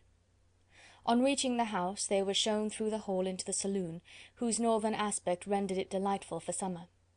Its windows opening to the ground admitted a most refreshing view of the high woody hills behind the house, and of the beautiful oaks and Spanish chestnuts which were scattered over the intermediate lawn. In this house they were received by Miss Darcy, who was sitting there with Mrs. Hurst and Miss Bingley, and the lady with whom she lived in London. Georgiana's reception of them was very civil, but attended with all the embarrassment which, though proceeding from shyness and the fear of doing wrong, would easily give to those who felt themselves inferior the belief of her being proud and reserved. Mrs. Gardiner and her niece, however, did her justice, and pitied her. By Mrs. Hurst and Miss Bingley they were noticed only by a curtsy, and on their being seated a pause, awkward as such pauses must always be, succeeded for a few moments. It was first broken by Mrs. Annesley, a genteel, agreeable-looking woman, whose endeavour to introduce some kind of discourse proved her to be more truly well-bred than either of the others, and between her and Mrs. Gardiner, with occasional help from Elizabeth, the conversation was carried on. Miss Darcy looked as if she wished for courage enough to join in it, and sometimes did venture a short sentence when there was least danger of its being heard. Elizabeth soon saw that she was herself closely watched by Miss Bingley, and that she could not speak a word, especially to Miss Darcy, without calling her attention. This observation would not have prevented her from trying to talk to the latter, had they not been seated at an inconvenient distance, but she was not sorry to be spared the necessity of saying much. Her own thoughts were employing her. She expected every moment that some of the gentlemen would enter the room. She wished, she feared, that the master of the house might be amongst them, and whether she wished or feared it most, she could scarcely determine. After sitting in this manner a quarter of an hour without hearing Miss Bingley's voice, Elizabeth was roused by receiving from her a cold inquiry after the health of her family. She answered with equal indifference and brevity, and the others said no more. The next variation which their visit afforded was produced by the entrance of servants with cold meat, cake, and a variety of all the finest fruits in season, but this did not take place till after many a significant look and smile from Mrs. Annesley to Miss Darcy had been given, to remind her of her post. There was now employment for the whole party, for though they could not all talk, they could all eat, and the beautiful pyramids of grapes, nectarines, and peaches soon collected them around the table. While thus engaged, Elizabeth had a fair opportunity of deciding whether she most feared or wished for the appearance of Mr. Darcy, by the feelings which prevailed on his entering the room, and then, though but a moment before she had believed her wishes to predominate, she began to regret that he came. He had been some time with Mr. Gardiner, who, with 2 or 3 other gentlemen from the house, was engaged by the river, and had left him only on learning that the ladies of the family intended a visit to Georgiana that morning. No sooner did he appear than Elizabeth wisely resolved to be perfectly easy and unembarrassed, a resolution the more necessary to be made, but perhaps not the more easily kept, because she saw that the suspicions of the whole party were awakened against them, and that there was scarcely an eye which did not watch his behaviour when he first came into the room. In no countenance was attentive curiosity so strongly marked as in Miss Bingley's, in spite of the smiles which overspread her face whenever she spoke to one of its objects; for jealousy had not yet made her desperate, and her attentions to Mr. Darcy were by no means over. Miss Darcy, on her brother's entrance, exerted herself much more to talk, and Elizabeth saw that he was anxious for his sister and herself to get acquainted, and forwarded as much as possible every attempt at conversation on either side. Miss Bingley saw all this likewise, and in the imprudence of anger took the first opportunity of saying, with sneering civility, "Pray, Miss Eliza, are not the shire militia removed from Meryton? They must be a great loss to your family." In Darcy's presence she dared not mention Wickham's name, but Elizabeth instantly comprehended that he was uppermost in her thoughts, and the various recollections connected with him gave her a moment's distress, but exerting herself vigorously to repel the ill-natured attack, she presently answered the question in a tolerably detached tone. While she spoke, an involuntary glance showed her Darcy, with a heightened complexion, earnestly looking at her, and his sister, overcome with confusion, and unable to lift up her eyes. Had Miss Bingley known what pain she was then giving her beloved friend, she undoubtedly would have refrained from the hint, but she had merely intended to discompose Elizabeth by bringing forward the idea of a man to whom she believed her partial, to make her betray a sensibility which might injure her in Darcy's opinion, and perhaps to remind the latter of all the follies and absurdities by which some part of her family were connected with that corps. Not a syllable had ever reached her of Miss Darcy's meditated elopement. To no creature had it been revealed, where secrecy was possible, except to Elizabeth, and from all Bingley's connections her brother was particularly anxious to conceal it, from the very wish which Elizabeth had long ago attributed to him of their becoming hereafter her own. He had certainly formed such a plan, and without meaning that it should affect his endeavour to separate him from Miss Bennet, it is probable that it might add something to his lively concern for the welfare of his friend. Elizabeth's collected behaviour, however, soon quieted his emotion, and as Miss Bingley, vexed and disappointed, dared not approach nearer to Wickham, Georgiana also recovered in time, though not enough to be able to speak any more. Her brother, whose eyes she feared to meet, scarcely recollected her interest in the affair, and the very circumstance which had been designed to turn his thoughts from Elizabeth seemed to have fixed them on her more and more cheerfully. Their visit did not continue long after the question and answer above mentioned, and while Mr. Darcy was attending them to their carriage, Miss Bingley was venting her feelings in criticisms on Elizabeth's person, behaviour, and dress. But Georgiana would not join her. Her brother's recommendation was enough to ensure her favour. His judgment could not err. And he had spoken in such terms of Elizabeth as to leave Georgiana without the power of finding her otherwise than lovely and amiable. When Darcy returned to the saloon, Miss Bingley could not help repeating to him some part of what she had been saying to his sister. "How very ill Miss Eliza Bennet looks this morning, Mr. Darcy," she cried. "I never in my life saw any one so much altered as she is since the winter. She is grown so brown and coarse. Louisa and I were agreeing that we should not have known her again." However little Mr. Darcy might have liked such an address, he contented himself with coolly replying that he perceived no other alteration than her being rather tanned, no miraculous consequence of travelling in the summer. "For my own part," she rejoined, "I must confess that I never could see any beauty in her. Her face is too thin, her complexion has no brilliancy, and her features are not at all handsome. Her nose wants character, there is nothing marked in its lines. Her teeth are tolerable, but not out of the common way, and as for her eyes, which have sometimes been called so fine, I could never see anything extraordinary in them. They have a sharp, shrewish look, which I do not like at all, and in her air altogether there is a self-sufficiency without fashion, which is intolerable." Persuaded as Miss Bingley was that Darcy admired Elizabeth, this was not the best method of recommending herself, but angry people are not always wise, and in seeing him at last look somewhat nettled, she had all the success she expected. He was resolutely silent, however, and from a determination of making him speak, she continued: "I remember, when we first knew her in Hertfordshire, how amazed we all were to find that she was a reputed beauty, and I particularly recollect your saying one night, after they had been dining at Netherfield, 'She a beauty! I would as soon call her mother a wit.' But afterwards she seemed to improve on you, and I believe you thought her rather pretty at one time." "Yes," replied Darcy, who could contain himself no longer, "but that was only when I first saw her, for it is many months since I have considered her as one of the handsomest women of my acquaintance."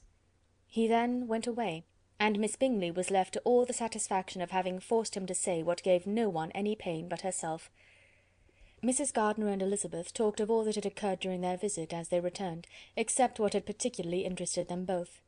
The look and behaviour of everybody they had seen were discussed, except of the person who had mostly engaged their attention. They talked of his sister, his friends, his house, his fruit, of everything but himself. Yet Elizabeth was longing to know what Mrs. Gardiner thought of him, and Mrs. Gardiner would have been highly gratified by her niece's beginning the subject. Chapter 45. Chapter 46. Elizabeth had been a good deal disappointed in not finding a letter from Jane on their first arrival at Lambton, and this disappointment had been renewed on each of the mornings that had now been spent there.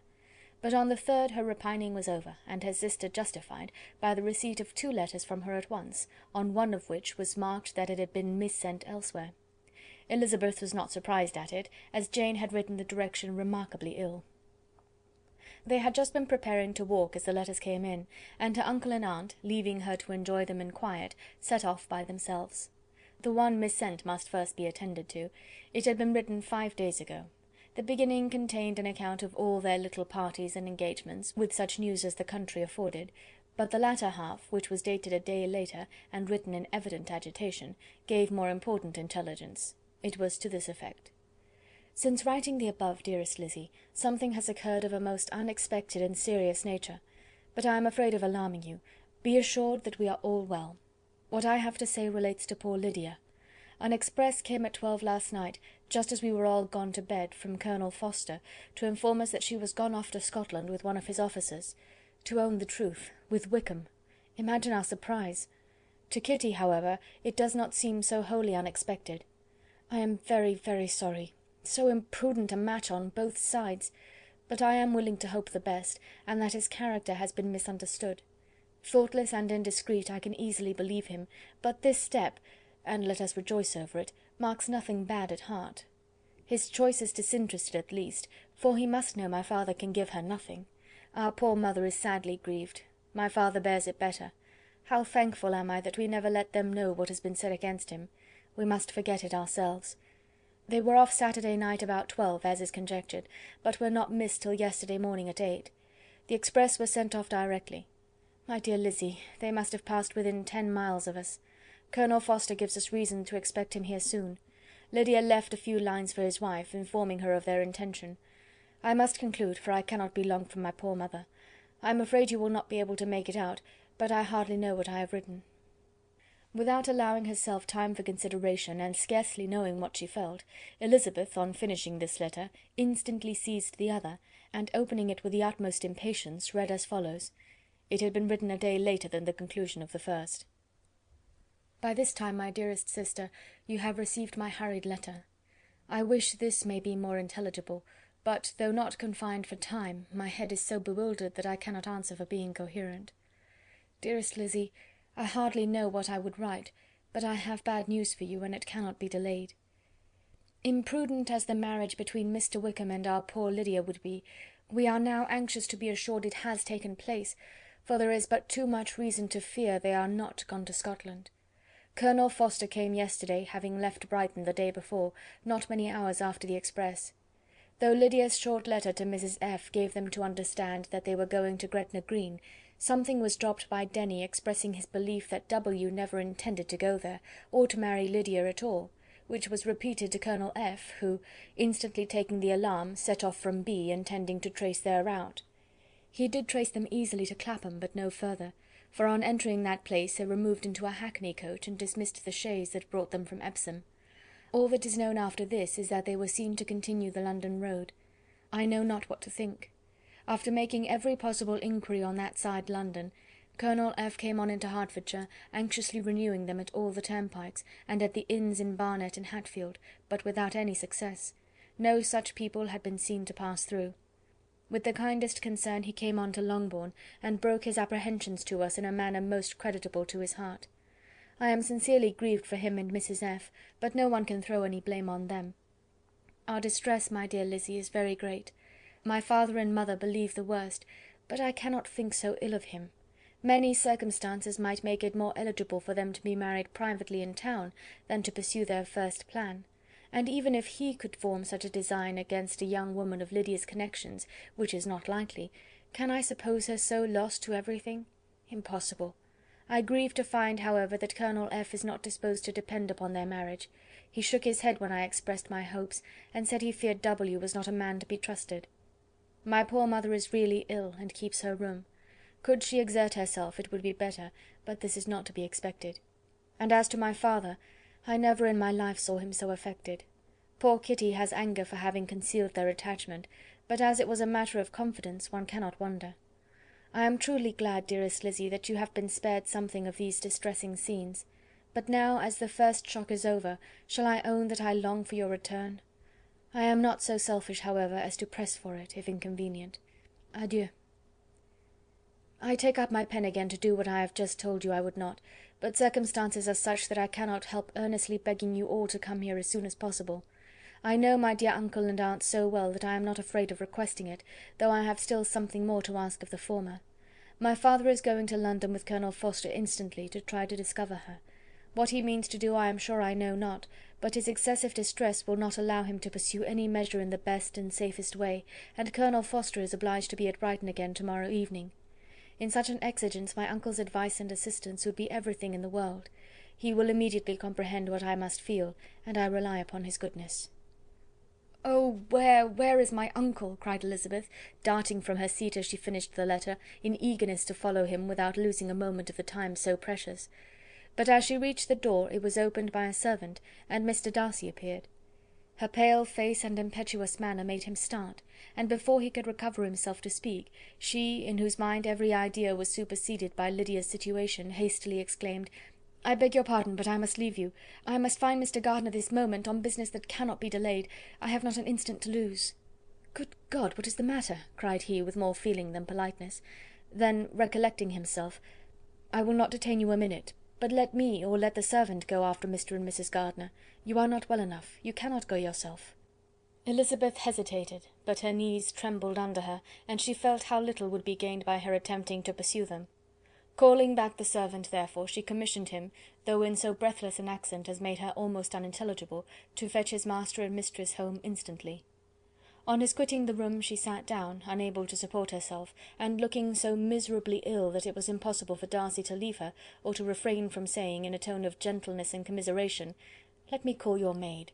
Is there nothing you could take to give you present relief? A glass of wine. Shall I get you one? You are very ill." "No, I thank you," she replied, endeavouring to recover herself. "There is nothing the matter with me. I am quite well. I am only distressed by some dreadful news which I have just received from Longbourn." She burst into tears as she alluded to it, and for a few minutes could not speak another word. Darcy, in wretched suspense, could only say something indistinctly of his concern, and observe her in compassionate silence. At length she spoke again. "I have just had a letter from Jane with such dreadful news. It cannot be concealed from anyone. My younger sister has left all her friends, has eloped, has thrown herself into the power of Mr. Wickham. They are gone off together from Brighton. You know him too well to doubt the rest. She has no money, no connections, nothing that can tempt him to... She is lost for ever." Darcy was fixed in astonishment. "When I consider," she added in a yet more agitated voice, "that I might have prevented it, I who knew what he was. Had I but explained some part of it only, some part of what I learned, to my own family, had his character been known, this could not have happened. But it is all too late now." "I am grieved indeed," cried Darcy, "grieved, shocked. But is it certain, absolutely certain?" "Oh, yes. They left Brighton together on Sunday night, and were traced almost to London, but not beyond. They are certainly not gone to Scotland." "And what has been done, what has been attempted to recover her?" "My father is gone to London, and Jane has written to beg my uncle's immediate assistance, and we shall be off, I hope, in half an hour. But nothing can be done. I know very well that nothing can be done. How is such a man to be worked on? How are they even to be discovered? I have not the smallest hope. It is every way horrible." Darcy shook his head in silent acquiescence. "When my eyes were opened to his real character, oh, had I known what I ought, what I dared to do! But I knew not, I was afraid of doing too much. Wretched, wretched mistake!" Darcy made no answer. He seemed scarcely to hear her, and was walking up and down the room in earnest meditation, his brow contracted, his air gloomy. Elizabeth soon observed, and instantly understood it. Her power was sinking. Everything must sink under such a proof of family weakness, such an assurance of the deepest disgrace. She could neither wonder nor condemn, but the belief of his self-conquest brought nothing consolatory to her bosom, afforded no palliation of her distress. It was, on the contrary, exactly calculated to make her understand her own wishes, and never had she so honestly felt that she could have loved him as now, when all love must be vain. But self, though it would intrude, could not engross her.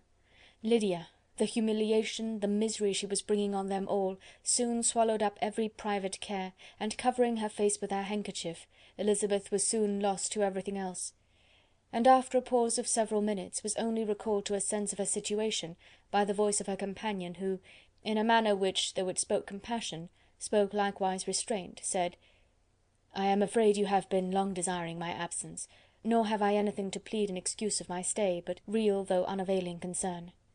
Would to heaven that anything could be either said or done on my part that might offer consolation to such distress. But I will not torment you with vain wishes, which may seem purposely to ask for your thanks. This unfortunate affair will, I fear, prevent my sister's having the pleasure of seeing you at Pemberley to-day. Oh yes, be so kind as to apologize for us to Miss Darcy. Say that urgent business calls us home immediately. Conceal the unhappy truth as long as it is possible. I know it cannot be long."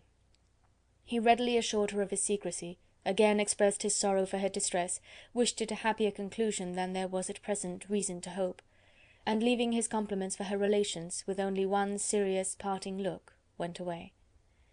As he quitted the room, Elizabeth felt how improbable it was that they should ever see each other again on such terms of cordiality as had marked their several meetings in Derbyshire, and as she threw a retrospective glance over the whole of their acquaintance, so full of contradictions and varieties, sighed at the perverseness of those feelings which would now have promoted its continuance, and would formerly have rejoiced in its termination.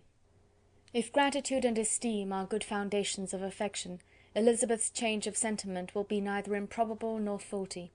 But if otherwise, if regard springing from such sources is unreasonable or unnatural in comparison of what is so often described as arising on a first interview with its object, and even before 2 words have been exchanged, nothing can be said in her defence, except that she had given somewhat of a trial to the latter method in her partiality for Wickham, and that its ill success might, perhaps, authorise her to seek the other less interesting mode of attachment.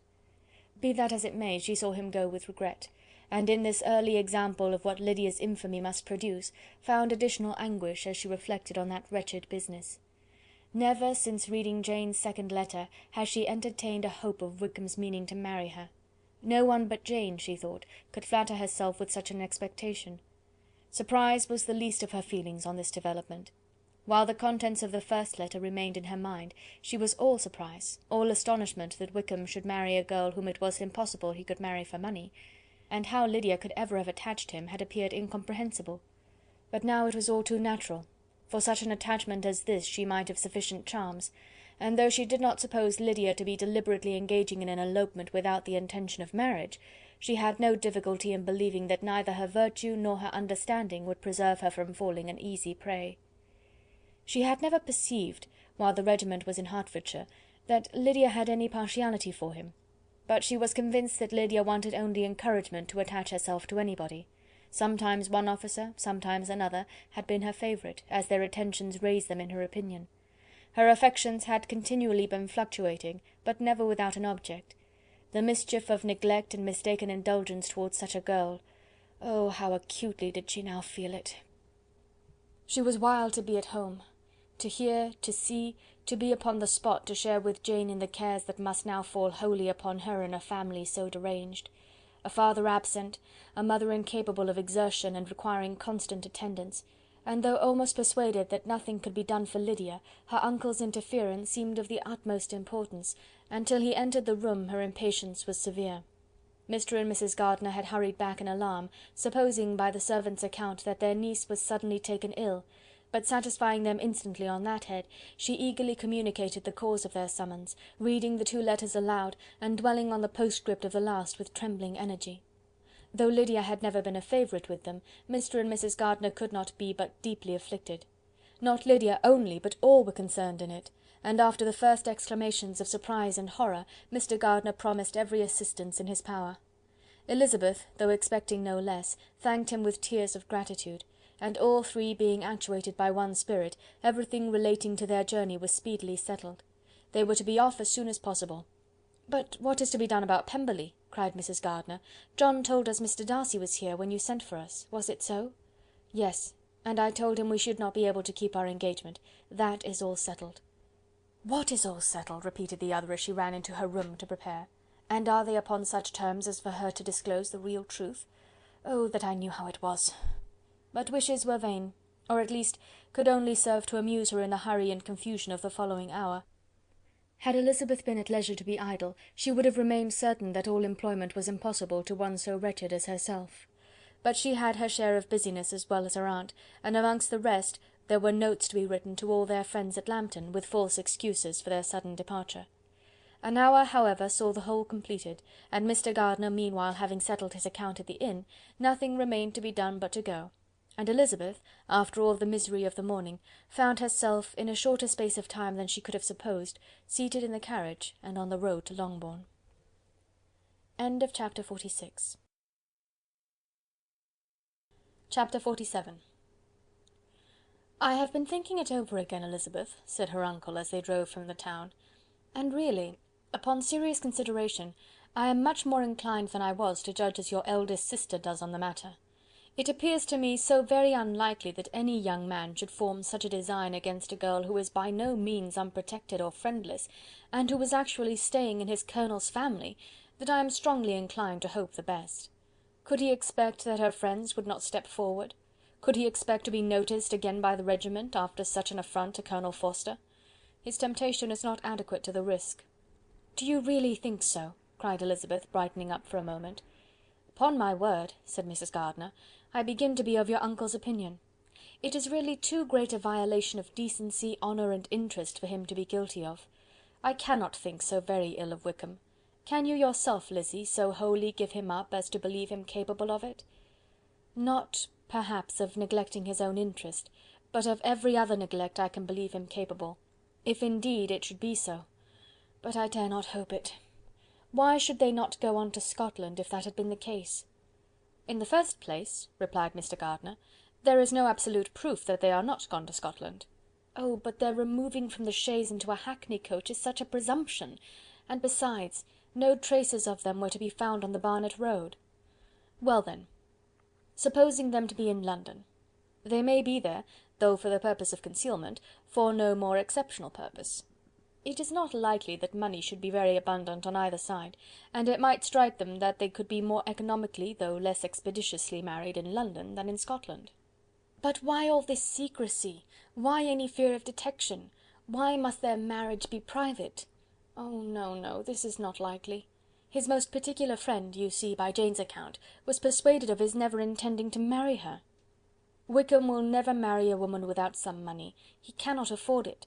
And what claims has Lydia, what attraction has she beyond youth, health, and good humour, that could make him, for her sake, forego every chance of benefiting himself by marrying well? As to what restraint the apprehensions of disgrace in the corps might throw on a dishonourable elopement with her, I am not able to judge, for I know nothing of the effects that such a step might produce. But as to your other objection, I am afraid it will hardly hold good. Lydia has no brothers to step forward, and he might imagine from my father's behaviour, from his indolence and the little attention he has ever seemed to give to what was going forward in his family, that he would do as little, and think as little about it, as any father could do in such a matter. But can you think that Lydia is so lost to everything but love of him as to consent to live with him on any terms other than marriage? It does seem, and it is most shocking indeed, replied Elizabeth, with tears in her eyes, that a sister's sense of decency and virtue in such a point should admit of doubt. But really I know not what to say. Perhaps I am not doing her justice, but she is very young. She has never been taught to think on serious subjects, and for the last half-year, nay, for a 12-month, she has been given up to nothing but amusement and vanity. She has been allowed to dispose of her time in the most idle and frivolous manner, and to adopt any opinions that came in her way. Since the Shire were first quartered in Meryton, nothing but love, flirtation, and officers have been in her head. She has been doing everything in her power by thinking and talking on the subject, to give greater, what shall I call it, susceptibility to her feelings, which are naturally lively enough. And we all know that Wickham has every charm of person and address that can captivate a woman. But you see that Jane, said her aunt, does not think so very ill of Wickham as to believe him capable of the attempt. Of whom does Jane ever think ill? And who is there, whatever might be their former conduct, that she would think capable of such an attempt, till it were proved against them? But Jane knows, as well as I do, what Wickham really is. We both know that he has been profligate in every sense of the word, that he has neither integrity nor honour, that he is as false and deceitful as he is insinuating. "And you really know all this?" cried Mrs. Gardiner, whose curiosity as to the mode of her intelligence was all alive. "I do indeed," replied Elizabeth, colouring. "I told you the other day of his infamous behaviour to Mr. Darcy, and you yourself, when last at Longbourn, heard in what manner he spoke of the man who had behaved with such forbearance and liberality towards him. And there are other circumstances which I am not at liberty, which it is not worth while to relate. But his lies about the whole Pemberley family are endless. From what he said of Miss Darcy, I was thoroughly prepared to see a proud, reserved, disagreeable girl, yet he knew to the contrary himself. He must know that she was as amiable and unpretending as we have found her." "But does Lydia know nothing of this? Can she be ignorant of what you and Jane seem so well to understand?" "Oh, yes. That is the worst of all. Till I was in Kent, and saw so much of both Mr. Darcy and his relation, Colonel Fitzwilliam, I was ignorant of the truth myself. And when I returned home, the Shire was to leave Meryton in a week or fortnight's time. As that was the case, neither Jane, to whom I related the whole, nor I, thought it necessary to make our knowledge public, for of what use could it apparently be to anyone, that the good opinion which all the neighbourhood had of him should then be overthrown?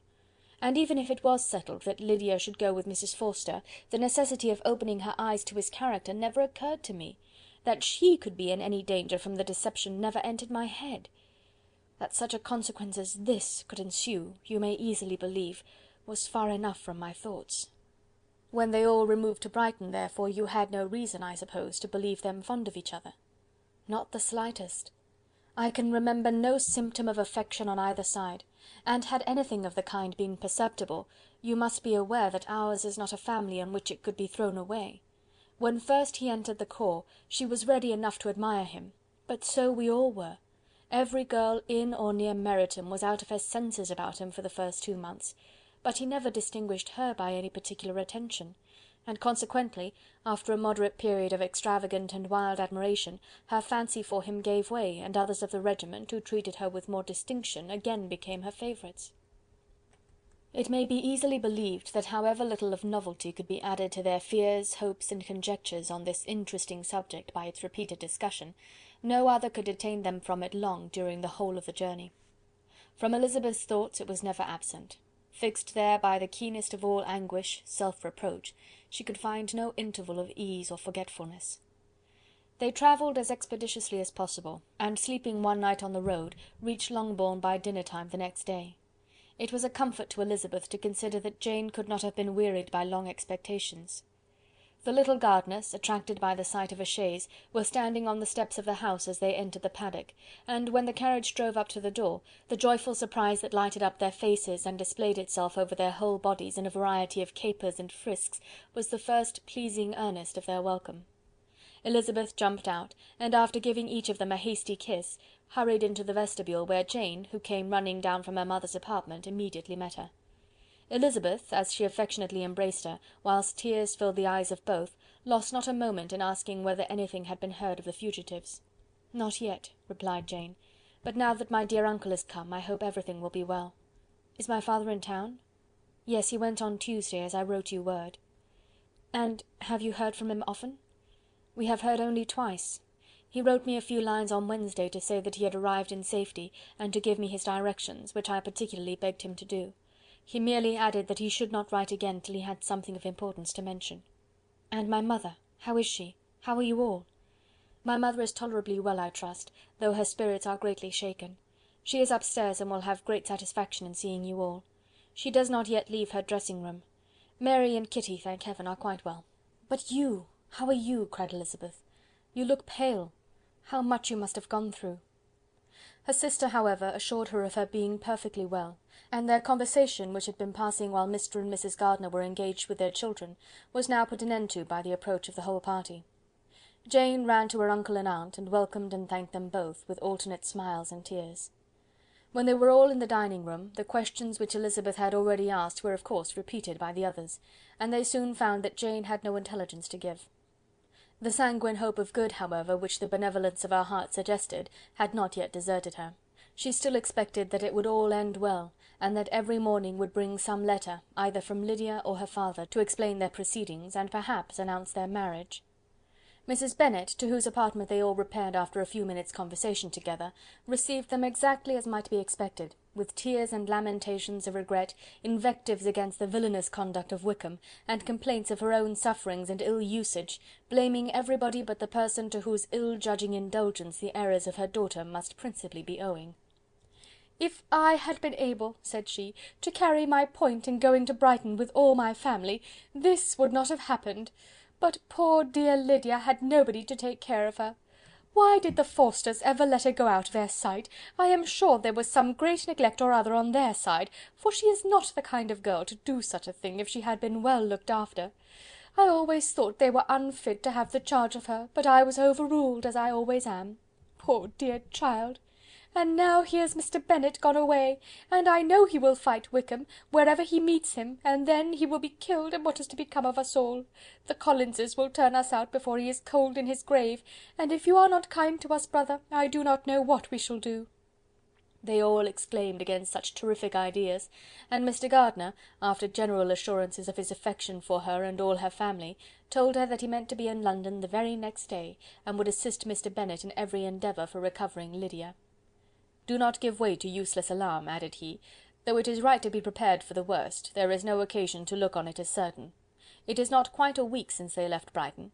In a few days more we may gain some news of them. Until we know that they are not married, and have no design of marrying, do not let us give the matter over as lost. As soon as I get to town I shall go to my brother, and make him come home with me to Gracechurch Street, and then we may consult together as to what is to be done." "Oh, my dear brother," replied Mrs. Bennet, "that is exactly what I could most wish for. And now do, when you get to town, find them out, wherever they may be, and if they are not married already, make them marry. And as for wedding clothes, do not let them wait for that, but tell Lydia she shall have as much money as she chooses to buy them, after they are married. And above all, keep Mr. Bennet from fighting. Tell him what a dreadful state I am in, that I am frighted out of my wits, and have such tremblings, such flutterings all over me, such spasms in my side, and pains in my head, and such beatings at heart, that I can get no rest by night nor by day. and tell my dear Lydia not to give any directions about her clothes till she has seen me, for she does not know which are the best warehouses. Oh, brother, how kind you are! I know you will contrive it all." But Mr. Gardiner, though he assured her again of his earnest endeavours in the cause, could not avoid recommending moderation to her, as well in her hopes as her fear; and after talking with her in this manner till dinner was on the table, they all left her to vent her feelings on the housekeeper, who attended in the absence of her daughters. Though her brother and sister were persuaded that there was no real occasion for such a seclusion from the family, they did not attempt to oppose it, for they knew that she had not prudence enough to hold her tongue before the servants while they waited at table, and judged it better that one only of the household, and the one whom they could most trust, should comprehend all her fears and solicitude on the subject. In the dining-room they were soon joined by Mary and Kitty, who had been too busily engaged in their separate apartments to make their appearance before. One came from her books, and the other from her toilette.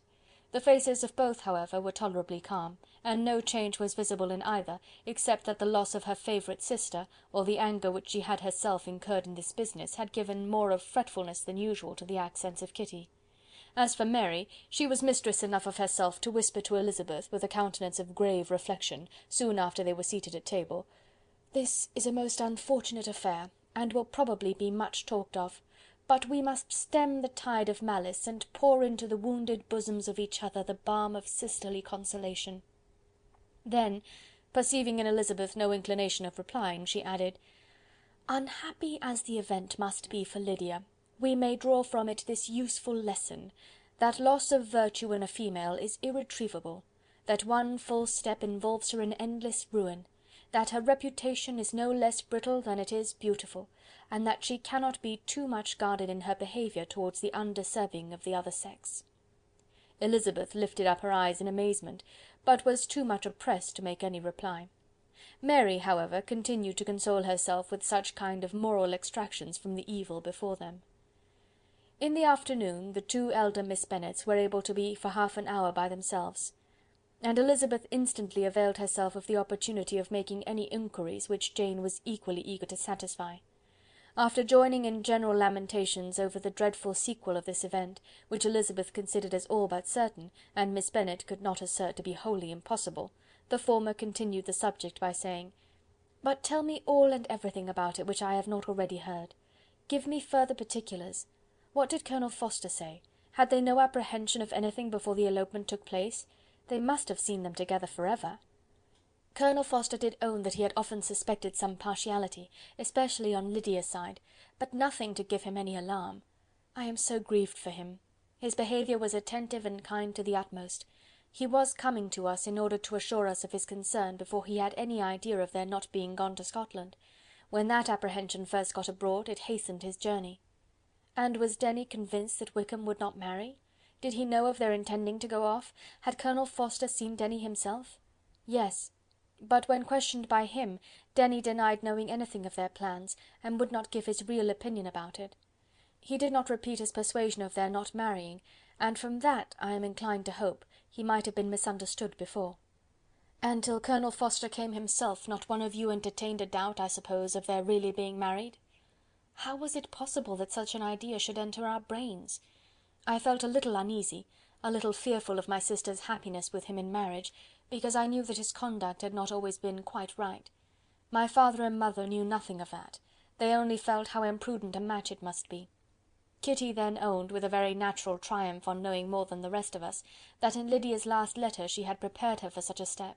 She had known, it seems, of their being in love with each other many weeks. But not before they went to Brighton. No, I believe not. And did Colonel Forster appear to think well of Wickham himself? Does he know his real character? I must confess that he did not speak so well of Wickham as he formerly did. He believed him to be imprudent and extravagant, and since this sad affair has taken place, it is said that he left Meryton greatly in debt, but I hope this may be false. Oh, Jane! Had we been less secret, had we told what we knew of him, this could not have happened. Perhaps it would have been better, replied her sister, but to expose the former faults of any person without knowing what their present feelings were seemed unjustifiable. We acted with the best intentions. Could Colonel Forster repeat the particulars of Lydia's note to his wife? He brought it with him for us to see.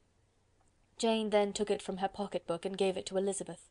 These were the contents: "My dear Harriet, you will laugh when you know where I am gone, and I cannot help laughing myself at your surprise to-morrow morning, as soon as I am missed. I am going to Gretna Green, and if you cannot guess with who, I shall think you a simpleton, for there is but one man in the world I love, and he is an angel. I should never be happy without him, so think it no harm to be off. You need not send them word at Longbourn of my going, if you do not like it, for it will make the surprise the greater, when I write them and sign my name Lydia Wickham. What a good joke it will be! I can hardly write for laughing. Pray make my excuses to Pratt for not keeping my engagement and dancing with him to-night. Tell him I hope he will excuse me when he knows all. And tell him I will dance with him at the next ball we meet, with great pleasure. I shall send for my clothes when I get to Longbourn. But I wish you would tell Sally to mend a great slit in my worked muslin gown before they are packed up. Good-bye. Give my love to Colonel Forster. I hope you will drink to our good journey. Your affectionate friend, Lydia Bennet." "Oh, thoughtless, thoughtless Lydia!" cried Elizabeth, when she had finished it. "What a letter is this, to be written at such a moment! But at least it shows that she was serious on the subject of their journey. Whatever he might afterwards persuade her to, it was not on her side a scheme of infamy. My poor father, how he must have felt it! I never saw anyone so shocked. He could not speak a word for full 10 minutes. My mother was taken ill immediately, and the whole house in such confusion." "Oh, Jane!" cried Elizabeth, "was there a servant belonging to it who did not know the whole story before the end of the day?" "I do not know. I hope there was. But to be guarded at such a time is very difficult. My mother was in hysterics, and though I endeavoured to give her every assistance in my power, I am afraid I did not do so much as I might have done. But the horror of what might possibly happen almost took me from my faculties. Your attendance upon her has been too much for you. You do not look well. Oh, that I had been with you! You have had every care and anxiety upon yourself alone. Mary and Kitty have been very kind, and would have shared in every fatigue, I am sure, but I did not think it right for either of them. Kitty is slight and delicate, and Mary studies so much that her hours of repose should not be broken in on. My aunt Phillips came to Longbourn on Tuesday, after my father went away, and was so good as to stay till Thursday with me. She was of great use and comfort to us all, and Lady Lucas has been very kind. She walked here on Wednesday morning to condole with us, and offered her services, or any of her daughters, if they should be of use to us." "She had better have stayed at home," cried Elizabeth. "Perhaps she meant well, but under such a misfortune as this, one cannot see too little of one's neighbours. Assistance is impossible, condolence insufferable. Let them triumph over us at a distance, and be satisfied." She then proceeded to inquire into the measures which her father had intended to pursue while in town for the recovery of his daughter. "He meant, I believe," replied Jane, "to go to Epsom, the place where they last changed horses, see the postillions, and try if anything could be made out from them. His principal object must be to discover the number of the hackney coach which took them from Clapham. It had come with a fare from London, and as he thought that the circumstance of a gentleman and ladies removing from one carriage into another might be remarked, he meant to make inquiries at Clapham. If he could anyhow discover at what house the coachman had before set down his fare, he determined to make inquiries there, and hoped it might not be impossible to find out the stand and number of the coach. I do not know of any other designs that he had formed, but he was in such a hurry to be gone, and his spirits so greatly discomposed, that I had difficulty in finding out even so much as this. End of chapter 47. Chapter 48. The whole party were in hopes of a letter from Mr. Bennet the next morning, but the post came in without bringing a single line from him. His family knew him to be, on all common occasions, a most negligent and dilatory correspondent, but at such a time they had hoped for exertion. They were forced to conclude that he had no pleasing intelligence to send, but even of that they would have been glad to be certain. Mr. Gardiner had waited only for the letters before he set off. When he was gone, they were certain at least of receiving constant information of what was going on, and their uncle promised, at parting, to prevail on Mr. Bennet to return to Longbourn as soon as he could, to the great consolation of his sister, who considered it as the only security for her husband's not being killed in a duel. Mrs. Gardiner and the children were to remain in Hertfordshire a few days longer, as the former thought her presence might be serviceable to her nieces. She shared in their attendance on Mrs. Bennet, and was a great comfort to them in their hours of freedom. Their other aunt also visited them frequently, and always, as she said, with the design of cheering and heartening them up, though, as she never came without reporting some fresh instance of Wickham's extravagance or irregularity, she seldom went away without leaving them more dispirited than she found them. All Meryton seemed striving to blacken the man who, but 3 months before, had been almost an angel of light. He was declared to be in debt to every tradesman in the place, and his intrigues, all honoured with the title of seduction, had been extended into every tradesman's family. Everybody declared that he was the wickedest young man in the world, and everybody began to find out that they had always distrusted the appearance of his goodness. Elizabeth, though she did not credit above half of what was said, believed enough to make her former assurance of her sister's ruin more certain, and even Jane, who believed still less of it, became almost hopeless, more especially as the time was now come when, if they had gone to Scotland, which she had never before entirely despaired of, they must in all probability have gained some news of them.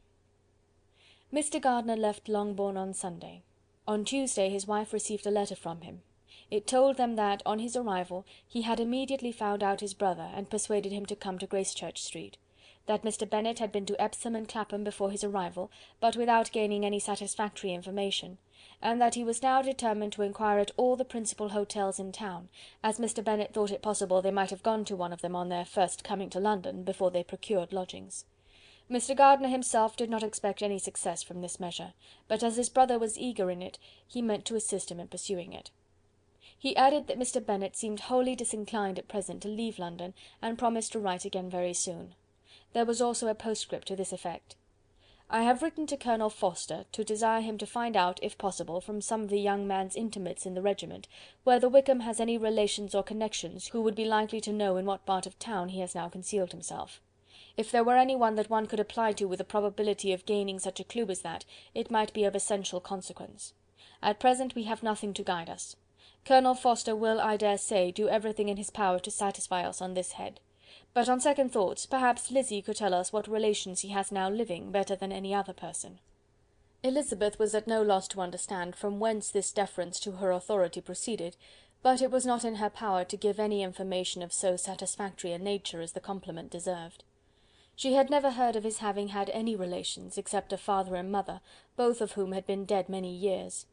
It was possible, however, that some of his companions in the shire might be able to give more information, and though she was not very sanguine in expecting it, the application was a something to look forward to. Every day at Longbourn was now a day of anxiety, but the most anxious part of each was when the post was expected.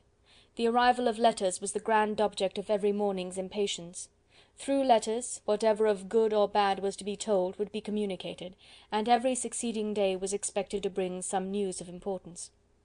But before they heard again from Mr. Gardiner, a letter arrived for their father from a different quarter, from Mr. Collins, which, as Jane had received directions to open all that came for him in his absence, she accordingly read, and Elizabeth, who knew what curiosities his letters always were, looked over her and read it likewise. It was as follows: "My dear Sir, I feel myself called upon by our relationship and my situation in life to condole with you on the grievous affliction you are now suffering under, of which we were yesterday informed by a letter from Hertfordshire.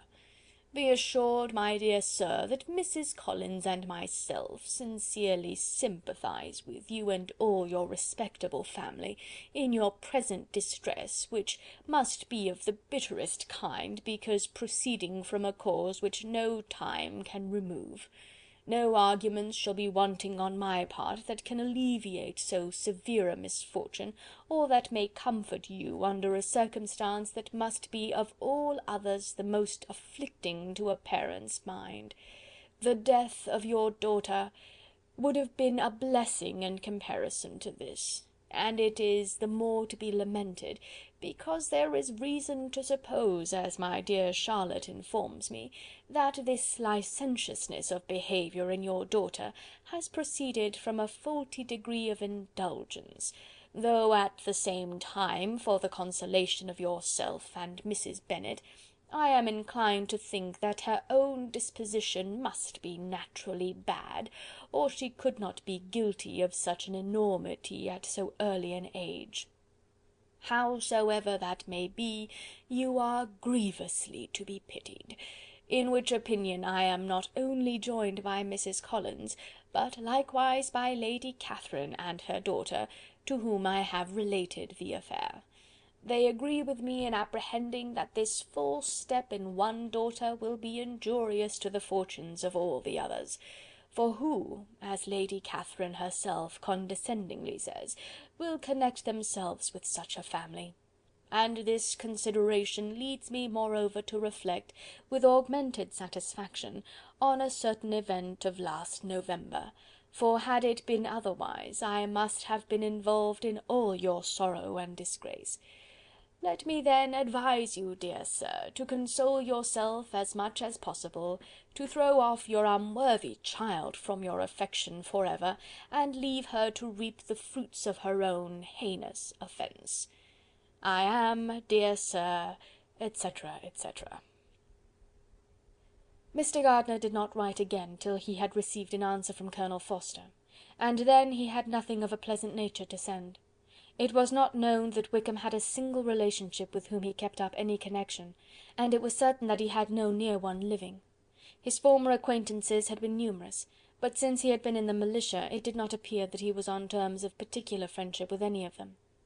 There was no one, therefore, who could be pointed out as likely to give any news of him, and in the wretched state of his own finances there was a very powerful motive for secrecy, in addition to his fear of discovery by Lydia's relations, for it had just transpired that he had left gaming debts behind him to a very considerable amount. Colonel Forster believed that more than £1,000 would be necessary to clear his expenses at Brighton. He owed a good deal in town, but his debts of honour were still more formidable. Mr. Gardiner did not attempt to conceal these particulars from the Longbourn family. Jane heard them with horror. "A gamester!" she cried. "This is wholly unexpected. I had not an idea of it." Mr. Gardiner added in his letter that they might expect to see their father at home on the following day, which was Saturday. Rendered spiritless by the ill success of all their endeavours, he had yielded to his brother-in-law's entreaty that he would return to his family, and leave it to him to do whatever occasion might suggest to be advisable for continuing their pursuit. When Mrs. Bennet was told of this, she did not express so much satisfaction as her children expected, considering what her anxiety for his life had been before. "What! Is he coming home, and without poor Lydia?" she cried. "Sure he will not leave London before he has found them. Who is to fight Wickham and make him marry her if he comes away?" As Mrs. Gardiner began to wish to be at home, it was settled that she and the children should go to London at the same time that Mr. Bennet came from it. The coach therefore took them the first stage of their journey, and brought its master back to Longbourn. Mrs. Gardiner went away in all the perplexity about Elizabeth and her Derbyshire friend that had attended her from that part of the world. His name had never been voluntarily mentioned before them by her niece, and the kind of half-expectation which Mrs. Gardiner had formed, of their being followed by a letter from him, had ended in nothing. Elizabeth had received none since her return that could come from Pemberley. The present unhappy state of the family rendered any other excuse for the lowness of her spirits unnecessary. Nothing, therefore, could be fairly conjectured from that, though Elizabeth, who was by this time tolerably well acquainted with her own feelings, was perfectly aware that, had she known nothing of Darcy, she would have borne the dread of Lydia's infamy somewhat better. It would have spared her, she thought, one sleepless night out of two. When Mr. Bennet arrived, he had all the appearance of his usual philosophic composure. He said as little as he had ever been in the habit of saying, made no mention of the business that had taken him away, and it was some time before his daughters had courage to speak of it. It was not till the afternoon, when he had joined them at tea, that Elizabeth ventured to introduce the subject, and then, on her briefly expressing her sorrow for what he must have endured, he replied, "Say nothing of that. Who should suffer but myself? It has been my own doing, and I ought to feel it." "You must not be too severe upon yourself," replied Elizabeth. "You may well warn me against such an evil. Human nature is so prone to fall into it. No, Lizzy, let me once in my life feel how much I have been to blame. I am not afraid of being overpowered by the impression. It will pass away soon enough." "Do you suppose them to be in London?" "Yes. Where else can they be so well concealed?" "And Lydia used to want to go to London," added Kitty. "She is happy then," said her father drily, "and her residence there will probably be of some duration." Then, after a short silence, he continued, "Lizzy, I bear you no ill will for being justified in your advice to me last May, which, considering the event, shows some greatness of mind." They were interrupted by Miss Bennet, who came to fetch her mother's tea. "This is a parade," he cried, "which does one good. It gives such an elegance to misfortune. Another day I will do the same. I will sit in my library, in my nightcap and powdering gown, and give as much trouble as I can, or perhaps I may defer it till Kitty runs away." "I am not going to run away, papa," said Kitty fretfully. "If I should ever go to Brighton, I would behave better than Lydia." "You go to Brighton!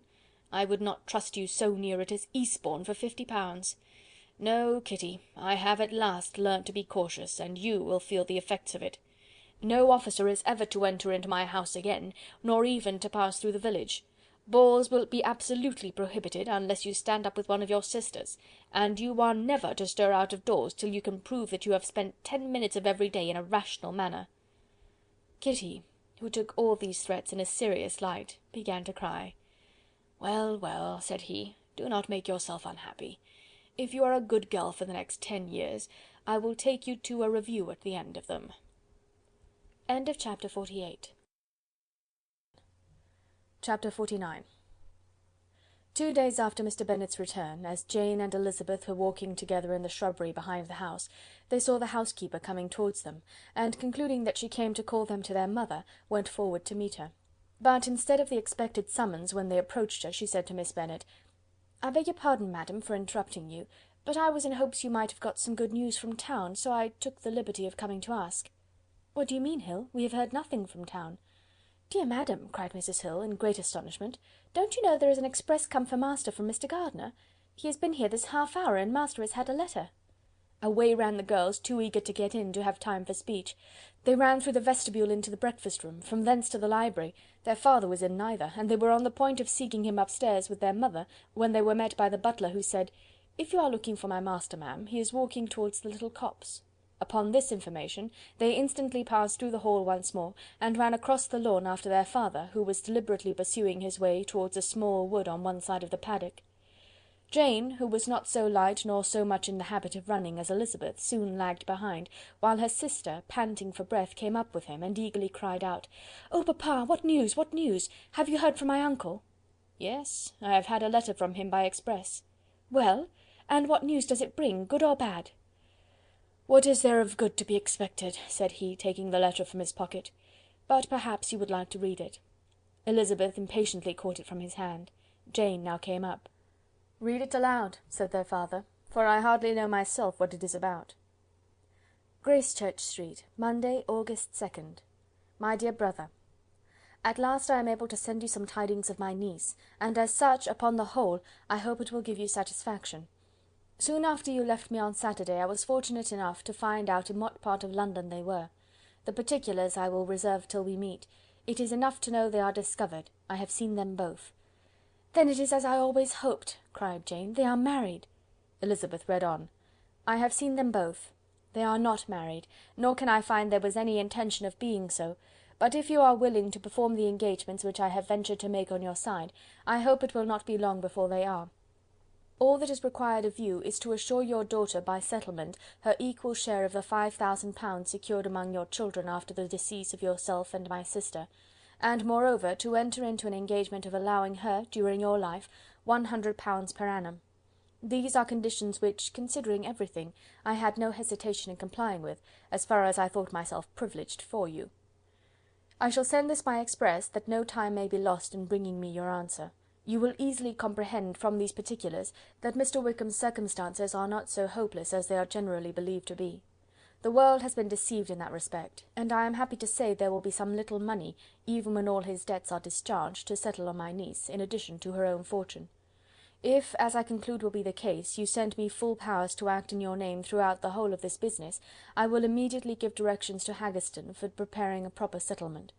There will not be the smallest occasion for your coming to town again, therefore stay quiet at Longbourn, and depend on my diligence and care. Send back your answer as fast as you can, and be careful to write explicitly. We have judged it best that my niece should be married from this house, of which I hope you will approve. She comes to us to-day. I shall write again as soon as anything more is determined on. Yours, etc., Edward Gardiner. "Is it possible?" cried Elizabeth, when she had finished. "Can it be possible that he will marry her?" "Wickham is not so undeserving, then, as we thought him," said her sister. "My dear father, I congratulate you." "And have you answered the letter?" cried Elizabeth. No, but it must be done soon. Most earnestly did she then entreat him to lose no more time before he wrote. "Oh, my dear father," she cried, "come back and write immediately. Consider how important every moment is in such a case." "Let me write for you," said Jane, "if you dislike the trouble yourself." "I dislike it very much," he replied, "but it must be done." And so saying, he turned back with them, and walked towards the house. "And may I ask," said Elizabeth, "but the terms, I suppose, must be complied with?" "Complied with! I am only ashamed of his asking so little." "And they must marry. Yet he is such a man!" "Yes, yes, they must marry. There is nothing else to be done. But there are two things that I want very much to know. One is, how much money your uncle has laid down to bring it about, and the other, how am I ever to pay him?" "Money! My uncle!" cried Jane. "What do you mean, sir?" "I mean that no man in his senses would marry Lydia on so slight a temptation as 100 a year during my life, and 50 after I am gone." "That is very true," said Elizabeth, "though it had not occurred to me before. His debts to be discharged, and something still to remain! Oh, it must be my uncle's doings. Generous, good man, I am afraid he has distressed himself. A small sum could not do all this." "No," said her father. "Wickham's a fool if he takes her with a farthing less than 10,000 pounds. I should be sorry to think so ill of him in the very beginning of our relationship." 10,000 pounds! Heaven forbid! How is half such a sum to be repaid? Mr. Bennet made no answer, and each of them, deep in thought, continued silent till they reached the house. Their father then went on to the library to write, and the girls walked into the breakfast room. "And they are really to be married," cried Elizabeth, as soon as they were by themselves.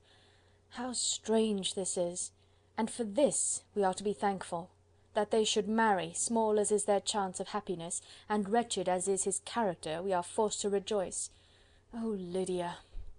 "I comfort myself with thinking," replied Jane, "that he certainly would not marry Lydia if he had not a real regard for her.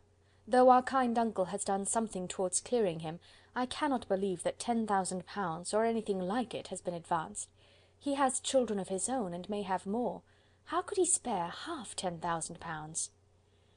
"If we were ever able to learn what Wickham's debts have been," said Elizabeth, "and how much is settled on his side on our sister, we shall know exactly what Mr. Gardiner has done for them, because Wickham has not sixpence of his own. The kindness of my uncle and aunt can never be requited. Their taking her home and affording her their personal protection and countenance is such a sacrifice to her advantage as years of gratitude cannot enough acknowledge. By this time she is actually with them. If such goodness does not make her miserable now, she will never deserve to be happy. What a meeting for her when she first sees my aunt!" "We must endeavour to forget all that has passed on either side," said Jane. "I hope and trust they will yet be happy. His consenting to marry her is a proof, I will believe, that he is come to a right way of thinking. Their mutual affection will steady them, and I flatter myself they will settle so quietly and live in so rational a manner as may in time make their past imprudence forgotten." "Their conduct has been such," replied Elizabeth, "as neither you nor I nor anybody can ever forget. It is useless to talk of it." It now occurred to the girls that their mother was in all likelihood perfectly ignorant of what had happened. They went to the library, therefore, and asked their father whether he would not wish them to make it known to her. He was writing, and without raising his head, coolly replied, "Just as you please." "May we take my uncle's letter to read to her?" "Take whatever you like and get away." Elizabeth took the letter from his writing table, and they went upstairs together. Mary and Kitty were both with Mrs. Bennet. One communication would, therefore, do for all. After a slight preparation for good news, the letter was read aloud. Mrs. Bennet could hardly contain herself. As soon as Jane had read Mr. Gardiner's hope of Lydia's being soon married, her joy burst forth, and every following sentence added to its exuberance. She was now in an irritation as violent from delight as she had ever been fidgety from alarm and vexation. To know that her daughter would be married was enough. She was disturbed by no fear for her felicity, nor humbled by any remembrance of her misconduct. "My dear, dear Lydia," she cried, "this is delightful indeed! She will be married, I shall see her again. She will be married at 16. My good, kind brother, I knew how it would be. I knew he would manage everything. How I long to see her, and to see dear Wickham too. But the clothes, the wedding clothes! I will write to my sister Gardiner about them directly. Lizzy, my dear, run down to your father and ask him how much he will give her. Stay, stay, I will go myself. Ring the bell, Kitty, for Hill. I will put on my things in a moment. My dear, dear Lydia, how merry we shall be together when we meet!" Her eldest daughter endeavoured to give some relief to the violence of these transports by leading her thoughts to the obligations which Mr. Gardiner's behaviour had laid them all under. "For we must attribute this happy conclusion," she added, "in a great measure to his kindness. We are persuaded that he has pledged himself to assist Mr. Wickham with money." "Well," cried her mother, "it is all very right. Who should do it but her own uncle? If he had not had a family of his own, I and my children must have had all his money, you know, and it is the first time we have ever had anything from him, except a few presents. Well, I am so happy! In such a short time I shall have a daughter married. Mrs. Wickham! How well it sounds! And she was only 16 last June. My dear Jane, I am in such a flutter that I am sure I can't write, so I will dictate and you write for me. We will settle with your father about the money afterwards, but the things should be ordered immediately." She was then proceeding to all the particulars of calico, muslin, and cambric, and would shortly have dictated some very plentiful orders, had not Jane, though with some difficulty, persuaded her to wait till her father was at leisure to be consulted. One day's delay, she observed, would be of small importance, and her mother was too happy to be quite so obstinate as usual. Other schemes, too, came into her head. "I will go to Meryton," said she, "as soon as I'm dressed, and tell the good news to my sister Phillips, and as I come back I can call on Lady Lucas and Mrs. Long. Kitty, run down and order the carriage. An airing would do me a great deal of good, I am sure. Girls, can I do anything for you in Meryton? Oh, here comes Hill. My dear Hill, have you heard the good news? Miss Lydia is going to be married, and you shall all have a bowl of punch to make merry at her wedding." Mrs. Hill began instantly to express her joy. Elizabeth received her congratulations among the rest, and then, sick of this folly, took refuge in her own room, that she might think with freedom. Poor Lydia's situation must, at best, be bad enough, but that it was no worse she had need to be thankful.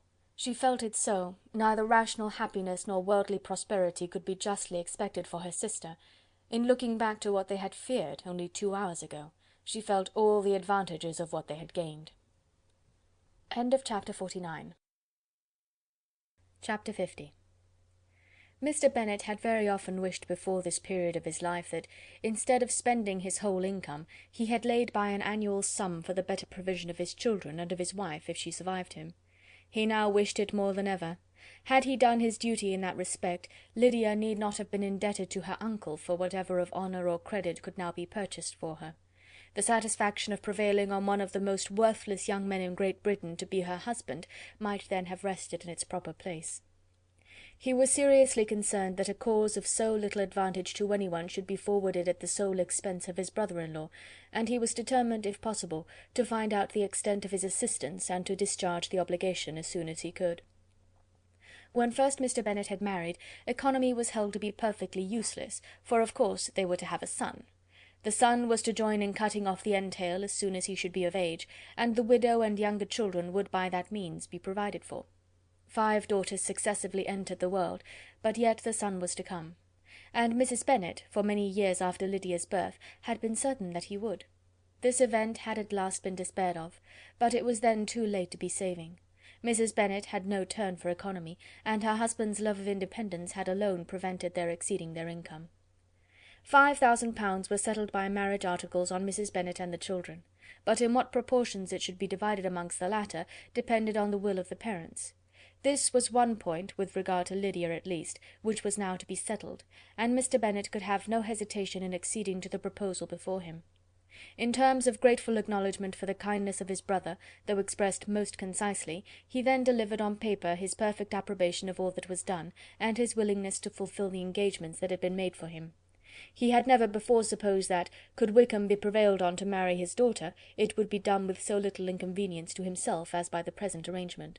He would scarcely be £10 a year the loser by the 100 that was to be paid them, for, what with their board and pocket allowance, and the continual presents in money which passed to her through her mother's hands, Lydia's expenses had been very little within that sum.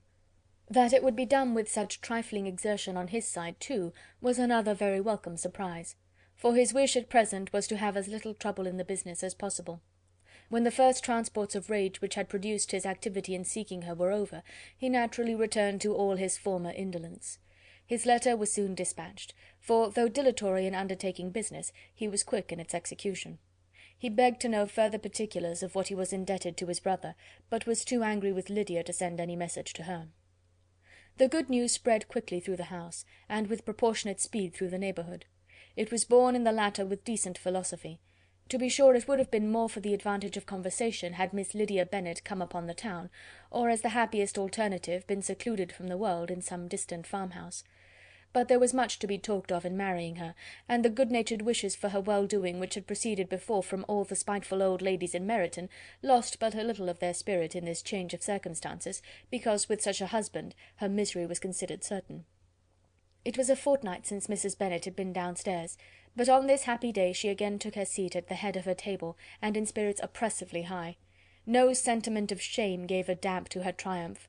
The marriage of a daughter, which had been the first object of her wishes since Jane was 16, was now on the point of accomplishment, and her thoughts and her words ran wholly on those attendants of elegant nuptials, fine muslins, new carriages, and servants. She was busily searching through the neighbourhood for a proper situation for her daughter, and, without knowing or considering what their income might be, rejected many as deficient in size and importance. "Hay Park might do," said she, "if the Gouldings could quit it, or the great house at Stoke, if the drawing-room were larger. But Ashworth is too far off. I could not bear to have her 10 miles from me, and as for Pulvis Lodge, the attics are dreadful." Her husband allowed her to talk on without interruption while the servants remained, but when they had withdrawn, he said to her, "Mrs. Bennet, before you take any or all of these houses for your son and daughter, let us come to a right understanding. Into one house in this neighbourhood they shall never have admittance. I will not encourage the impudence of either by receiving them at Longbourn." A long dispute followed this declaration, but Mr. Bennet was firm. It soon led to another, and Mrs. Bennet found with amazement and horror that her husband would not advance a guinea to buy clothes for his daughter. He protested that she should receive from him no mark of affection whatever on the occasion. Mrs. Bennet could hardly comprehend it. That his anger could be carried to such a point of inconceivable resentment as to refuse his daughter a privilege without which her marriage would scarcely seem valid, exceeded all she could believe possible. She was more alive to the disgrace which her want of new clothes must reflect on her daughter's nuptials, than to any sense of shame at her eloping and living with Wickham a fortnight before they took place. Elizabeth was now most heartily sorry that she had, from the distress of the moment, been led to make Mr. Darcy acquainted with their fears for her sister, for since her marriage would so shortly give the proper termination to the elopement, they might hope to conceal its unfavourable beginning from all those who were not immediately on the spot. She had no fear of its spreading farther through his means. There were few people on whose secrecy she could have more confidently depended, but at the same time there was no one whose knowledge of a sister's frailty would have mortified her so much, not, however, from any fear of disadvantage from it individually to herself, for at any rate there seemed a gulf impassable between them. Had Lydia's marriage been concluded on the most honourable terms, it was not to be supposed that Mr. Darcy would connect himself with a family where, to every other objection, would now be added an alliance and relationship of the nearest kind with a man whom he so justly scorned. From such a connection she could not wonder that he would shrink. The wish of procuring her regard, which she had assured herself of his feeling in Derbyshire, could not in rational expectation survive such a blow as this. She was humbled, she was grieved. She repented, though she hardly knew of what. She became jealous of his esteem, when she could no longer hope to be benefited by it. She wanted to hear of him, when there seemed the least chance of gaining intelligence. She was convinced that she could have been happy with him, when it was no longer likely they should meet. What a triumph for him, as she often thought, could he know that the proposals which he had spurned only 4 months ago would now have been most gladly and gratefully received. He was as generous, she doubted not, as the most generous of his sex, but while he was mortal there must be a triumph. She began now to comprehend that he was exactly the man who, in disposition and talents, would most suit her. His understanding and temper, though unlike her own, would have answered all her wishes. It was an union that must have been to the advantage of both. By her ease and liveliness his mind might have been softened, his manners improved, and from his judgment, information, and knowledge of the world, she must have received benefit of greater importance. But no such happy marriage could now teach the admiring multitude what connubial felicity really was. An union of a different tendency, and precluding the possibility of the other, was soon to be formed in their family. How Wickham and Lydia were to be supported in tolerable independence she could not imagine. But how little of permanent happiness could belong to a couple who were only brought together because their passions were stronger than their virtue, could she easily conjecture. Mr. Gardiner soon wrote again to his brother. To Mr. Bennet's acknowledgment he briefly replied, with assurance of his eagerness to promote the welfare of any of his family, and concluded with entreaties that the subject might never be mentioned to him again. The principal purport of his letter was to inform them that Mr. Wickham had resolved on quitting the militia. "It was greatly my wish that he should do so," he added, "as soon as his marriage was fixed on, and I think you will agree with me in considering the removal from that corps as highly advisable, both on his account and my niece's. It is Mr. Wickham's intention to go into the regulars, and among his former friends there are still some who are able and willing to assist him in the army. He has the promise of an ensigncy in General's regiment, now quartered in the north. It is an advantage to have it so far from this part of the kingdom. He promises fairly, and I hope among different people, where they may each have a character to preserve, they will both be more prudent. I have written to Colonel Forster to inform him of our present arrangements, and to request that he will satisfy the various creditors of Mr. Wickham in and near Brighton, with assurances of speedy payment, for which I have pledged myself. And will you give yourself the trouble of carrying similar assurances to his creditors in Meryton, of whom I shall subjoin a list according to his information? He has given in all his debts. I hope at least he has not deceived us. Haggerston has our directions, and all will be completed in a week. They will then join his regiment, unless they are first invited to Longbourn, and I understand from Mrs. Gardiner that my niece is very desirous of seeing you all before she leaves the south. She is well, and begs to be dutifully remembered to you and her mother. Yours, etc., E. Gardiner." Mr. Bennet and his daughter saw all the advantages of Wickham's removal from the shire as clearly as Mr. Gardiner could do, but Mrs. Bennet was not so well pleased with it. Lydia's being settled in the north, just when she had expected most pleasure and pride in her company, for she had by no means given up her plan of their residing in Hertfordshire, was a severe disappointment. And besides, it was such a pity that Lydia should be taken from a regiment where she was acquainted with everybody, and had so many favourites. "She is so fond of Mrs. Forster," said she, "it will be quite shocking to send her away. And there are several of the young men, too, that she likes very much. The officers may not be so pleasant in the General's regiment." His daughter's request, for such it might be considered, of being admitted into her family again before she set off for the north, received at first an absolute negative.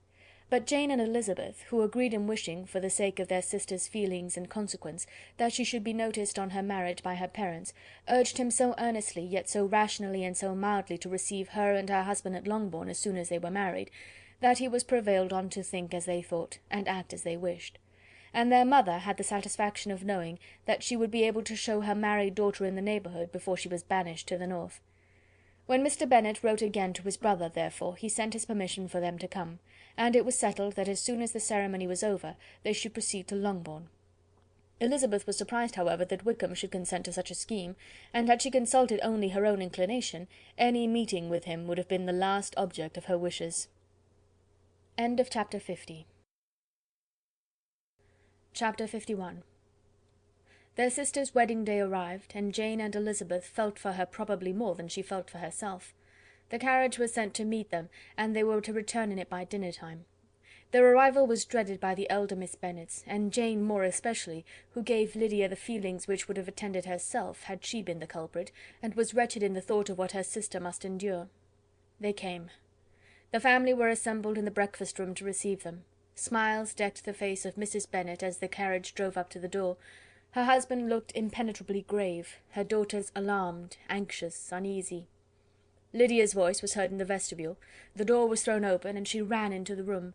Her mother stepped forwards, embraced her and welcomed her with rapture, gave her hand with an affectionate smile to Wickham, who followed his lady, and wished them joy with an alacrity which showed no doubt of their happiness.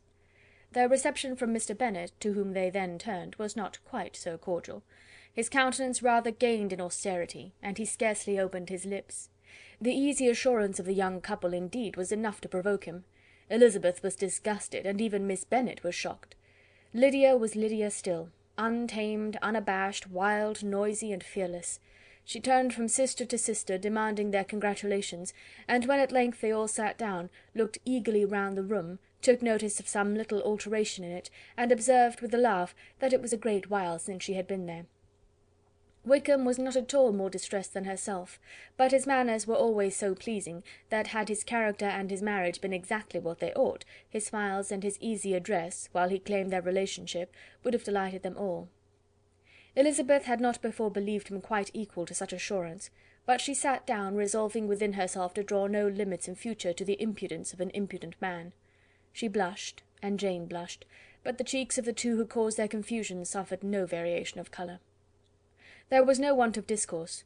The bride and her mother could neither of them talk fast enough, and Wickham, who happened to sit near Elizabeth, began inquiring after his acquaintance in that neighbourhood, with a good-humoured ease which she felt very unable to equal in her replies. They seemed each of them to have the happiest memories in the world. Nothing of the past was recollected with pain, and Lydia led voluntarily to subjects which her sisters would not have alluded to for the world. "Only think of its being 3 months," she cried, "since I went away! It seems but a fortnight, I declare, and yet there have been things enough happened in the time. Good gracious! When I went away I am sure I had no more idea of being married till I came back again, though I thought it would be very good fun if I was." Her father lifted up his eyes. Jane was distressed. Elizabeth looked expressively at Lydia, but she, who never heard nor saw anything of which she chose to be insensible, gaily continued, "Oh, mamma! Do the people hereabouts know I am married to-day? I was afraid they might not, and we overtook William Golding in his curricle, so I was determined he should know it, and so I let down the side-glass next to him, and took off my glove and let my hand just rest upon the window-frame, so that he might see the ring, and then I bowed and smiled like anything." Elizabeth could bear it no longer. She got up and ran out of the room, and returned no more till she heard them passing through the hall to the dining-parlour. She then joined them soon enough to see Lydia, with anxious parade, walk up to her mother's right hand, and hear her say to her eldest sister, "Ah, Jane, I take your place now, and you must go lower, because I am a married woman." It was not to be supposed that time would give Lydia that embarrassment from which she had been so wholly free at first. Her ease and good spirits increased. She longed to see Mrs. Phillips, the Lucases, and all their other neighbours, and to hear herself called Mrs. Wickham by each of them, and in the meantime she went after dinner to show her ring and boast of being married to Mrs. Hill and the 2 housemaids. "Well, mamma," said she, when they were all returned to the breakfast-room, "and what do you think of my husband? Is not he a charming man? I am sure my sisters must all envy me. I only hope they may have half my good luck. They must all go to Brighton. That is the place to get husbands. What a pity it is, mamma, we did not all go." "Very true, and if I had my will we should. But, my dear Lydia, I don't at all like your going such a way off. Must it be so?" "Oh Lord, yes! There is nothing in that. I shall like it of all things. You and papa and my sisters must come down and see us. We shall be at Newcastle all the winter, and I dare say there will be some balls, and I will take care to get good partners for them all." "I should like it beyond anything," said her mother. "And then when you go away you may leave 1 or 2 of my sisters behind you, and I dare say I shall get husbands for them before the winter is over." "I thank you for my share of the favour," said Elizabeth, "but I do not particularly like your way of getting husbands." Their visitors were not to remain above 10 days with them. Mr. Wickham had received his commission before he left London, and he was to join his regiment at the end of a fortnight. No one but Mrs. Bennet regretted that their stay would be so short, and she made the most of the time by visiting about with her daughter, and having very frequent parties at home. These parties were acceptable to all. To avoid a family circle was even more desirable to such as did think than such as did not. Wickham's affection for Lydia was just what Elizabeth had expected to find it, not equal to Lydia's for him. She had scarcely needed her present observation to be satisfied, from the reason of things, that their elopement had been brought on by the strength of her love rather than by his, and she would have wondered why, without violently caring for her, he chose to elope with her at all, had she not felt certain that his flight was rendered necessary by distress of circumstances, and if that were the case, he was not the young man to resist an opportunity of having a companion. Lydia was exceedingly fond of him.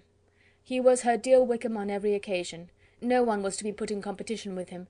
He did everything best in the world, and she was sure he would kill more birds on the 1st of September than anybody else in the country. One morning, soon after their arrival, as she was sitting with her 2 elder sisters, she said to Elizabeth, "Lizzy, I never gave you an account of my wedding, I believe. You were not by when I told mamma and the others all about it. Are you not curious to hear how it was managed?" "Not really," replied Elizabeth. "I think there cannot be too little said on the subject." La, you are so strange! But I must tell you how it went off. We were married, you know, at St. Clement's, because Wickham's lodgings were in that parish, and it was settled that we should all be there by 11 o'clock. My uncle and aunt and I were to go together, and the others were to meet us at the church. Well, Monday morning came, and I was in such a fuss, I was so afraid, you know, that something would happen to put it off, and then I should have gone quite distracted, and there was my aunt all the time I was dressing, preaching and talking away just as if she were reading a sermon. However, I did not hear above 1 word in 10, for I was thinking, you may suppose, of my dear Wickham. I longed to know whether he would be married in his blue coat. Well, and so we breakfasted at 10 as usual. I thought it would never be over, for, by the by, you are to understand, that my uncle and aunt were horrid unpleasant all the time I was with them. If you'll believe me, I did not once put my foot out of doors, though I was there a fortnight. Not one party or scheme or anything. To be sure, London was rather thin, but however, the little theatre was open. Well, and so just as the carriage came to the door, my uncle was called away upon business to that horrid man, Mr. Stone, and then, you know, when once they get together, there is no end of it. Well, I was so frightened I did not know what to do, for my uncle was to give me away, and if we were beyond the hour, we could not be married all day. But luckily he came back again in 10 minutes' time, and then we all set out. However, I recollected afterwards, that if he had been prevented going, the wedding need not be put off, for Mr. Darcy might have done as well. "Mr. Darcy?" repeated Elizabeth in utter amazement. "Oh, yes, he was to come there with Wickham, you know. But gracious me, I quite forgot.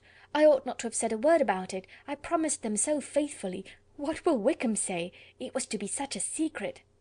"If it was to be secret," said Jane, "say not another word on the subject. You may depend upon my seeking no further." "Oh, certainly," said Elizabeth, though burning with curiosity. "We will ask you no questions." "Thank you," said Lydia, "for if you did I should certainly tell you all, and then Wickham would be angry." On such encouragement to ask, Elizabeth was forced to put it out of her power by running away. But to live in ignorance on such a point was impossible, or at least it was impossible not to try for information. Mr. Darcy had been at her sister's wedding. It was exactly a scene, and exactly among people, where he had apparently least to do and least temptation to go. Conjectures as to the meaning of it, rapid and wild, hurried into her brain, but she was satisfied with none. Those that best pleased her, as placing his conduct in the noblest light, seemed most improbable. She could not bear such suspense, and hastily seizing a sheet of paper, wrote a short letter to her aunt, to request an explanation of what Lydia had dropped, if it were compatible with the secrecy which had been intended. "You may readily comprehend," she added, "what my curiosity must be to know how a person unconnected with any of us, and, comparatively speaking, a stranger to our family, should have been amongst you at such a time. Pray write instantly, and let me understand it, unless it is, for very cogent reasons, to remain in the secrecy which Lydia seems to think necessary, and then I must endeavour to be satisfied with ignorance. Not that I shall, though," she added to herself, as she finished the letter, "and, my dear aunt, if you do not tell me in an honourable manner, I shall certainly be reduced to tricks and stratagems to find it out." Jane's delicate sense of honour would not allow her to speak to Elizabeth privately of what Lydia had let fall. Elizabeth was glad of it. Till it appeared whether her inquiries would receive any satisfaction, she had rather be without a confidant. End of chapter 51. Chapter 52. Elizabeth had the satisfaction of receiving an answer to her letter as soon as she possibly could. She was no sooner in possession of it than, hurrying into the little copse where she was least likely to be interrupted, she sat down on one of the benches and prepared to be happy, for the length of the letter convinced her that it did not contain a denial.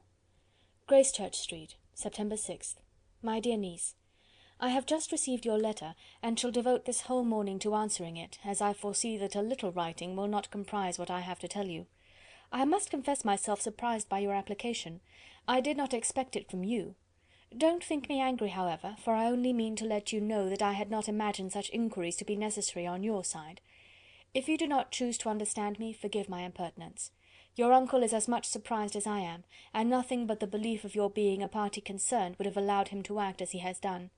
But if you are really innocent and ignorant, I must be more explicit. On the very day of my coming home from Longbourn, your uncle had a most unexpected visitor. Mr. Darcy called, and was shut up with him several hours. It was all over before I arrived, so my curiosity was not so dreadfully racked as yours seems to have been. He came to tell Mr. Gardiner that he had found out where your sister and Mr. Wickham were, and that he had seen and talked with them both, Wickham repeatedly, Lydia once. From what I can collect, he left Derbyshire only one day after ourselves, and came to town with the resolution of hunting for them. The motive professed was his conviction of its being owing to himself that Wickham's worthlessness had not been so well known as to make it impossible for any young woman of character to love or confide in him. He generously imputed the whole of his mistaken pride, and confessed that he had before thought it beneath him to lay his private actions open to the world. His character was to speak for itself. He called it therefore his duty to step forward and endeavour to remedy an evil which had been brought on by himself. If he had another motive, I am sure it would never disgrace him. He had been some days in town before he was able to discover them, but he had something to direct his search, which was more than we had, and the consciousness of this was another reason for his resolving to follow us. There is a lady, it seems, a Mrs. Young, who was some time ago governess to Miss Darcy, and was dismissed from her charge on some cause of disapprobation, though he did not say what. She then took a large house in Edward Street, and has since maintained herself by letting lodgings. This Mrs. Young was, he knew, intimately acquainted with Wickham, and he went to her for intelligence of him as soon as he got to town. But it was 2 or 3 days before he could get from her what he wanted. She would not betray her trust, I suppose, without bribery and corruption, for she really did know where her friend was to be found. Wickham indeed had gone to her on their first arrival in London, and had she been able to receive them into her house, they would have taken up their abode with her. At length, however, our kind friend procured the wished-for direction. They were in Street. He saw Wickham, and afterwards insisted on seeing Lydia. His first object with her, he acknowledged, had been to persuade her to quit her present disgraceful situation, and return to her friends as soon as they could be prevailed on to receive her, offering his assistance as far as it would go. But he found Lydia absolutely resolved on remaining where she was. She cared for none of her friends, she wanted no help of his, she would not hear of leaving Wickham. She was sure they should be married some time or other, and it did not much signify when. Since such were her feelings, it only remained, he thought, to secure and expedite a marriage, which, in his very first conversation with Wickham, he easily learnt had never been his design. He confessed himself obliged to leave the regiment on account of some debts of honour, which were very pressing, and scrupled not to lay all the ill consequences of Lydia's flight on her own folly alone. He meant to resign his commission immediately, and as to his future situation, he could conjecture very little about it. He must go somewhere, but he did not know where, and he knew he should have nothing to live on. Mr. Darcy asked him why he had not married your sister at once. Though Mr. Bennet was not imagined to be very rich, he would have been able to do something for him, and his situation must have benefited by marriage. But he found, in reply to this question, that Wickham still cherished the hope of more effectually making his fortune by marriage in some other country. Under such circumstances, however, he was not likely to be proof against the temptation of immediate relief. They met several times, for there was much to be discussed. Wickham, of course, wanted more than he could get, but at length was reduced to be reasonable. Everything being settled between them, Mr. Darcy's next step was to make your uncle acquainted with it, and he first called in Gracechurch Street the evening before I came home. But Mr. Gardiner could not be seen, and Mr. Darcy found, on further inquiry, that your father was still with him, but would quit town the next morning. He did not judge your father to be a person whom he could so properly consult as your uncle, and therefore readily postponed seeing him till after the departure of the former. He did not leave his name, and till the next day it was only known that a gentleman had called on business. On Saturday he came again. Your father was gone, your uncle at home, and, as I said before, they had a great deal of talk together. They met again on Sunday, and then I saw him too. It was not all settled before Monday. As soon as it was, the express was sent off to Longbourn, but our visitor was very obstinate. I fancy, Lizzie, that obstinacy is the real defect of his character after all. He has been accused of many faults at different times, but this is the true one. Nothing was to be done that he did not do himself, though I am sure, and I do not speak it to be thanked, therefore say nothing about it, your uncle would most readily have settled the whole. They battled it together for a long time, which was more than either the gentleman or lady concerned in it deserved, but at last your uncle was forced to yield, and instead of being allowed to be of use to his niece, was forced to put up with only having the probable credit of it, which went sorely against the grain, and I really believe your letter this morning gave him great pleasure, because it required an explanation that would rob him of his borrowed feathers, and give the praise where it was due. But, Lizzie, this must go no farther than yourself, or Jane at most. You know pretty well, I suppose, what has been done for the young people. His debts are to be paid, amounting, I believe, to considerably more than £1,000, another £1,000 in addition to her own settled upon her, and his commission purchased. The reason why all this was to be done by him alone was such as I have given above. It was owing to him, to his reserve and want of proper consideration, that Wickham's character had been so misunderstood, and consequently that he had been received and noticed as he was. Perhaps there was some truth in this, though I doubt whether his reserve or anybody's reserve can be answerable for the event. But in spite of all this fine talking, my dear Lizzy, you may rest perfectly assured that your uncle would never have yielded if we had not given him credit for another interest in the affair. When all this was resolved on, he returned again to his friends, who were still staying at Pemberley, but it was agreed that he should be in London once more when the wedding took place, and all money matters were then to receive the last finish. I believe I have now told you everything. It is a relation which you tell me is to give you great surprise. I hope at least it will not afford you any displeasure. Lydia came to us, and Wickham had constant admission to the house. He was exactly what he had been when I knew him in Hertfordshire, but I would not tell you how little I was satisfied with her behaviour while she stayed with us, if I had not perceived by Jane's letter last Wednesday that her conduct on coming home was exactly of a piece with it, and therefore what I now tell you can give you no fresh pain. I talked to her repeatedly in the most serious manner, representing to her all the wickedness of what she had done, and all the unhappiness she had brought on her family. If she heard me, it was by good luck, for I am sure she did not listen. I was sometimes quite provoked, but then I recollected my dear Elizabeth and Jane, and for their sakes had patience with her. Mr. Darcy was punctual in his return, and, as Lydia informed you, attended the wedding. He dined with us the next day, and was to leave town again on Wednesday or Thursday. Will you be very angry with me, my dear Lizzy, if I take this opportunity of saying, what I was never bold enough to say before, how much I like him? His behaviour to us has, in every respect, been as pleasing as when we were in Derbyshire. His understanding and opinions all please me. He wants nothing but a little more liveliness, and that, if he marry prudently, his wife may teach him. I thought him very sly. He hardly ever mentioned your name, but slyness seems the fashion. Pray forgive me if I have been very presuming, or at least do not punish me so far as to exclude me from P. I shall never be quite happy till I have been all round the park. A low phaeton, with a nice little pair of ponies, would be the very thing. But I must write no more. The children have been wanting me this half-hour. Yours very sincerely, M. Gardiner. The contents of this letter threw Elizabeth into a flutter of spirits, in which it was difficult to determine whether pleasure or pain bore the greatest share. The vague and unsettled suspicions which uncertainty had produced of what Mr. Darcy might have been doing to forward her sister's match, which she had feared to encourage as an exertion of goodness too great to be probable, and at the same time dreaded to be just from the pain of obligation, were proved beyond their greatest extent to be true.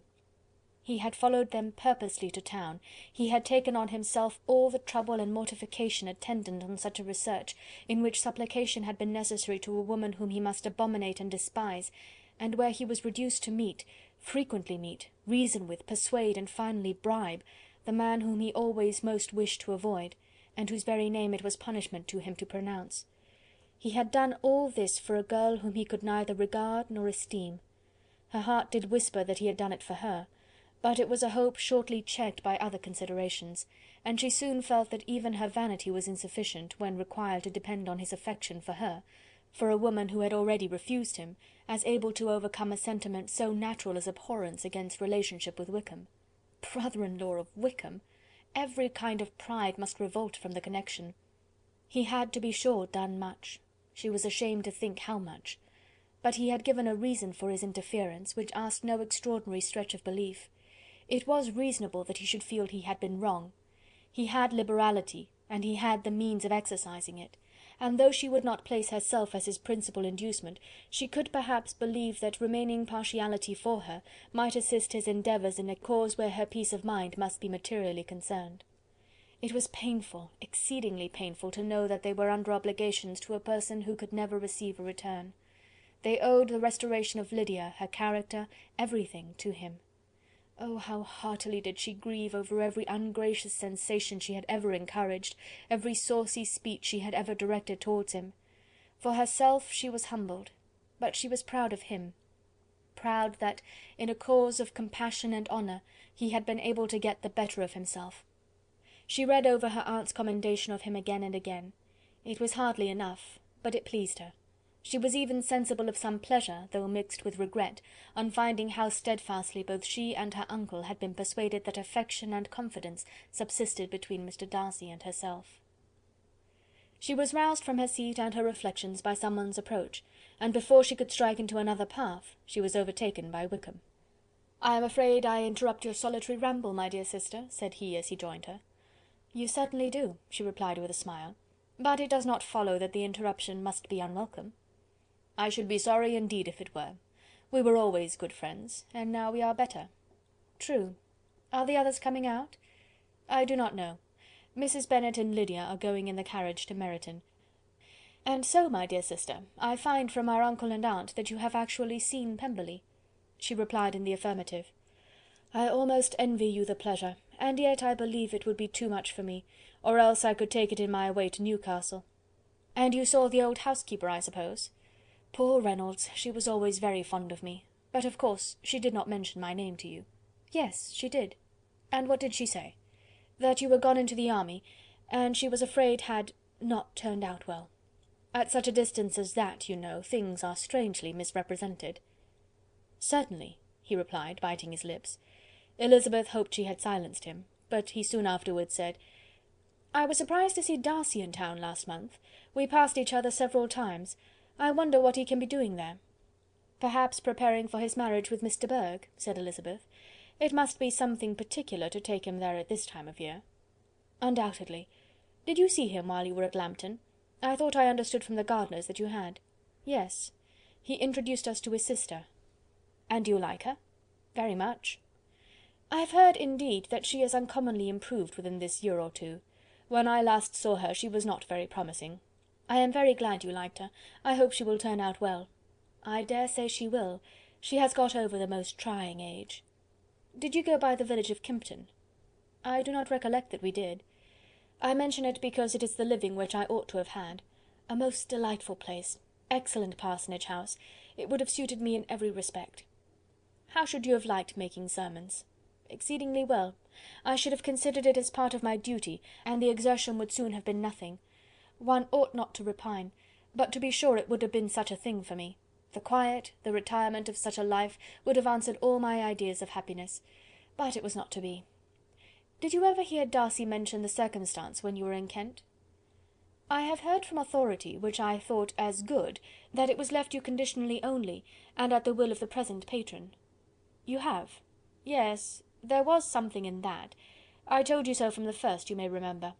I did hear, too, that there was a time when sermon making was not so palatable to you as it seems to be at present, that you actually declared your resolution of never taking orders, and that the business had been compromised accordingly." "You did, and it was not wholly without foundation.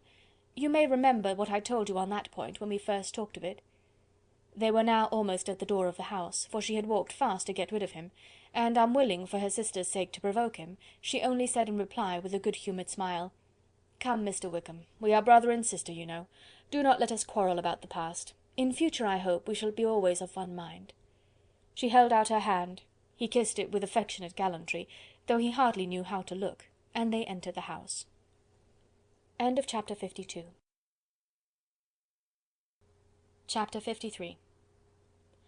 Mr. Wickham was so perfectly satisfied with this conversation that he never again distressed himself or provoked his dear sister Elizabeth by introducing the subject of it, and she was pleased to find that she had said enough to keep him quiet. The day of his and Lydia's departure soon came, and Mrs. Bennet was forced to submit to a separation which, as her husband by no means entered into her scheme of their all going to Newcastle, was likely to continue at least a twelvemonth. "Oh, my dear Lydia!" she cried, "when shall we meet again?" "Oh Lord, I don't know. Not these 2 or 3 years, perhaps." "Write to me very often, my dear." "As often as I can. But you know married women have never much time for writing. My sisters may write to me. They will have nothing else to do." Mr. Wickham's adieus were much more affectionate than his wife's. He smiled, looked handsome, and said many pretty things. "He is as fine a fellow," said Mr. Bennet, as soon as they were out of the house, "as ever I saw. He simpers and smirks and makes love to us all. I am prodigiously proud of him. I defy even Sir William Lucas himself to produce a more valuable son-in-law." The loss of her daughter made Mrs. Bennet very dull for several days. "I often think," said she, "that there is nothing so bad as parting with one's friends. One seems so forlorn without them." "This is the consequence, you see, madam, of marrying a daughter," said Elizabeth. "It must make you better satisfied that your other four are single." "It is no such thing. Lydia does not leave me because she is married, but only because our husband's regiment happens to be so far off.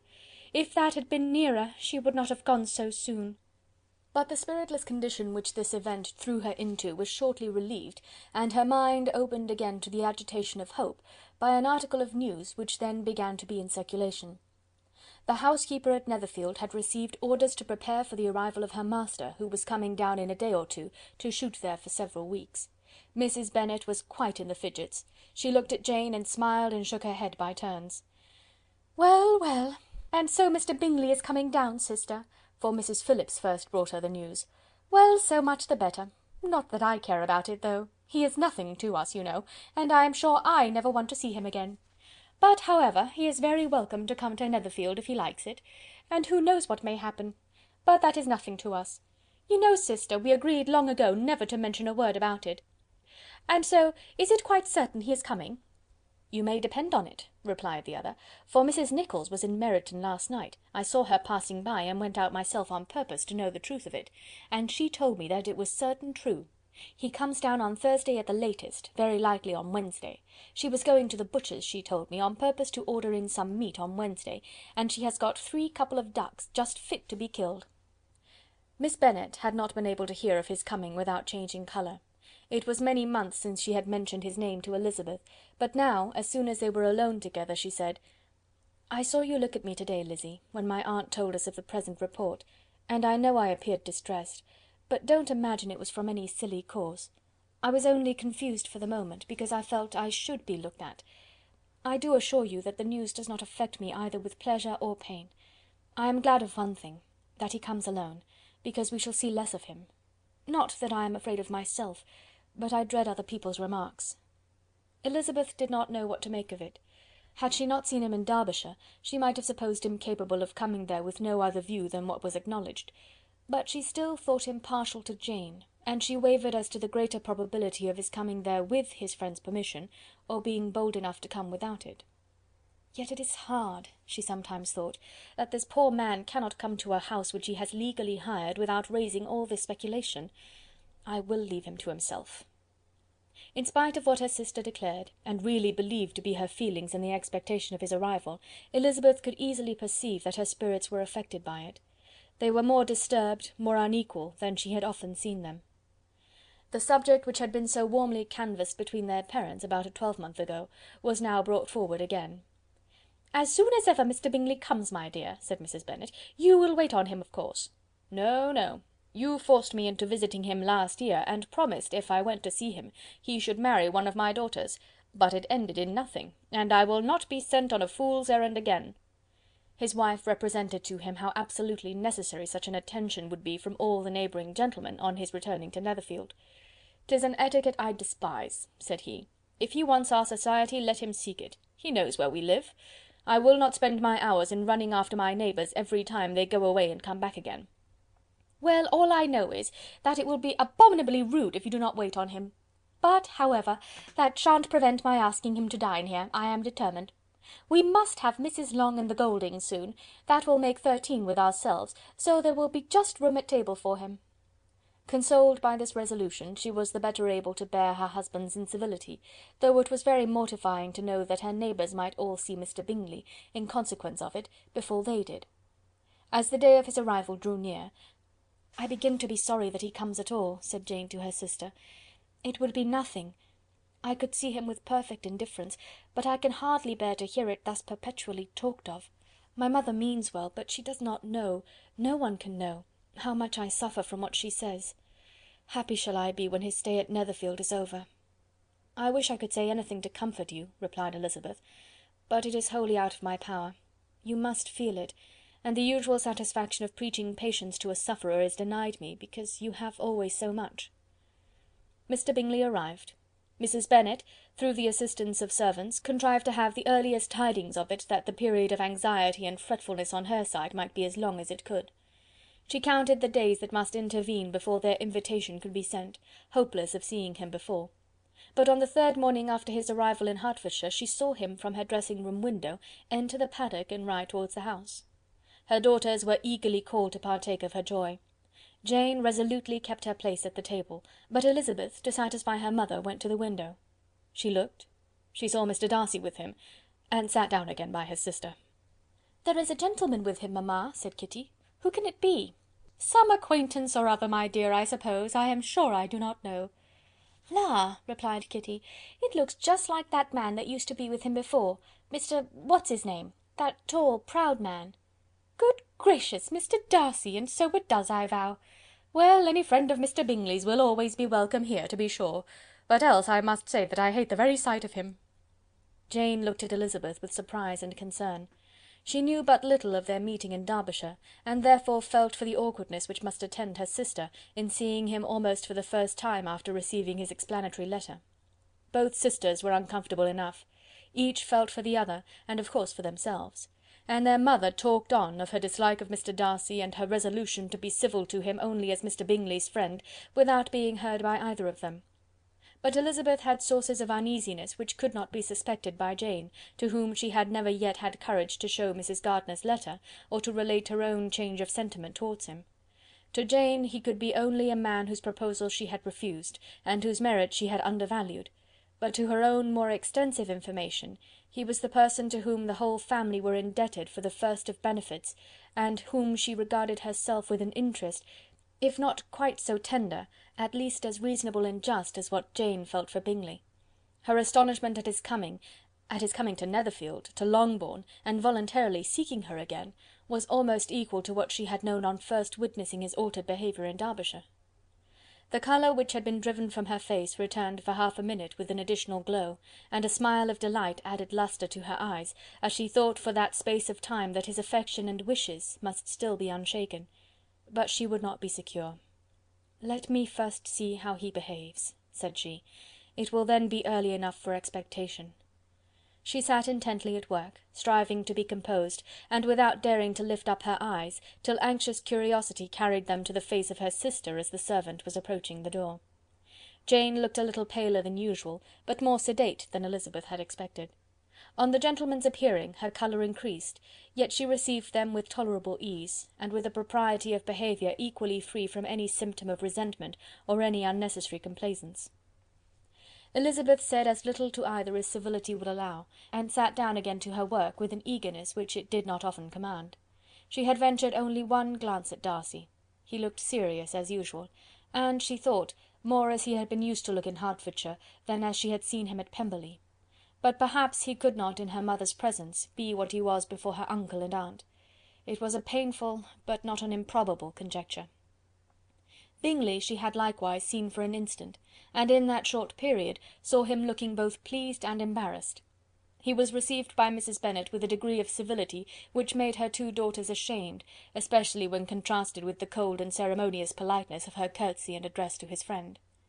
Elizabeth particularly, who knew that her mother owed to the latter the preservation of her favourite daughter from irremediable infamy, was hurt and distressed to a most painful degree by a distraction so ill applied. Darcy, after inquiring of her how Mr. and Mrs. Gardiner did, a question which she could not answer without confusion, said scarcely anything. He was not seated by her, perhaps that was the reason of his silence, but it had not been so in Derbyshire. There he had talked to her friends when he could not to herself. But now several minutes elapsed without bringing the sound of his voice, and when occasionally, unable to resist the impulse of curiosity, she raised her eyes to his face, she as often found him looking at Jane as at herself, and frequently on no object but the ground. More thoughtfulness and less anxiety to please than when they last met were plainly expressed. She was disappointed and angry with herself for being so. "Could I expect it to be otherwise?" said she. "Yet why did he come?" She was in no humour for conversation with any one but himself, and to him she had hardly courage to speak. She inquired after his sister, but could do no more. "It is a long time, Mr. Bingley, since you went away," said Mrs. Bennet. He readily agreed to it. "I began to be afraid you would never come back. People did say you meant to quit the place entirely at Michaelmas, but, however, I hope it is not true. A great many changes have happened in the neighbourhood since you went away. Miss Lucas is married and settled, and one of my own daughters. I suppose you have heard of it. Indeed, you must have seen it in the papers. It was in the Times and the Courier, I know, though it was not put in as it ought to be. It was only said, 'Lately George Wickham, Esquire, to Miss Lydia Bennet,' without there being a syllable said of her father or the place where she lived, or anything. It was my brother Gardiner's drawing up too, and I wonder how he came to make such an awkward business of it. Did you see it?" Bingley replied that he did, and made his congratulations. Elizabeth dared not lift up her eyes. How Mr. Darcy looked, therefore, she could not tell. "It is a delightful thing, to be sure, to have a daughter well married," continued her mother, "but at the same time, Mr. Bingley, it is very hard to have her taken such away from me. They are gone down to Newcastle, a place quite northward, it seems, and there they are to stay I do not know how long. His regiment is there, for I suppose you have heard of his leaving the shire, and of his being gone into the regulars. Thank heaven he has some friends, though perhaps not so many as he deserves." Elizabeth, who knew this to be levelled at Mr. Darcy, was in such a misery of shame that she could hardly keep her seat. It drew from her, however, the exertion of speaking, which nothing else had so effectually done before, and she asked Bingley whether he meant to make any stay in the country at present. A few weeks, he believed. "When you have killed all your own birds, Mr. Bingley," said her mother, "I beg you will come here and shoot as many as you please on Mr. Bennet's manor. I am sure he will be vastly happy to oblige you, and will save all the best of the coveys for you." Elizabeth's misery increased, at such unnecessary, such officious attention. Were the same fair prospect to arise at present as had flattered them a year ago, everything, she was persuaded, would be hastening to the same vexatious conclusion. At that instant she felt that years of happiness could not make Jane or herself amends for moments of such painful confusion. "The first wish of my heart," said she to herself, "is never more to be in company with either of them. Their society can afford no pleasure that will atone for such wretchedness as this. Let me never see either one or the other again." Yet the misery for which years of happiness were to offer no compensation, received soon afterwards material relief from observing how much the beauty of her sister rekindled the admiration of her former lover. When first he came in, he had spoken to her but little, but every 5 minutes seemed to be giving her more of his attention. He found her as handsome as she had been last year, as good-natured and as unaffected, though not quite so chatty. Jane was anxious that no difference should be perceived in her at all, and was really persuaded that she talked as much as ever; but her mind was so busily engaged that she did not always know when she was silent. When the gentlemen rose to go away, Mrs. Bennet was mindful of her intended civility, and they were invited and engaged to dine at Longbourn in a few days' time. "You are quite a visit in my debt, Mr. Bingley," she added, "for when you went to town last winter, you promised to take a family dinner with us as soon as you returned. I have not forgot, you see, and I assure you, I was very much disappointed that you did not come back and keep your engagement." Bingley looked a little silly at this reflection, and said something of his concern at having been prevented by business. They then went away. Mrs. Bennet had been strongly inclined to ask them to stay and dine there that day, but, though she always kept a very good table, she did not think anything less than 2 courses could be good enough for a man on whom she had such anxious designs, or satisfy the appetite and pride of one who had 10,000 a year. Chapter 53. Chapter 54. As soon as they were gone, Elizabeth walked out to recover her spirits, or in other words, to dwell without interruption on those subjects that must deaden them more. Mr. Darcy's behaviour astonished and vexed her. "Why, if he came only to be silent, grave, and indifferent," said she, "did he come at all?" She could settle it in no way that gave her pleasure. "He could be still amiable, still pleasing to my uncle and aunt when he was in town, and why not to me? If he fears me, why come hither? If he no longer cares for me, why silent? Teasing, teasing man! I will think no more about him." Her resolution was for a short time involuntarily kept by the approach of her sister, who joined her with a cheerful look, which showed her better satisfied with their visitors than Elizabeth. "Now," said she, "that this first meeting is over, I feel perfectly easy. I know my own strength, and I shall never be embarrassed again by his coming. I am glad he dines here on Tuesday. It will then be publicly seen that, on both sides, we meet only as common and indifferent acquaintance." "Yes, very indifferent indeed," said Elizabeth laughingly. "Oh, Jane, take care." "My dear Lizzy, you cannot think me so weak as to be in danger now."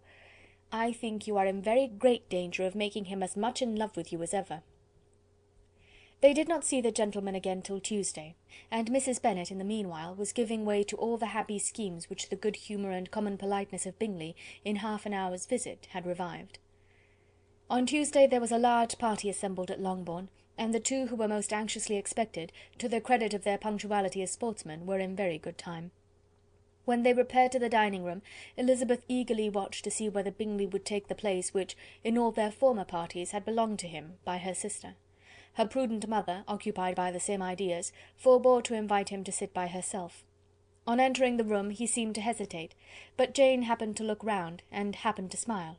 It was decided. He placed himself by her. Elizabeth, with a triumphant sensation, looked towards his friend. He bore it with noble indifference, and she would have imagined that Bingley had received his sanction to be happy, had she not seen his eyes likewise turn towards Mr. Darcy, with an expression of half-laughing alarm. His behaviour to her sister was such, during dinner-time, as showed an admiration of her, which, though more guarded than formerly, persuaded Elizabeth that if left wholly to himself, Jane's happiness and his own would be speedily secured. Though she dared not depend upon the consequence, she yet received pleasure from observing his behaviour. It gave her all the animation that her spirits could boast, for she was in no cheerful humour. Mr. Darcy was almost as far from her as the table could divide them. He was on one side of her mother. She knew how little such a situation would give pleasure to either, or to make either appear to advantage. She was not near enough to hear any of their discourse, but she could see how seldom they spoke to each other, and how formal and cold was their manner whenever they did. Her mother's ungraciousness made the sense of what they owed him more painful to Elizabeth's mind, and she would at times have given anything to be privileged to tell him that his kindness was neither unknown nor unfelt by the whole of the family.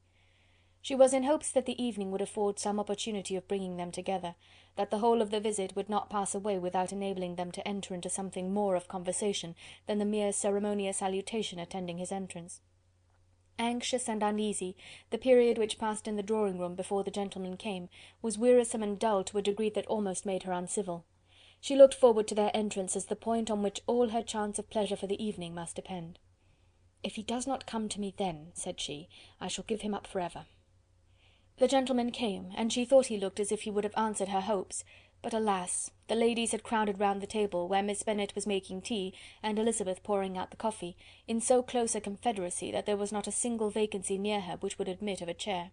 And on the gentleman's approaching, one of the girls moved closer to her than ever, and said in a whisper, "The men shan't come and part us, I am determined. We want none of them, do we?" Darcy had walked away to another part of the room. She followed him with her eyes, envied every one to whom he spoke, had scarcely patience enough to help anybody to coffee, and then was enraged against herself for being so silly. A man who has once been refused! How could I ever be foolish enough to expect a renewal of his love? Is there one among the sex who would not protest against such a weakness as a second proposal to the same woman? There is no indignity so abhorrent to their feelings. She was a little revived, however, by his bringing back his coffee-cup himself, and she seized the opportunity of saying, "Is your sister at Pemberley still?" "Yes, she will remain there till Christmas." "And quite alone? Have all her friends left her?" "Mrs. Annesley is with her. The others have gone on to Scarborough these 3 weeks." She could think of nothing more to say, but if he wished to converse with her, he might have better success. He stood by her, however, for some minutes in silence, and at last, on the young lady's whispering to Elizabeth again, he walked away. When the tea things were removed and the card tables placed, the ladies all rose, and Elizabeth was then hoping to be soon joined by him, when all her views were overthrown by seeing him fall a victim to her mother's rapacity for whist players, and in a few moments after seated with the rest of the party. She now lost every expectation of pleasure. They were confined for the evening at different tables, and she had nothing to hope but that his eyes were so often turned towards her side of the room as to make him play as unsuccessfully as herself. Mrs. Bennet had designed to keep the 2 Netherfield gentlemen to supper, but their carriage was unluckily ordered before any of the others, and she had no opportunity of detaining them. "Well, girls," said she, as soon as they were left to themselves, "what say you to the day? I think everything has passed off uncommonly well, I assure you. The dinner was as well dressed as any I ever saw. The venison was roasted to a turn, and everybody said they never saw so fat a haunch.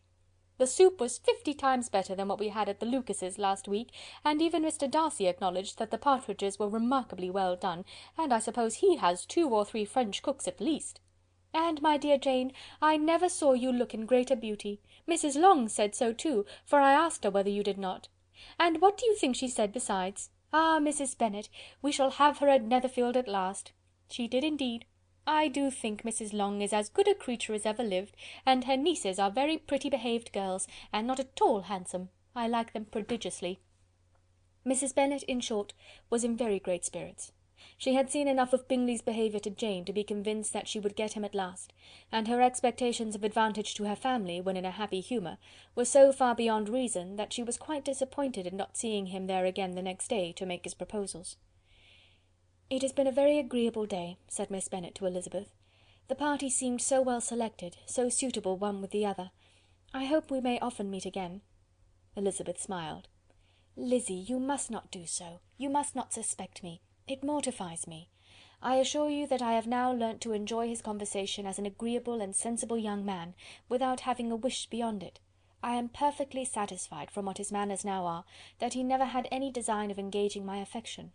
It is only that he is blessed with greater sweetness of address, and a stronger desire of generally pleasing, than any other man." "You are very cruel," said her sister. "You will not let me smile, and are provoking me to it every moment." "How hard it is in some cases to be believed!" "And how impossible in others."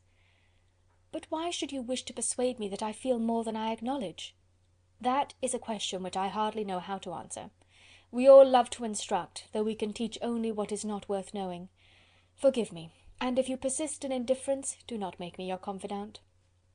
Chapter 54. Chapter 55. A few days after this visit Mr. Bingley called again, and alone. His friend had left him that morning for London, but was to return home in 10 days' time. He sat with them above an hour, and was in remarkably good spirits. Mrs. Bennet invited him to dine with them, but, with many expressions of concern, he confessed himself engaged elsewhere. "Next time you call," said she, "I hope we shall be more lucky." He should be particularly happy at any time, etc., etc., and if she would give him leave, would take an early opportunity of waiting on them. "Can you come to-morrow?" Yes, he had no engagement at all for to-morrow, and her invitation was accepted with alacrity. He came, and in such very good time, that the ladies were none of them dressed. In ran Mrs. Bennet to her daughter's room, in her dressing gown, and with her hair half finished, crying out, "My dear Jane, make haste and hurry down. He is come, Mr. Bingley is come, he is indeed. Make haste, make haste. Here, Sarah, come to Miss Bennet this moment, and help her on with her gown. Never mind Miss Lizzie's hair." "We will be down as soon as we can," said Jane, "but I dare say Kitty is forwarder than either of us, for she went upstairs half an hour ago." "Oh, hang Kitty! What has she to do with it? Come, be quick, be quick. Where is your sash, my dear?" But when her mother was gone, Jane would not be prevailed on to go down without one of her sisters. The same anxiety to get them by themselves was visible again in the evening. After tea Mr. Bennet retired to the library, as was his custom, and Mary went upstairs to her instrument. 2 obstacles of the 5 being thus removed, Mrs. Bennet sat looking and winking at Elizabeth and Catherine for a considerable time, without making any impression on them. Elizabeth would not observe her, and when at last Kitty did, she very innocently said, "What is the matter, mamma? What do you keep winking at me for? What am I to do?" "Nothing, child, nothing. I did not wink at you." She then sat still 5 minutes longer, but unable to waste such a precious occasion, she suddenly got up, and saying to Kitty, "Come here, my love, I want to speak to you," took her out of the room. Jane instantly gave a look at Elizabeth which spoke her distress at such premeditation, and her entreaty that she would not give in to it. In a few minutes Mrs. Bennet half opened the door and called out, "Lizzie, my dear, I want to speak with you." Elizabeth was forced to go. "We may as well leave them by themselves, you know," said her mother as soon as she was in the hall. "Kitty and I are going upstairs to sit in my dressing room." Elizabeth made no attempt to reason with her mother, but remained quietly in the hall till she and Kitty were out of sight, then returned into the drawing-room. Mrs. Bennet's schemes for this day were ineffectual. Bingley was everything that was charming except the professed lover of her daughter. His ease and cheerfulness rendered him a most agreeable addition to their evening party, and he bore with the ill-judged officiousness of the mother, and heard all her silly remarks with a forbearance and command of countenance particularly grateful to the daughter. He scarcely needed an invitation to stay to supper, and before he went away an engagement was formed, chiefly through his own and Mrs. Bennet's means, for his coming next morning to shoot with her husband. After this day, Jane said no more of her indifference. Not a word passed between the sisters concerning Bingley, but Elizabeth went to bed in the happy belief that all must speedily be concluded, unless Mr. Darcy returned within the stated time. Seriously, however, she felt tolerably persuaded that all this must have taken place with that gentleman's concurrence. Bingley was punctual to his appointment, and he and Mr. Bennet spent the morning together, as had been agreed on. The latter was much more agreeable than his companion expected. There was nothing of presumption or folly in Bingley that could provoke his ridicule or disgust him into silence, and he was more communicative and less eccentric than the other had ever seen him. Bingley, of course, returned with him to dinner, and in the evening Mrs. Bennet's invention was again at work to get everybody away from him and her daughter. Elizabeth, who had a letter to write, went into the breakfast-room for that purpose soon after tea, for as the others were all going to sit down to cards, she could not be wanted to counteract her mother's schemes. But on returning to the drawing-room, when her letter was finished, she saw, to her infinite surprise, there was reason to fear that her mother had been too ingenious for her.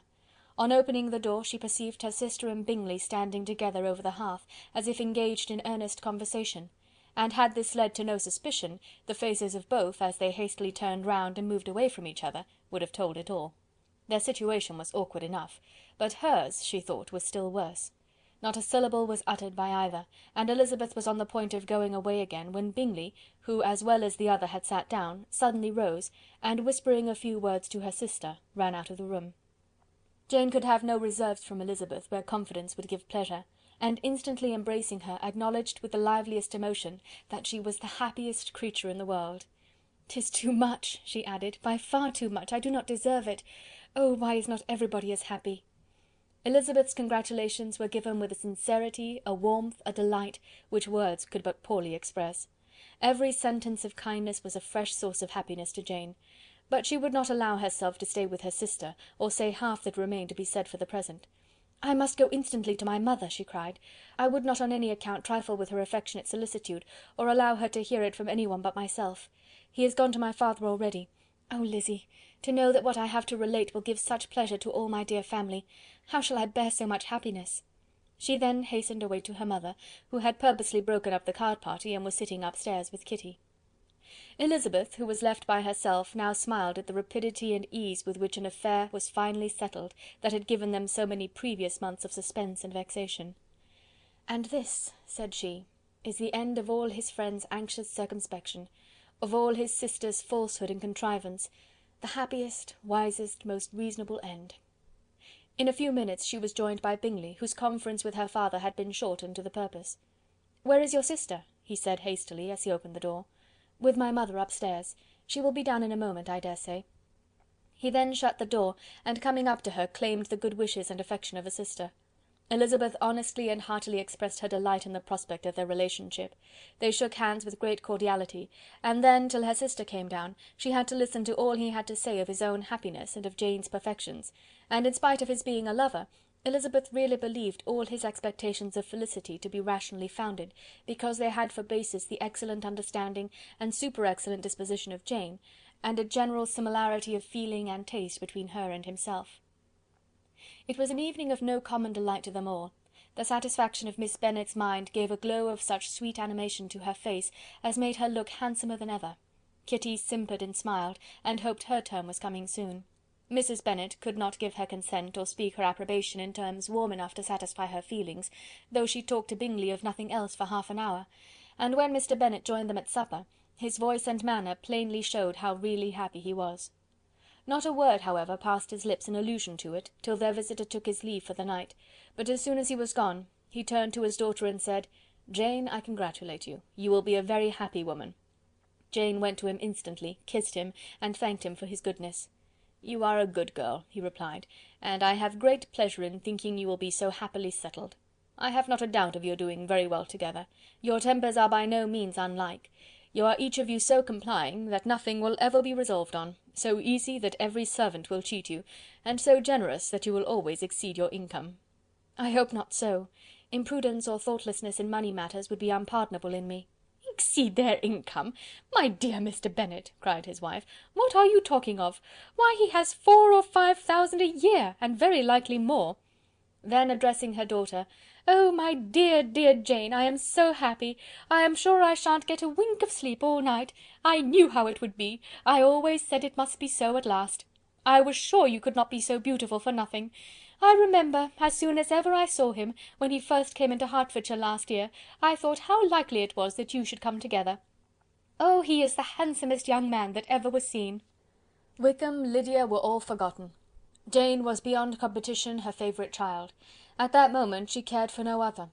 Her younger sisters soon began to make interest with her for objects of happiness which she might in future be able to dispense. Mary petitioned for the use of the library at Netherfield, and Kitty begged very hard for a few balls there every winter. Bingley from this time was of course a daily visitor at Longbourn, coming frequently before breakfast, and always remaining till after supper, unless when some barbarous neighbour, who could not be enough detested, had given him an invitation to dinner which he thought himself obliged to accept. Elizabeth had now but little time for conversation with her sister, for while he was present, Jane had no attention to bestow on anyone else; but she found herself considerably useful to both of them in those hours of separation that must sometimes occur. In the absence of Jane, he always attached himself to Elizabeth for the pleasure of talking of her, and when Bingley was gone, Jane constantly sought the same means of relief. "He has made me so happy," said she one evening, "by telling me that he was totally ignorant of my being in town last spring. I had not believed it possible." "I suspected as much," replied Elizabeth, "but how did he account for it?" "It must have been his sister's doing. They were certainly no friends to his acquaintance with me, which I cannot wonder at, since he might have chosen so much more advantageously in many respects. But when they see, as I trust they will, that their brother is happy with me, they will learn to be contented, and we shall be on good terms again, though we can never be what we once were to each other." "That is the most unforgiving speech," said Elizabeth, "that I ever heard you utter. Good girl! It would vex me indeed to see you again the dupe of Miss Bingley's pretended regard." "Would you believe it, Lizzy, that when he went to town last November he really loved me, and nothing but a persuasion of my being indifferent would have prevented his coming down again?" "He made a little mistake, to be sure, but it is to the credit of his modesty." This, naturally, introduced a panegyric from Jane on his diffidence, and the little value he put on his own good qualities. Elizabeth was pleased to find that he had not betrayed the interference of his friend, for though Jane had the most generous and forgiving heart in the world, she knew it was a circumstance which must prejudice her against him. "I am certainly the most fortunate creature that ever existed," cried Jane. "Oh, Lizzy, why am I thus singled from my family and blessed above them all? If I could but see you as happy, if there were but such another man for you! If you were to give me 40 such men, I never could be so happy as you. Till I have your disposition, your goodness, I never can have your happiness. No, no, let me shift for myself, and perhaps, if I have very good luck, I may meet with another Mr. Collins in time." The situation of affairs in the Longbourn family could not long be a secret. Mrs. Bennet was privileged to whisper it to Mrs. Phillips, and she ventured, without any permission, to do the same by all her neighbours in Meryton. The Bennets were speedily pronounced to be the luckiest family in the world, though only a few weeks before, when Lydia had first run away, they had been generally proved to be marked out for misfortune. End of chapter 55. Chapter 56.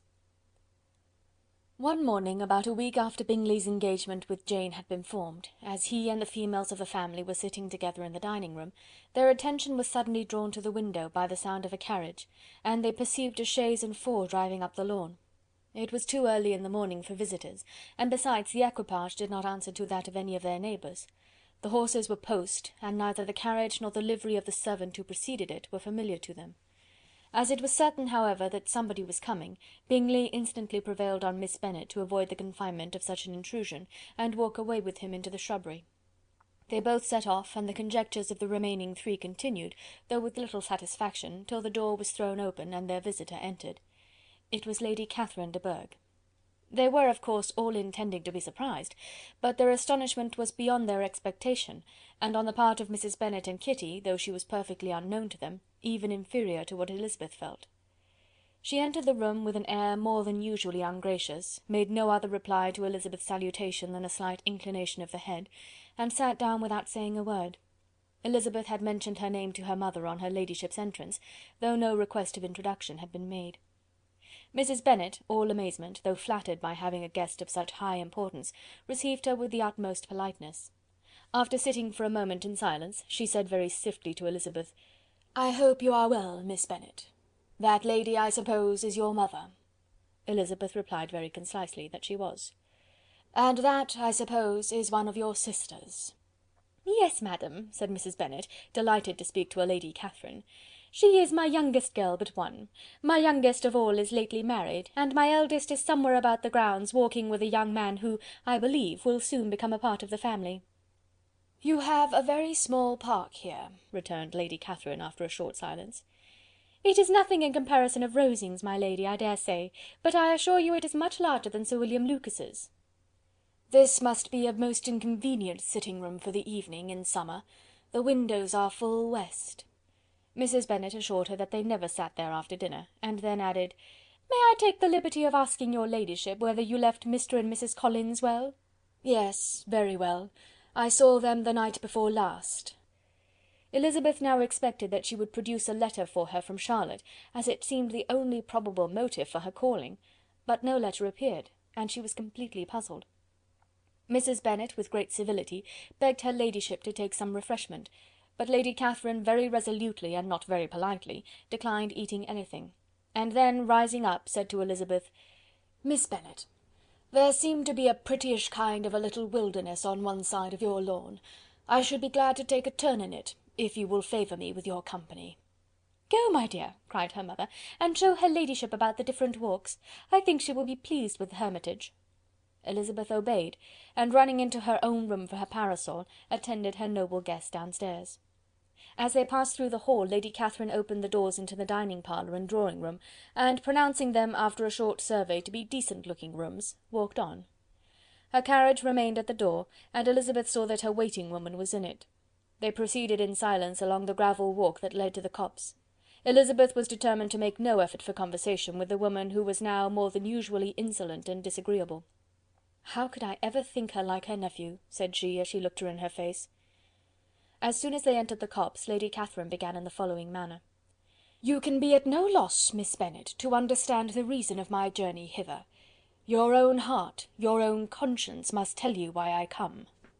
Elizabeth looked with unaffected astonishment. "Indeed you are mistaken, madam.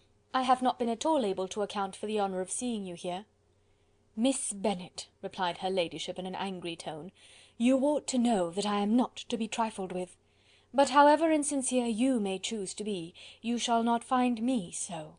My character has ever been celebrated for its sincerity and frankness, and in a cause of such moment as this, I shall certainly not depart from it. A report of a most alarming nature reached me 2 days ago. I was told that not only your sister was on the point of being most advantageously married, but that you, Miss Elizabeth Bennet, would, in all likelihood, be soon afterwards united to my nephew, my own nephew, Mr. Darcy. Though I know it must be a scandalous falsehood, though I would not injure him so much as to suppose the truth of it possible, I instantly resolved on setting off for this place, that I might make my sentiments known to you." "If you believed it impossible to be true," said Elizabeth, colouring with astonishment and disdain, "I wonder you took the trouble of coming so far. What could your ladyship propose by it?" "At once to insist upon having such a report universally contradicted." "Your coming to Longbourn to see me and my family," said Elizabeth coolly, "will be rather a confirmation of it, if indeed such a report is in existence." "If! Do you then pretend to be ignorant of it? Has it not been industriously circulated by yourselves? Do you not know that such a report is spread abroad?" "I never heard that it was." "And can you likewise declare that there is no foundation for it?" "I do not pretend to possess equal frankness with your ladyship. You may ask questions which I shall not choose to answer." "This is not to be borne. Miss Bennet, I insist on being satisfied. Has my nephew made you an offer of marriage?" "Your ladyship has declared it to be impossible." "It ought to be so, it must be so, while he retains the use of his reason. But your arts and allurements may, in a moment of infatuation, have made him forget what he owes to himself and to all his family. You may have drawn him in." "If I have, I shall be the last person to confess it." "Miss Bennet, do you know who I am? I have not been accustomed to such language as this. I am almost the nearest relation he has in the world, and am entitled to know all his dearest concerns." "But you are not entitled to know mine, nor will such behaviour as this ever induce me to be explicit." "Let me be rightly understood. This match, to which you have the presumption to aspire, can never take place. No, never. Mr. Darcy is engaged to my daughter. Now what have you to say?" "Only this, that if he is so, you can have no reason to suppose he will make an offer to me." Lady Catherine hesitated for a moment, and then replied: "The engagement between them is of a peculiar kind. From their infancy they have been intended for each other. It was the favourite wish of his mother as well as of hers. While in their cradles we planned the union, and now, at the moment when the wishes of both sisters would be accomplished in their marriage, to be prevented by a young woman of inferior birth, of no importance in the world, and wholly unallied to the family. Do you pay no regard to the wishes of his friends, to his tacit engagement with Miss de Bourgh? Are you lost to every feeling of propriety and delicacy? Have you not heard me say that from his earliest hours he was destined for his cousin?" "Yes, and I had heard it before, but what is that to me? If there is no other objection to my marrying your nephew, I shall certainly not be kept from it by knowing that his mother and aunt wished him to marry Miss de Bourgh. You both did as much as you could in planning the marriage; its completion depended on others. If Mr. Darcy is neither by honour nor inclination confined to his cousin, why is not he to make another choice? And if I am that choice, why may not I accept him? Because honour, decorum, prudence, nay, interest, forbid it. Yes, Miss Bennet, interest. For do not expect to be noticed by his family or friends if you wilfully act against the inclinations of all. You will be censured, slighted, and despised by every one connected with him. Your alliance will be a disgrace. Your name will never even be mentioned by any of us." "These are heavy misfortunes," replied Elizabeth, "but the wife of Mr. Darcy must have such extraordinary sources of happiness necessarily attached to her situation, that she could, upon the whole, have no cause to repine." "Obstinate, headstrong girl! I am ashamed of you. Is this your gratitude for my attentions to you last spring? Is nothing due to me on that score? Let us sit down. You are to understand, Miss Bennet, that I came here with the determined resolution of carrying my purpose, nor will I be dissuaded from it. I have not been used to submit to any person's whims. I have not been in the habit of brooking disappointment.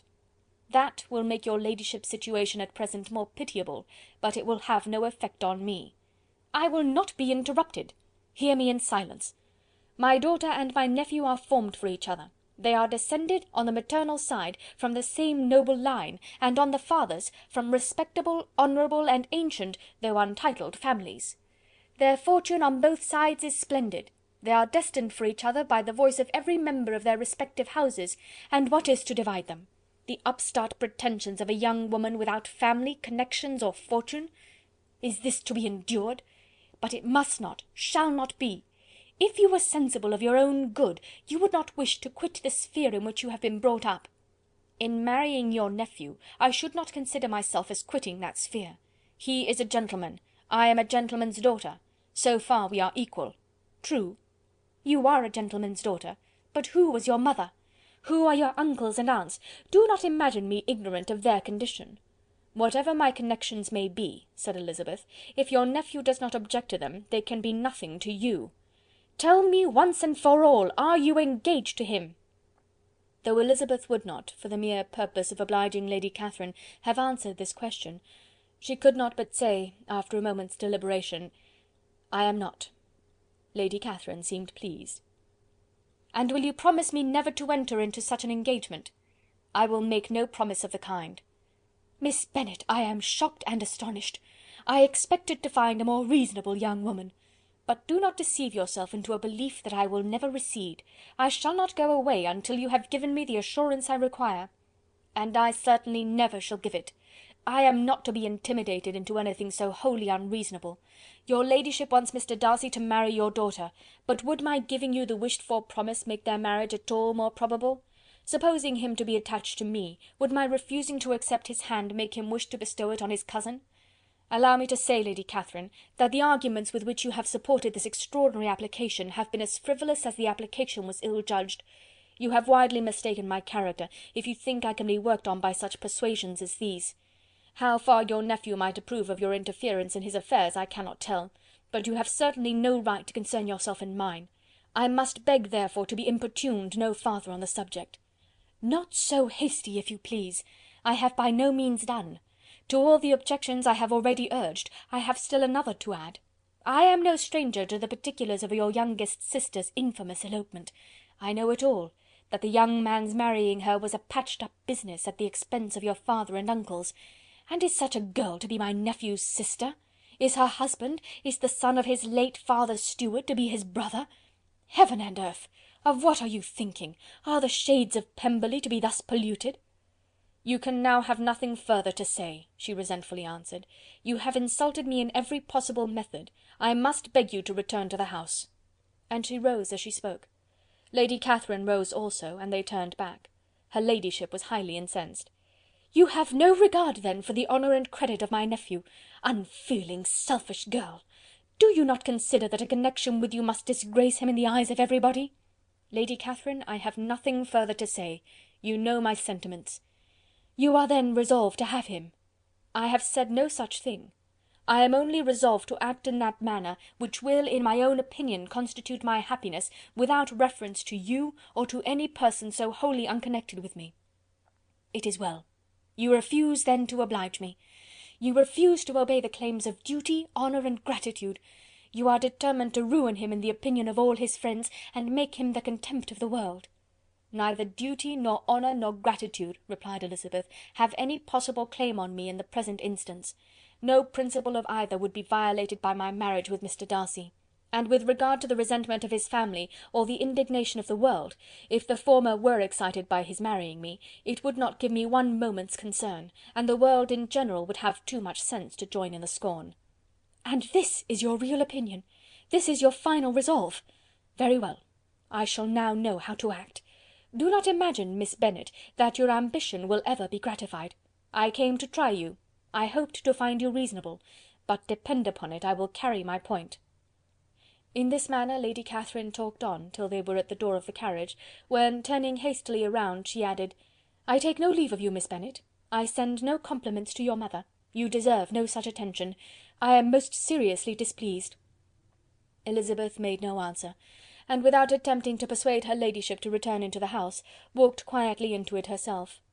She heard the carriage drive away as she proceeded upstairs. Her mother impatiently met her at the door of the dressing room, to ask why Lady Catherine would not come in again and rest herself. "She did not choose it," said her daughter. "She would go." "She is a very fine looking woman, and her calling here was prodigiously civil, for she only came, I suppose, to tell us the Collinses were well. She is on her road somewhere, I dare say, and so, passing through Meryton, thought she might as well call on you. I suppose she had nothing particular to say to you, Lizzy?" Elizabeth was forced to give into a little falsehood here, for to acknowledge the substance of their conversation was impossible. Chapter 56. Chapter 57. The discomposure of spirits which this extraordinary visit threw Elizabeth into could not be easily overcome, nor could she for many hours learn to think of it less than incessantly. Lady Catherine, it appeared, had actually taken the trouble of this journey from Rosings for the sole purpose of breaking off her supposed engagement with Mr. Darcy. It was a rational scheme, to be sure, but from what the report of their engagement could originate, Elizabeth was at a loss to imagine, till she recollected that his being the intimate friend of Bingley, and her being the sister of Jane, was enough, at a time when the expectation of one wedding made everybody eager for another, to supply the idea. She had not herself forgotten to feel that the marriage of her sister must bring them more frequently together, and her neighbours at Lucas Lodge, therefore, for through their communication with the Collinses the report, she concluded, had reached Lady Catherine, had only set that down as almost certain and immediate, which she had looked forward to as possible at some future time. In revolving Lady Catherine's expectations, however, she could not help feeling some uneasiness as to the possible consequence of her persisting in this interference. From what she had said of her resolution to prevent their marriage, it occurred to Elizabeth that she must meditate an application to her nephew, and how he might take a similar representation of the evils attached to a connection with her, she dared not pronounce. She knew not the exact degree of his affection for his aunt, or his dependence on her judgment, but it was natural to suppose that he thought much higher of her ladyship than she could do, and it was certain that, in enumerating the miseries of a marriage with one whose immediate connections were so unequal to his own, his aunt would address him on his weakest side. With his notions of dignity he would probably feel that the arguments, which to Elizabeth had appeared weak and ridiculous, contained much good sense and solid reasoning. If he had been wavering before as to what he should do, which had often seemed likely, the advice and entreaty of so near a relation might settle every doubt, and determine him at once to be as happy as dignity unblemished could make him. In that case he would return no more. Lady Catherine might see him in her way through town, and his engagement to Bingley of coming again to Netherfield must give way. "If, therefore, an excuse for not keeping his promise should come to his friend within a few days," she added, "I shall know how to understand it. I shall then give over every expectation, every wish of his constancy. If he is satisfied with only regretting me, when he might have obtained my affections and hand, I shall soon cease to regret him at all." The surprise of the rest of the family on hearing who their visitor had been was very great, but they obligingly satisfied it with the same kind of supposition which had appeased Mrs. Bennet's curiosity, and Elizabeth was spared from much teasing on the subject. The next morning, as she was going downstairs, she was met by her father, who came out of his library with the letter in his hand. "Lizzy," said he, "I was going to look for you. Come into my room." She followed him thither, and her curiosity to know what he had to tell her was heightened by the supposition of its being in some manner connected with the letter he held. It suddenly struck her that it might be from Lady Catherine, and she anticipated with dismay all the consequent explanations. She followed her father to the fireplace, and they both sat down. He then said, "I have received a letter this morning that has astonished me exceedingly. As it principally concerns yourself, you ought to know its contents. I did not know before that I had 2 daughters on the brink of matrimony. Let me congratulate you on a very important conquest." The colour now rushed into Elizabeth's cheeks in the instantaneous conviction of its being a letter from the nephew instead of the aunt, and she was undetermined whether most to be pleased that he had explained himself at all, or offended that his letter was not rather addressed to herself, when her father continued, "You look conscious. Young ladies have great penetration in such matters as these, but I think I may defy even your sagacity to discover the name of your admirer. This letter is from Mr. Collins." "From Mr. Collins? And what can he have to say?" "Something very much to the purpose, of course. He begins with congratulations on the approaching nuptials of my eldest daughter, of which, it seems, he has been told by some of the good-natured, gossiping Lucases. I shall not sport with your impatience by reading what he says on that point. What relates to yourself is as follows: "Having thus offered you the sincere congratulations of Mrs. Collins and myself on this happy event, let me now add a short hint on the subject of another, of which we have been advertised by the same authority. Your daughter Elizabeth, it is presumed, will not long bear the name of Bennet after her elder sister has resigned it, and the chosen partner of her fate may be reasonably looked up to as one of the most illustrious personages in this land." "Can you possibly guess, Lizzy, who is meant by this?" "This young gentleman is blessed in a peculiar way with everything the heart of mortal can most desire: splendid property, noble kindred, and extensive patronage. Yet in spite of all these temptations, let me warn my cousin Elizabeth and yourself of what evils you may incur by a precipitate closure with this gentleman's proposals, which, of course, you will be inclined to take immediate advantage of." "Have you any idea, Lizzy, who this gentleman is? But now it comes out." "My motive for cautioning you is as follows. We have reason to imagine that his aunt, Lady Catherine de Bourgh, does not look on the match with a friendly eye. Mr. Darcy, you see, is the man. Now, Lizzy, I think I have surprised you. Could he or the Lucases have pitched on any man within the circle of our acquaintance whose name would have given the lie more effectually to what they related? Mr. Darcy, who never looks at any woman but to see a blemish, and who probably never looked at you in his life.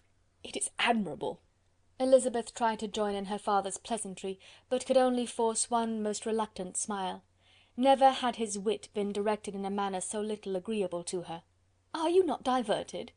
"Oh, yes! Pray read on." "After mentioning the likelihood of this marriage to her ladyship last night, she immediately, with her usual condescension, expressed what she felt on the occasion.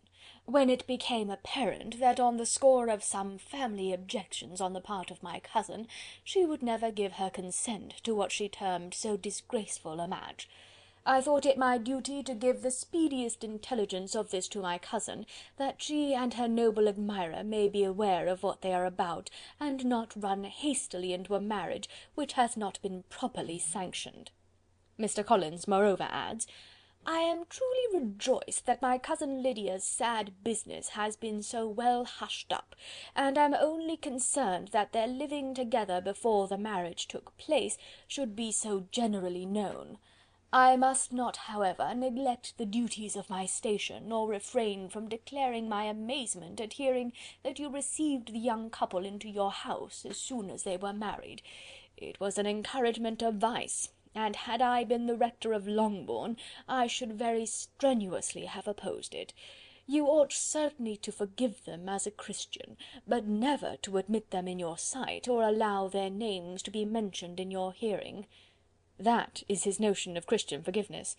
The rest of his letter is only about his dear Charlotte's situation, and his expectation of a young olive branch. But, Lizzy, you look as if you did not enjoy it. You are not going to be missish, I hope, and pretend to be affronted at an idle report. For what do we live but to make sport for our neighbours, and laugh at them in our turn? "Oh!" cried Elizabeth, "I am excessively diverted, but it is so strange."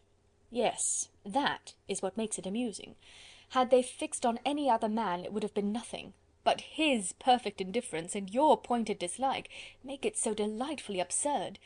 Much as I abominate writing, I would not give up Mr. Collins's correspondence for any consideration. Nay, when I read a letter of his, I cannot help giving him the preference even over Wickham, much as I value the impudence and hypocrisy of my son-in-law. And pray, Lizzy, what said Lady Catherine about this report? Did she call to refuse her consent?" To this question his daughter replied only with a laugh, and as it had been asked without the least suspicion, she was not distressed by his repeating it. Elizabeth had never been more at a loss to make her feelings appear what they were not. It was necessary to laugh, when she would rather have cried. Her father had most cruelly mortified her by what he said of Mr. Darcy's indifference, and she could do nothing but wonder at such a want of penetration, or fear that, perhaps, instead of his seeing too little, she might have fancied too much. End of chapter 57. Chapter 58. Instead of receiving any such letter of excuse from his friend as Elizabeth half expected Mr. Bingley to do, he was able to bring Darcy with him to Longbourn before many days had passed after Lady Catherine's visit. The gentleman arrived early, and before Mrs. Bennet had time to tell him of their having seen his aunt, of which her daughter sat in momentary dread, Bingley, who wanted to be alone with Jane, proposed their all walking out. It was agreed to. Mrs. Bennet was not in the habit of walking, Mary could never spare time, but the remaining 5 set off together.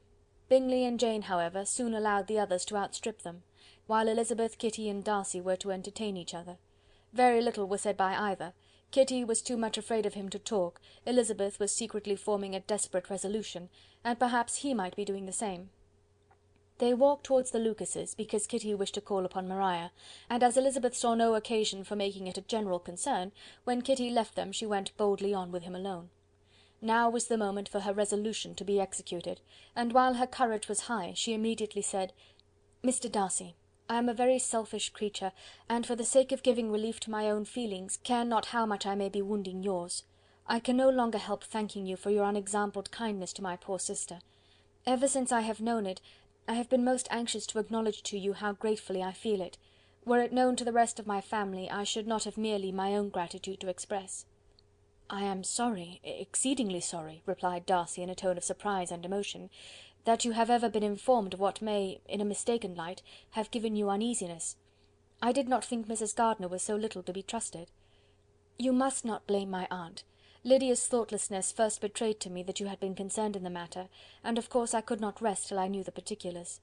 Let me thank you again and again, in the name of all my family, for that generous compassion which induced you to take so much trouble, and bear so many mortifications, for the sake of discovering them." "If you will thank me," he replied, "let it be for yourself alone. That the wish of giving happiness to you might add force to the other inducements which led me on, I shall not attempt to deny. But your family owe me nothing. Much as I respect them, I believe I thought only of you." Elizabeth was too much embarrassed to say a word. After a short pause, her companion added, "You are too generous to trifle with me. If your feelings are still what they were last April, tell me so at once. My affections and wishes are unchanged, but one word from you will silence me on this subject for ever." Elizabeth, feeling all the more than common awkwardness and anxiety of his situation, now forced herself to speak, and immediately, though not very fluently, gave him to understand that her sentiments had undergone so material a change since the period to which he alluded, as to make her receive with gratitude and pleasure his present assurances. The happiness which this reply produced was such as he had probably never felt before, and he expressed himself on the occasion as sensibly and as warmly as a man violently in love can be supposed to do. Had Elizabeth been able to encounter his eye, she might have seen how well the expression of heartfelt delight diffused over his face became him. But though she could not look, she could listen, and he told her of feelings which, in proving of what importance she was to him, made his affection every moment more valuable. They walked on without knowing in what direction. There was too much to be thought and felt and said for attention to any other objects. She soon learnt that they were indebted for their present good understanding to the efforts of his aunt, who did call on him in her return through London, and there related her journey to Longbourn, its motive, and the substance of her conversation with Elizabeth, dwelling emphatically on every expression of the latter which, in her ladyship's apprehension, peculiarly denoted her perverseness and assurance, in the belief that such a relation must assist her endeavours to obtain that promise from her nephew, which she had refused to give.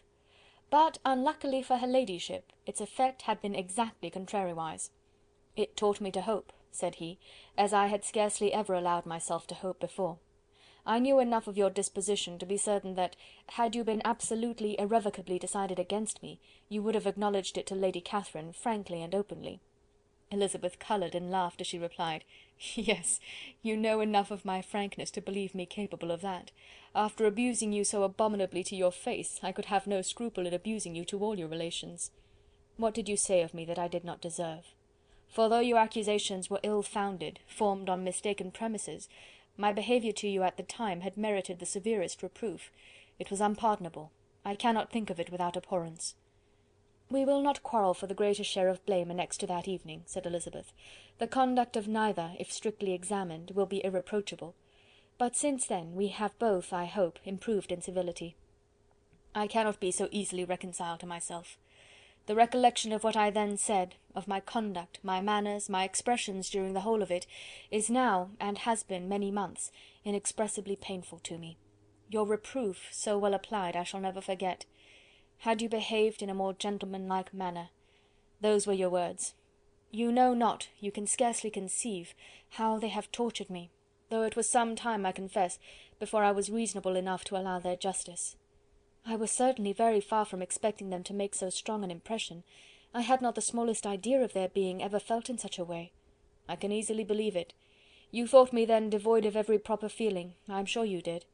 The turn of your countenance I shall never forget, as you said that I could not have addressed you in any possible way that would induce you to accept me. Oh, do not repeat what I then said. These recollections will not do at all. I assure you that I have long been most heartily ashamed of it."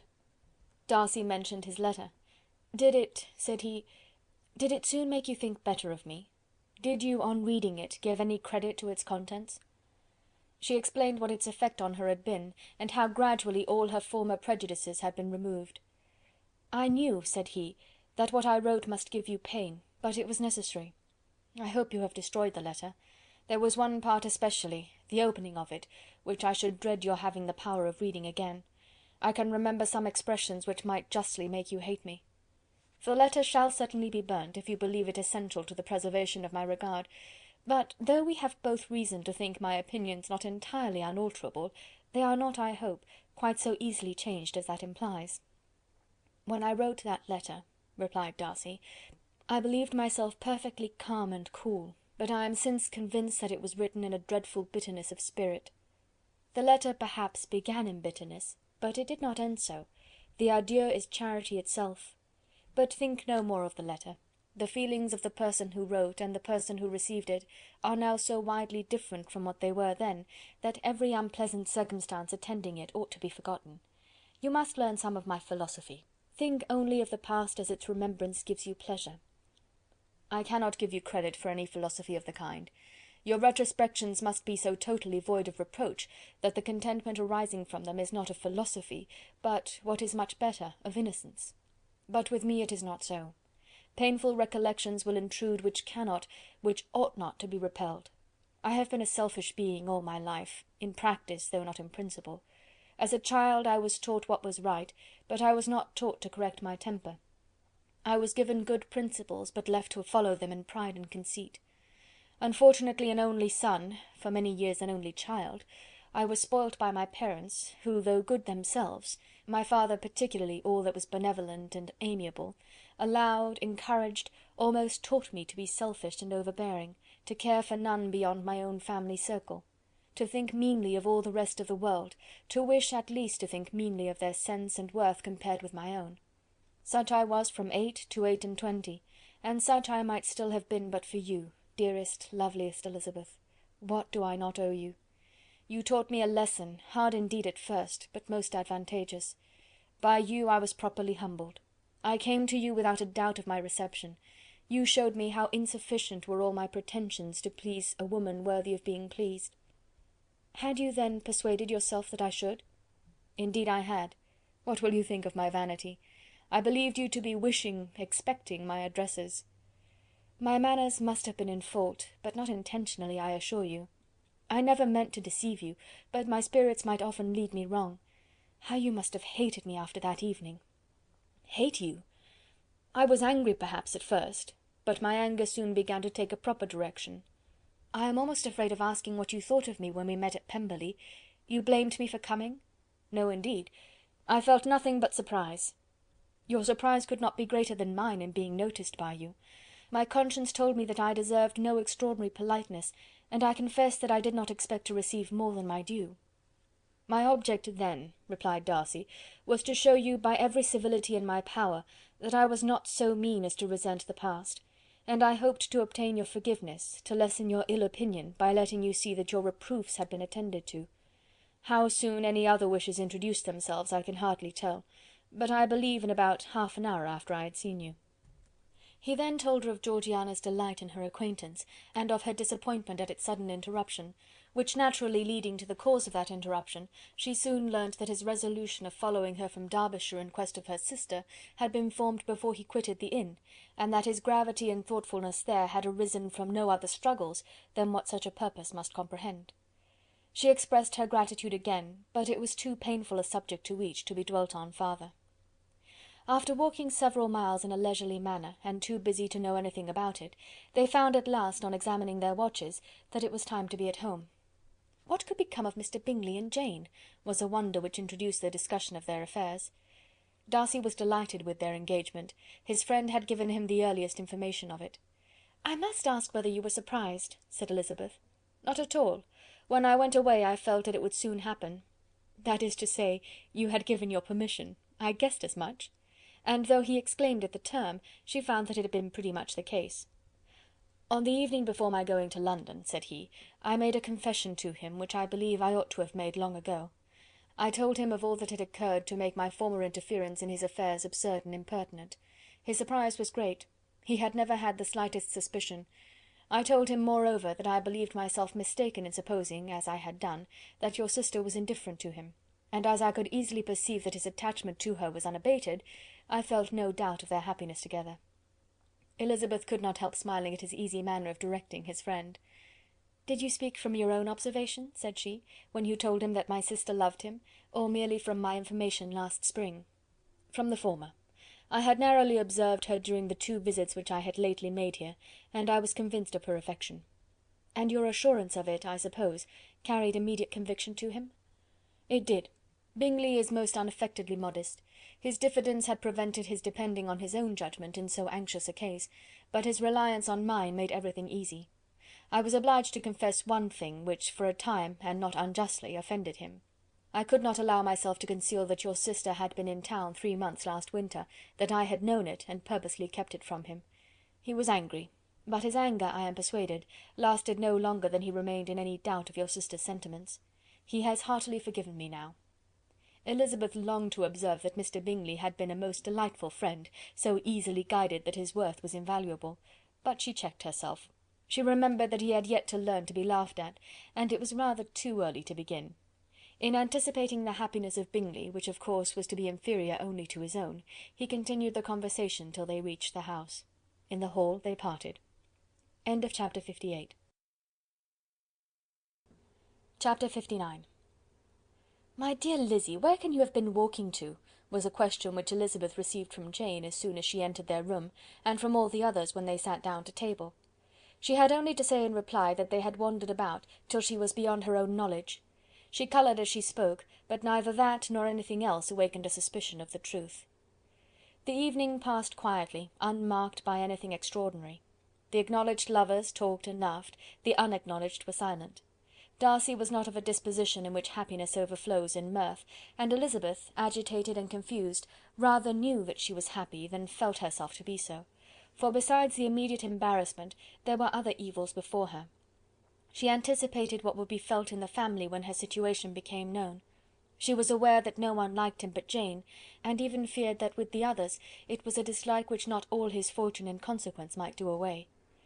At night she opened her heart to Jane. Though suspicion was very far from Miss Bennet's general habits, she was absolutely incredulous here. "You're joking, Lizzy! This cannot be! Engaged to Mr. Darcy? No, no, you shall not deceive me. I know it to be impossible. This is a wretched beginning indeed. My sole dependence was on you, and I am sure nobody else will believe me if you do not. Yet indeed I am in earnest.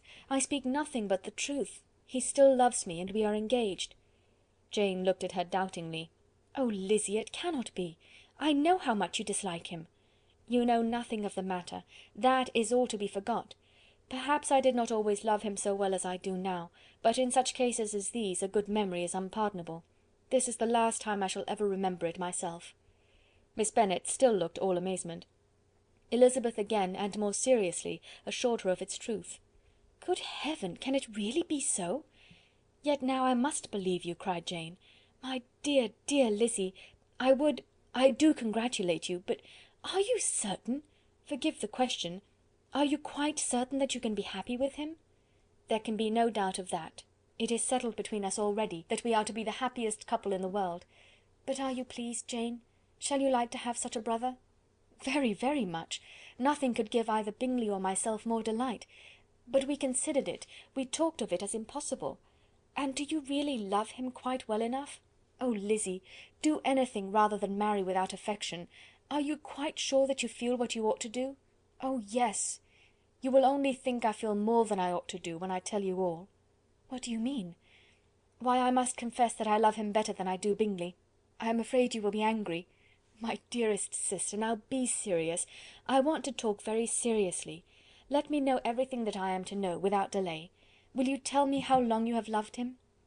"It has been coming on so gradually that I hardly know when it began. But I believe I must date it from my first seeing his beautiful grounds at Pemberley." Another entreaty that she would be serious, however, produced the desired effect, and she soon satisfied Jane by her solemn assurances of attachment. When convinced on that article, Miss Bennet had nothing further to wish.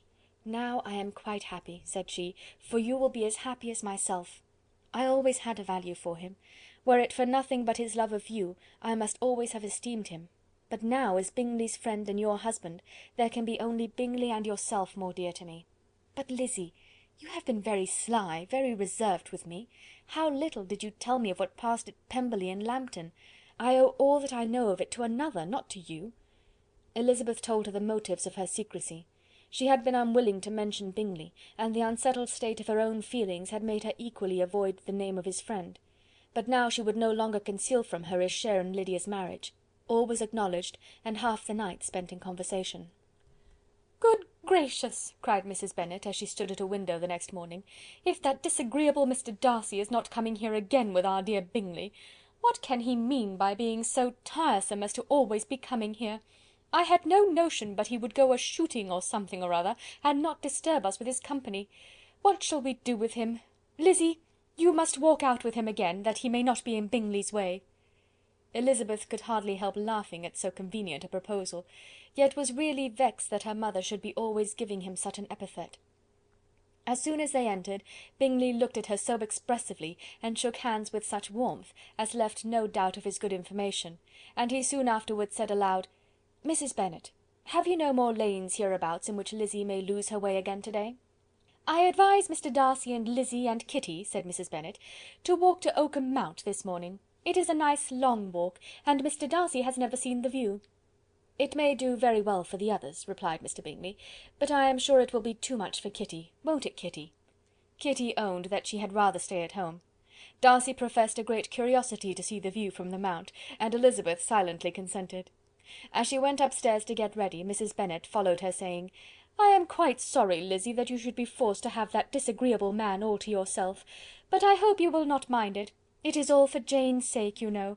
There is no occasion for talking to him, except just now and then, so do not put yourself to inconvenience." During their walk it was resolved that Mr. Bennet's consent should be asked in the course of the evening. Elizabeth reserved to herself the application for her mother's. She could not determine how her mother would take it, sometimes doubting whether all his wealth and grandeur would be enough to overcome her abhorrence of the man. But whether she were violently set against the match, or violently delighted with it, it was certain that her manner would be equally ill adapted to do credit to her sense, and she could no more bear that Mr. Darcy should hear the first raptures of her joy than the first vehemence of her disapprobation.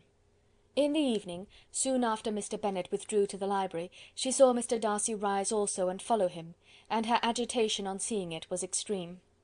She did not fear her father's opposition, but he was going to be made unhappy, and that it should be through her means, that she, his favourite child, should be distressing him by her choice, should be filling him with fears and regrets in disposing of her, was a wretched reflection, and she sat in misery till Mr. Darcy appeared again, when, looking at him, she was a little relieved by his smile.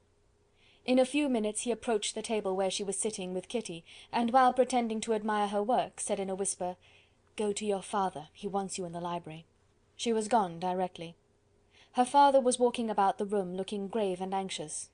"Lizzy," said he, "what are you doing? Are you out of your senses to be accepting this man? Have you not always hated him?" How earnestly did she then wish that her former opinions had been more reasonable, her expressions more moderate! It would have spared her from explanations and professions which it was exceedingly awkward to give, but they were now necessary, and she assured him, with some confusion, of her attachment to Mr. Darcy. "Or, in other words, you are determined to have him. He is rich, to be sure, and you may have more fine clothes and fine carriages than Jane, but will they make you happy?" "Have you any other objection," said Elizabeth, "than your belief in my indifference?" "None at all. We all know him to be a proud, unpleasant sort of man, but this would be nothing if you really liked him." I do like him," she replied, with tears in her eyes. "I love him. Indeed, he has no improper pride. He is perfectly amiable. You do not know what he really is. Then pray do not pain me by speaking of him in such terms." "Lizzy," said her father, "I have given him my consent. He is the kind of man indeed to whom I should never dare refuse anything which he condescended to ask. I now give it to you, if you are resolved on having him. But let me advise you to think better of it. I know your disposition, Lizzy. I know that you could be neither happy nor respectable unless you truly esteemed your husband, unless you looked up to him as a superior. Your lively talents would place you in the greatest danger in an unequal marriage.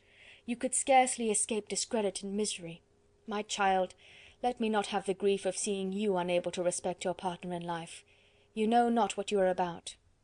Elizabeth, still more affected, was earnest and solemn in her reply, and at length, by repeated assurances that Mr. Darcy was really the object of her choice, by explaining the gradual change which her estimation of him had undergone, relating her absolute certainty that his affection was not the work of a day, but had stood the test of many months' suspense, and enumerating with energy all his good qualities, she did conquer her father's incredulity, and reconcile him to the match. "Well, my dear," said he, when she ceased speaking, "I have no more to say. If this be the case, he deserves you. I could not have parted with you, my Lizzy, to any one less worthy."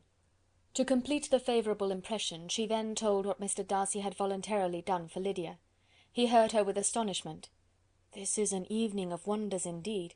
And so Darcy did everything, made up the match, gave the money, paid the fellow's debts, and got him his commission. So much the better. It will save me a world of trouble and economy. Had it been your uncle's doing, I must and would have paid him. But these violent young lovers carry everything their own way. I shall offer to pay him to-morrow. He will rant and storm about his love for you, and there will be an end of the matter." He then recollected her embarrassment a few days before, on his reading Mr. Collins's letter, and after laughing at her some time, allowed her at last to go, saying, as she quitted the room, "If any young men come for Mary or Kitty, send them in, for I am quite at leisure." Elizabeth's mind was now relieved from a very heavy weight, and after half an hour's quiet reflection in her own room, she was able to join the others with tolerable composure. Everything was too recent for gaiety, but the evening passed tranquilly away. There was no longer anything material to be dreaded, and the comfort of ease and familiarity would come in time.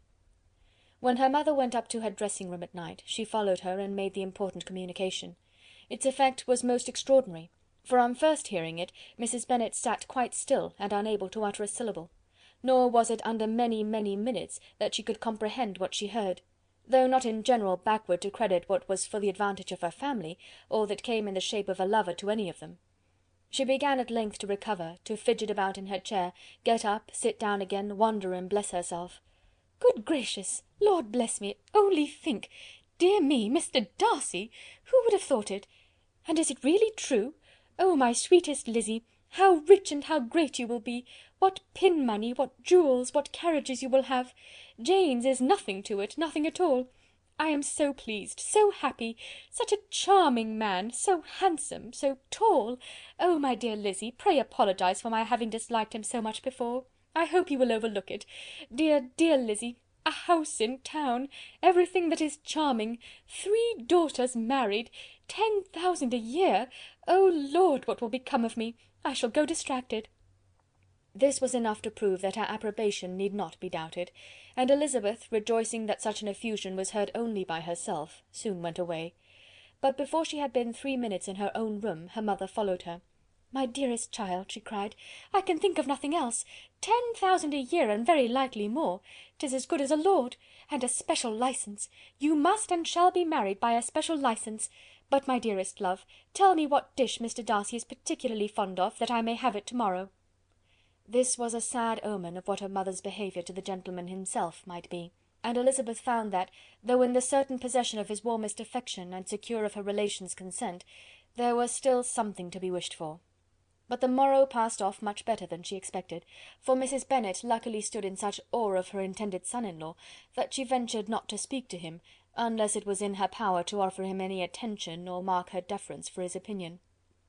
Elizabeth had the satisfaction of seeing her father taking pains to get acquainted with him, and Mr. Bennet soon assured her that he was rising every hour in his esteem. "I admire all my 3 sons-in-law highly," said he. "Wickham, perhaps, is my favourite, but I think I shall like your husband quite as well as Jane's." Chapter 59.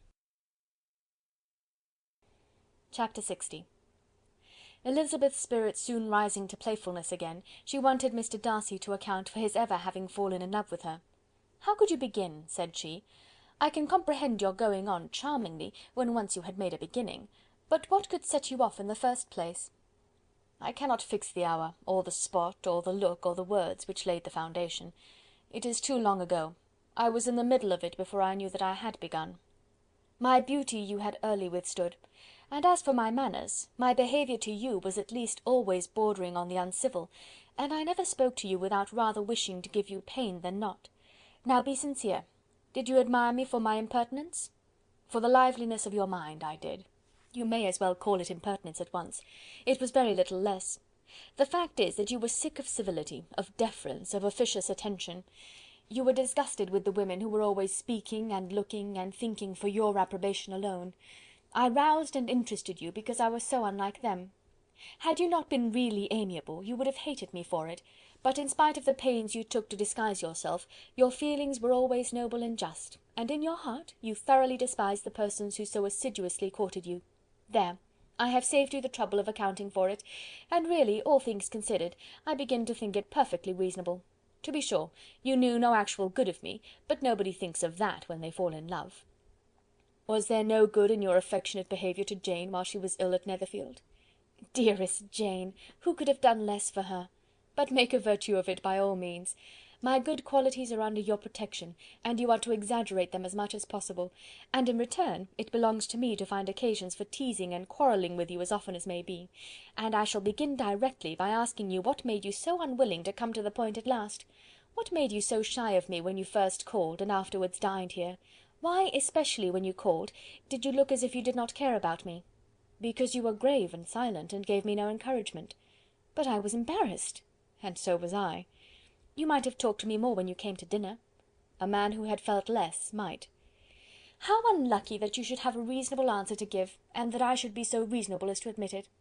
But I wonder how long you would have gone on, if you had been left to yourself. I wonder when you would have spoken, if I had not asked you. My resolution of thanking you for your kindness to Lydia had certainly great effect. Too much, I am afraid, for what becomes of the moral if our comfort springs from a breach of promise? For I ought not to have mentioned the subject. This will never do. You need not distress yourself. The moral will be perfectly fair. Lady Catherine's unjustifiable endeavours to separate us were the means of removing all my doubts. I am not indebted for my present happiness to your eager desire of expressing your gratitude. I was not in a humour to wait for any opening of yours. My aunt's intelligence had given me hope, and I was determined at once to know everything. Lady Catherine has been of infinite use, which ought to make her happy, for she loves to be of use. But tell me, what did you come down to Netherfield for? Was it merely to write to Longbourn and be embarrassed, or had you intended any more serious consequence? My real purpose was to see you, and to judge, if I could, whether I might ever hope to make you love me. My avowed one, or what I avowed to myself, was to see whether your sister was still partial to Bingley, and if she were, to make the confession to him which I have since made. Shall you ever have the courage to announce to Lady Catherine what is to befall her? I am more likely to want time than courage, Elizabeth, but it ought to be done, and if you will give me a sheet of paper, it shall be done directly. And if I had not a letter to write myself, I might sit by you and admire the evenness of your writing, as another young lady once did. But I have an aunt too, who must not be longer neglected. From an unwillingness to confess how much her intimacy with Mr. Darcy had been overrated, Elizabeth had never yet answered Mrs. Gardiner's long letter; but now, having that to communicate which she knew would be most welcome, she was almost ashamed to find that her uncle and aunt had already lost 3 days of happiness, and immediately wrote as follows: I would have thanked you before, my dear aunt, as I ought to have done, for your long, kind, satisfactory detail of particulars, but to say the truth, I was too cross to write. You supposed more than really existed. But now, suppose as much as you choose. Give a loose rein to your fancy, indulge your imagination in every possible flight which the subject will afford, and unless you believe me actually married, you cannot greatly err. You must write again very soon, and praise him a great deal more than you did in your last. I thank you again and again for not going to the Lakes. How could I be so silly as to wish it? Your idea of the ponies is delightful. We will go round the park every day. I am the happiest creature in the world. Perhaps other people have said so before, but not one with such justice. I am happier even than Jane. She only smiles. I laugh. Mr. Darcy sends you all the love in the world that he can spare from me. You are all to come to Pemberley at Christmas. Yours, etc. Mr. Darcy's letter to Lady Catherine was in a different style, and still different from either was what Mr. Bennet sent to Mr. Collins in reply to his last. Dear Sir, I must trouble you once more for congratulations. Elizabeth will soon be the wife of Mr. Darcy. Console Lady Catherine as well as you can. But if I were you, I would stand by the nephew. He has more to give. Yours sincerely, etc. Miss Bingley's congratulations to her brother on his approaching marriage were all that was affectionate and insincere. She wrote even to Jane on the occasion, to express her delight and repeat all her former professions of regard. Jane was not deceived, but she was affected, and though feeling no reliance on her, could not help writing her a much kinder answer than she knew was deserved. The joy which Miss Darcy expressed on receiving similar information was as sincere as her brother's in sending it. 4 sides of paper were insufficient to contain all her delight, and all her earnest desire of being loved by her sister.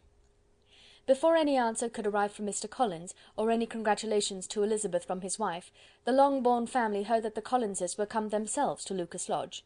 The reason of this sudden removal was soon evident.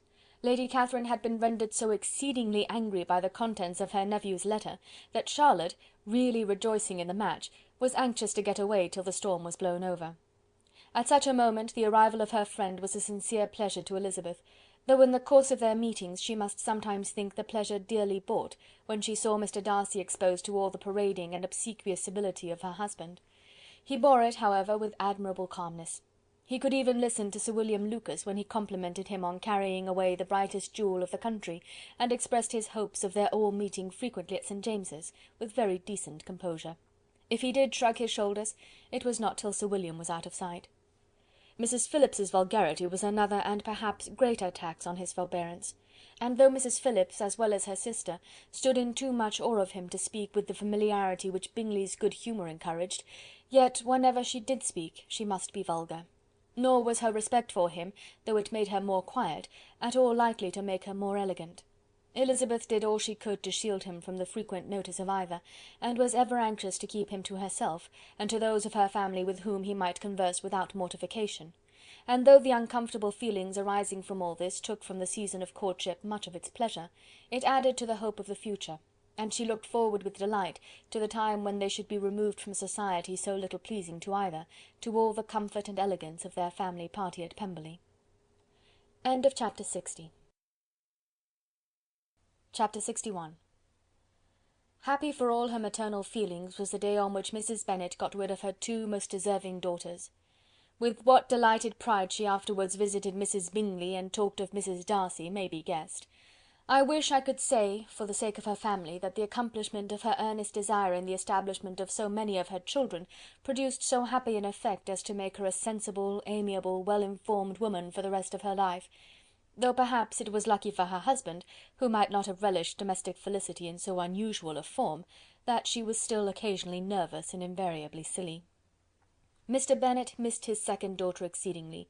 His affection for her drew him oftener from home than anything else could do. He delighted in going to Pemberley, especially when he was least expected. Mr. Bingley and Jane remained at Netherfield only a twelvemonth. So near a vicinity to her mother and Meryton relations was not desirable even to his easy temper, or her affectionate heart.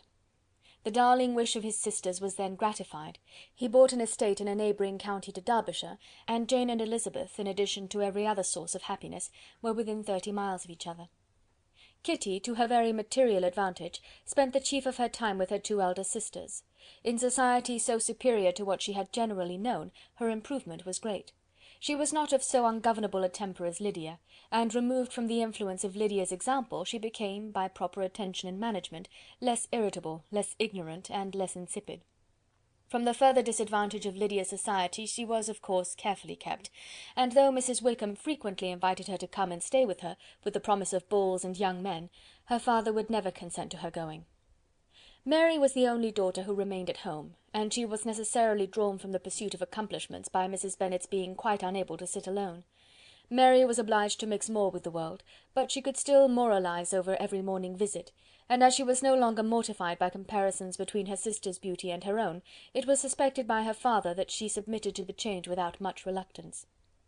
As for Wickham and Lydia, their characters suffered no revolution from the marriage of her sisters. He bore with philosophy the conviction that Elizabeth must now become acquainted with whatever of his ingratitude and falsehood had before been unknown to her, and in spite of everything was not wholly without hope that Darcy might yet be prevailed on to make his fortune. The congratulatory letter which Elizabeth received from Lydia on her marriage explained to her that, by his wife at least, if not by himself, such a hope was cherished. The letter was to this effect: "My dear Lizzy, I wish you joy. If you love Mr. Darcy half as well as I do my dear Wickham, you must be very happy. It is a great comfort to have you so rich, and when you have nothing else to do, I hope you will think of us. I am sure Wickham would like a place at court very much, and I do not think we shall have quite enough money to live upon without some help. Any place would do, of about 300 or 400 a year, but however, do not speak to Mr. Darcy about it, if you had rather not. Yours, etc." As it happened that Elizabeth had much rather not, she endeavoured in her answer to put an end to every entreaty and expectation of the kind. Such relief, however, as it was in her power to afford, by the practice of what might be called economy in her own private expenses, she frequently sent them. It had always been evident to her that such an income as theirs, under the direction of two persons so extravagant in their wants, and heedless of the future, must be very insufficient to their support, and whenever they changed their quarters, either Jane or herself were sure of being applied to for some little assistance towards discharging their bills. Their manner of living, even when the restoration of peace dismissed them to a home, was unsettled in the extreme. They were always moving from place to place in quest of a cheap situation, and always spending more than they ought. His affection for her soon sunk into indifference, hers lasted a little longer, and in spite of her youth and her manners, she retained all the claims to reputation which her marriage had given her. Though Darcy could never receive him at Pemberley, yet for Elizabeth's sake he assisted him further in his profession. Lydia was occasionally a visitor there, when her husband was gone to enjoy himself in London or Bath, and with the Bingleys they both of them frequently stayed so long, that even Bingley's good humour was overcome, and he proceeded so far as to talk of giving them a hint to be gone. Miss Bingley was very deeply mortified by Darcy's marriage, but as she thought it advisable to retain the right of visiting at Pemberley, she dropped all her resentment, was fonder than ever of Georgiana, almost as attentive to Darcy as heretofore, and paid off every arrear of civility to Elizabeth. Pemberley was now Georgiana's home, and the attachment of the sisters was exactly what Darcy had hoped to see. They were able to love each other even as well as they intended. Georgiana had the highest opinion in the world of Elizabeth, though at first she often listened with an astonishment bordering on alarm at her lively, sportive manner of talking to her brother. He who had always inspired in herself a respect which almost overcame her affection, she now saw the object of open pleasantry. Her mind received knowledge which had never before fallen in her way. By Elizabeth's instructions she began to comprehend that a woman may take liberties with her husband, which a brother will not always allow in a sister more than 10 years younger than himself. Lady Catherine was extremely indignant on the marriage of her nephew, and as she gave way to all the genuine frankness of her character in her reply to the letter which announced its arrangement, she sent him language so very abusive, especially of Elizabeth, that for some time all intercourse was at an end. But at length, by Elizabeth's persuasion, he was prevailed on to overlook the offence, and seek a reconciliation; and after a little further resistance on the part of his aunt, her resentment gave way, either to her affection for him, or her curiosity to see how his wife conducted herself, and she condescended to wait on them at Pemberley, in spite of that pollution which its woods had received, not merely from the presence of such a mistress, but the visits of her uncle and aunt from the city. With the Gardiners they were always on the most intimate terms. Darcy as well as Elizabeth really loved them, and they were both ever sensible of the warmest gratitude towards the persons who, by bringing her into Derbyshire, had been the means of uniting them. End of Chapter 61. End of Pride and Prejudice by Jane Austen.